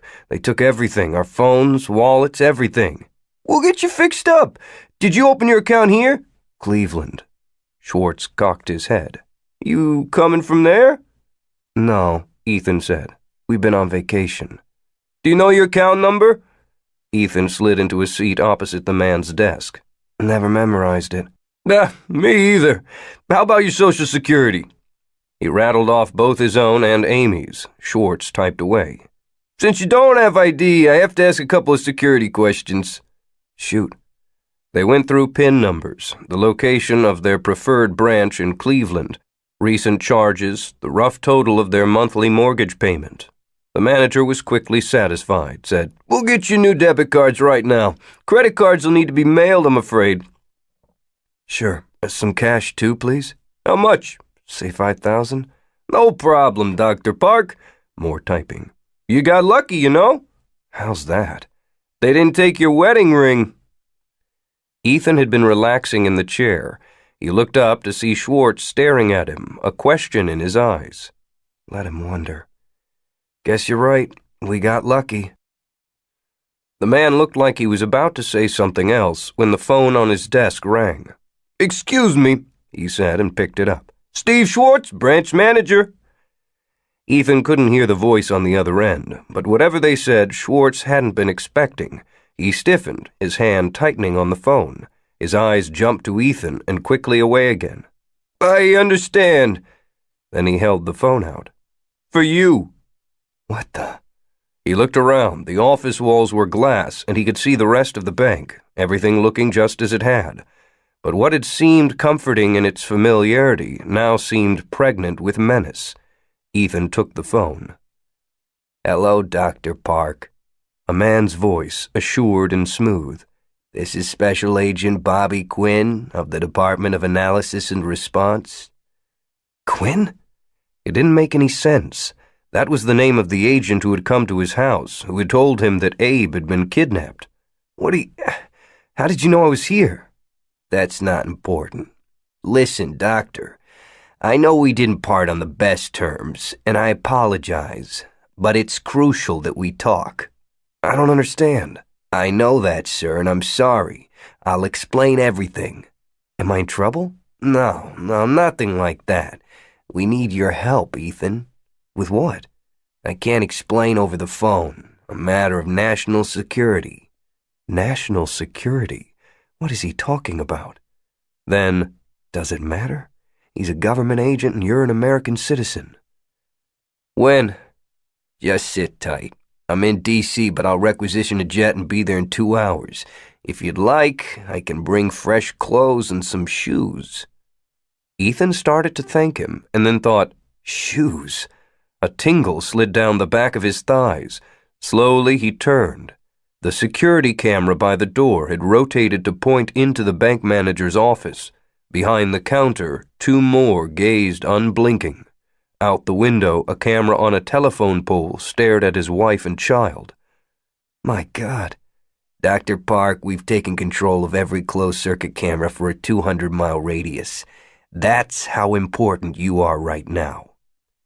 "The drone," he said. "The National Guard. This man has gone to enormous trouble to find you. A man you didn't trust when you met him before. A man who lied about the reasons he was there." "That's right. You're starting to understand." "No," Ethan said. "I'm not. Why aren't you having the police pick us up?" "I told you, I'll come myself."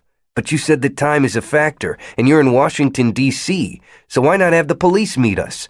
He shifted the phone to the other ear, stared at the security camera. "Is it because you don't want them involved?" The thoughts coming fast and hard now, dots connecting. True, the serum was years away from being publicly available, but it worked. They could give normal people gifts. Which was revolutionary in every sense of the word.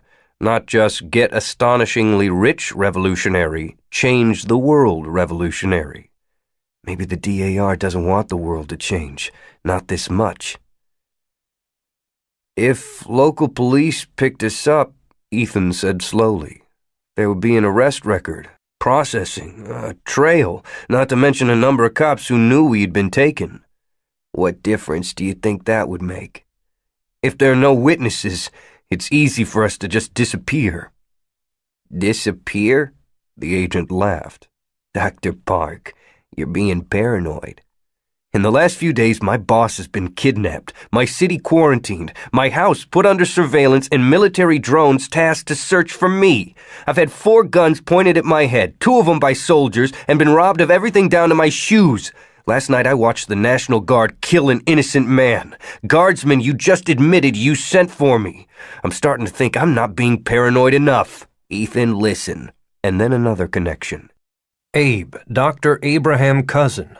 A genius, a massive pain in the ass who had found the answer to a question the whole world had been asking for 30 years. A question that had shaped everything, changed everything, that had given rise to the DAR and to the children of Darwin. And now he was gone, his work missing, blood in his lab. Ethan said, "Agent Quinn, where's Abe?" There was a long pause. When the government man spoke again, what he said was, "Dr. Park, what you're thinking of doing, don't." But by then, Ethan had already dropped the phone and started running. Chapter 30. He'd never wanted this job, hadn't in truth wanted the vice presidency either. The Senate had been the limit of Lionel Clay's political ambition, a place where he could craft the laws and dialogue of the nation, where a strong argument and a persuasive voice could still change the world the same way Cicero had in Rome. The first time the RNC had come to him to feel him out on the idea of running as Walker's vice president, Clay had said, thanks, no. Henry Walker wasn't his taste, and that was more limelight than he needed.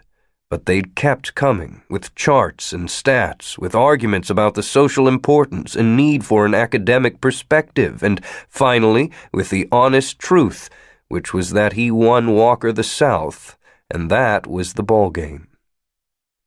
Even as he had agreed, he'd known that accepting the position was a mistake, and now, walking into the Situation Room, he was more certain of that than ever.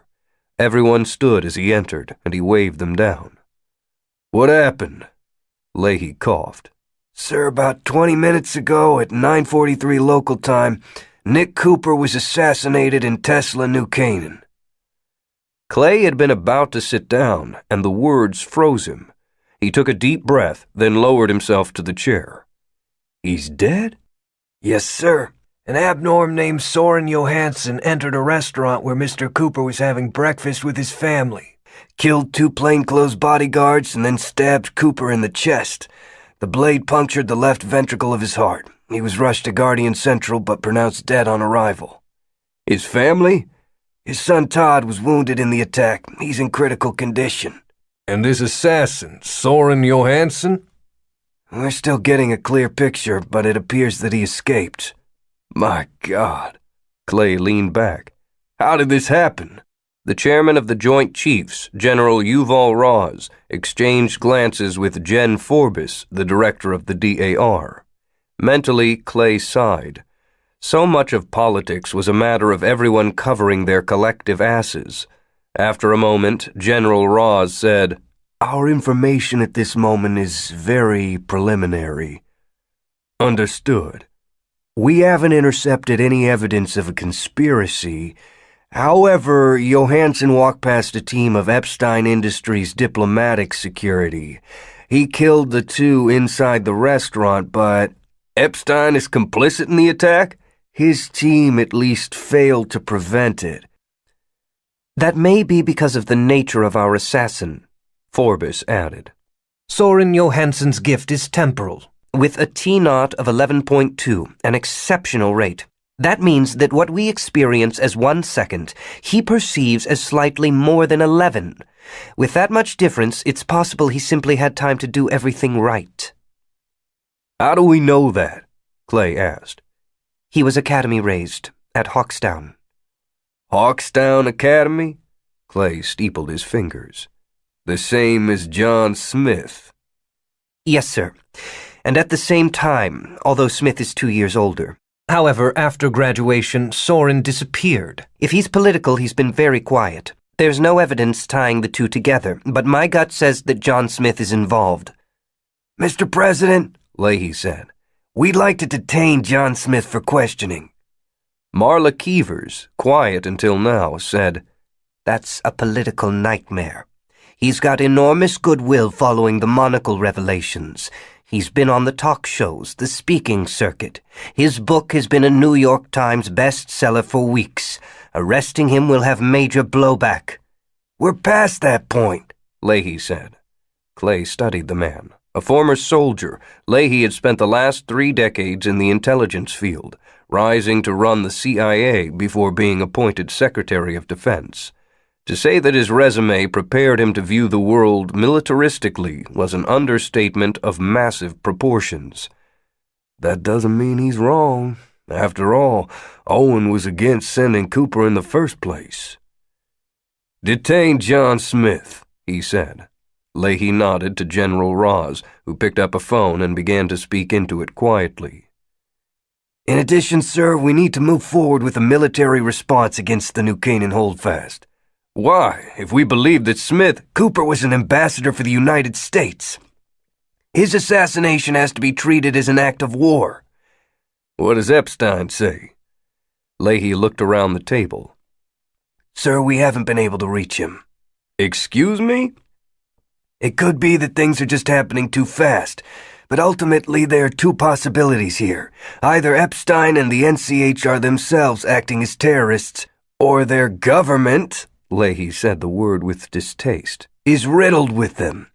Either way, an American advisor was murdered on a diplomatic mission during a time of unprecedented unrest.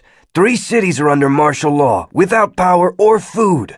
We can't afford to consider our options. Leahy paused. Sir, it's our recommendation that you order preparations for a full-scale military invasion of the New Canaan Holdfast. Clay glanced at Marla. She shrugged, said, People are scared. Calling in the cavalry demonstrates that the government of the United States is still in charge. General Raz, what would an invasion look like? We'd establish air superiority with F-27 Wyverns operating out of Ellsworth Air Force Base, ground all but humanitarian flights in the region. Units from the 4th Infantry Division, 1st Armored Division, and 101st Airborne would then seize Gillette, Shoshone, and Rawlins, the entrance points for the NCH, cutting it off. How many troops would be involved? Approximately 75,000. 75,000?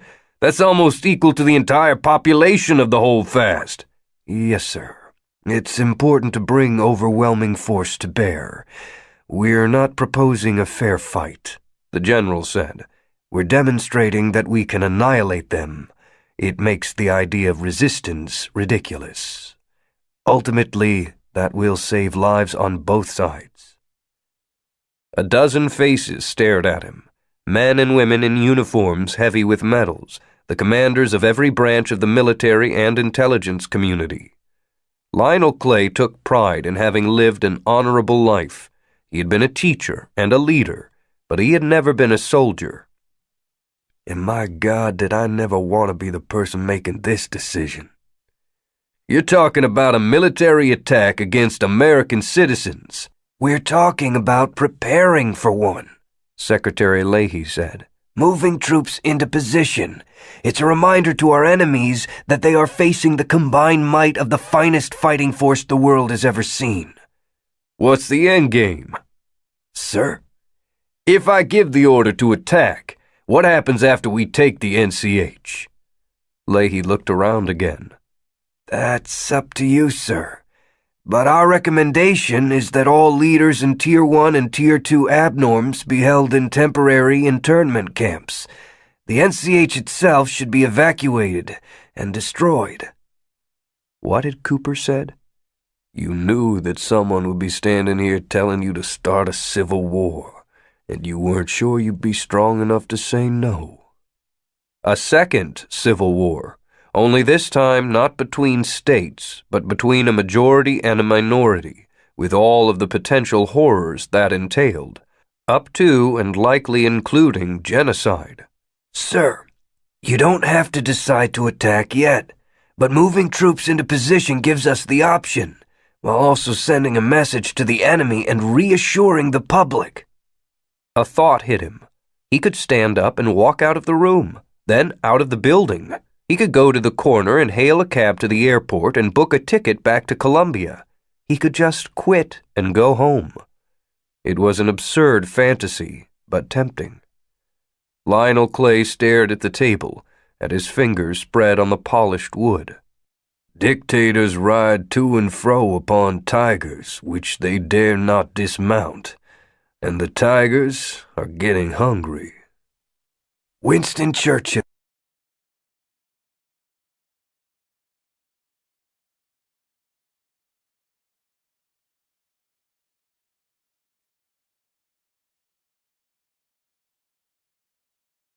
Chapter 31. He'd hit the door to the vestibule at a sprint, adrenaline overriding the pain from his bare feet, burst out into the parking lot under bright blue skies, and saw his wife staring at him. Ethan? Run! 1,000 questions in her eyes, but she packed them away and started running, their daughter clutched to her chest. They raced out of the parking lot and onto the sidewalk, heading north, a direction picked at random. Cuyahoga Falls was one big strip mall, a town sponsored by chains. A drugstore up ahead, a restaurant to the left, the logos for both familiar. State Street was 4 lanes, traffic in both directions. No sign of police, but that would come next. As they ran, Ethan counted cameras. They were everywhere. Cameras on traffic poles, cameras in parking lots, cameras on the corners of buildings. He'd never realized how many there were. And all of them were pointed at his family.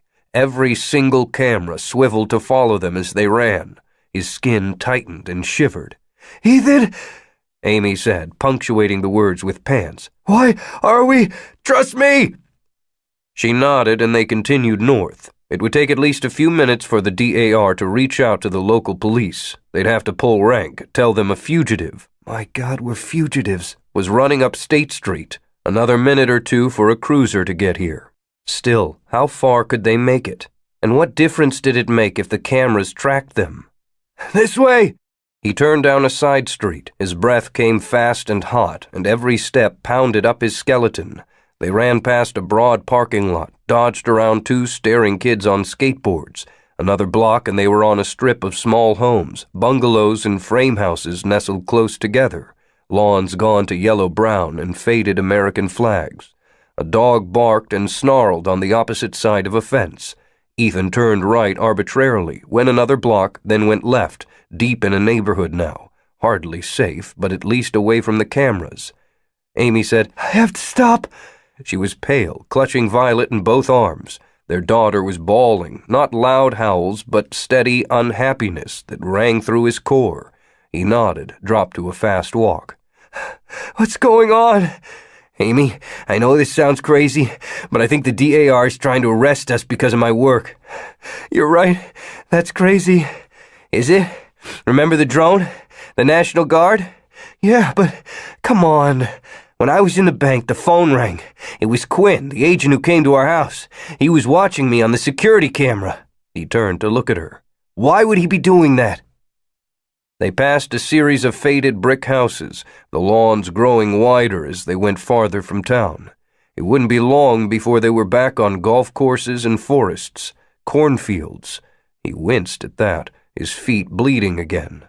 After a long pause, Amy said, You know, for more than a year I respected your commitment to the non-disclosure agreement. I thought it was silly and excessive, but it mattered to you, so I accepted it. But it's time you told me what you and Abe are working on. He looked over at her. It had killed him not to be able to share the project with her, not to be able to tell his wife about their success. But Abe had made it clear. No one, absolutely no one could know. Anyone who broke that policy was done. Fired, stripped of patent rights, blacklisted, cooked. Ethan had thought the old man paranoid, but he'd gone along to get along. If that was what it took to work in a private lab with limitless funding alongside the greatest genius in the field, well, cost of doing business. Now he was starting to wonder. Was it someone telling their wife that led to the DAR finding out? And do you give a crap anymore? We figured out how to turn normals into brilliance. She stopped like she'd run into a wall, stared at him. Are you kidding me? No. And the DAR doesn't want that to happen. I think they kidnapped Abe and they're after us. So, what do we do? The billion-dollar question. And then, up ahead, he saw the answer. Wait here. A digital bell binged as he walked into the place. Candy and soft drinks and the essentials, the same as before. Ethan walked to the middle aisle, picked up 3 packs of Huggies and both tubs of baby formula. He set them on the counter. The clerk looked at him, ran his hands through his hair. Lank strands of it fell around his neck. You again. Ethan turned and went back to the aisles, loading his arms. A flashlight and a pack of D batteries, all the jerky on the rack, Band-Aids and ibuprofen, added it to the pile. The clerk said, Come on, man.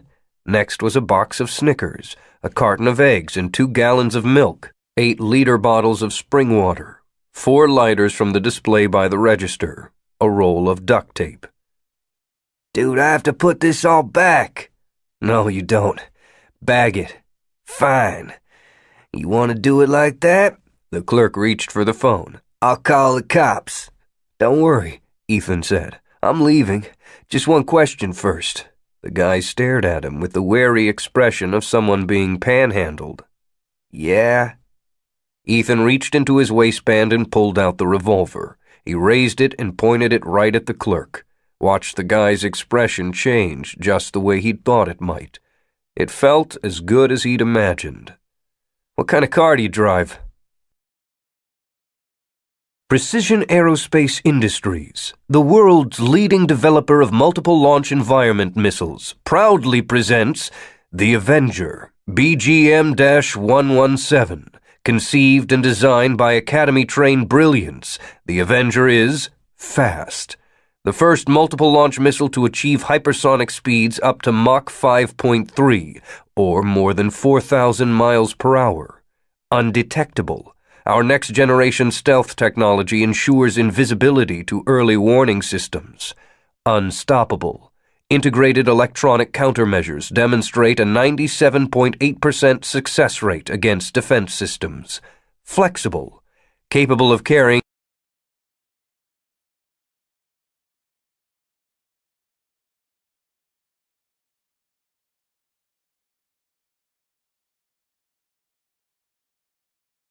Chapter 32. The air was cool and smelled faintly of ammonia. There were sounds. There had been for some time, he realized, although he hadn't been conscious of them, just drifted in their currents, a hum and beep. He opened his eyes. Light, painful and purest white, no shapes or definition, light like the pearly gates, like the one at the end of the tunnel. Is this heaven? An image flashed across his memory. Todd's face, inches away, his eyes blank and staring. Hell. Cooper sat up with a gasp. The world canted and wobbled, and he reached a hand out to steady himself, banged his right hand on something, the hand clumsy, and agony flashed up, slammed into the bubble-wrap feeling of heavy narcotics, and punched right through. Searing pain dilated the world and took away everything but the throbbing. Breathe. Just breathe. Breathe through it. Slowly his vision widened again. A room, a bright light, hard surfaces and an ugly chair. He was in a bed, high, with rails. His right hand was a mass of bandages, and there were IVs running into his arms and a cable snaking into his chest. It was real then. It had happened. That man had come out of nowhere, a demon in the shape of a man, and had killed the guards and stabbed Cooper in the chest. A fatal wound, no way around that, so how was he alive? And worse than anything, had hit Todd's head snapping sideways, too far, and his bright eyes going glassy. Cooper gasped again, a sob coming from some deep place, splitting him. He started to reach with his right hand, remembered the bandages, used his left to grasp the IV tubes, started pulling them out. Next was the cable running into his chest, which slid out with a weird, slick, sick feeling. At the end, spidery robotic arms, no wider than a thread, glistened and twitched. He fought the urge to vomit, kept it down. The beeping sounds had turned to shrieks. Tangled in blankets and drugs, he spun. Managed to get one leg out of the bed, then the next. Stood, wobbling. A door opened. A woman in green scrubs hurried in. "What are you—" Cooper staggered forward, grabbed the woman's bicep with his left hand. "My son! You need to get back in bed! My son! Where is my son?" The door was open, and through it a hallway, and Cooper pushed past the nurse, barely on his feet. A hospital, yes, but not like any he'd seen. The hall too nice and too short, only a few doors, no nurse's station, a side table with flowers, a chair, scrubs coming behind him, trying to grab his shoulders, and Cooper shrugged her off and pushed open the next door. Another room like the one he had just left, hard surfaces, bright light, beeping machines, a woman standing beside the bed, whirling at the sound. Natalie, her eyes red and cheeks wet, and in the bed, his son. Natalie said, "Nick?" And there were volumes in that one word. It started with surprise, and he could imagine it from her perspective, the door banging open and a madman in a hospital gown staggering in, and then the pleasure at seeing him, at the fact that he was alive at all. But that was quashed by fear for their son, fear that the gods were watching and any happiness tempted them. And then, last, the questions. The same asked by any parent standing over a child in a hospital bed. How did we get here? This can't really happen, can it? Will you take me instead?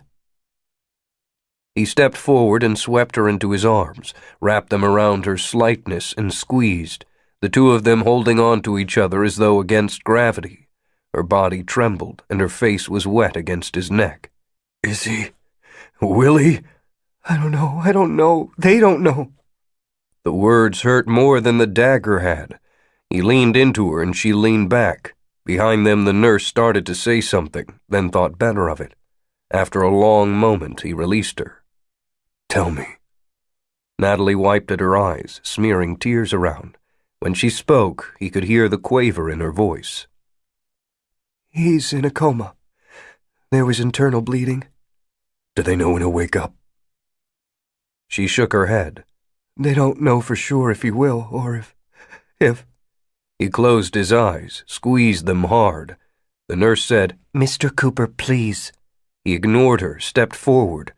Todd looked tiny in the big hospital bed, his limbs slender under the sheet. Tubes snaked into his arms, bandages wrapped his head, and they'd shaved the hair on one side. Todd would hate that, the weird haircut, would worry about what other kids would say. Cooper reached out and took his son's hand in both of his.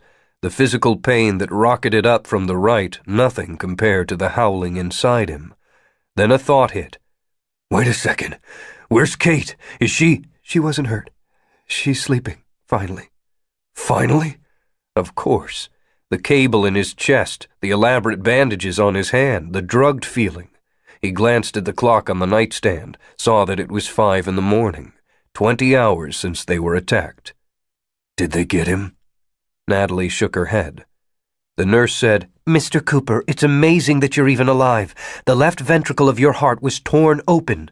The surgery that saved you is beyond radical. You have to go back to bed. No. Sir, I'm not leaving my son.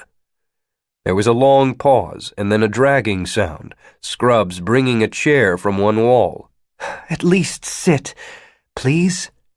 Without taking his eyes from Todd, he sat. Natalie stood beside him, one hand on his shoulder, one on Todd's shoulder. The machines beeped and hummed. He sensed them before he heard them, a tingle in the back of his mind, his gift patterning relentlessly away, even as he did little but stare at the rise and slow fall of his son's chest, while thoughts brittle and dry as autumn leaves chased themselves in pointless circles. Prayers and bargains and threats, but beneath it all, and he hated himself for this, his mind patterning away. It wasn't long before he heard the nearly imperceptible sounds of elite security personnel, rubber-soled boots and efficiency, a trained voice, vaguely familiar, Patricia Ariel, the NCH's communications director. From unseen staff, the murmured tones of sycophancy. And finally, 2 pairs of shoes, the click of Italian Oxfords counterpointed by the squeak of Chuck Taylors. He listened to them walk down the hall, listened to them step into the room and stop. Without turning around, Cooper said, Give me one good reason I shouldn't break both of your necks. Your son. He rose fast to face Eric and Jacob Epstein. Are you threatening? No, Jacob said, his hands up. We're not, but the most advanced medicine on the planet is being practiced here. You want that for him. Natalie said, Nick, calm down. Calm down? I brought you here. I trusted the security of our family to these two, and some asshole waltzed in and... He saw the point of the man's elbow driving into the soft hollow of Todd's temple, lost his breath. I don't think I'll be calming down anytime soon. Good, Eric said. Your efficiency is improved when angry. He pulled a D-pad from his pocket and uncrumpled it with a flick of his wrist. A photo filled the monosheet, a plain man with hollow cheeks and dead eyes. Soren Johansson, Tier 1 temporal. Which is how he waltzed in, Jacob added. Point of interest, John Smith once referred to Soren as the only person he'd ever met who truly understood him. The D-pad has everything we have on him, which includes everything the DAR has on him. We're pursuing him ourselves, of course, as is your government, but we had a feeling you'd want the information yourself. Cooper balled the pad and jammed it in his pocket. Didn't say thanks and didn't plan to. As for your son, I'm sure you've spoken to the doctors. I won't go back over it. What I will say is that there is literally nowhere in the world where people can do the things we can here, and your son arrived in far better shape than you. After all, he was alive. Cooper had been preparing a response, found it withering on his lips. Huh? The actual time between Soren hitting Todd and stabbing you was 0.63 seconds. To a T-naught of 11.2, that means he had 7.056 seconds to position his attack. Oh, the wound was perfect, tearing open the left ventricle of your heart.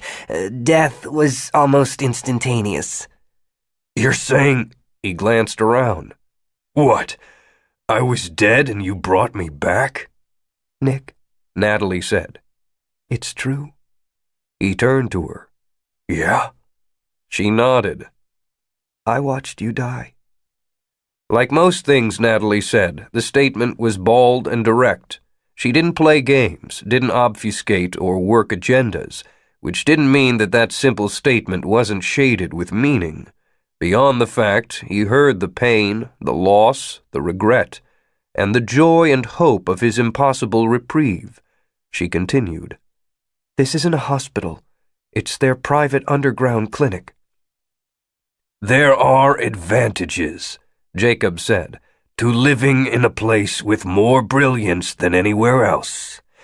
Especially if you're in charge of it, and you couldn't give a shit for FDA policies and ethics review boards." Greatest danger post-mortem is cellular damage due to lack of oxygen, Eric said. Solution is obvious. Reduce metabolic demands to near zero, suspending patient. Then repairing the damage is a matter of tissue engineering using adipose stromal stem cells harvested from fat. "You mean I have a—" He looked down at his chest, remembered only in that moment he was wearing a hospital gown. Shit. Hard to look dignified in one of them. Gently he eased the neckline out. A small shunt rose out of the puckered scar in the center of his chest. Fluid had leaked from when he pulled the cable out. He remembered the robotic arms, and panic rose quick, a feeling of being too deep underwater with no air. He paused, took a breath, then another. "What? A mechanical heart?" "Of course not," Jacob said. "What do you think this is, 1985? Your heart is still your heart. We didn't even have to cut you open. Our doctors used the wound as an entry point, injected your own harvested stem cells to seal the tear in your ventricle, like patching a leaky tire."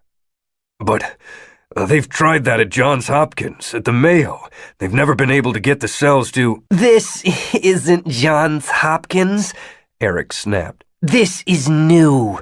Your rules don't apply here. Cooper stiffened. He'd gotten in the habit of thinking of Eric as a lovable nerd and Jacob as the real power, when in fact the opposite was true. Jacob was a good talker and a smart guy, but everything around them, including the black clinic that had brought him back from the dead, began and ended with Eric. "And now your son's life is in his hands." Slowly, he said, "I need to talk to the president." "Shortly after he heard that you'd been assassinated," Jacob said, "President Clay ordered the military into Wyoming. They've seized the towns of Gillette, Shoshone, and Rawlins, effectively cordoning off the NCH. The Air Force is flying patrols over every city. More than 75,000 troops are involved, from every branch of the military." 75,000? Cooper rubbed at his eyes. "But once the president knows I'm not dead, he still has to act the same way." Jacob shook his head. "Clay doesn't have any choice." Storm clouds, Eric said. Birds of prey, vectors with mass. Frightened people want action more than they want correct action. It's in the data. Clay has no choice. Cooper said, "Why are you still lying to me?" That caught Eric off guard, so he followed the jab with a hook. "I know that you've found the source of the abnorms, that you've even developed a serum that can give normal people gifts." Natalie said, "What?" She'd been staring at Todd, but Cooper's declaration had caught her. "Is that true?" Cooper looked at the Epsteins. After a moment, Jacob nodded. "There's a lot to iron out, but it works." "That's the real protection for the NCH, Cooper said. "Not me killing John Smith or sovereignty or their billions.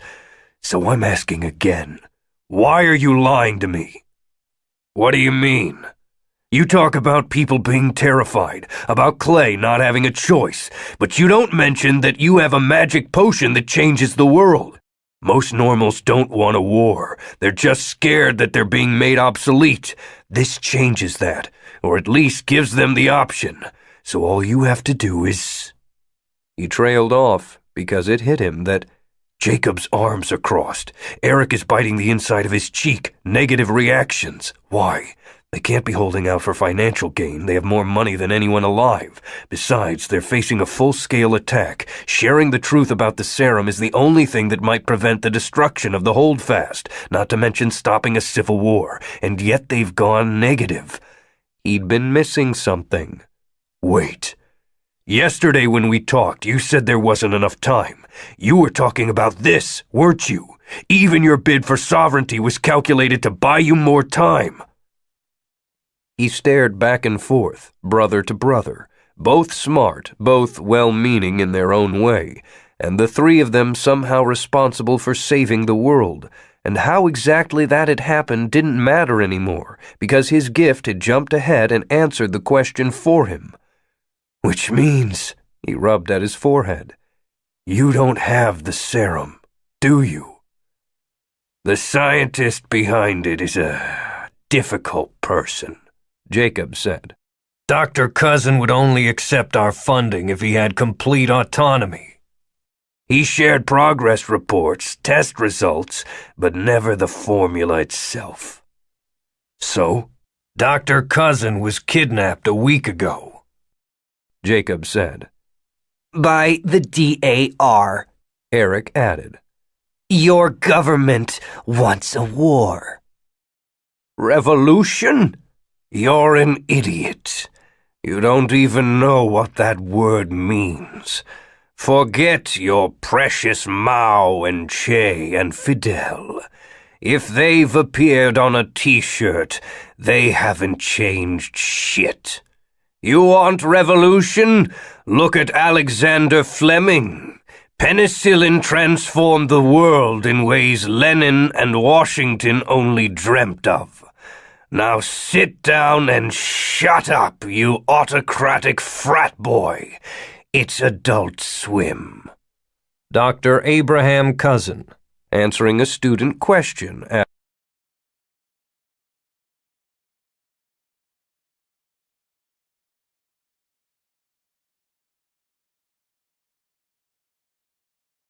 Chapter 33.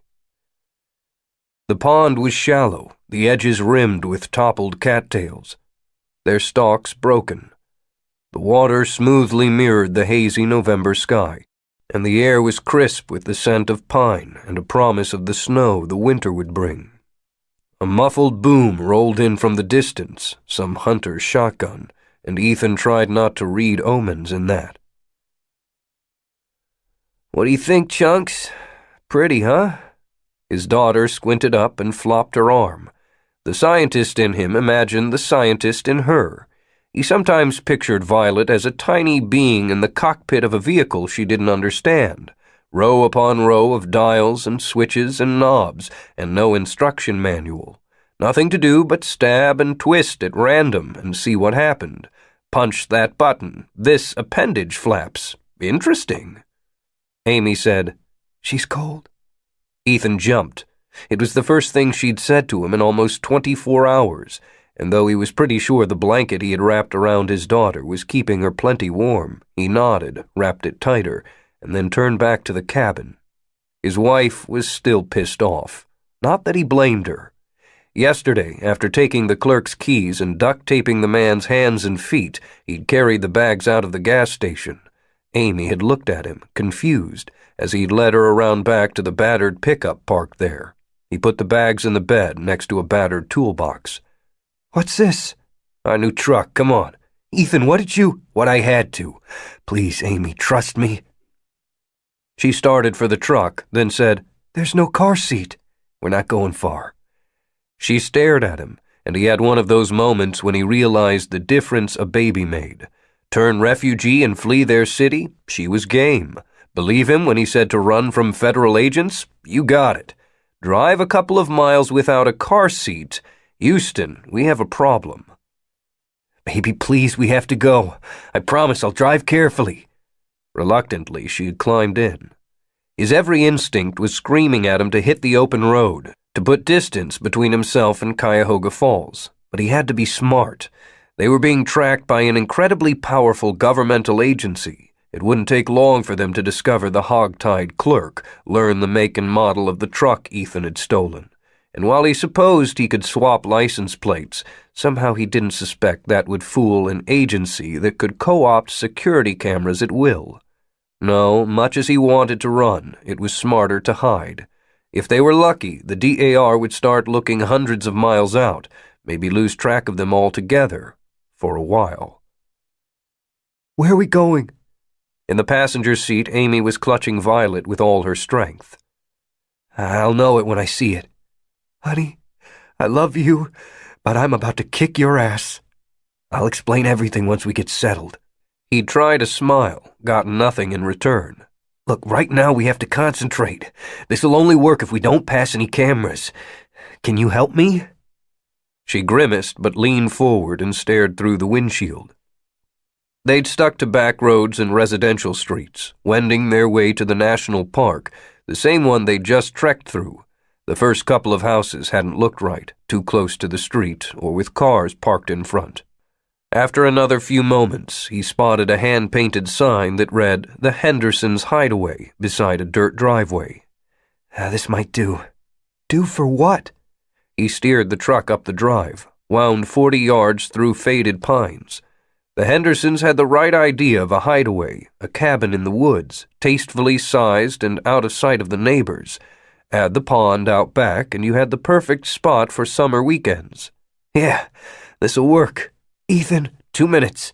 He hopped out of the truck and went to the front door, banged on it, got no response. There was a big bay window in front, and he tented his hands over his eyes to look inside. The furniture inside was covered with sheets. Perfect. There wasn't a crowbar in the toolbox, but he found a tire iron with a tapered point for popping off hubcaps. He walked back to the front door, slid it into the jamb, hesitated for a moment, then thought, "Hey, you're already a fugitive and a car thief. In for a criminal penny."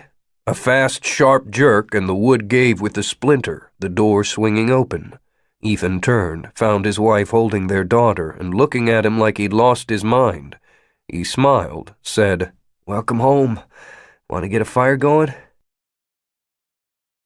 Start over. "From where?" From, over. "Okay."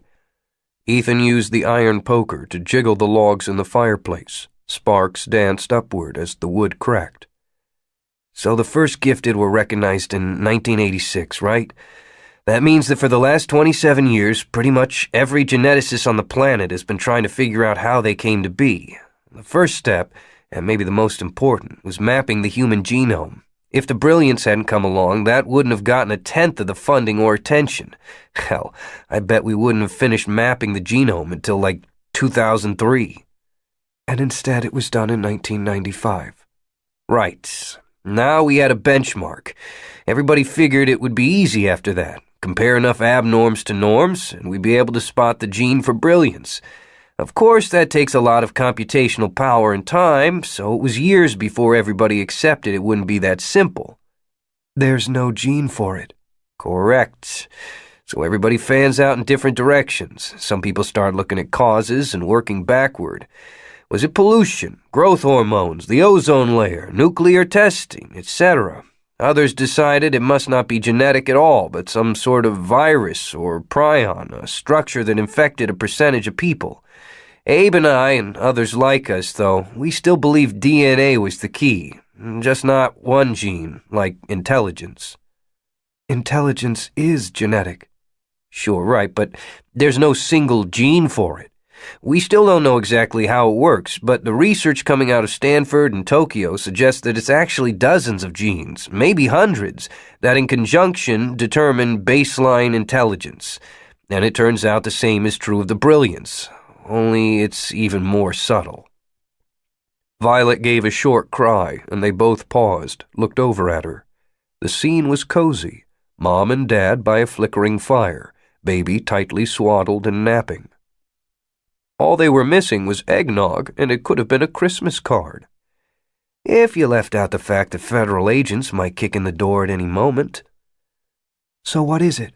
Epigenetically associated telomere lengthening. She gave him a look, and he said, "Right. So telomeres are these nucleotide sequences at the ends of chromosomes that protect them from unraveling, like the plastic caps at the end of shoelaces. He walked her through it as best he could, how telomeres varied in length, how they discovered that longer telomeres at the end of certain chromosomes were tied to cellular lifespan. Ethan's conviction was that it wasn't the genes themselves that were different, but rather their interactive mechanisms. An epigenetic solution explained why the answer was so elusive.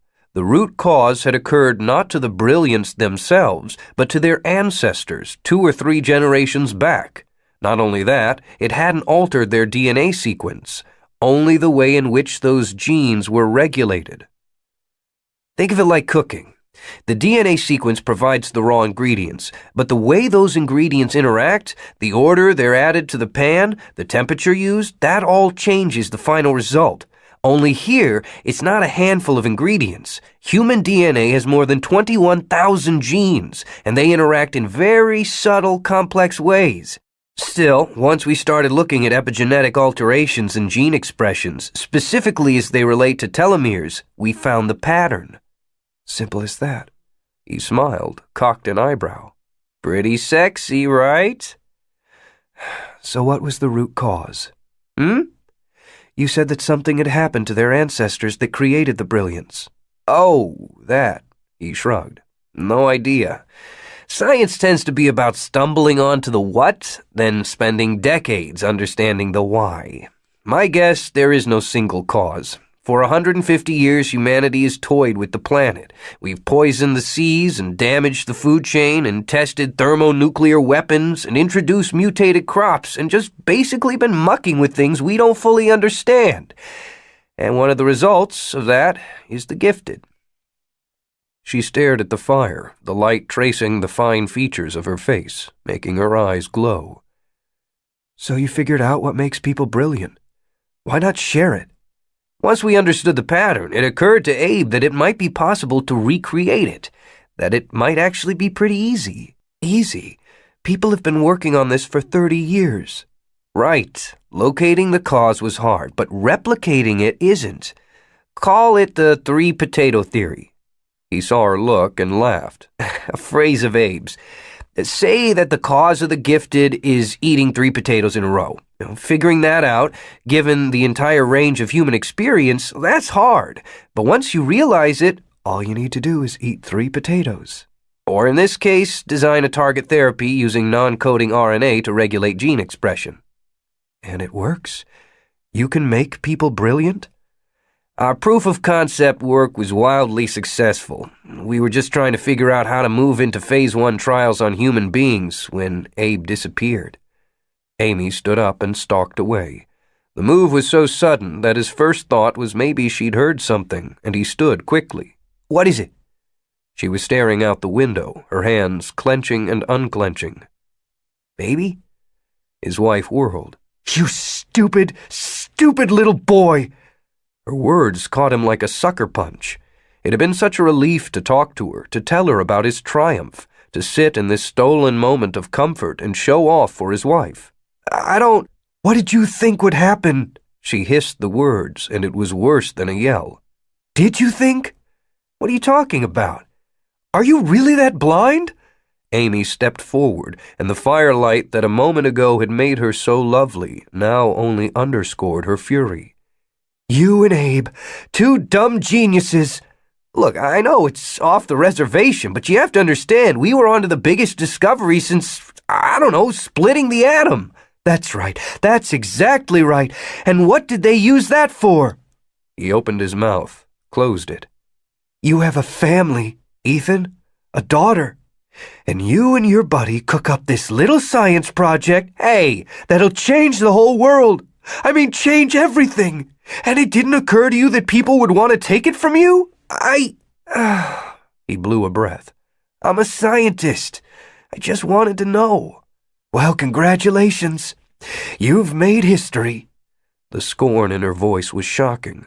The 2 of them were good liberal intellectuals. They talked, they listened. They fought, sure, but didn't go for blood. In the years they'd been married, he'd never heard her speak this way. That's not true. It's just never been directed at you. But you heard it last night when she called on Jeremy's God to damn him. Amy, be quiet, Ethan. Just be quiet. And he had, the rest of the day. He'd hoped a night's sleep might clear it all up, but though they'd shared the master bed, she'd slept huddled up on the far edge, her body angular with fury even in her sleep. This morning he'd made breakfast, cooking eggs and brewing coffee. She hadn't said a word, hadn't in fact said anything to him until just now, when she suggested Violet was cold. They started back toward the cabin. The boom of another shotgun rang out, closer this time. He wanted to talk to her, to beg her to talk to him, but he forced himself to stay quiet. And at the back entrance to the cabin, she turned and held out her arms for Vi. Ethan passed her over in silence. Amy clutched their daughter and started away, then changed her mind. Ethan, I love you, you know that. But I don't know if I can forgive you. Amy! If it was just us, that would be different. But someone kidnapped Abe, probably killed him. Those same people are after you. Maybe that's federal agents, maybe not, but it doesn't matter because the DAR is chasing you too. You robbed a gas station yesterday. I had no choice. And all of it is going to...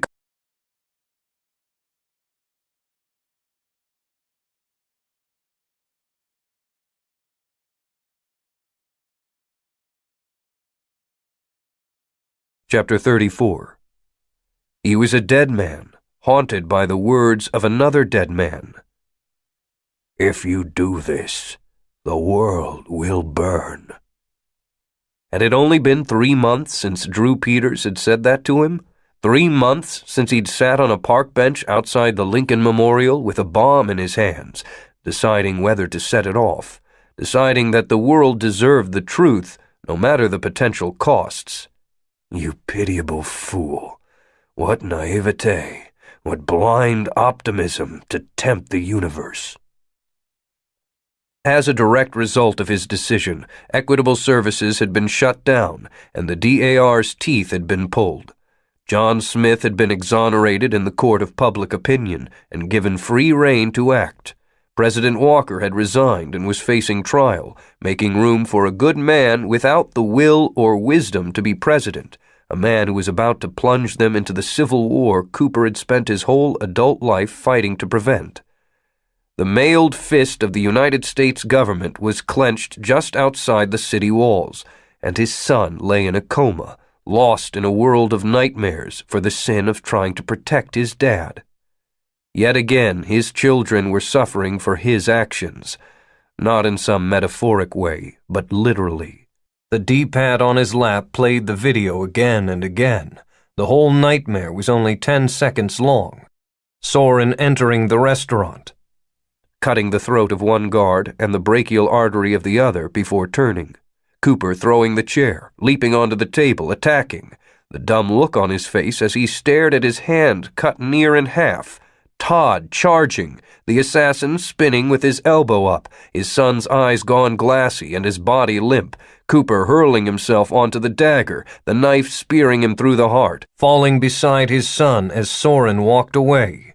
Freeze, skip back. Soren entering the restaurant. He'd made himself watch it over and over, the impact never going away, the images never losing their horror. Cooper rubbed at his eyes with his good hand. In the hospital bed, his son lay still, breathing and little else. Tubes running into his arms, a mass of bandages around his shaved head. After the Epsteins had left, Cooper had convinced Natalie to lie down. She'd been reluctant, but exhaustion finally won over, and she'd curled up with Kate in the next room. Cooper, meanwhile, didn't think he'd ever sleep again. His meds were wearing off, and it felt like talons were digging into his chest, while a red-hot chainsaw spun in his hand. The pain was good, the tiniest penance for his hubris. Like watching the video again and again, like picturing the troops massing outside New Canaan. 75,000 troops, a ridiculous excess of force. It wasn't about subduing the holdfast, it was about obliterating it. Even in this subterranean space, he could hear jets streak by overhead. If he could give back the life that had miraculously been returned to him in trade for Todd to be up and playing soccer, he'd do it without hesitation. but even that felt like it would be just a reprieve. John Smith would have his war, and the world would burn. No one was safe. And here you sit, helpless to do a thing about it. Hell, you couldn't even protect your son. He could feel a scream building inside him and pictured it like a blast wave, a force that would sweep outward and flatten the world. But if the last months had taught him anything, it was that he was only a man. For lack of anything useful to do, he stabbed at the D-pad, shutting down the video and opening the file on Soren Johansson, the man who had tried to take his son. The file was extensive. Information on Soren's birth, his early diagnosis, every note from Hawkstown Academy, where he'd grown up, detailed analysis of his gift. Tier 1 temporals were extremely rare, even amidst the rarefied numbers of gifted, and Cooper hadn't dealt with any personally. Philosophically, they presented a fascinating notion. Like relativity, they proved that the very things people thought of as constants were in fact anything but.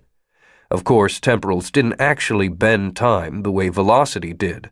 It was entirely a matter of perception, and for most of them, it was a very slight variation. In the lower tiers, 4s and 5s, the difference might not even be noticed. An individual with a T-naught of 1.5, after all, might simply seem particularly quick-witted. But at 11.2, Soren's T-naught was the highest Cooper had ever heard of. How strange the world must appear to him, every second stretched to agonizing lengths. God, I hope your whole life has been misery.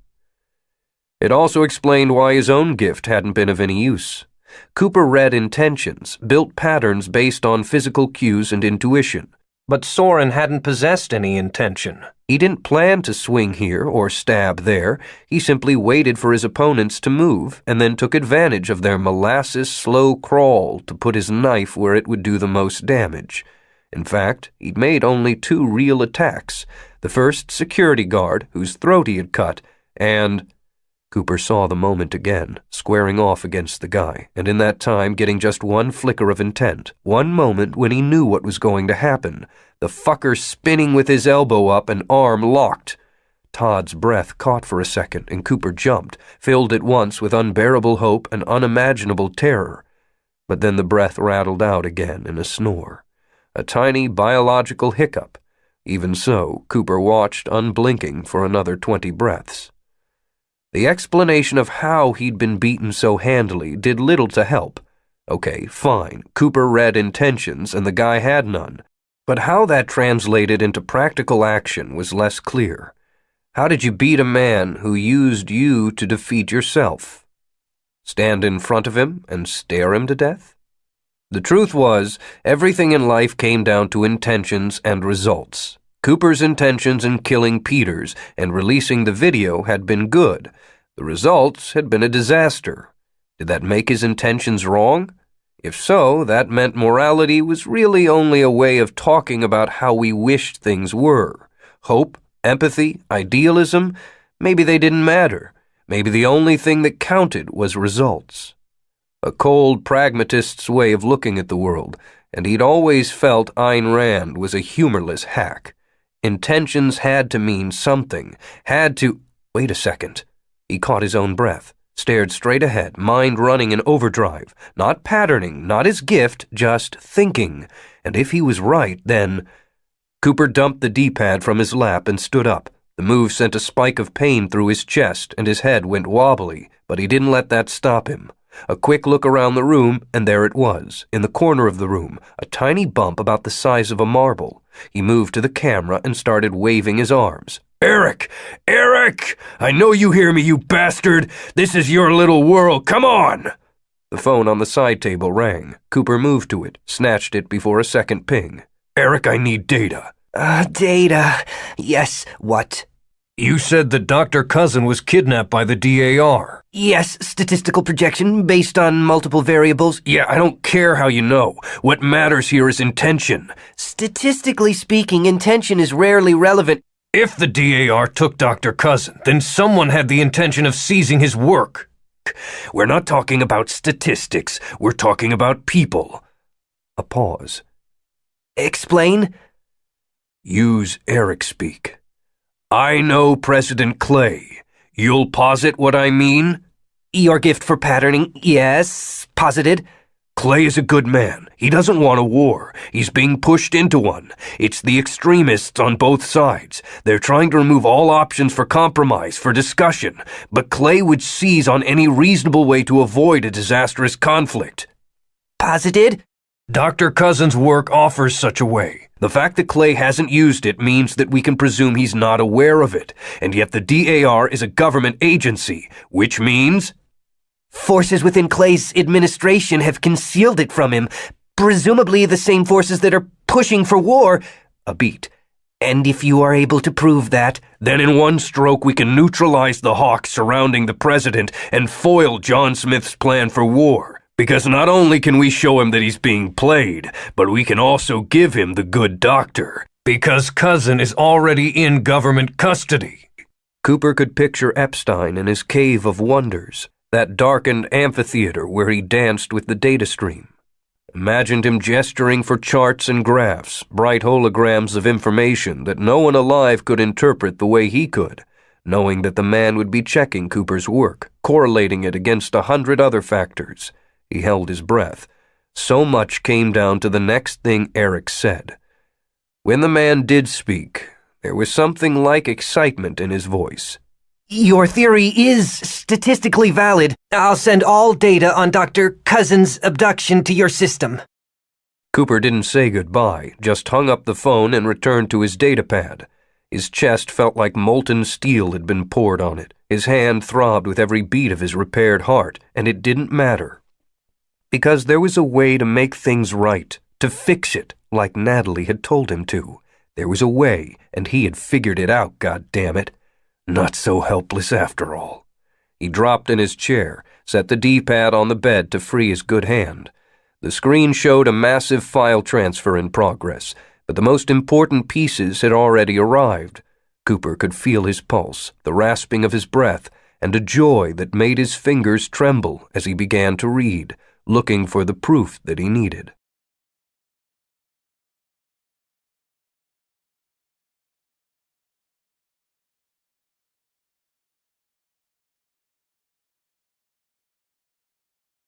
Chapter 35. Natalie said, "I don't understand."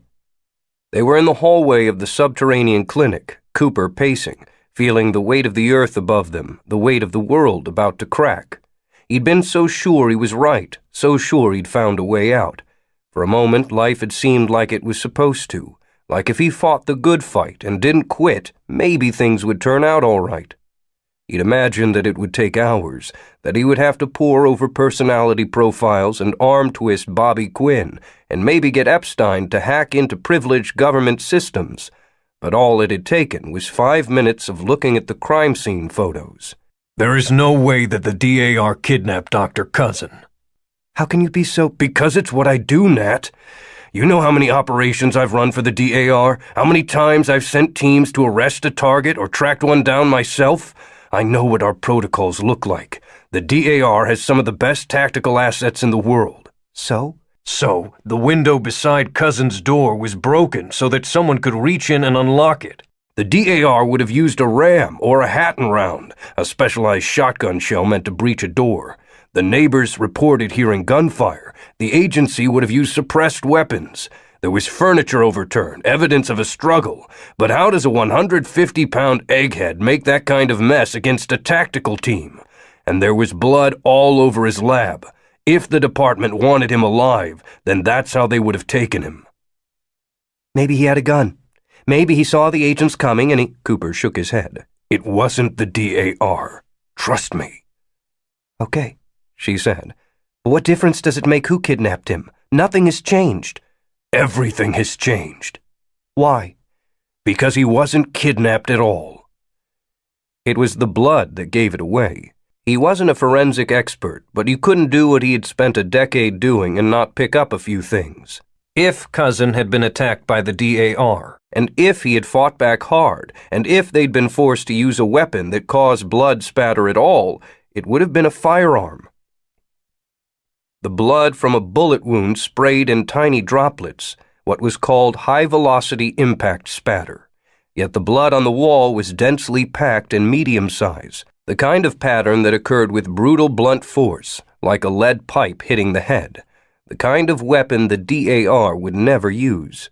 But exactly the kind of pattern that might result if someone took a small container of their own blood and flung it at the wall. There was more, but that was when he'd known. He faked it. Cooper stopped pacing, leaned against the wall, his eyes closed. He faked his own kidnapping. No one came for him. Natalie paused, thinking it over. But if that's true, it means that he's running. That for some reason he decided to vanish and wanted to buy himself time. Maybe someone made him a better offer than the Epsteins. It doesn't matter. He rubbed his eyes. All that matters is that the one man who has a solution to all of this madness has gone AWOL. I still don't understand. Why is that worse? Because it means he's hiding. Actively hiding. So find him. He laughed. I can barely move without seeing spots. My right hand is utterly useless. We're 10 minutes from a civil war, and the only guy who can stop it has a huge head start. My son is in a hospital bed. Cooper slid down the wall and sat on the floor. What do you want me to do? He knew how everything he just said sounded, and he didn't care. The floor tile was comfortingly cool through his hospital gown. He'd been running so hard for so long, and all that he'd accomplished was to make things worse. Enough. Natalie walked to the wall opposite him and sat down herself. Her hair was bundled back in a tight ponytail, and coupled with the dark circles under her eyes, it made her look drawn and pale. She said, You think you're the only one? No. I know that you... I'm the reason Todd is here. Me. It was my dumb idea, remember? I wanted us to be together, as a family. For the kids, and also, she shrugged. If I hadn't had some romantic notion of all of us being together, of what it might mean for us, you and me, Todd would be back in D.C. right now. Instead, he's in a coma. So don't start with me, okay? Natalie. You don't see it. You never did. In your head, it was always you against the world. You, personally, were going to be the man to save it. She laughed coldly. What would you even do if things did get better? Tell me, Nick, I'm curious. What would you do if suddenly the world didn't need saving? Take up golf? Become a CPA? Hey, he said, that's not fair. Fair, she snorted. You're the only man I've ever loved, and we were so good together. We were happy. We made beautiful children. But somewhere along the line it stopped working. Maybe it was your job. Maybe it was that you're gifted and I'm not. Maybe it was just that we fell in love too early, burned out on each other. Not fair, but fine. Life happens, you move on. And we did, and that was okay too. And then it turns out that Kate is an abnorm. And not only that, but she's tier 1. They're going to take her from us. Instead, you do this amazing thing. You go undercover and risk everything for her. Not fair. And the way it ended, not fair either. But life starts to go back to normal, maybe better than normal. And part of me starts to wonder, were we too quick before? Should we have stuck it out? And because I'm wondering that, and because I want you to know that you're not alone, we come here and... She sucked in a deep breath. Fair. Fuck you. The words were a slap, and he jumped. Natalie! You're hurting, I get it. And things look bleak, I get that too. But don't talk to me like that. Did we make mistakes? Sure, no doubt. But we were fighting on the side of the angels. I know it, and you know it too. And now you've got a choice. You can sit on the floor outside your son's hospital room and wait for the bombs to start falling, or you can take one last shot, no matter how slim the odds are, to make a better world. It's up to you, Nick. It really is. No one could blame you no matter what you decide. But either way, don't talk to me about fair. As suddenly as she'd started, she stopped, and the silence felt like the aftermath of a thunderclap, the air electric. Cooper stared at her and felt a pain in his chest that had little to do with the knife wound. He tried to think of what to say, how to answer, where to start. Finally, he said, Cousin is a genius. He knows he'll be pursued. He won't go anywhere people would look for him. Nothing he owns, no family or friends, no research facilities. Natalie gazed at him, that cool, level look that always matched her thoughts. So how do you find someone if all you know is that he won't go anywhere you expect? He stared down at his hands, one in ruined agony. Time is against you. War will break out any moment. Dr. Cousin may be the only person on the planet who can stop it. Research could change everything, even in this desperate hour. Only he's hiding, and the chances of you finding him are slim to none. The data Epstein gave you said that though Cousin was a genius, he didn't work alone. He had a team of the best and brightest, including a protege. Where are you, Ethan Park? The other still strong. He rose, then leaned over to offer his good arm to Natalie. She took it and stood opposite him. Their faces were close. Cooper leaned in and kissed her, and she kissed back, both of them hungry. After far too short a moment, he broke it, leaned back. You'll tell the kids I love them? Natalie bit her lip. He could see the realities hitting her, the consequences of her speech, and see that even so she didn't regret it, and he loved her for that. She nodded.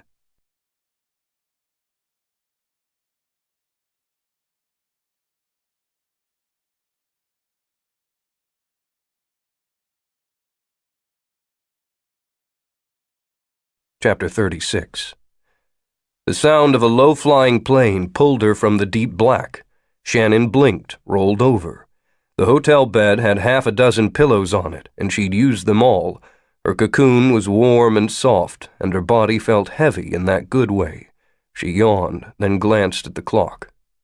10:12 a.m. Good Lord, she'd slept for 18 hours? Being awake for 2 days straight'll do that to you. After Nick had left last night, well, the night before, she supposed, but not to her, she'd waited in the Tesla airport for Lee and Lisa to arrive. Molded chairs, bad music, her body aching and her eyes grainy, she'd sat vigil as her goddaughter slept. Shannon had stroked the girl's hair and watched people walk by and waited out the gray hours. It had been almost dawn when she saw two figures running down the concourse. She hadn't seen Alice's parents in months, not since the night she and Cooper had stayed at their Chinatown apartment, a night that had ruined their lives, had landed them both in prison and their daughter in Davis Academy, and Shannon in the emotional purgatory she'd been dealing with ever since. The two of them had aged years in those months, deep circles etched beneath Lisa's eyes, a stoop to Lee's shoulders she'd never seen before. But when they caught sight of their daughter, it was like the moment a campfire caught, a sudden flare of warmth and light. Shannon had shaken the little girl in her lap, said, "Sweetheart?" Alice opened her eyes, and the first thing she'd seen had been her parents racing toward her. She'd leapt up and hurled herself at them, and the three had collided in a group hug, arms entwining, words flowing, love and loss and joy. They had all been crying, and Shannon, standing there feeling useless, had clenched and unclenched her fists. Finally, Lee Chen had turned to her. Shannon had dreaded this moment, the first look from her old friend. She had been devastatingly careless, and he had paid the price. She deserved every hurtful thing he was about to say to her. "Thank you." His face was wet, his nose red. "Meme, thank you." And at that, she'd lost it too, had joined the hug, all four of them crying and laughing. Shannon yawned and stretched, then flipped the covers aside, padded to the bathroom, peed for half an hour, splashed some water on her face. Her cheeks had pillow lines. "No kidding, lazy girl," her dad said in her head. She smiled. One of her favorite things about hotels was bathrobes, and the one hanging beside the shower was a beaut. Thick, soft terry cloth. Even better, there was a coffee maker in the room. She put 2 packets of coffee into the machine, stood waiting while it gurgled and hissed, remembering the warmth of Alice's head in her lap, the feel of the girl's hair between her fingers. She'd splurged on the suite, and the decor showed it. The room was a study in minimalism. The walls white, the furniture low profile. One wall was solar glass, the surface mellowing the harsh winter glare. Shannon took her coffee out to the balcony, shivering and tightening the belt of the robe. Wyoming in November. No thank you. You need to find a revolution based out of San Diego. Still, cold as it was, it felt good, bracing, and the contrast made the coffee taste even better. Tesla spread out below her in all its blocky, pre-planned glory. The mirrored walls of the Epstein Industries complex reflected cold desert sky. There was a growling roar coming from somewhere, traffic probably. She wondered how Nick's meeting with Eric had gone, whether the billionaire had admitted what his scientists had created. The thought of the serum still blew her mind, a feeling like the morning after she'd had sex for the first time, the way the whole world looked the same and yet different. And what was that roaring? Because it sounded an awful lot like... The sound was suddenly more than a sound. It was a presence all around her, full and huge, strong enough to lean against, growing fast and all-consuming. A blasting, howling wail coming from not one or two, but 3 fighter jets streaking overhead, a formation of predatory triangles flying low enough that she could make out missile clusters hanging beneath the wings. What the hell? Shannon gripped the balcony railing, watched the planes kite through the gray sky, the roar echoing and bouncing. She didn't know much about military aircraft, couldn't have said what make they were, but she had been a soldier her whole adult life and recognized a threat when she saw one. She hurried back into the suite, leaving the door to the balcony half open, a chill wind creeping in. The Tri-D was sleek and stylish, more modern art than entertainment center, but all she cared about was finding the damn power button and the controls to jump the channels. The faded kitchen of a faded sitcom, the hyperkinetic animation of some kid's show, a commercial for a personal injury attorney, and then, finally, Fox News, the middle of a flashy graphics package. Bombastic music played in the background as 3-dimensional letters tumbled in to spell America on the Brink. Then the letters exploded, replaced by a stylized map of Wyoming on fire behind the title Showdown in the Desert. A fast serving of patriotism bouillabaisse, flag, stars, White House, eagles screech, fighter jets. The package cut to an aerial shot, moving slowly, a news drone. A military encampment of prefab buildings buzzing with activity, rows of tanks and trucks, an airfield packed with helicopter gunships, and thousands of soldiers. The landscape was dusty brown and cold-looking, the sky the same color as the one out her window, and if it looked familiar, it was only because she'd been through it 100 times. Gillette, the eastern gateway of the New Canaan Holdfast. Shannon gasped, not believing what she was seeing.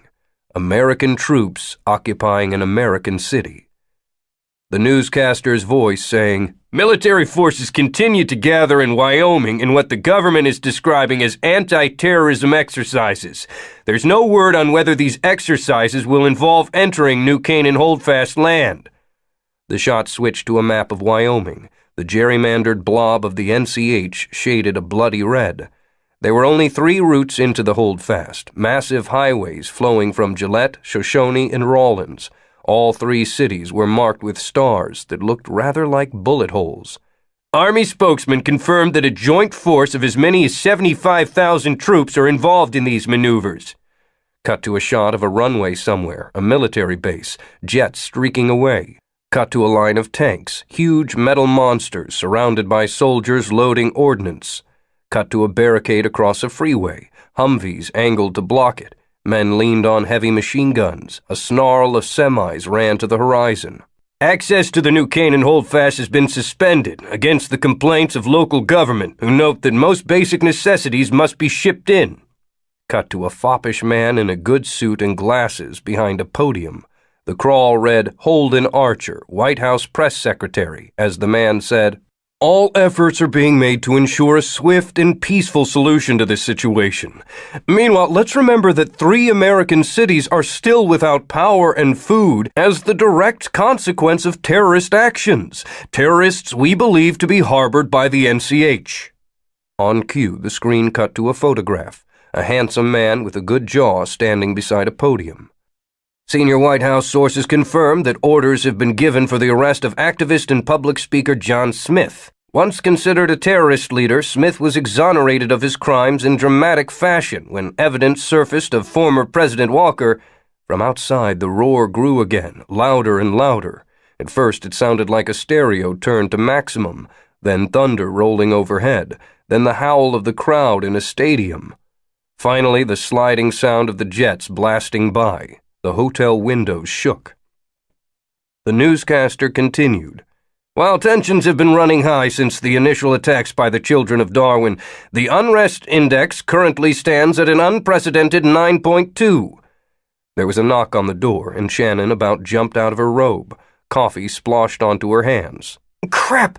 She muted the Tri-D, yelled, "No housekeeping, thanks!"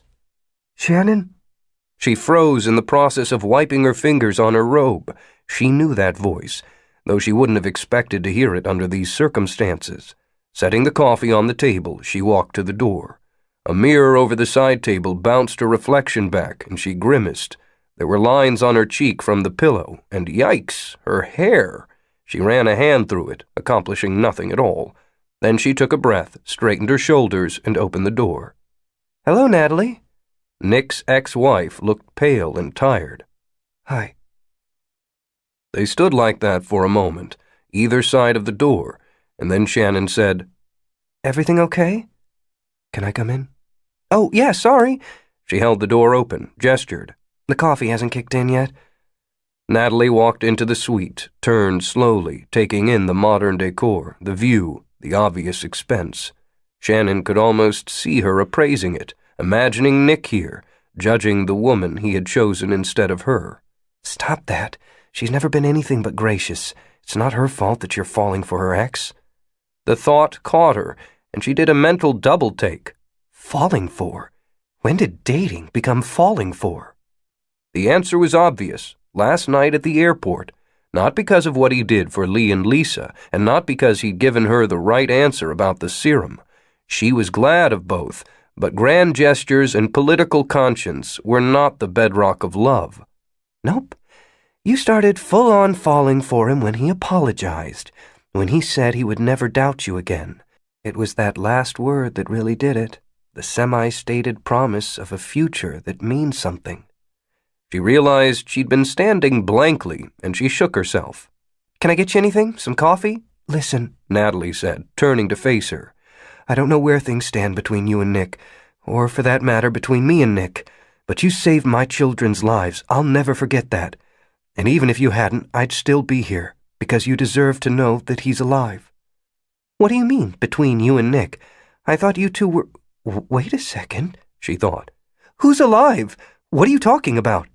Natalie said, You know, the first time he killed for equitable services, we sat up all night talking.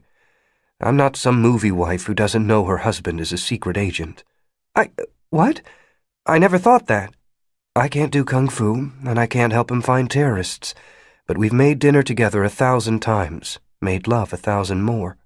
He fed me ice chips and rubbed my back while Todd was born. I held him when his father died.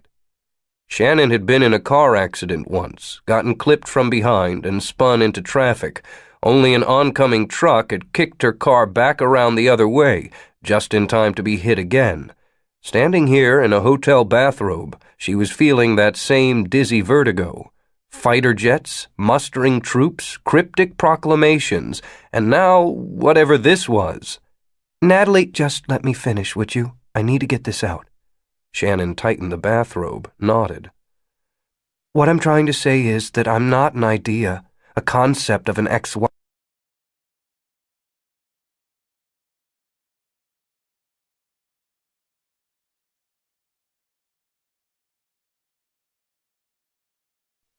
Astonishingly, the idea had never occurred to her. She and Nick hadn't had a typical courtship, hadn't faced the everyday awkwardness of a couple coming together. Hell, they'd barely had much that counted as a date. Dinner, a bottle of wine, small talk, all things that Nick must have done with Natalie years ago. She knew Cooper loved his children, but she'd always assumed that romantically he and Natalie were done.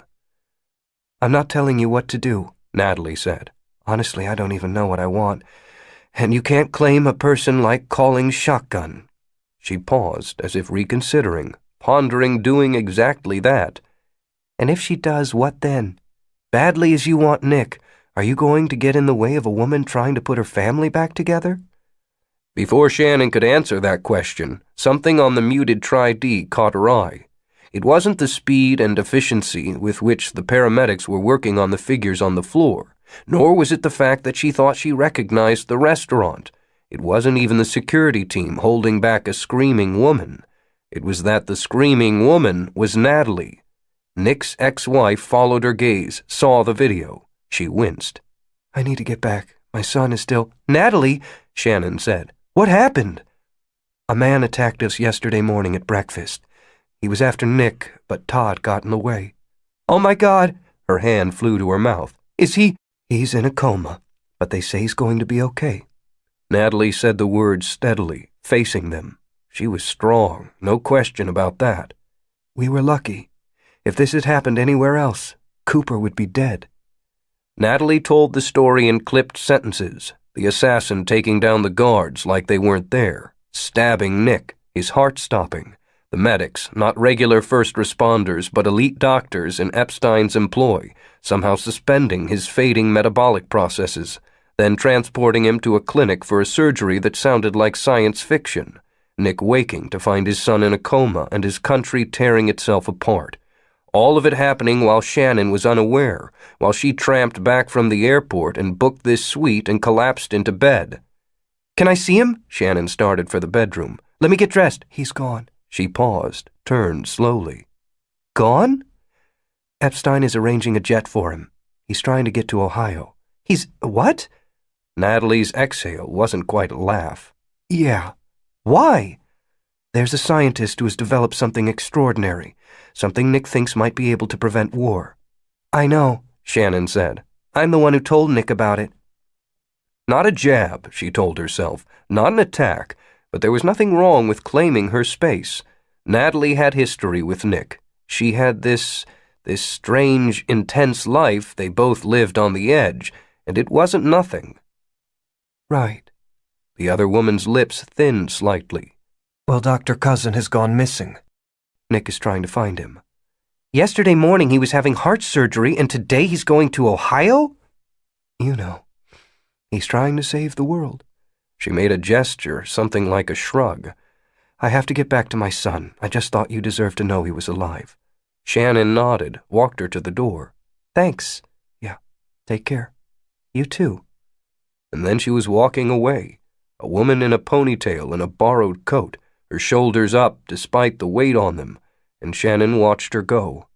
The jet screamed by once more, and Natalie was still in love with Nick, and Nick had been dead and now reborn, and if there was a pattern here that was better than everything circling the drain, she wasn't seeing it. Shannon shut the hotel door and went to the bedroom. Her phone was on the night table. She typed a sequence of digits she'd never used before, hesitated over the wording of the message, decided screw it, be blunt. I need answers, right now. She pressed send, then went to the bathroom, spun on the shower tap. The hotel was luxe indeed, and instead of the Navy shower she was used to in the NCH, the water ran consistently and hot. When she stepped out, she saw the response on her phone. Thought you might. 44.3719 by -107.0632. The rental wasn't electric, but she managed to get a pickup with decent tires. The GPS coordinates demanded it. Not backcountry by any means, but more than a mile off the road, bumping and bouncing up an old stream bed gone dry. The landscape ran the spectrum from tan to ochre. Dust, rocks, even the twisted little bushes were shades of brown. Her tires kicked a haze of dust behind her, a gloomy brown line back to the highway. Shannon spotted the meet location before she got there, an empty ridge maybe 50 yards high.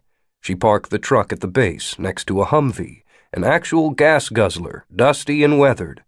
The man who leaned against it held his assault rifle with the loose calm of a professional. His fatigues had no flags on them, no rank, but his belt held 2 spare magazines and an 8-inch knife. "Hey, Shannon?" "Brian Van Meter," she said. She flashed back to a job in Boise a year or two ago, doing a scout on a bank that he and his team later robbed. One of the forgotten details of revolutions was that they required money, and she'd pulled more than one heist for the cause.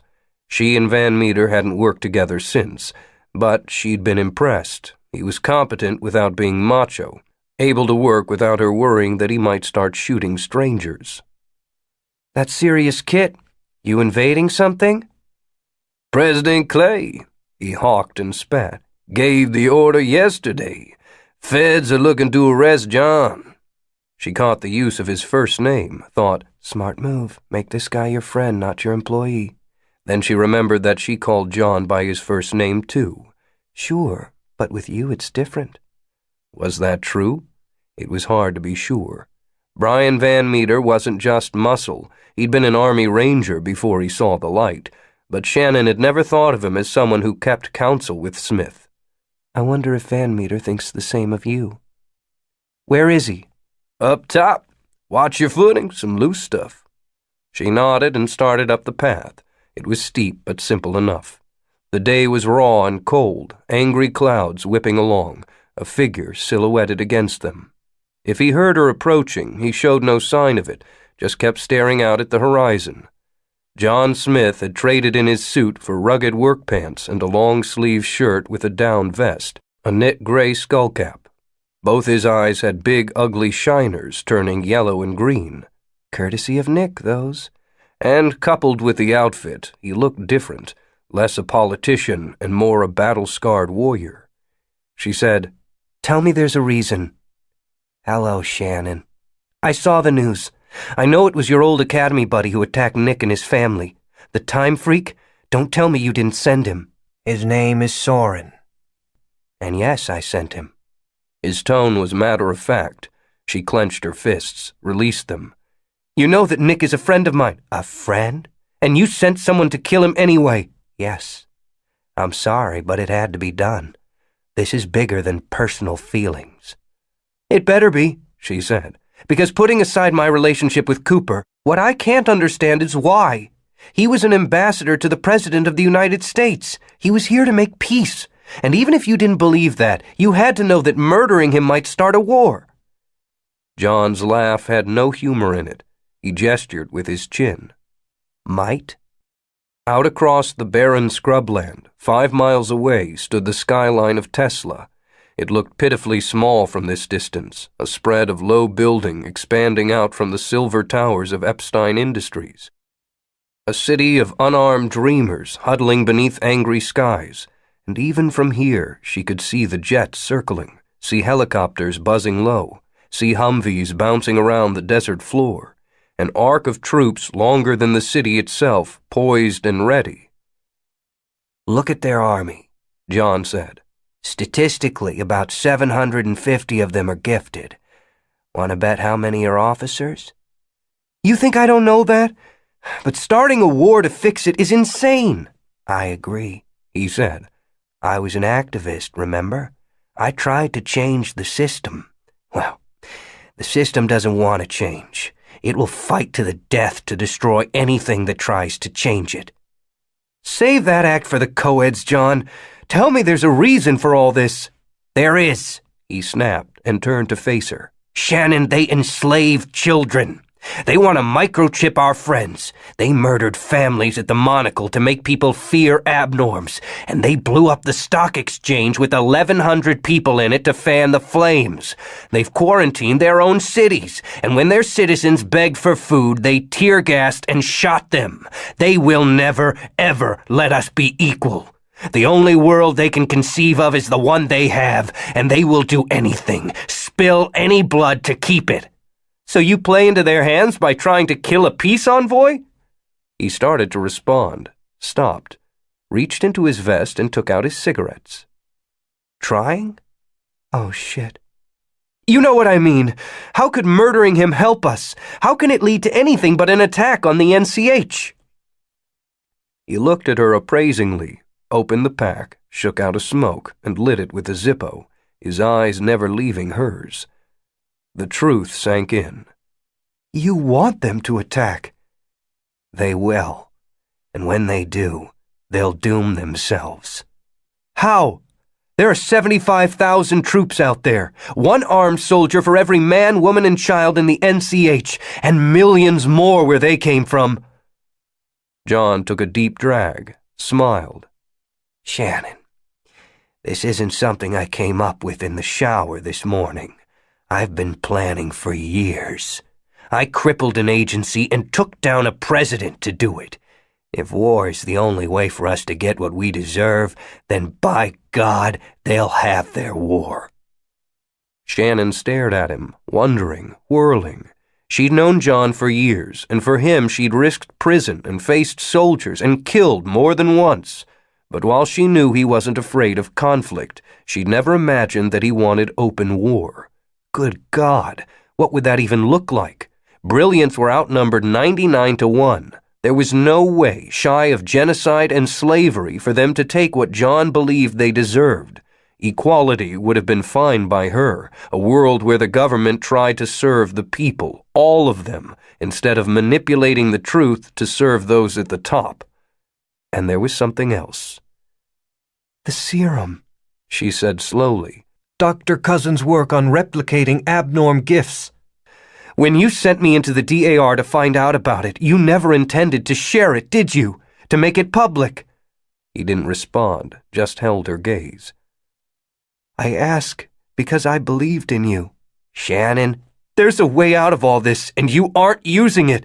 She stared at him, seeing it all now, the whole ugly mess, all the things she had let herself ignore. You want this war as badly as they do, don't you? You want to march at the head of an army and conquer the world, no matter how much blood is spilled in the process. His eyes hardened. I care about our blood, not theirs. Blood is blood. No, he said, it's not. And I won't be the one starting this war. They're the ones who will use military force. They haven't yet.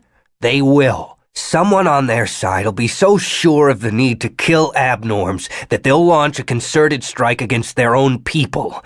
Maybe Clay, maybe someone on his staff, maybe some 18-year-old kid who gets nervous behind a trigger. They'll attack, and when they do, they'll unite the brilliance. He glanced at his watch. It's happening. You may as well accept it. I won't. You better. I understand that you had some notion of us all holding hands and singing Kumbaya while we penned a new constitution, but it doesn't work that way. Building a better world is a bloody business, and you better.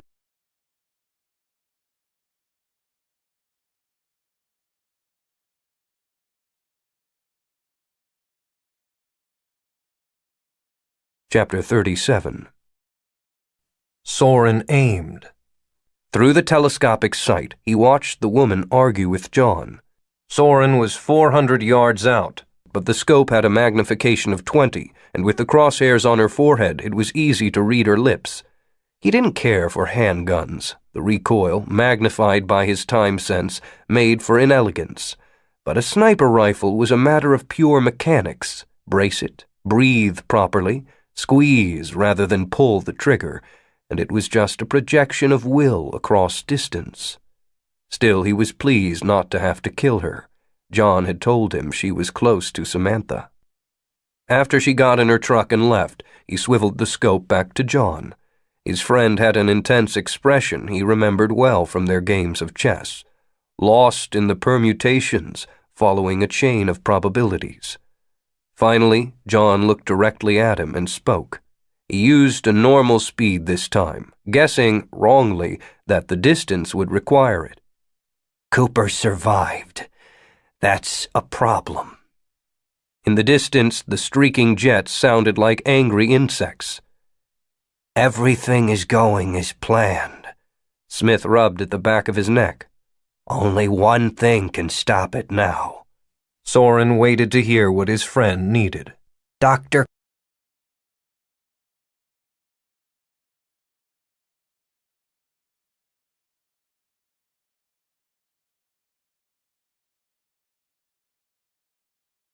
Chapter 38.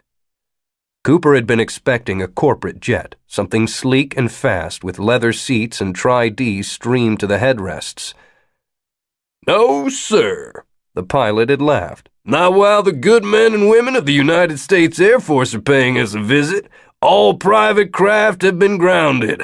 Only things cleared to be in the sky are cargo transports with high-priority freight. Some of the ballsier smugglers are making runs, but there's a good chance of getting exploded, so Mr. Epstein suggested this route. This route was a cargo-modified Boeing 737, seats removed, windows plugged, and a big red cross painted on one side. Cooper had looked at it, shrugged. So where do I sit? Well, you can pick any crate you like. The pilot grinned. But it might get kind of cold at 30,000 feet. Right. Co-pilot it is. He'd strapped in, ready to rock and roll. 3 hours later, they were still waiting on the runway. Cooper had railed and cursed, but the pilot had just shrugged. Nothing to be done about it. According to him, it was a lucky thing they were taking off at all. When they finally did get clearance, Cooper had looked out the window at the troops below and felt his stomach fall. It was one thing to hear the numbers, and another to see it. A wide arc of military force aimed right at the heart of the holdfast. Quick fab barracks and hangars, row upon row of heavy equipment, a mass of ant figures moving.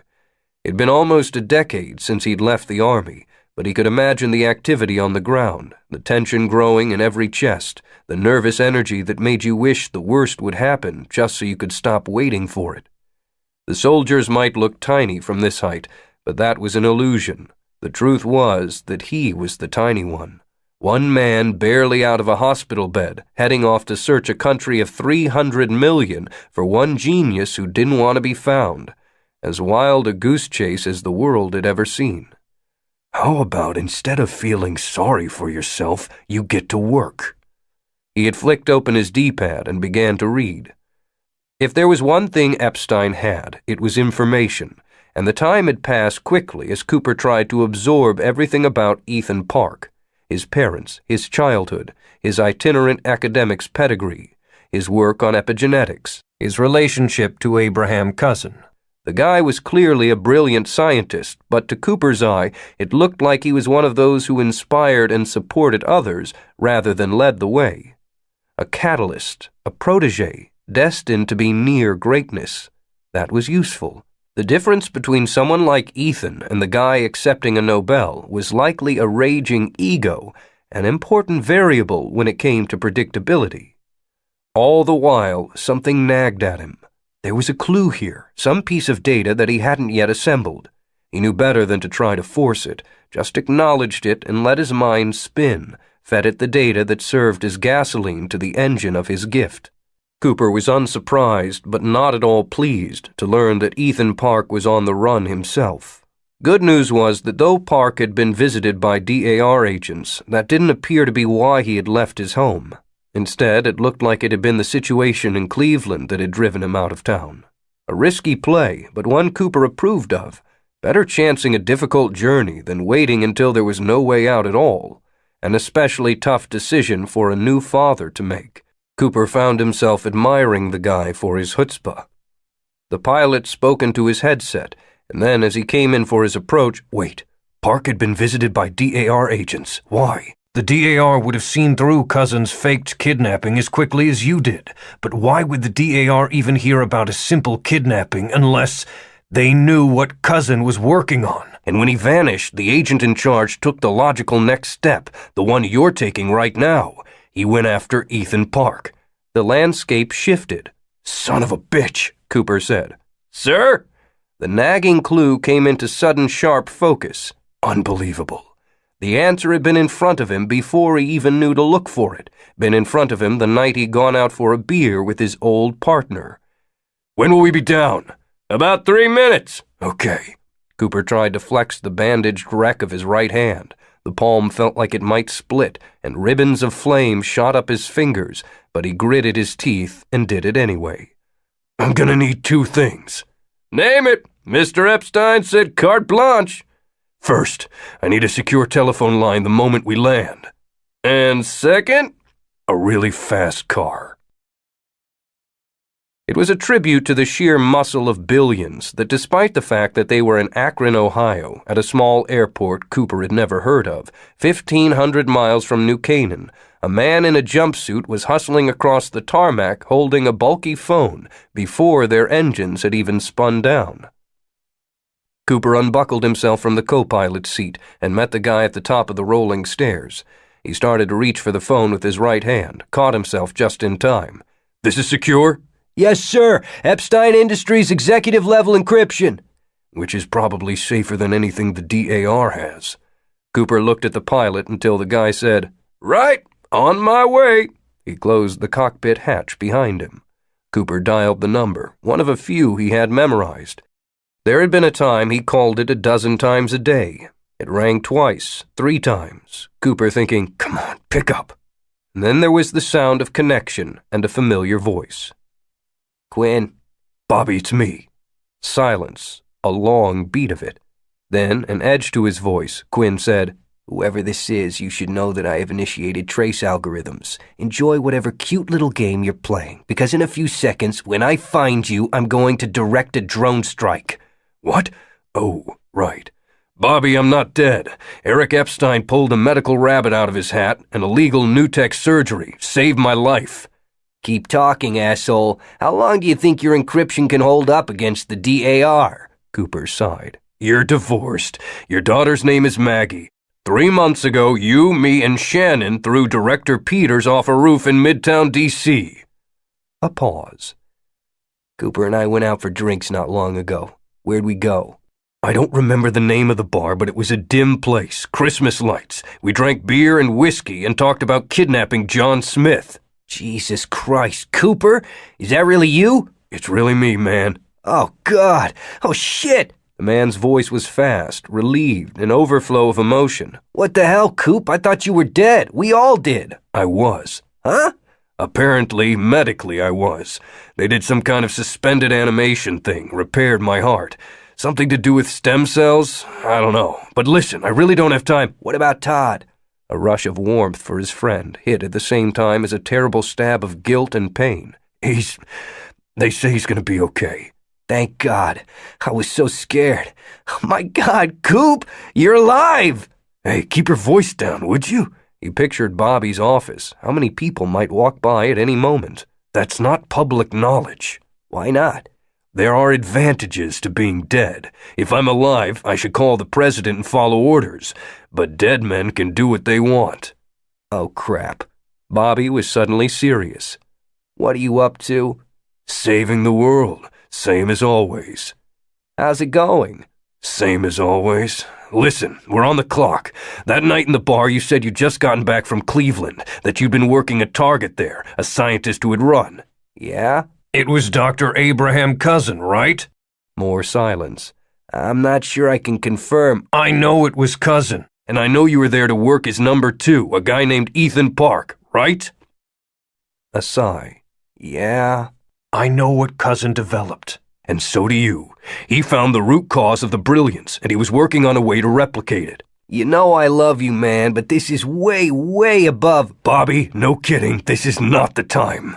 I can be your old boss, or a special advisor to the president, or just your best friend. Whatever you need to cut the crap right now. He put steel in his voice, let Quinn hear the desperation. Can you do that? A long pause. What's going on? Cousin faked his kidnapping. I was trying to figure out why he would do that, and it finally came together. He did it because the DAR came looking for him, right? Somehow you found out what he was working on, and you wanted it. Shit, man, everyone wants it. Thing like that could change the world, maybe even stop what's about to happen. My thinking exactly. That's why I need to find it, and right now. Good luck. Cousin may not be much at faking a crime scene, but he's turned out to be aces at lying low. I've been running every protocol we have to catch the guy, but no luck. And now Ethan Park is on the run too. He's my target. Another pause. Is that right? Cooper hated the phone. In person, he could have read the layers of conflict behind what Bobby was saying, parsed it, but without the tiny physical cues, the twitches of muscle, the hint of nerves, his gift was useless. Second time that's happened recently. Maybe you're relying on it too much, Coop. Maybe it's time you used your brain instead. In Cleveland, you said that you braced Park. My guess you put him under surveillance, right? Sure, but then things got stupid in Cleveland. When the riots hit, my men were pulled off to help. That's when he bolted. You think he knew about your team? Nah, just dumb luck. A lot of people tried to leave Cleveland then. Once I realized what had happened, we ran a video scan, found his car. I got drone surveillance on it, found him and his family hiking south. The National Guard was supposed to pick him up, but some hothead shot a refugee, and then it was chaos. You lost him? For a while, then picked him up in a bank, lost him again, got him robbing a gas station. Seriously? That was way out of character with the pattern he'd built. I thought he was a geek. He turned criminal? Yeah, well... There was a note of embarrassment in his friend's voice.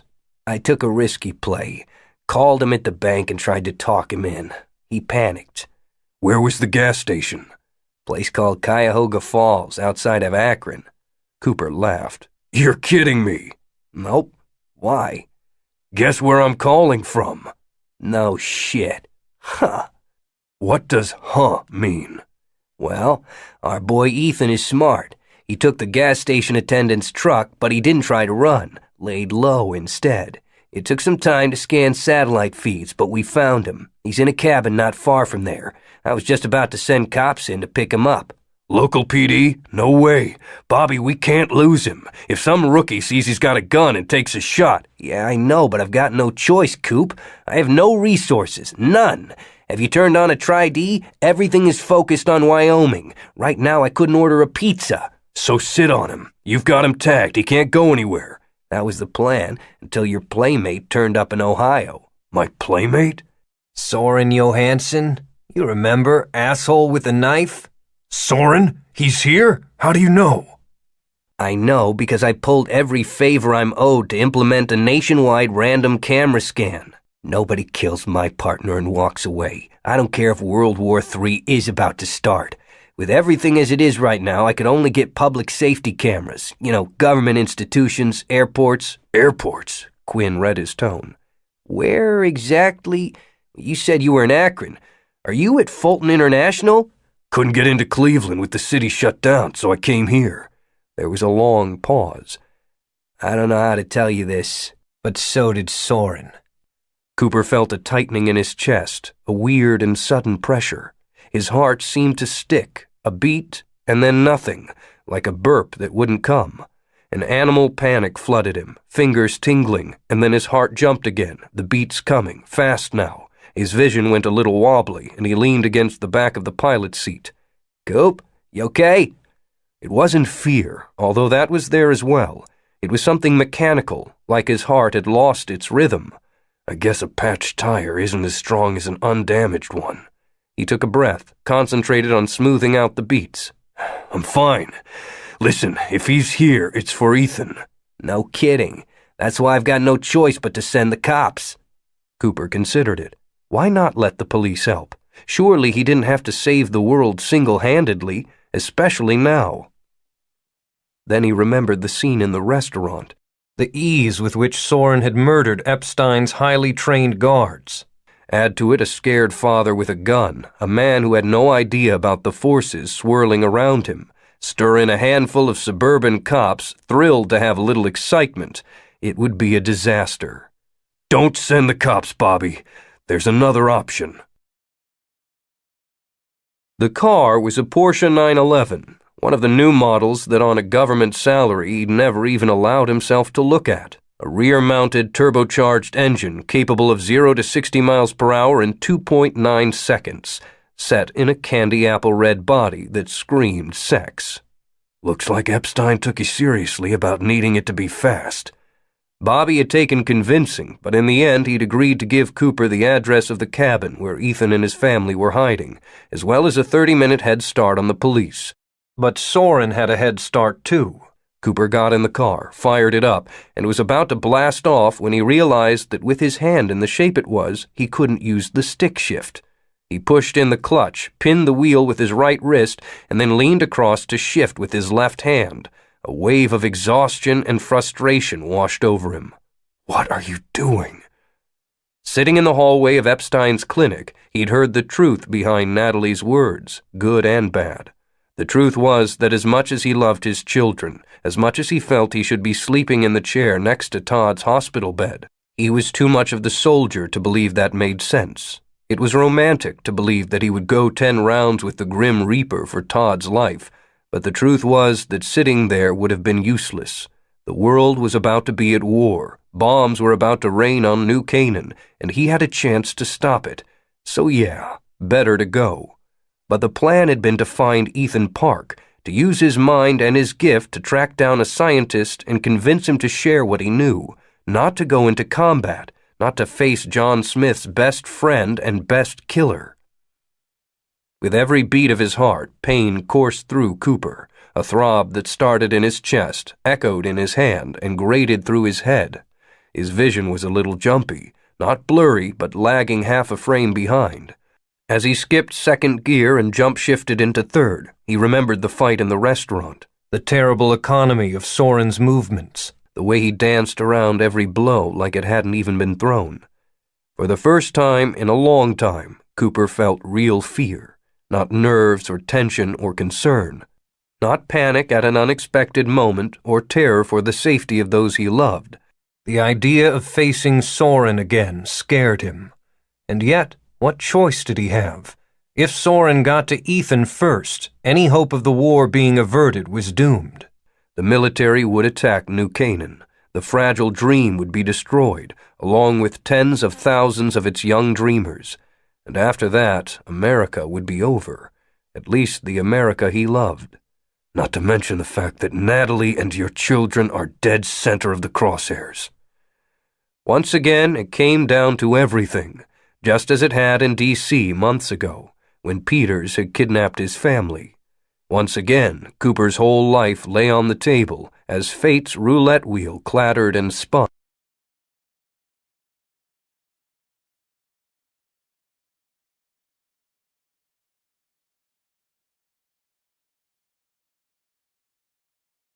Chapter 39. As far back as she could remember, Holly Rogie had wanted to fly. Dad had been part of it, a Navy man, a pilot who parked jets on moving aircraft carriers. When other little girls had been lulled to sleep with tales of princesses and unicorns, Dad had lain beside her in the dark and told her what it was like to scream in low and steep, dark water below, a tiny target ahead. How precise the angle had to be to catch the landing cable, how if you screwed up you could slide right off, bounce out into the ocean. Was it scary? She'd asked, always, and always he'd said, sure, but in the good way. And after he had kissed her forehead and told her to have beautiful dreams, she'd lie awake staring at her ceiling, wondering what that meant, scary in the good way. Now, suited up and sitting in the ready room at Ellsworth Air Force Base, just east of the Wyoming border, she wondered what Dad would think of all of this. He died while she was still at the academy, an aneurysm that took him in his easy chair, fast as a missile with hard lock. He'd never seen her earn her wings, never known that she made top of her class, never known that she'd been the first woman selected to fly an F-27 Wyvern. That gorgeous piece of $185 million equipment, her second true love. 67 feet and 65,000 pounds of high-performance glory, capable of soaring 18 miles high, of afterburner blasting at Mach 2.9, 2,200 magnificent miles an hour. A machine so sophisticated that the computer in the helmet read her brain's alpha waves, allowing her to control the gauges and the secondary systems just by thinking in coded patterns. A fighter jet that she had been flying over American soil, buzzing low over a city of her own countrymen, carrying a full load of ordnance. That was the part she didn't dig, and she didn't think Dad would have either. She was a warrior, had flown peacekeeping missions all over the world, been selected to fly in the honor guard of Air Force One on President Walker's trip to India. Her job was to protect America, not threaten it, and no matter what you thought about the abnorms, last she'd heard, Wyoming was still part of the 50. The fact that today's briefing was being given not by Major Barnes, as usual, but by the big dog himself, Lieutenant Colonel Riggs, didn't make her feel any better about the situation. Continued state of high alert. Now you all know that the holdfast has anti-aircraft batteries. Riggs paused, a slight smile on his lips as 20 pilots chuckled. And though it's true that they would be particularly dangerous to MiG-19s, more laughter, that doesn't mean I want any of you getting careless. Everything by the numbers, people. I want all of my pilots back without a scratch. You'll be carrying... Holly knew the load, the same she'd flown the last sorties with. Military life, though, never double-check when you could quadruple-check. It had to be posturing, she figured, a message to the children of Darwin and all the other terrorists out there. Sure, you may be able to take out a few trucks, but can you do this? There hadn't been a declared war since Korea, which meant that most of the time military assets were more about communication than they were about offense, a way for the politicians to talk to one another, play their games of high-stakes poker. Thing was, who were they talking to here? The holdfast was a bunch of kids living in the desert, pretending it was a new world instead of a bunch of rocks. Fine with her, so why the full load? Each wyvern carried enough ordnance to wipe out half of Tesla. Flying a full wing of them over the scrub town was like bringing an A-bomb to a backyard brawl. Any questions? Holly looked around, wanted to raise her hand and ask, "Sir, respectfully, what the hell are we doing here?" She wouldn't, of course, but maybe someone would. The 19 other pilots in this room were among the best in the world, and that came with a hotshot sense of entitlement. If it had been Major Barnes giving the briefing, maybe one of them would have, but the vice chief of the air wing was another matter. They all sat ramrod straight and steely-eyed, ready to snap salutes and mount up. It was only 10 minutes later, as the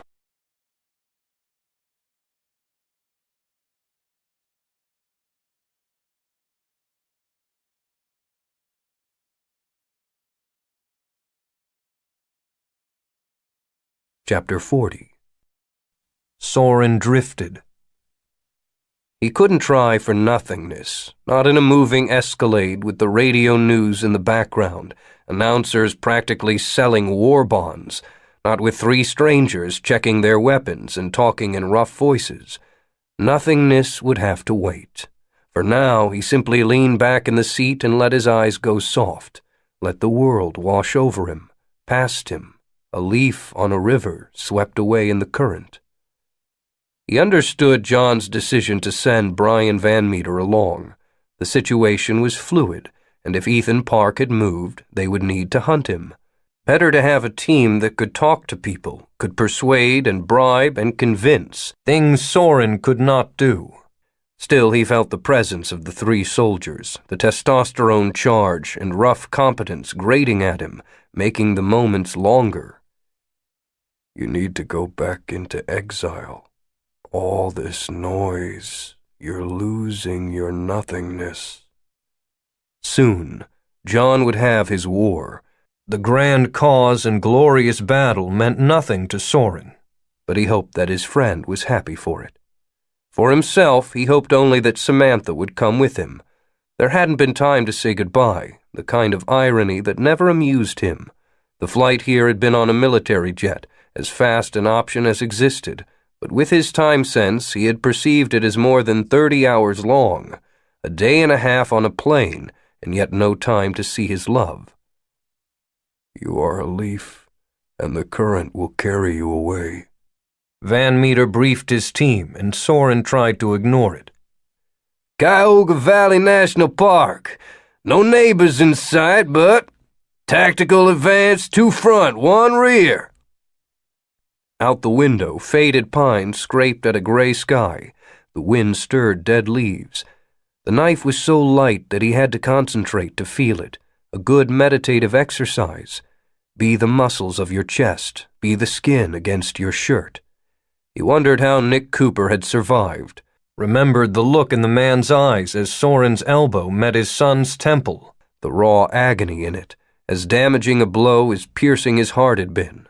Idly, he wondered what it would be like to have a child, to have created life, if that would be the thing that brought meaning to the endlessness, or if it would only make things worse. Okay, the one called Donovan said. But why all the trouble? He's an egghead. Let's just roll up, do the thing, get out. You're a hump, you know that?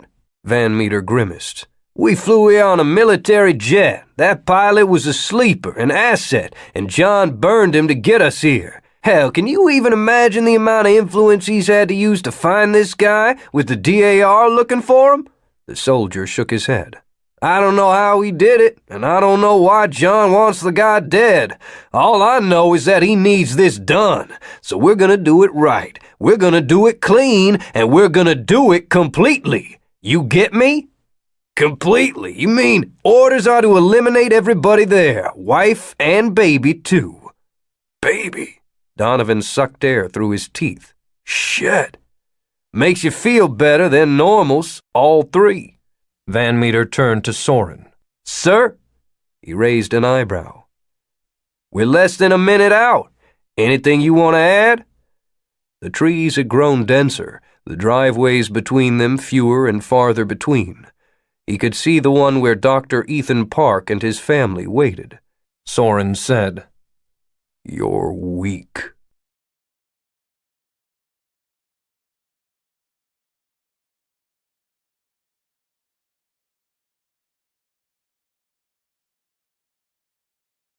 Chapter 41. You are my sunshine, my only sunshine. Late afternoon, and already the sky was starting to fade, cold clouds going fat and dim. They had a fire burning and news on the TV, an actual old-school television, not a tri-D. Ethan was splitting his attention between the horror show in Wyoming and the sight of his wife crooning lullabies to their daughter. It was a jarring juxtaposition. Footage of soldiers and tanks and jets, of missiles being fueled and politicians thumping the podium, set against the two loves of his life, his daughter safe and warm and drifting off on a tide of song. You make me happy every day. They did a lot of singing to Violet, sang the Naked Baby song as they got her into her bath, to the tune of Alouetta. Naked baby, naked, naked baby, naked baby, naked baby time. Sang freeform about toys and breakfast and pooping, and early on Amy had declared that they would have their own version of You Are My Sunshine, one that addressed certain thematic difficulties. Now the news was showing footage of Cleveland. If it hadn't been identified, he wouldn't have recognized it. Fire had swept through most of downtown, and what was left was all gray people in gray clothes digging through rubble, ragged families on street corners, and squads of riot police locking shields. You'll never know, dear, how much I love you. Ethan's eyes wandered from screen to family, family to screen, but a part of him, the part he would have pointed to as his real self if anyone had asked, wasn't really taking either in. It was thinking about what Amy had said earlier. The fact that she was right was so obvious it didn't bear thinking about. He and Abe had rushed foolishly into places angels feared to tread, and while they had found answers there, they had also made enemies. Funny that the idea had never occurred to him before. Even when the DAR had shown up at his house about their research, he'd asked Bobby Quinn to leave like the agent was a census taker. In hindsight, it was all so clear. The DAR must have been watching them, watching from before Abe disappeared, and they would never stop looking for him. Never. Not with what he knew. No one can take my sunshine away. And what if the DAR wasn't the only group who wanted the serum? Another thing he'd never thought of until Amy laid him out. The value of their discovery was literally incalculable. Controlling it would be like holding a patent on the wheel. No wonder Abe had been so rigid about his non-disclosures, his loose lips sink ships policy. The problem was that Abe hadn't gone nearly far enough. They should have been operating in perfect secrecy on some remote Pacific island.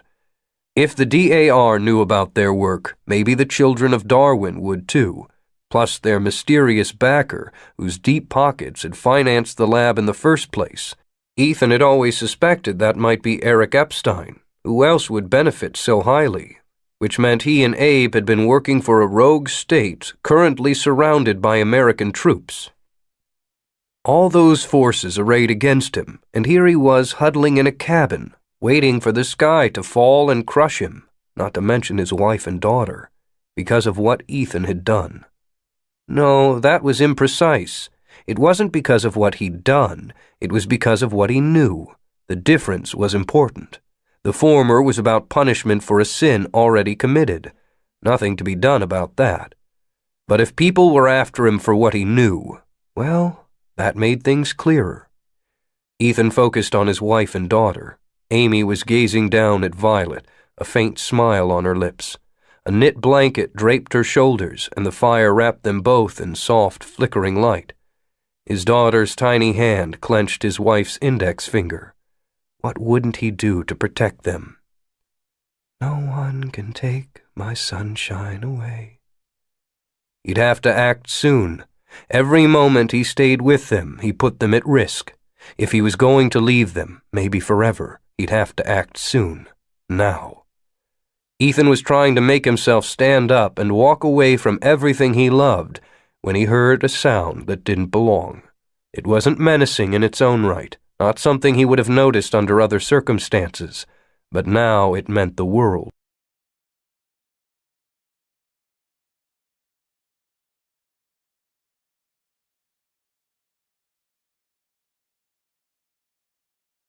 Chapter 42. I'm not convinced. Secretary of Defense Owen Leahy stared across the coffee table at the President of the United States and thought, "This can't be happening again." I understand, Clay continued, that a military response may be necessary, but I'm not convinced I need to take that step now. Epstein and I are still in discussion. Sir, the situation in Cleveland, I know what's happening in Cleveland. People are hungry and scared and angry, and they want a quick fix, want to know that payback has been doled out. It's more than that. Luckily, we live in a republic, which means that they elect us for the exact reason that in a time of crisis, it probably shouldn't be the victims calling the shots. Clay stroked his chin. Attacking the New Canaan holdfast won't get blankets or food into Cleveland. It's not about food and blankets. It's about the fact that terrorists are operating with impunity on American soil. An attack on the NCH won't disrupt the children of Darwin. Intelligence suggests that it's unlikely they report directly to anyone in the holdfast. All right, enough, Leahy said. Sir, that's not the point, and I need you to stop acting like this is a graduate seminar and we're debating. Clay's eyes flashed. Excuse me? This isn't the time for a lecture on the benefits of living in a republic. Do I need to lay it all out for you? What you need to do is watch that tone. Leahy almost laughed. For years, simply microchipping the gifted had seemed a difficult enough goal. Now there was the opportunity to do so much more. He had no intention of letting Clay's soft sensibilities get in the way of that. And every normal in America should hit their knees and thank us for it, because our work, unsavory as it may be, is all that is protecting their children. Now, if that's all, it's not. Leahy leaned forward, enumerating on his fingers. Here are the facts. 3 cities are under terrorist control. Casualties are in the thousands. Property destruction is in the hundreds of millions. Faith in the government is the lowest in history. All over the country, people are stockpiling food, hiding in their basements. That was 5, and he switched to his left hand, kept counting. John Smith is at large in the New Canaan holdfast. Eric Epstein is a puppet, and we're not certain for whom. Our intelligence shows that holdfast technology already outstrips our own. We know they're manufacturing weapons and funding research labs developing God knows what. And now the American ambassador to the holdfast has been murdered in public, in front of his family. He held up all 10 fingers. Do I need to go on? Owen, no, sir. No more discussion, no more thinking it over. For the good of the country, it's time to act. You have to give the order to attack. You have to do it right. I don't have to do a goddamn thing. Clay leaned forward. I'm the President of the United States. I decide when we attack. If you can't deal with that, I'll accept your resignation right now. Do you get me? The grandfather clock in the corner ticked off the seconds. Leahy shrugged, said, I get you. Good. Clay rose. He turned his back and went to his desk, the dismissal evident. Well, you knew it might come to this. Leahy said, But you're only half right. The man spun. Owen, I swear to... You are the president. Leahy flashed a thin smile. But you're not the only one who can order an attack. Chapter 43. Ethan leapt to his feet. In the opposite chair, Amy, startled, joggling Violet. His wife read his face, said, What is it? Someone's here. Take Violet into the kitchen. She didn't hesitate, and he loved her for that, for not wasting precious time. His wife was stronger and better than he was. She'd manage without him.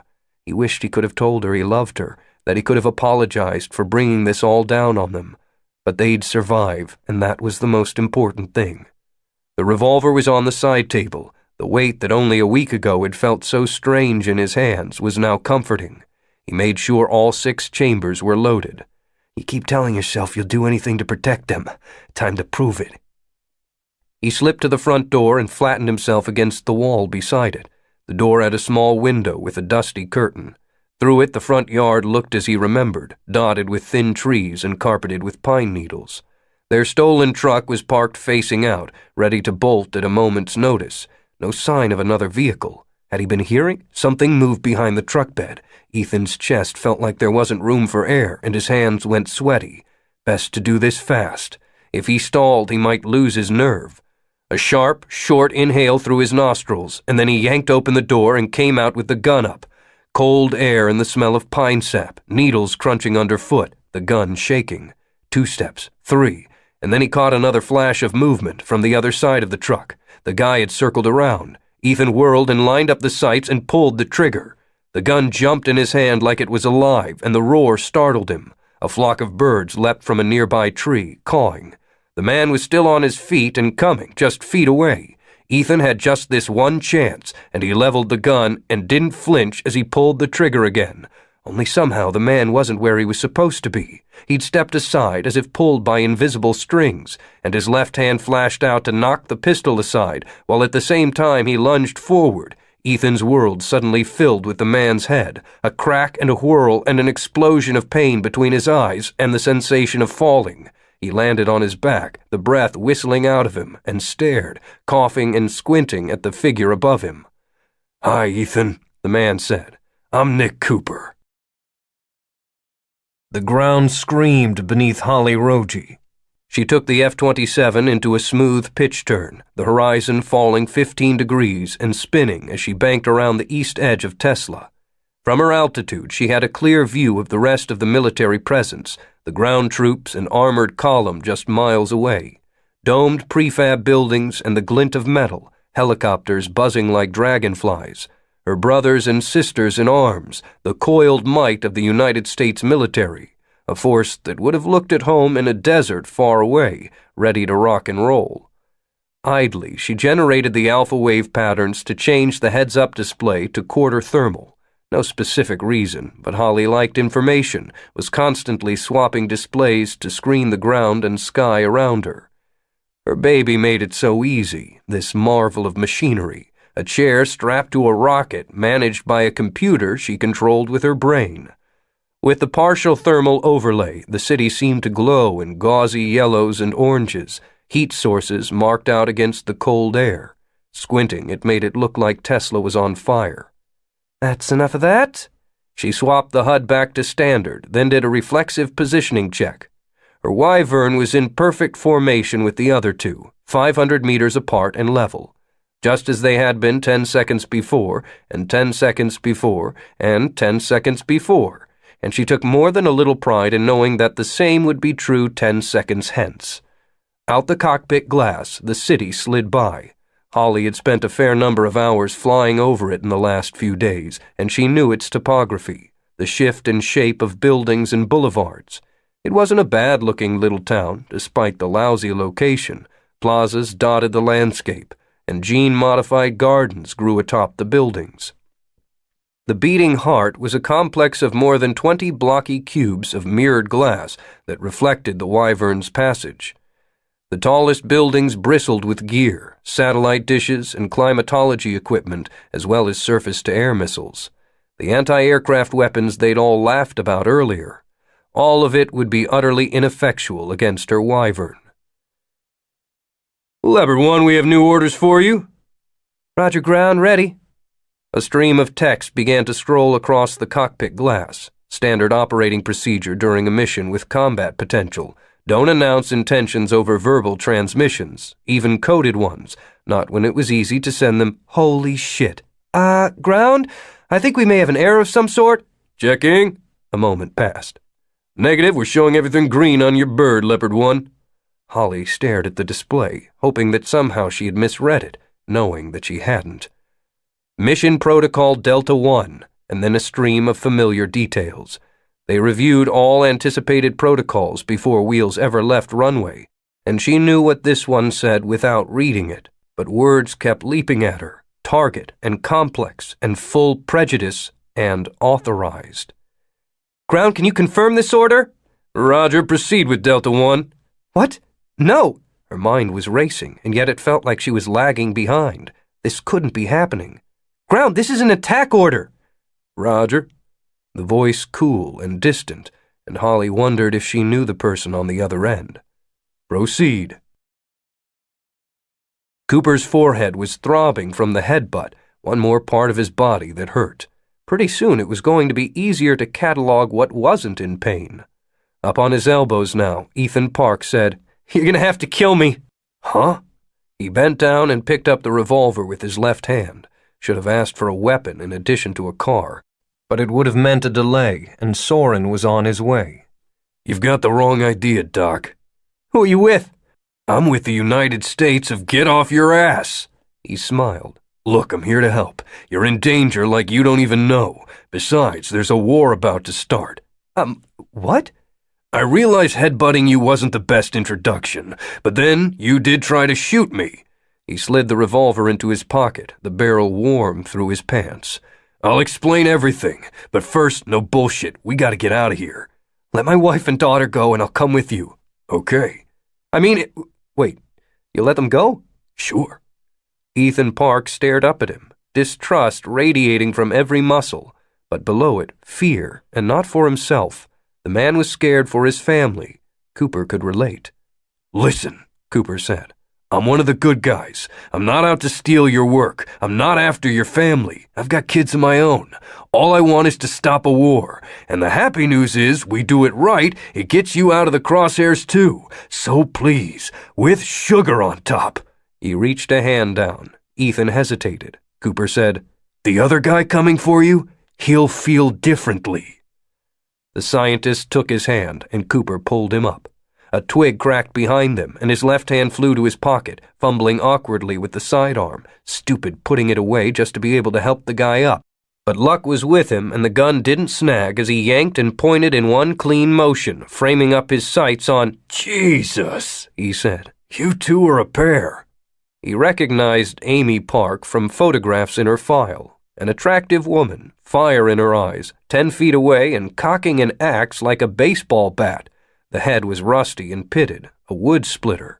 Cooper lowered the gun, said, Doc, would you mind? It's okay, babe, Ethan said, his voice only marginally convincing. If he wanted to kill me, he could have already. She hesitated, then lowered the axe. You're not with the DAR? No. Then who? Right now, what you need to know is that people are on their way here to murder your husband. You and your daughter, too, I imagine. Her features tightened at that, a sudden ferocity. He didn't need to be gifted to recognize a mama bear protecting her cub. Cooper had to admit he was starting to like the Parks. Your daughter's inside? She nodded. Go get her. Hurry. Amy and Ethan silently conferred, their eyes locked. Then she dropped the axe and ran back around the house. Cooper turned to Ethan. "Anything here you can't live without?" Ethan shook his head. "We got robbed." "What about your research? Any notes or samples?" "Abe kept all of that. What I have is in my head." Cooper had expected as much, but it would have been nice to be wrong. While President Clay would listen to him, it was hard to say whether he would act on their word alone, especially without any sort of data. Of course, Bobby and the DAR could corroborate to a point, but "Don't get ahead of yourself. First, get out of here." the Porsche was pure sex, but it was also a two-seater. They'd have to take the pickup. He could call ahead, have a plane waiting to get them to D.C. Time was running short. God, he was tired. Cooper straightened and took a deep breath, drew it into the base of his lungs. The air was clean and cool, fragrant with the needles scattered on the ground. The bright cherry ember of a cigarette glowed near his feet, and he stepped on it idly. Bad idea to be smoking out here with all this dry stuff. Only the bright dot was on top of his foot now. Weird. Cooper whirled. A red dot darted up Ethan Park's chest, and then Cooper noticed the silence. Hadn't there been birds before? He hurled himself at Ethan's chest, a graceless tackle that tangled them and brought them down in a heap as the woods around them exploded with machine gun fire. "What are you talking about?" President Clay's lips were twitching. Leahy rose from the couch, walked to face the man. What was Mitchum's phrase? Play for all the marbles. Right about, he glanced at his watch. Now, 3 F-27 Wyverns are launching their ordnance at the Epstein Industries complex in New Canaan. I don't know how much you know about Wyverns, sir, but they're capable of carrying... "What have you done?" I thought that was obvious. Leahy shrugged. I gave the order to level those buildings. In your name. We're at war. Clay stared, hollow-eyed and disbelieving, like he was trying to convince himself it was a joke of some kind. If we're lucky, Leahy continued, we'll get Epstein himself, but either way we'll cripple the governing body, not to mention set him back technically. "No," Clay said. He reached for the phone. "I'm gonna stop this." God, you really have no business behind that desk, do you? Leahy laughed. It's already done, Lionel. 3 planes just launched a devastating attack on a civilian building, resulting in the deaths of thousands, and they did it on your watch. Clay's skin went ashen. Slowly he sank down into his chair. "You'll hang for this." No, Leahy said. I won't. Instead, you're going to pick up that phone and back my play. You're going to order a full-scale attack against the New Canaan Holdfast. "I'll do no such thing." America just declared war. There's no going back. It's us versus them now. You can act and secure a quick victory that saves countless lives, or you can dawdle and risk all-out genocide. "I'll tell them it was you, that you didn't order the attack? That the President of the United States can't command his own military?"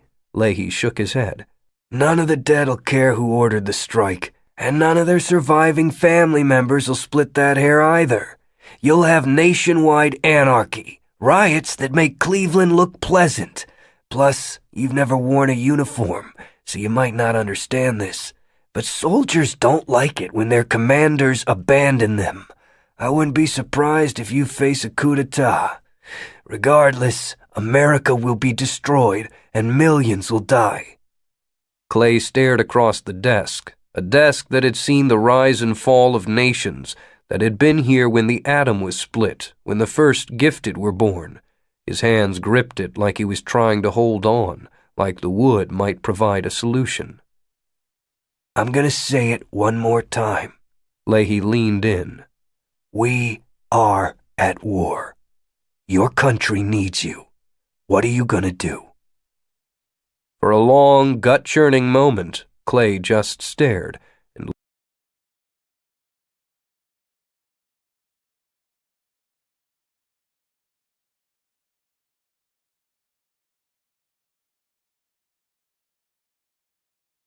Chapter 44. Cooper hit the ground hard, the impact ringing his shoulder and sending a sick tearing sensation through his chest, a boiling water shock of pain. Gunfire cracked the afternoon, 3 round bursts like God stuttering. The window of the cabin exploded. The pain was enormous, a razor-beaked creature inside his body, but there wasn't time, and Cooper forced himself to roll to his side and then into a crouch. They'd landed behind the pickup truck. Ethan Park lay prone with his hands laced over his head, but Cooper didn't see any blood. He pressed his back against the tire and craned his head up to peer over the hood of the truck. Bright flashes burst from the woods, and bullets pinged off the truck just as he yanked his head back. Muzzle flashes from two positions about 30 degrees apart. If the shooters were prone, the flashes probably wouldn't have been visible. Ending up behind the truck was a bit of luck, but it won't hold. Assault rounds will punch right through sheet metal. The engine will absorb some of the fire, but not all. You don't have to go home, but you can't stay here. Then dropped to the ground with the pistol aimed in front of him, took a deep breath, said a silent prayer, and rolled, trying to fix exactly where he'd seen one spot of brightness. Pine needles poking through his clothes, the smell of dirt and the cold of the ground, the gun held in his left hand and braced on his right wrist, the truck bumper, the sky, trees, a line of dense bushes, a tall man duck-walking toward them with an assault rifle at his shoulder, the guy spotting him, tracking his motion, sighting, dirt exploding ahead, and then Cooper exhaled and double-squeezed the trigger. 1, 2. Part of the man's head sheared away, and he spun as he fell, muscle twitches making the rifle fire another burst into the sky. One down. Not bad for a righty. Cooper scrabbled back to the cover of the truck as bullets tore divots in the spot where he had been lying. No surprise, but these men were good, and Soren was out there somewhere. One thing at a time. Doc, you okay? Still prone, the scientist gave a quick nod. You want to stay that way. Do exactly what I tell you. Cooper wriggled his back up the truck, ready to move. When I say stand up, run for the house, and jump through that broken window. What about the door? Too slow. Ready? Now! He stood up, exposing his head and chest, but he was already moving along the truck from the front to the bed. 3 quick steps, chased by bullets, the windshield shattering, side windows blowing out. When he reached the rear tires, he pointed the gun and fired twice. Snapshots with no chance of connecting. But they had the desired effect, made the other guy take cover. Cooper risked a glance over his shoulder in time to see Ethan take a Superman through the bay window, arms in front of his face to protect from what glass remained. He turned back, braced his hands on the lip of the truck's bed, aiming carefully. If the guy was macho and came out trying to aim, Cooper would have a slight edge on him. It was a terrible mismatch, a .38 revolver against a fully automatic assault rifle, but if there was a better move, he couldn't think of it. Come on, come on. The gunman leapt from behind his tree. Cooper aimed, but the guy kept moving, sprinting diagonally forward, daring Cooper to shoot. Thin trees screened his progress, and then he reached a towering pine, the trunk 2 feet across, good cover. Only Cooper could read his intention, the strain of his muscles and his forward momentum, and he knew the man didn't plan to stop behind the tree, but on the other side of it. Gotcha! He put the gun there, and when his gift told him to fire, he double-squeezed the trigger. The hammer snapped back twice, but the revolver didn't fire. Oh, shit. Cooper was a professional, had been counting his shots, 4 fired, but in the pressure of the moment, he'd forgotten that Ethan had already shot twice at him. The gun was empty. For an endless fraction of a second, he and the other soldier stared at one another, gazes locked like lovers. The man was bearded and stocky, with thinning hair and thick eyebrows. Cooper watched as the man realized that he should be dead, and watched the beginnings of a smile pull at his lips. The barrel of his rifle came up. Cooper told his body to move, to read the vector of his aim and dance away, but he was so tired, his body so sore and beaten, and even if he'd been in perfect health and well rested, he doubted it would matter. Because it was one thing to know roughly where someone was going to shoot, and another to dodge bullets. A blur of red marked the laser sight, and Cooper could almost feel the dot on his forehead, and for the second time in 2 days, he knew he was dead.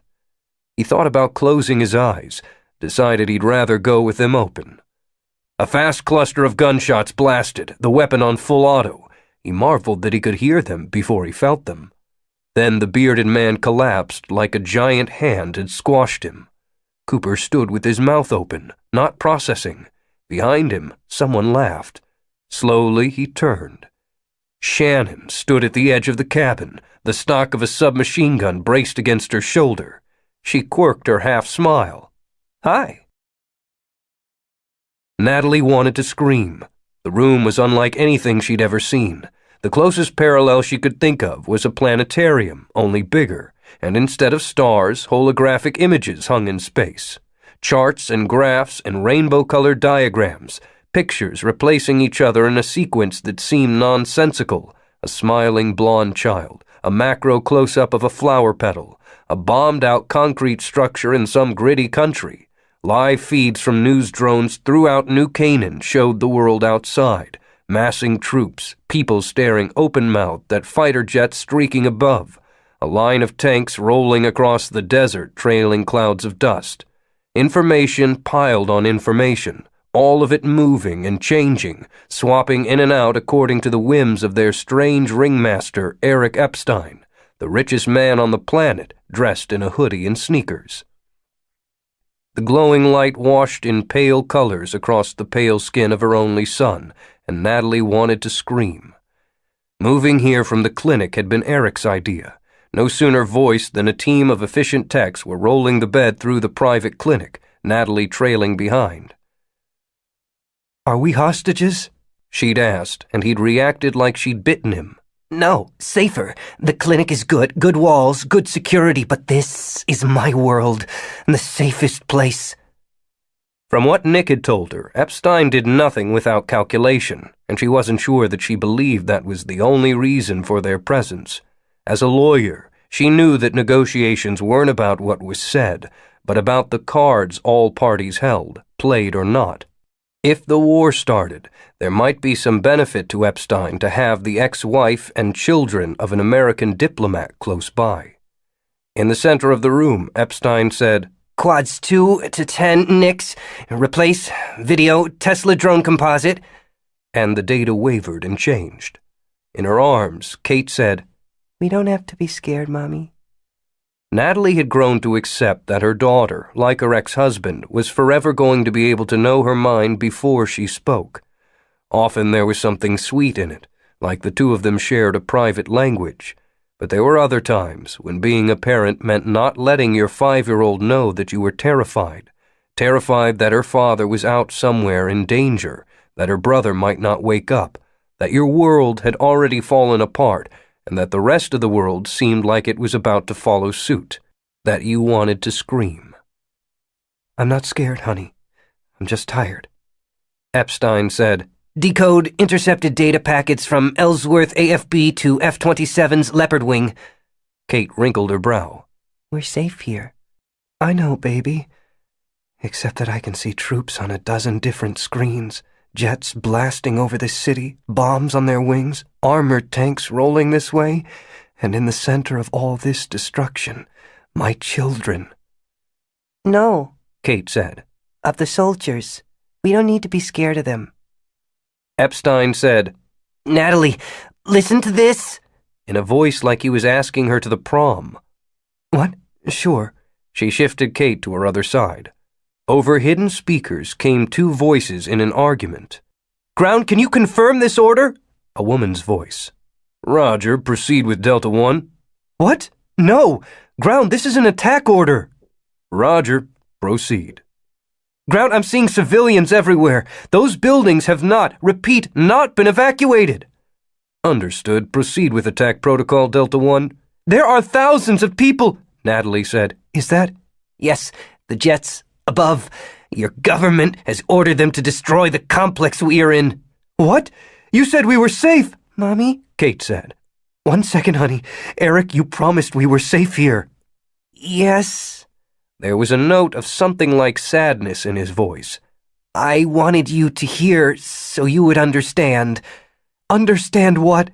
Eric, my God, surrender. Do it now. Maybe you can—" Computer, Epstein said. Activate Proteus virus. Yes, Eric. Spectrum? All of them. The word almost a sob. Do it to all of them. Before Natalie could ask what that meant, the voices from the speakers were back. Ground! Ground! I've lost my instruments! I repeat, I have lost HUD! Ground, my computer is shutting! The woman's voice cut off. Motion in one of the screens caught Natalie's eye. A camera mounted on top of a building was tracking the 3 jets blasting over the city. All 3 were spinning out of control, tilting at angles that couldn't possibly be intentional. As she watched, one of them did a lazy flip, spun too far, and crashed into another. They exploded in a rain of fire. "See, Mommy?" Kate said. "I told you, you don't need to be scared." Cooper stared at Shannon. How? "Epstein, the phone he gave you as a tracker. I thought you might need a hand." She smiled, and he felt something stir in his chest that had nothing to do with his wound.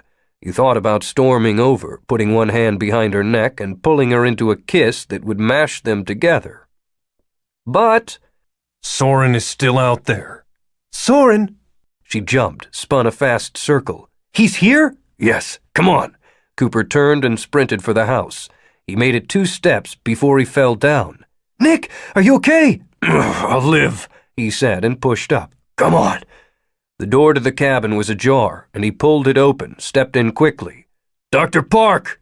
The television was on, scenes of troops in Wyoming. Ethan was picking glass out of arms streaked with red. There was a wail, and Cooper turned to see Amy Park holding a crying baby. A tiny thing. He'd forgotten how small they were at this age. The woman looked at him and asked, "Is it over?" No. He turned to Shannon. Where's your car? "On the road. I heard gunfire, bailed, and ran through the woods." Shit. Okay, everybody in the pickup truck. We're getting out of here. That's assuming the old piece of shit'll still run. It took a lot of rounds. And what if... No, Ethan said. Cooper and Amy said at the same time, What? The scientist looked at his wife. "I didn't have a chance to tell you before. We need to split up. Ethan, they're coming for me. They don't care about you." Cooper said, Doc, that's noble and all, but we don't have time. "This is my fault, my doing." Ethan turned to him. "You said it yourself. It's me they want. If we run, will they follow?" Slowly, Cooper nodded. "Fine. Get my family out." The man's voice was calm. "I'll stay here." Doc, the guy coming, he's not here to talk. "I don't care." Ethan walked to his wife, put an arm around her, and pressed his forehead to hers. He whispered softly. Cooper couldn't hear him, but he could read her body language, her reluctance. If he stays, you and Shannon can get his family out. And Soren will kill Ethan. But what can you do about that? Sorry to be blunt, buddy, but Soren already kicked your ass once. And now your right hand is useless. You can barely stand up, and you're out of bullets. What hope do you have against him? How can you beat a man who has no intentions for you to read? Time to choose, Coop. And said, He's right. He turned to Shannon. Get Amy and the baby out of here. Go out the back and be careful. Soren will come for us, but there may be more. When she hesitated, he said, Shannon, please, they're coming. She grimaced, then hoisted the submachine gun and turned to Amy. "Let's go." Tears streamed down Amy's face, and Violet was still screaming. No, you can't. "For your baby." Shannon put a hand on her arm and pulled. "Come on." She tugged again, harder, and without taking her eyes off her husband, Amy moved. "I love you," Ethan said. And then they were gone. Cooper could hear them hustle through the next room, then the sound of a door opening. Okay, now what? "You don't have to stay," Ethan said. "No point in both of us dying." I told you, Doc. I have children too. Cooper stalked around the room, looking for a weapon, an idea, a prayer. Besides, who said anything about dying? Maybe we'll win. Now, if only you believed that. Sirens screamed as Holly Roche fought the controls. The stick was loose in her hand, the plane unresponsive. Outside the cockpit glass, the world flipped and twisted. Her stomach tightened like she was pulling a full-speed unloaded extension as the nose of the Wyvern dipped down. All the displays were gone, and ground control had vanished. Her mind conjured a scene from the academy, an instructor explaining modern jet fighters. "The thing to remember," he'd said, "is that they aren't airplanes. The wings won't hold you up. This is a rocket. It doesn't fly, it blasts, and you and your computer work together to harness that." Now, with her computer down, with control dead, her rocket was subject to the whims of wind and gravity. They'd run 1,000 simulations, including ones for failed computers, even though that was a practical impossibility. The systems were triple redundant, and even if the advanced systems glitched, basic control was supposed to... Out the glass, Leopard 2 tipped into a nose-down kite, flipped over and crashed into Leopard 3. No! She felt the collision as a wave of heat and a sudden kick, and then ground and sky lost all perspective, her jet completely out of control, sirens screaming, everything dead, and a building ahead of her. Training took over. Holly crossed her left arm over her chest, tucked her head down, and pulled the eject. An explosion beneath her, a blast of light and noise, her stomach yanking down to her knees, the wind hitting hard and cold, everything spinning, no horizon line, and then a jerk at her back and the whoof and snap of the parachute opening above. She swung in a wide arc, momentarily level with her chute, and then swung back down as nylon caught the air. Hyperventilating, shivering, she hung in the sky. There was a crash beneath her, a crumpling and shattering louder than thunder, and she looked down and watched the tail of her wyvern snap off in a gust of fire as it collided with one of the mirrored buildings, the one she had been heading toward. Flames blew out the side, a rippled shockwave shattering every window. Breathe. You have to breathe. What's your situation, pilot? She concentrated on drawing shivery lungfuls of air and tried to evaluate. Forced herself to be mechanical, not to think or feel, simply to collect data. Explosions continued in the building below her, gusts of flame shooting out the windows. On the ground she could see the twisted remnants of Leopard 2 and 3 strewn for half a mile. She scanned the sky, saw no other parachutes. She'd been friends with both pilots, had gone drinking with Josh, and given dating advice to Taylor, and now they were both dead, burned or blown apart. What about the rest of the troops? She tore her eyes from the burning planes and looked to the horizon. While the military forces had been split into 3 positions, by far the largest was near Tesla, an arc of 45,000 troops that spanned 2 miles. 2 miles where a pitched battle raged. Smoke rose in billowing towers from 100 locations. Explosions flickered like distant fireworks, constant and bright, the dull thump of the sounds coming seconds later. The armored division was at the front, a ragged line of tanks and troop transports half a mile from the city, tiny toys in the dust. As she watched, flashes of light sparked amidst them, over and over. They were firing. But at what? She couldn't see any enemy forces, no opposing line of armor, so what were they... As she watched, a tank rocked up on its side, hung for a moment, and then toppled upside down. It took a moment before the sound reached her, a faint punch at this distance. A troop transport exploded in a fireball, tiny specks riding the edge of the blast, specks she knew were soldiers. The desert lifted up and consumed a formation of Humvees. How? Where is the fire coming from? It could be mines, or... As she watched, one of the foremost of the tanks spun its barrel in a lazy arc, light blew from its barrel, and the tank next to it exploded. My God, they're attacking each other. Somehow the machines have been compromised, like your wyvern, and now they are killing your...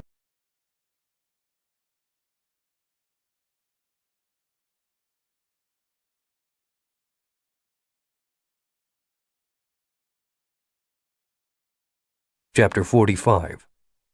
Shannon glanced out the open door at the landscape beyond, a thin swath of gray-green grass leading to a small pond. The same medium-dense forest crawling up low hills. It looked peaceful enough, but that just made her more nervous. She'd never met Soren, but she'd heard plenty. Samantha had loved him, probably still did, but in a way that set Shannon's teeth on edge. A relationship like a short circuit, their mutual frailties feeding each other. Samantha needed to be needed, and no one could need her as intensely as a man for whom 1 minute seemed like 11. As for John, he told her that Soren was the closest thing he had to a twin, but darkly mirrored, where Smith lived entirely in the future, plans within plans that stretched out years. Soren dwelled in an endless present, layered just as densely. When Smith had talked about his old friend, there had been warmth in his voice, but also a healthy respect, the mix of emotions a zookeeper might have for a rare and particularly lethal snake. And if you were said snake, where would you be? It had probably been less than a minute since she dropped the guy who was aiming at Nick, but that was an eternity in a fight, and longer to Soren. He might have been willing to hang back initially, let the tactical team do the work, but now that they were down, he'd be moving in himself. Let him. Better he come after you and this lovely H&K 9mm than Nick in the shape he's in. Enough. If he was out there, she'd deal with it. Shannon stepped outside, pivoting back and forth. No motion. Behind her, the baby continued to cry, while the woman, Amy, tried to shush and rock her. So much for stealth. Let's try speed. Come on, she said, jerking her head toward the nearest hill. Let's go! She was afraid Amy would hesitate, do the typical civilian thing and freeze up, but the woman had stones, tears streaming down her face, crying baby in her arms, husband staying back to sacrifice himself, and she still did what was needed, just started moving. They went at a jog, Shannon scanning, the submachine gun ready. The air was cold and smelled like winter and algae. Entering the tree line made her feel better, more cover, more room to do her thing. Plus, if Dr. Park was right, Soren might even ignore them. At the top of the hill, she paused for a moment, looked back, just in time to see a slim figure enter the cabin by the back door. Shannon snapped the weapon to her shoulder, sighted along it, but it was hopeless, and she knew it. Amy saw the movement at the cabin. We have to go back. Come on, keep going. We could help. Shannon grabbed the woman's arm and tugged her down the other side of the rise. Move! Half leading, half pulling Amy, she hurried toward the road. She could see her SUV parked on the shoulder. Almost there. Come on, come on. A voice behind her said, "Shannon." Natalie stood in the center of Epstein's cave and stared. Most of the charts had vanished, replaced by video that hung in the air, live images from around the New Canaan holdfast. Each one a scene of unimaginable destruction, fire and blood and smoke. Her daughter clung to her, and Natalie knew she should tell her to look away, but couldn't find her voice. She just stared. Stared as a helicopter fell flaming from the sky, bodies leaping out of the open doors. Stared as the heavy turret of a tank rotated, the barrel lining up on a troop transport 50 yards away. A soundless recoil and a blast of flame, and the transport vanished in a cloud of upswept dust. Stared as streaks of light crashed into the ground amidst fleeing soldiers, men and women in combat gear running in all directions as rockets rained down from drones hovering invisibly above. Each strike shook the ground, flung people like broken dolls, their bodies bent and torn. There were thousands of soldiers just miles away, and by the thousands they were dying. What have you done? She said. My God, what have you done? I didn't want to. They made me, Eric Epstein said, his voice quivering. He wiped at his eyes with the back of his hands. You heard? They made me. Shannon whirled. The man had stepped from behind a tree, his assault rifle held with easy certainty. A man she had just seen this morning, 1,500 miles away, guarding John Smith. Van Meter, she said. What are you doing? He's not pointing that rifle at you. Not yet. Same as you. John sent me after Ethan Park. She tightened her grip on Amy's arm. This is his wife and kid. John didn't tell me. He usually runs his plans by you, make sure you approve? Shannon shrugged. Been a friend of his for 10 years. One thing I've learned is that John always has surprises. You bitch! Amy tried to yank her arm away. You said you were protecting us! Shannon let her go, then wound up and cracked the other woman across the face with a hard backhand. Amy gasped and staggered. Van Meter's eyes were bright blue and quite pretty, but not quite convinced. Where's the doc? Soren is on him. She gestured over her shoulder with her thumb. In the house. Those pretty blue eyes flickered for just a second, and Shannon shifted, slid sideways and dropped to one knee, knowing that Van Meter's eyes would come back scanning sideways, the change in visual plane buying her the fraction of a second she needed, and even as he brought his gun up, she could see that he knew too, and then she killed him. Well, John, you told me I was going to have to choose. She stood up, grabbed Amy, said, Come on. The gunfire had the baby screaming again, and Amy's nose was bleeding, but she looked at the dead body, and Shannon could see her put it together. She didn't resist as they ran to the SUV. She beeped the locks and yanked open the driver's side. The other woman headed around the front, and Shannon said, No. What? This side. She passed over the keys. You have somewhere you can go? My mother, she lives in Chicago. There's enough gas for that. Don't stop for anything. Shannon turned and sprinted back up the hill toward the house. In the movies, the cabin would have had a gun rack with a glass front, and Cooper would have smashed it and geared up. Unfortunately, it appeared the Hendersons hadn't read the script.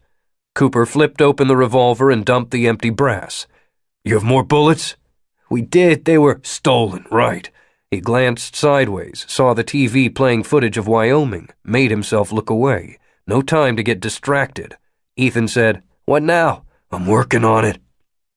When it hit, it was so obvious he had the urge to slap his forehead. The two gunmen outside had both carried assault rifles. He slid the revolver into his pocket and started for the door, then froze. You have to think. You can't count on your gift here. Cooper dropped to an army crawl. The position took core strength, and the moment he engaged those muscles, searing pain went through his chest, and that strange, skipped heartbeat feeling. He gasped, then forced himself forward, elbow, knee, elbow, knee. Shivering splinters of broken glass tore shallow cuts. When he reached the base of the window, he put his back to it, then sorted through the window shards, selecting a daggered piece 6 inches long. Slowly he inched it up, angling it to see out the window. The reflection was gauzy and translucent, but it framed the pickup well enough. He panned it sideways, trying to remember exactly where the guys had fallen. Trees and darkening sky, a blur, and Soren, walking toward the house with that same absent calm, the long combat blade in his right hand. Cooper yanked the fragment of glass down. His heart beat like a drunken drummer, heavy and out of whack. His palms were soaked, and blood dripped from a dozen small cuts. No way to get to the rifles, not without facing Soren. Options. The back way might be clear. On the other hand, there could be a team of snipers back there who had been ordered to wait for their actual target. It made sense. Soren comes in the front and flushes them into fire. Okay, a side window. They could climb out and haul ass, race into the woods. Only same problem. Plus, who are you kidding, Cooper? You can't outrun Soren, not now. Ethan might be able to, but then he's on his own, and that's as good as killing him. His hands shook, and he gasped a deep breath like swallowing straight razors. There were no options. They had to make a stand, and the best place to do that was in the cabin. But how? The last time he'd faced this guy, he'd lost spectacularly. Now things were far worse. Think. Everything you have is on the table, and that roulette wheel is slowing, the ball about to drop. He couldn't handle Soren, not in a fair fight. The man's gift just made him too powerful. A T-naught of 11.2, my God! An eye blink would last a second, a footstep 5. It was a strange and terrible gift, one that, wait, for most abnorms their gift is just a part of them. But Soren's gift is different. In a very real way, he is his gift. His perception of the world is entirely shaped by it. He will depend on it utterly and trust what it tells him. Might be used against him. Cooper scrambled across the floor, ignoring the pain. Unbelievable, the risk. It wasn't just his life on the table, it was Ethan's, and the hope he offered the future, and it all depended on Cooper being right. Doc, I need you to trust me again. Still carrying the shard of glass he'd used as a mirror, he glanced over his shoulder. Out of sight of the window. He rose quickly, took in the room, measured angles in his head. You see that closet? When I say crouch down, move to it, and get in. Whatever you do, don't look back. Ethan laughed. Are you serious? Cooper shared the urge to laugh, didn't. There was an archway out of the living room into what looked like a kitchen, the back way Shannon had taken. Do it now. Lionel Clay sat at the head of the table and stared around the Situation Room at a world gone mad. Men and women in uniform were yelling at each other, talking into phones, but all of them were looking at the same thing, the wall of Tri-D screens, where American troops were massacring each other. A high-angle recon shot showed a line of vehicles burning. Those that could still move rolled into exposed positions and continued firing on one another. A helicopter gunship hovered over a platoon of running soldiers, spitting bullets and bright tracers. Men staggered and fell as if shoved from behind. A soldier missing an arm clawed his way across the broken ground. The dead lay everywhere, killed in groups and mowed down one by one. Streaks of light hurtled down from tactical drones, each finger missile thumping into the ground with an explosion that tossed heavy trucks like toys, that tore bodies apart. What's happening? No one responded, and he realized his voice had been a croak. Clay pounded the table with his fist, said, "What's happening?" General Yuval Raz, the chairman of the Joint Chiefs, was a 40-year veteran, a man whose uniform sagged with medals earned all over the world. He looked like he wanted to crawl under the table. It's a virus, a Trojan horse. They must have had it waiting in all our hardware. Can't we shut everything down? Nothing is responding. The virus has subverted manual control. A computer program is massacring American soldiers by the thousands, and there's nothing we can do but watch? We're working the problem, but so far... General! The interrupting soldier wore a lieutenant's bar and held a phone to his ear. He needed a shave, though the scruff was patchy at best. So young, Clay thought. So many of them so young. We have an unauthorized missile launch, a BGM-117. An Avenger? Raz looked at Clay. That'll be out of Warren Air Force Base in Cheyenne. To the lieutenant, he said, What's the ETA to the holdfast? Sir, the man said, eyes wide and face pale. It wasn't from Warren. Air Command reports the missile was launched from the USS Fortitude, a Luna-class attack submarine at latitude 38.47, longitude -74.40. North 38, west 74. But that's approximately 100 miles east of Washington, D.C. The lieutenant swallowed hard. General Raz laid his fingers on the table. They've already tried the self-destruct? No response, sir. Activate all missile defense batteries, Raz spun. Sir, we need to get you out of here immediately. It's heading for the White House? Raz nodded. Can you destroy it? We'll try. Meanwhile, sir, you have to go. Right now. Lionel Clay stared at the monitors on which his soldiers burned and bled, at the officers surrounding the table, at the American flag hanging limp in the corner. Sir, the Avenger is our top-of-the-line technology. It's capable of more than 4,000 miles per hour, 5 times the speed of sound. You have to go! This was never what you wanted. Not the office, not division in America, not the war. You let others drive you here. You knew better, and you let it happen anyway. And now thousands are dying, and a missile is hurtling toward the seat of American democracy. Where will you be when it lands? I ordered our troops to attack. I'm staying. Sir, that's an order. The general gave him an appraising look, then a sharp nod. Yes, sir. Clay stood up, took his suit jacket from the back of his chair, and slid it on. He'd been a history professor, not a mathematician.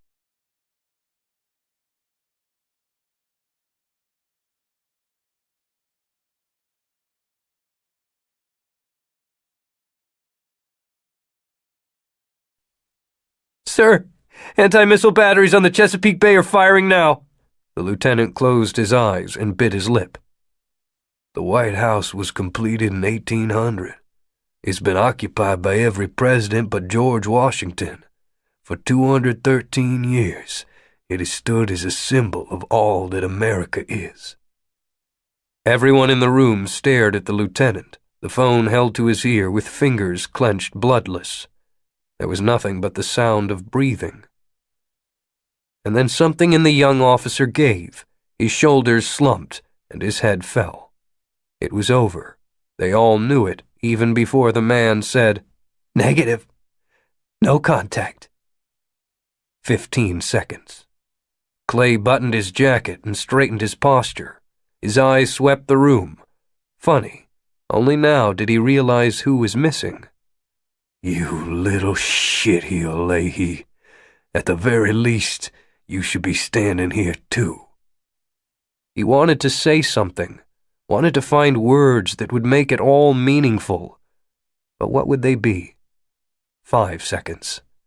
He strained to hear a screaming, then remembered the missile traveled faster than its own sound waves.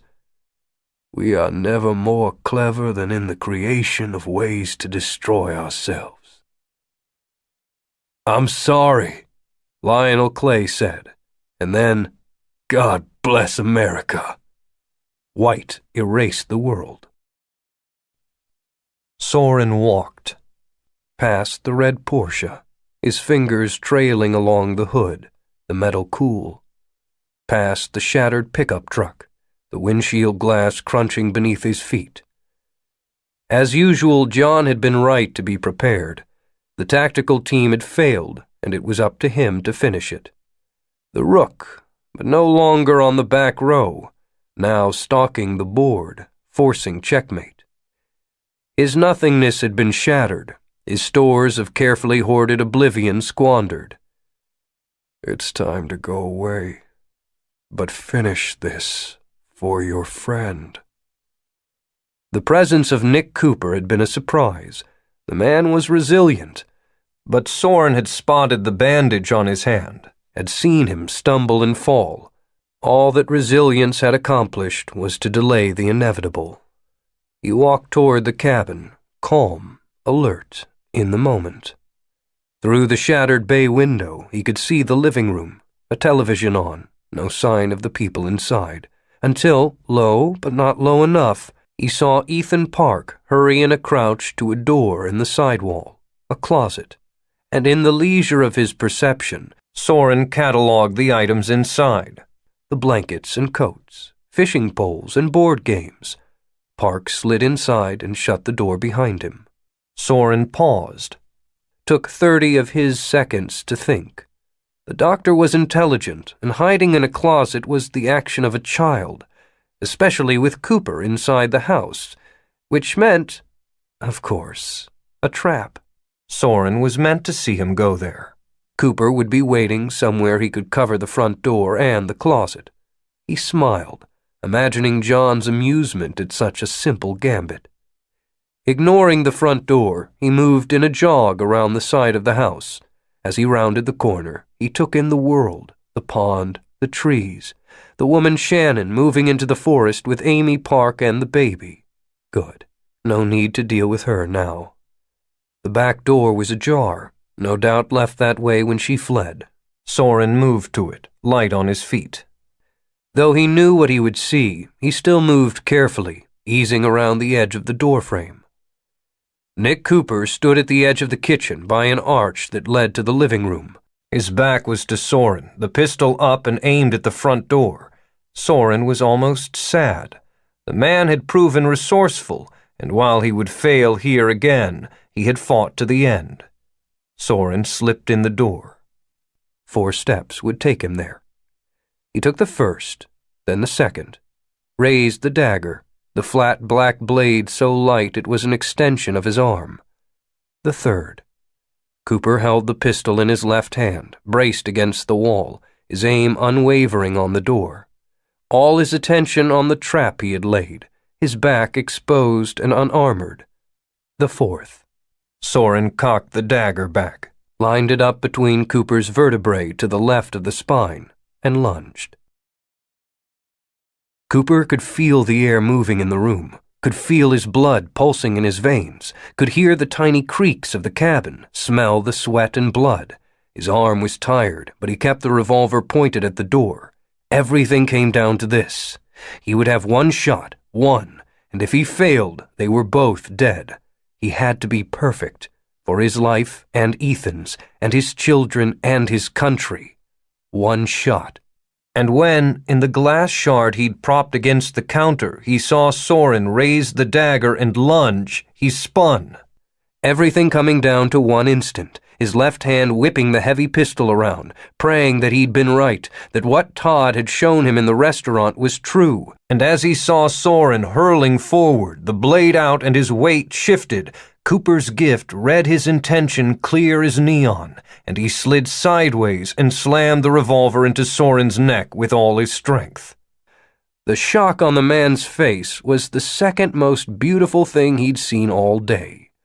The blow had been ferocious, crippling, and the knife fell from Soren's hand. Cooper didn't pause to savor the moment, just wound up and swung again, across the man's face this time. And then the monster was falling. He hit the floor gasping, a gargling sound coming from his throat. "Hi," Cooper said. Then he raised his foot and slammed it down, hearing the matchstick snap of fingers. Soren screamed, clutched at his ruined hand with his good one. "Funny thing," he limped around the guy to the other side. "I realized the reason I couldn't beat you.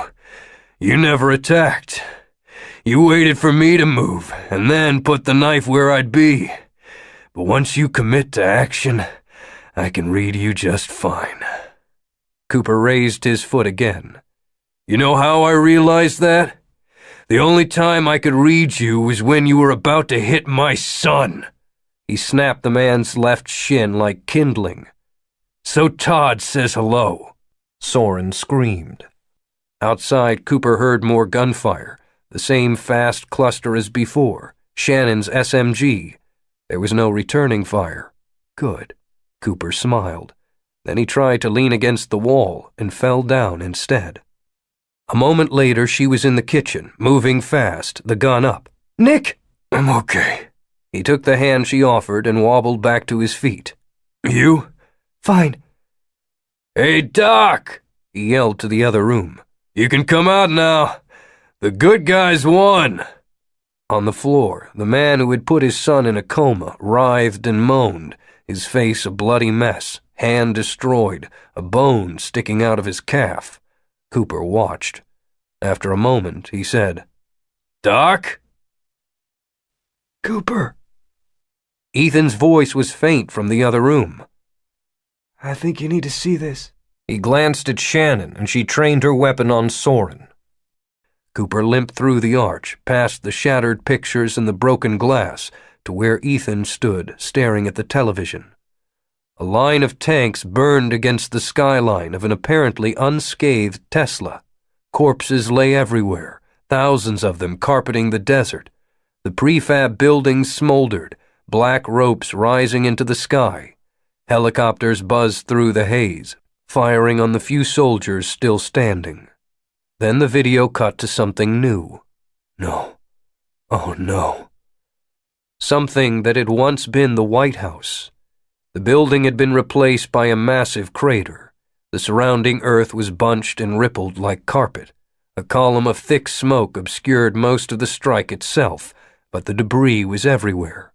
The columns of the south portico were scattered like children's blocks. Shattered glass glinted amidst piles of limestone and marble and bent steel. Paper blew in gusts, and small blazes flickered. Dust and dirt and flesh and blood mingled into an unholy gray. The trees on the north lawn were burning, a harvest of fire wavering like autumn leaves. He stepped forward and found the volume. "A missile apparently launched from a submarine. The White House has been completely destroyed. We believe President Clay was inside at the time, along with... Oh, God." The announcer choked. "It was a computer virus. A Trojan horse triggered by the abnorms. The military force in New Canaan has torn itself to pieces. Casualties are in the tens of thousands. A pause and a choke. "America is now at war. My God, we're at war with ourselves." Cooper stared, saw everything he had fought for burning. They were no longer on the precipice. They'd gone head first into the abyss. Without thinking, he kicked the television, the screen toppling over and smashing against the wall, sparks flying. Ethan jumped, said, "Jesus Christ!" Cooper turned, staggered back to the kitchen. Soren had rolled to one side and lay shivering. Shannon looked up with wide eyes. Did I hear? Yes. He stared down. Ethan joined them, saw Soren, said again, Jesus Christ! Then, where's my family? Safe, Shannon said. Nobody's after them. She's going to her mom's. Slowly, Ethan nodded. Now what? Now what? Now what indeed? Cooper had known that this plan was a long shot, known he was likely to die trying, and instead he'd survived, saved Ethan Park, and it didn't matter. The White House was destroyed, the president dead, the nation in a civil war. John Smith had won. No, I won't allow it. Doc, your boss, cousin. You know him pretty well? Sure, but he was kidnapped. No, he faked it. He faked it? Yes. He's out there somewhere, and he's got the recipe for the last best hope we have. You're gonna help me find him. He turned to Shannon. This isn't over. Nick? It's not. It's not over unless we give up, unless we let Smith win. He took a breath, tried to stop the shaking of his hands. Everything is falling apart, but we can still fight. We just have to decide to do it.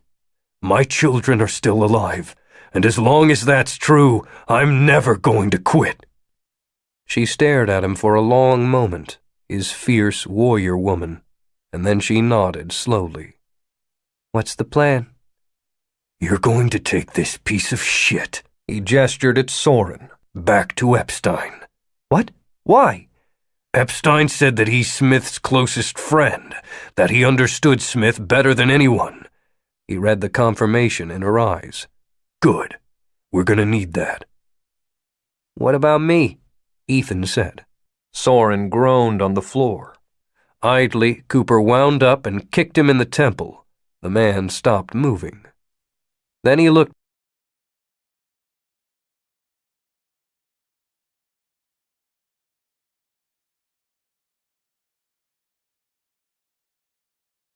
Epilogue. The diner had cracked formica counters and photos of ugly children taped behind the register. The cook saw him standing there and said, 2 black coffees to go? The man nodded. You've fallen into a pattern. This will have to be your last visit. He scanned the room. A fat man hunched over a plate with great concentration. 2 guys in matching work clothes talked at the counter. The small Tri-D showed a scene of devastation. Ah, yes, the White House. He'd heard something about it being destroyed, a week ago, perhaps, but he'd been too busy to investigate. Look, one of the laborers said. That missile could have been a nuke. They could have firebombed Manhattan. They didn't. So maybe we oughta... Twists had their chance, the other replied. There's 99 of us to 1 of them. Let's see him use a computer virus against a bayonet. The cook set the coffee on the counter. $4. My name's Zeke, by the way. He held out his hand to shake. It was plump and sweaty, and his nails needed a trim. Dr. Abraham Cousin looked at it. Sorry, I've got a cold. He laid $4 down, picked up his coffee, and walked out. Early December, the sky a chilly white. Abe peeled back the tab from one of the coffees and took a long sip, and then another, and then another. When he finished it, he tossed the blue and white cup in a trash can and started walking. The South Bronx was not a glamorous part of town, but he'd grown used to it, and it was the last place anyone would think to look for. That man waiting for the bus. Didn't you see him yesterday? The breeze smelled of gasoline and fish. Bits of trash and the chain-link fence hummed in the wind. Abe turned up his coat collar and walked another 50 feet, then spun on his heels. The man hadn't followed. It didn't mean anything. There could be high-altitude drones tracking him right now. Government agencies, terrorist groups, Epstein's spies. So many dirty fingers picking through his past, scanning camera feeds for his profile, ransacking his home. Pierre Curie did it? The notion had occurred to him last night, a way to be certain his work could never be taken. The building was a low, windowless brick rectangle. Abe unlocked the deadbolt and pressed a thumb against the biometric scanner. Once inside, he turned to stare out the peephole. They all want what you are creating. Bank after bank of fluorescent lights flickered on, illuminating 2,000 square feet of previously abandoned warehouse space. It had been laughably easy to funnel aside enough of Epstein's money to buy the building and rebuild it to his exact specifications. Barry Marshall did it. A row of positive airflow suits hung limp, respirator tubes trailing to the ceiling. Beyond that were lab counters broken out by function, wet bench, instrument bench, calculation space, freezers and reagent refrigerators, a dry block incubator, a thermal cycler, a row of centrifuges, a micropipettor, 3 DNA sequencers. It was equal to the laboratory he'd abandoned in Cleveland, but no one knew about this one, not even Ethan. The bastards wanted his work, they'd have to find him first. Jonas Salk did it. There were things to work out, kinks, problems, side effects, tests that he should have been allowed to perform. Eric Epstein's hurry had prevented it, along with the government's meddling. But he was a scientist. His job was nothing less than wrestling the universe into a chokehold and making it cough out its secrets. Abe took a long sip of coffee. Then he walked to the refrigerator, opened the door, and took out the syringe. The suspension fluid inside was milky. This is foolish. He tore open an isopropyl swab. Reckless. Rolled up his sleeve. But Pierre Curie strapped radium salts to his arm to show that radiation caused burns. Wiped his bicep with the alcohol. Barry Marshall drank a batch of Helicobacter pylori to prove that ulcers were bacterial. Picked up the syringe. Jonas Salk inoculated his entire family with his polio vaccine. Pushed the needle's tip through his skin and depressed the plunger. And Dr. Abraham Cousin injected himself with non-coding RNA to radically alter his gene expression.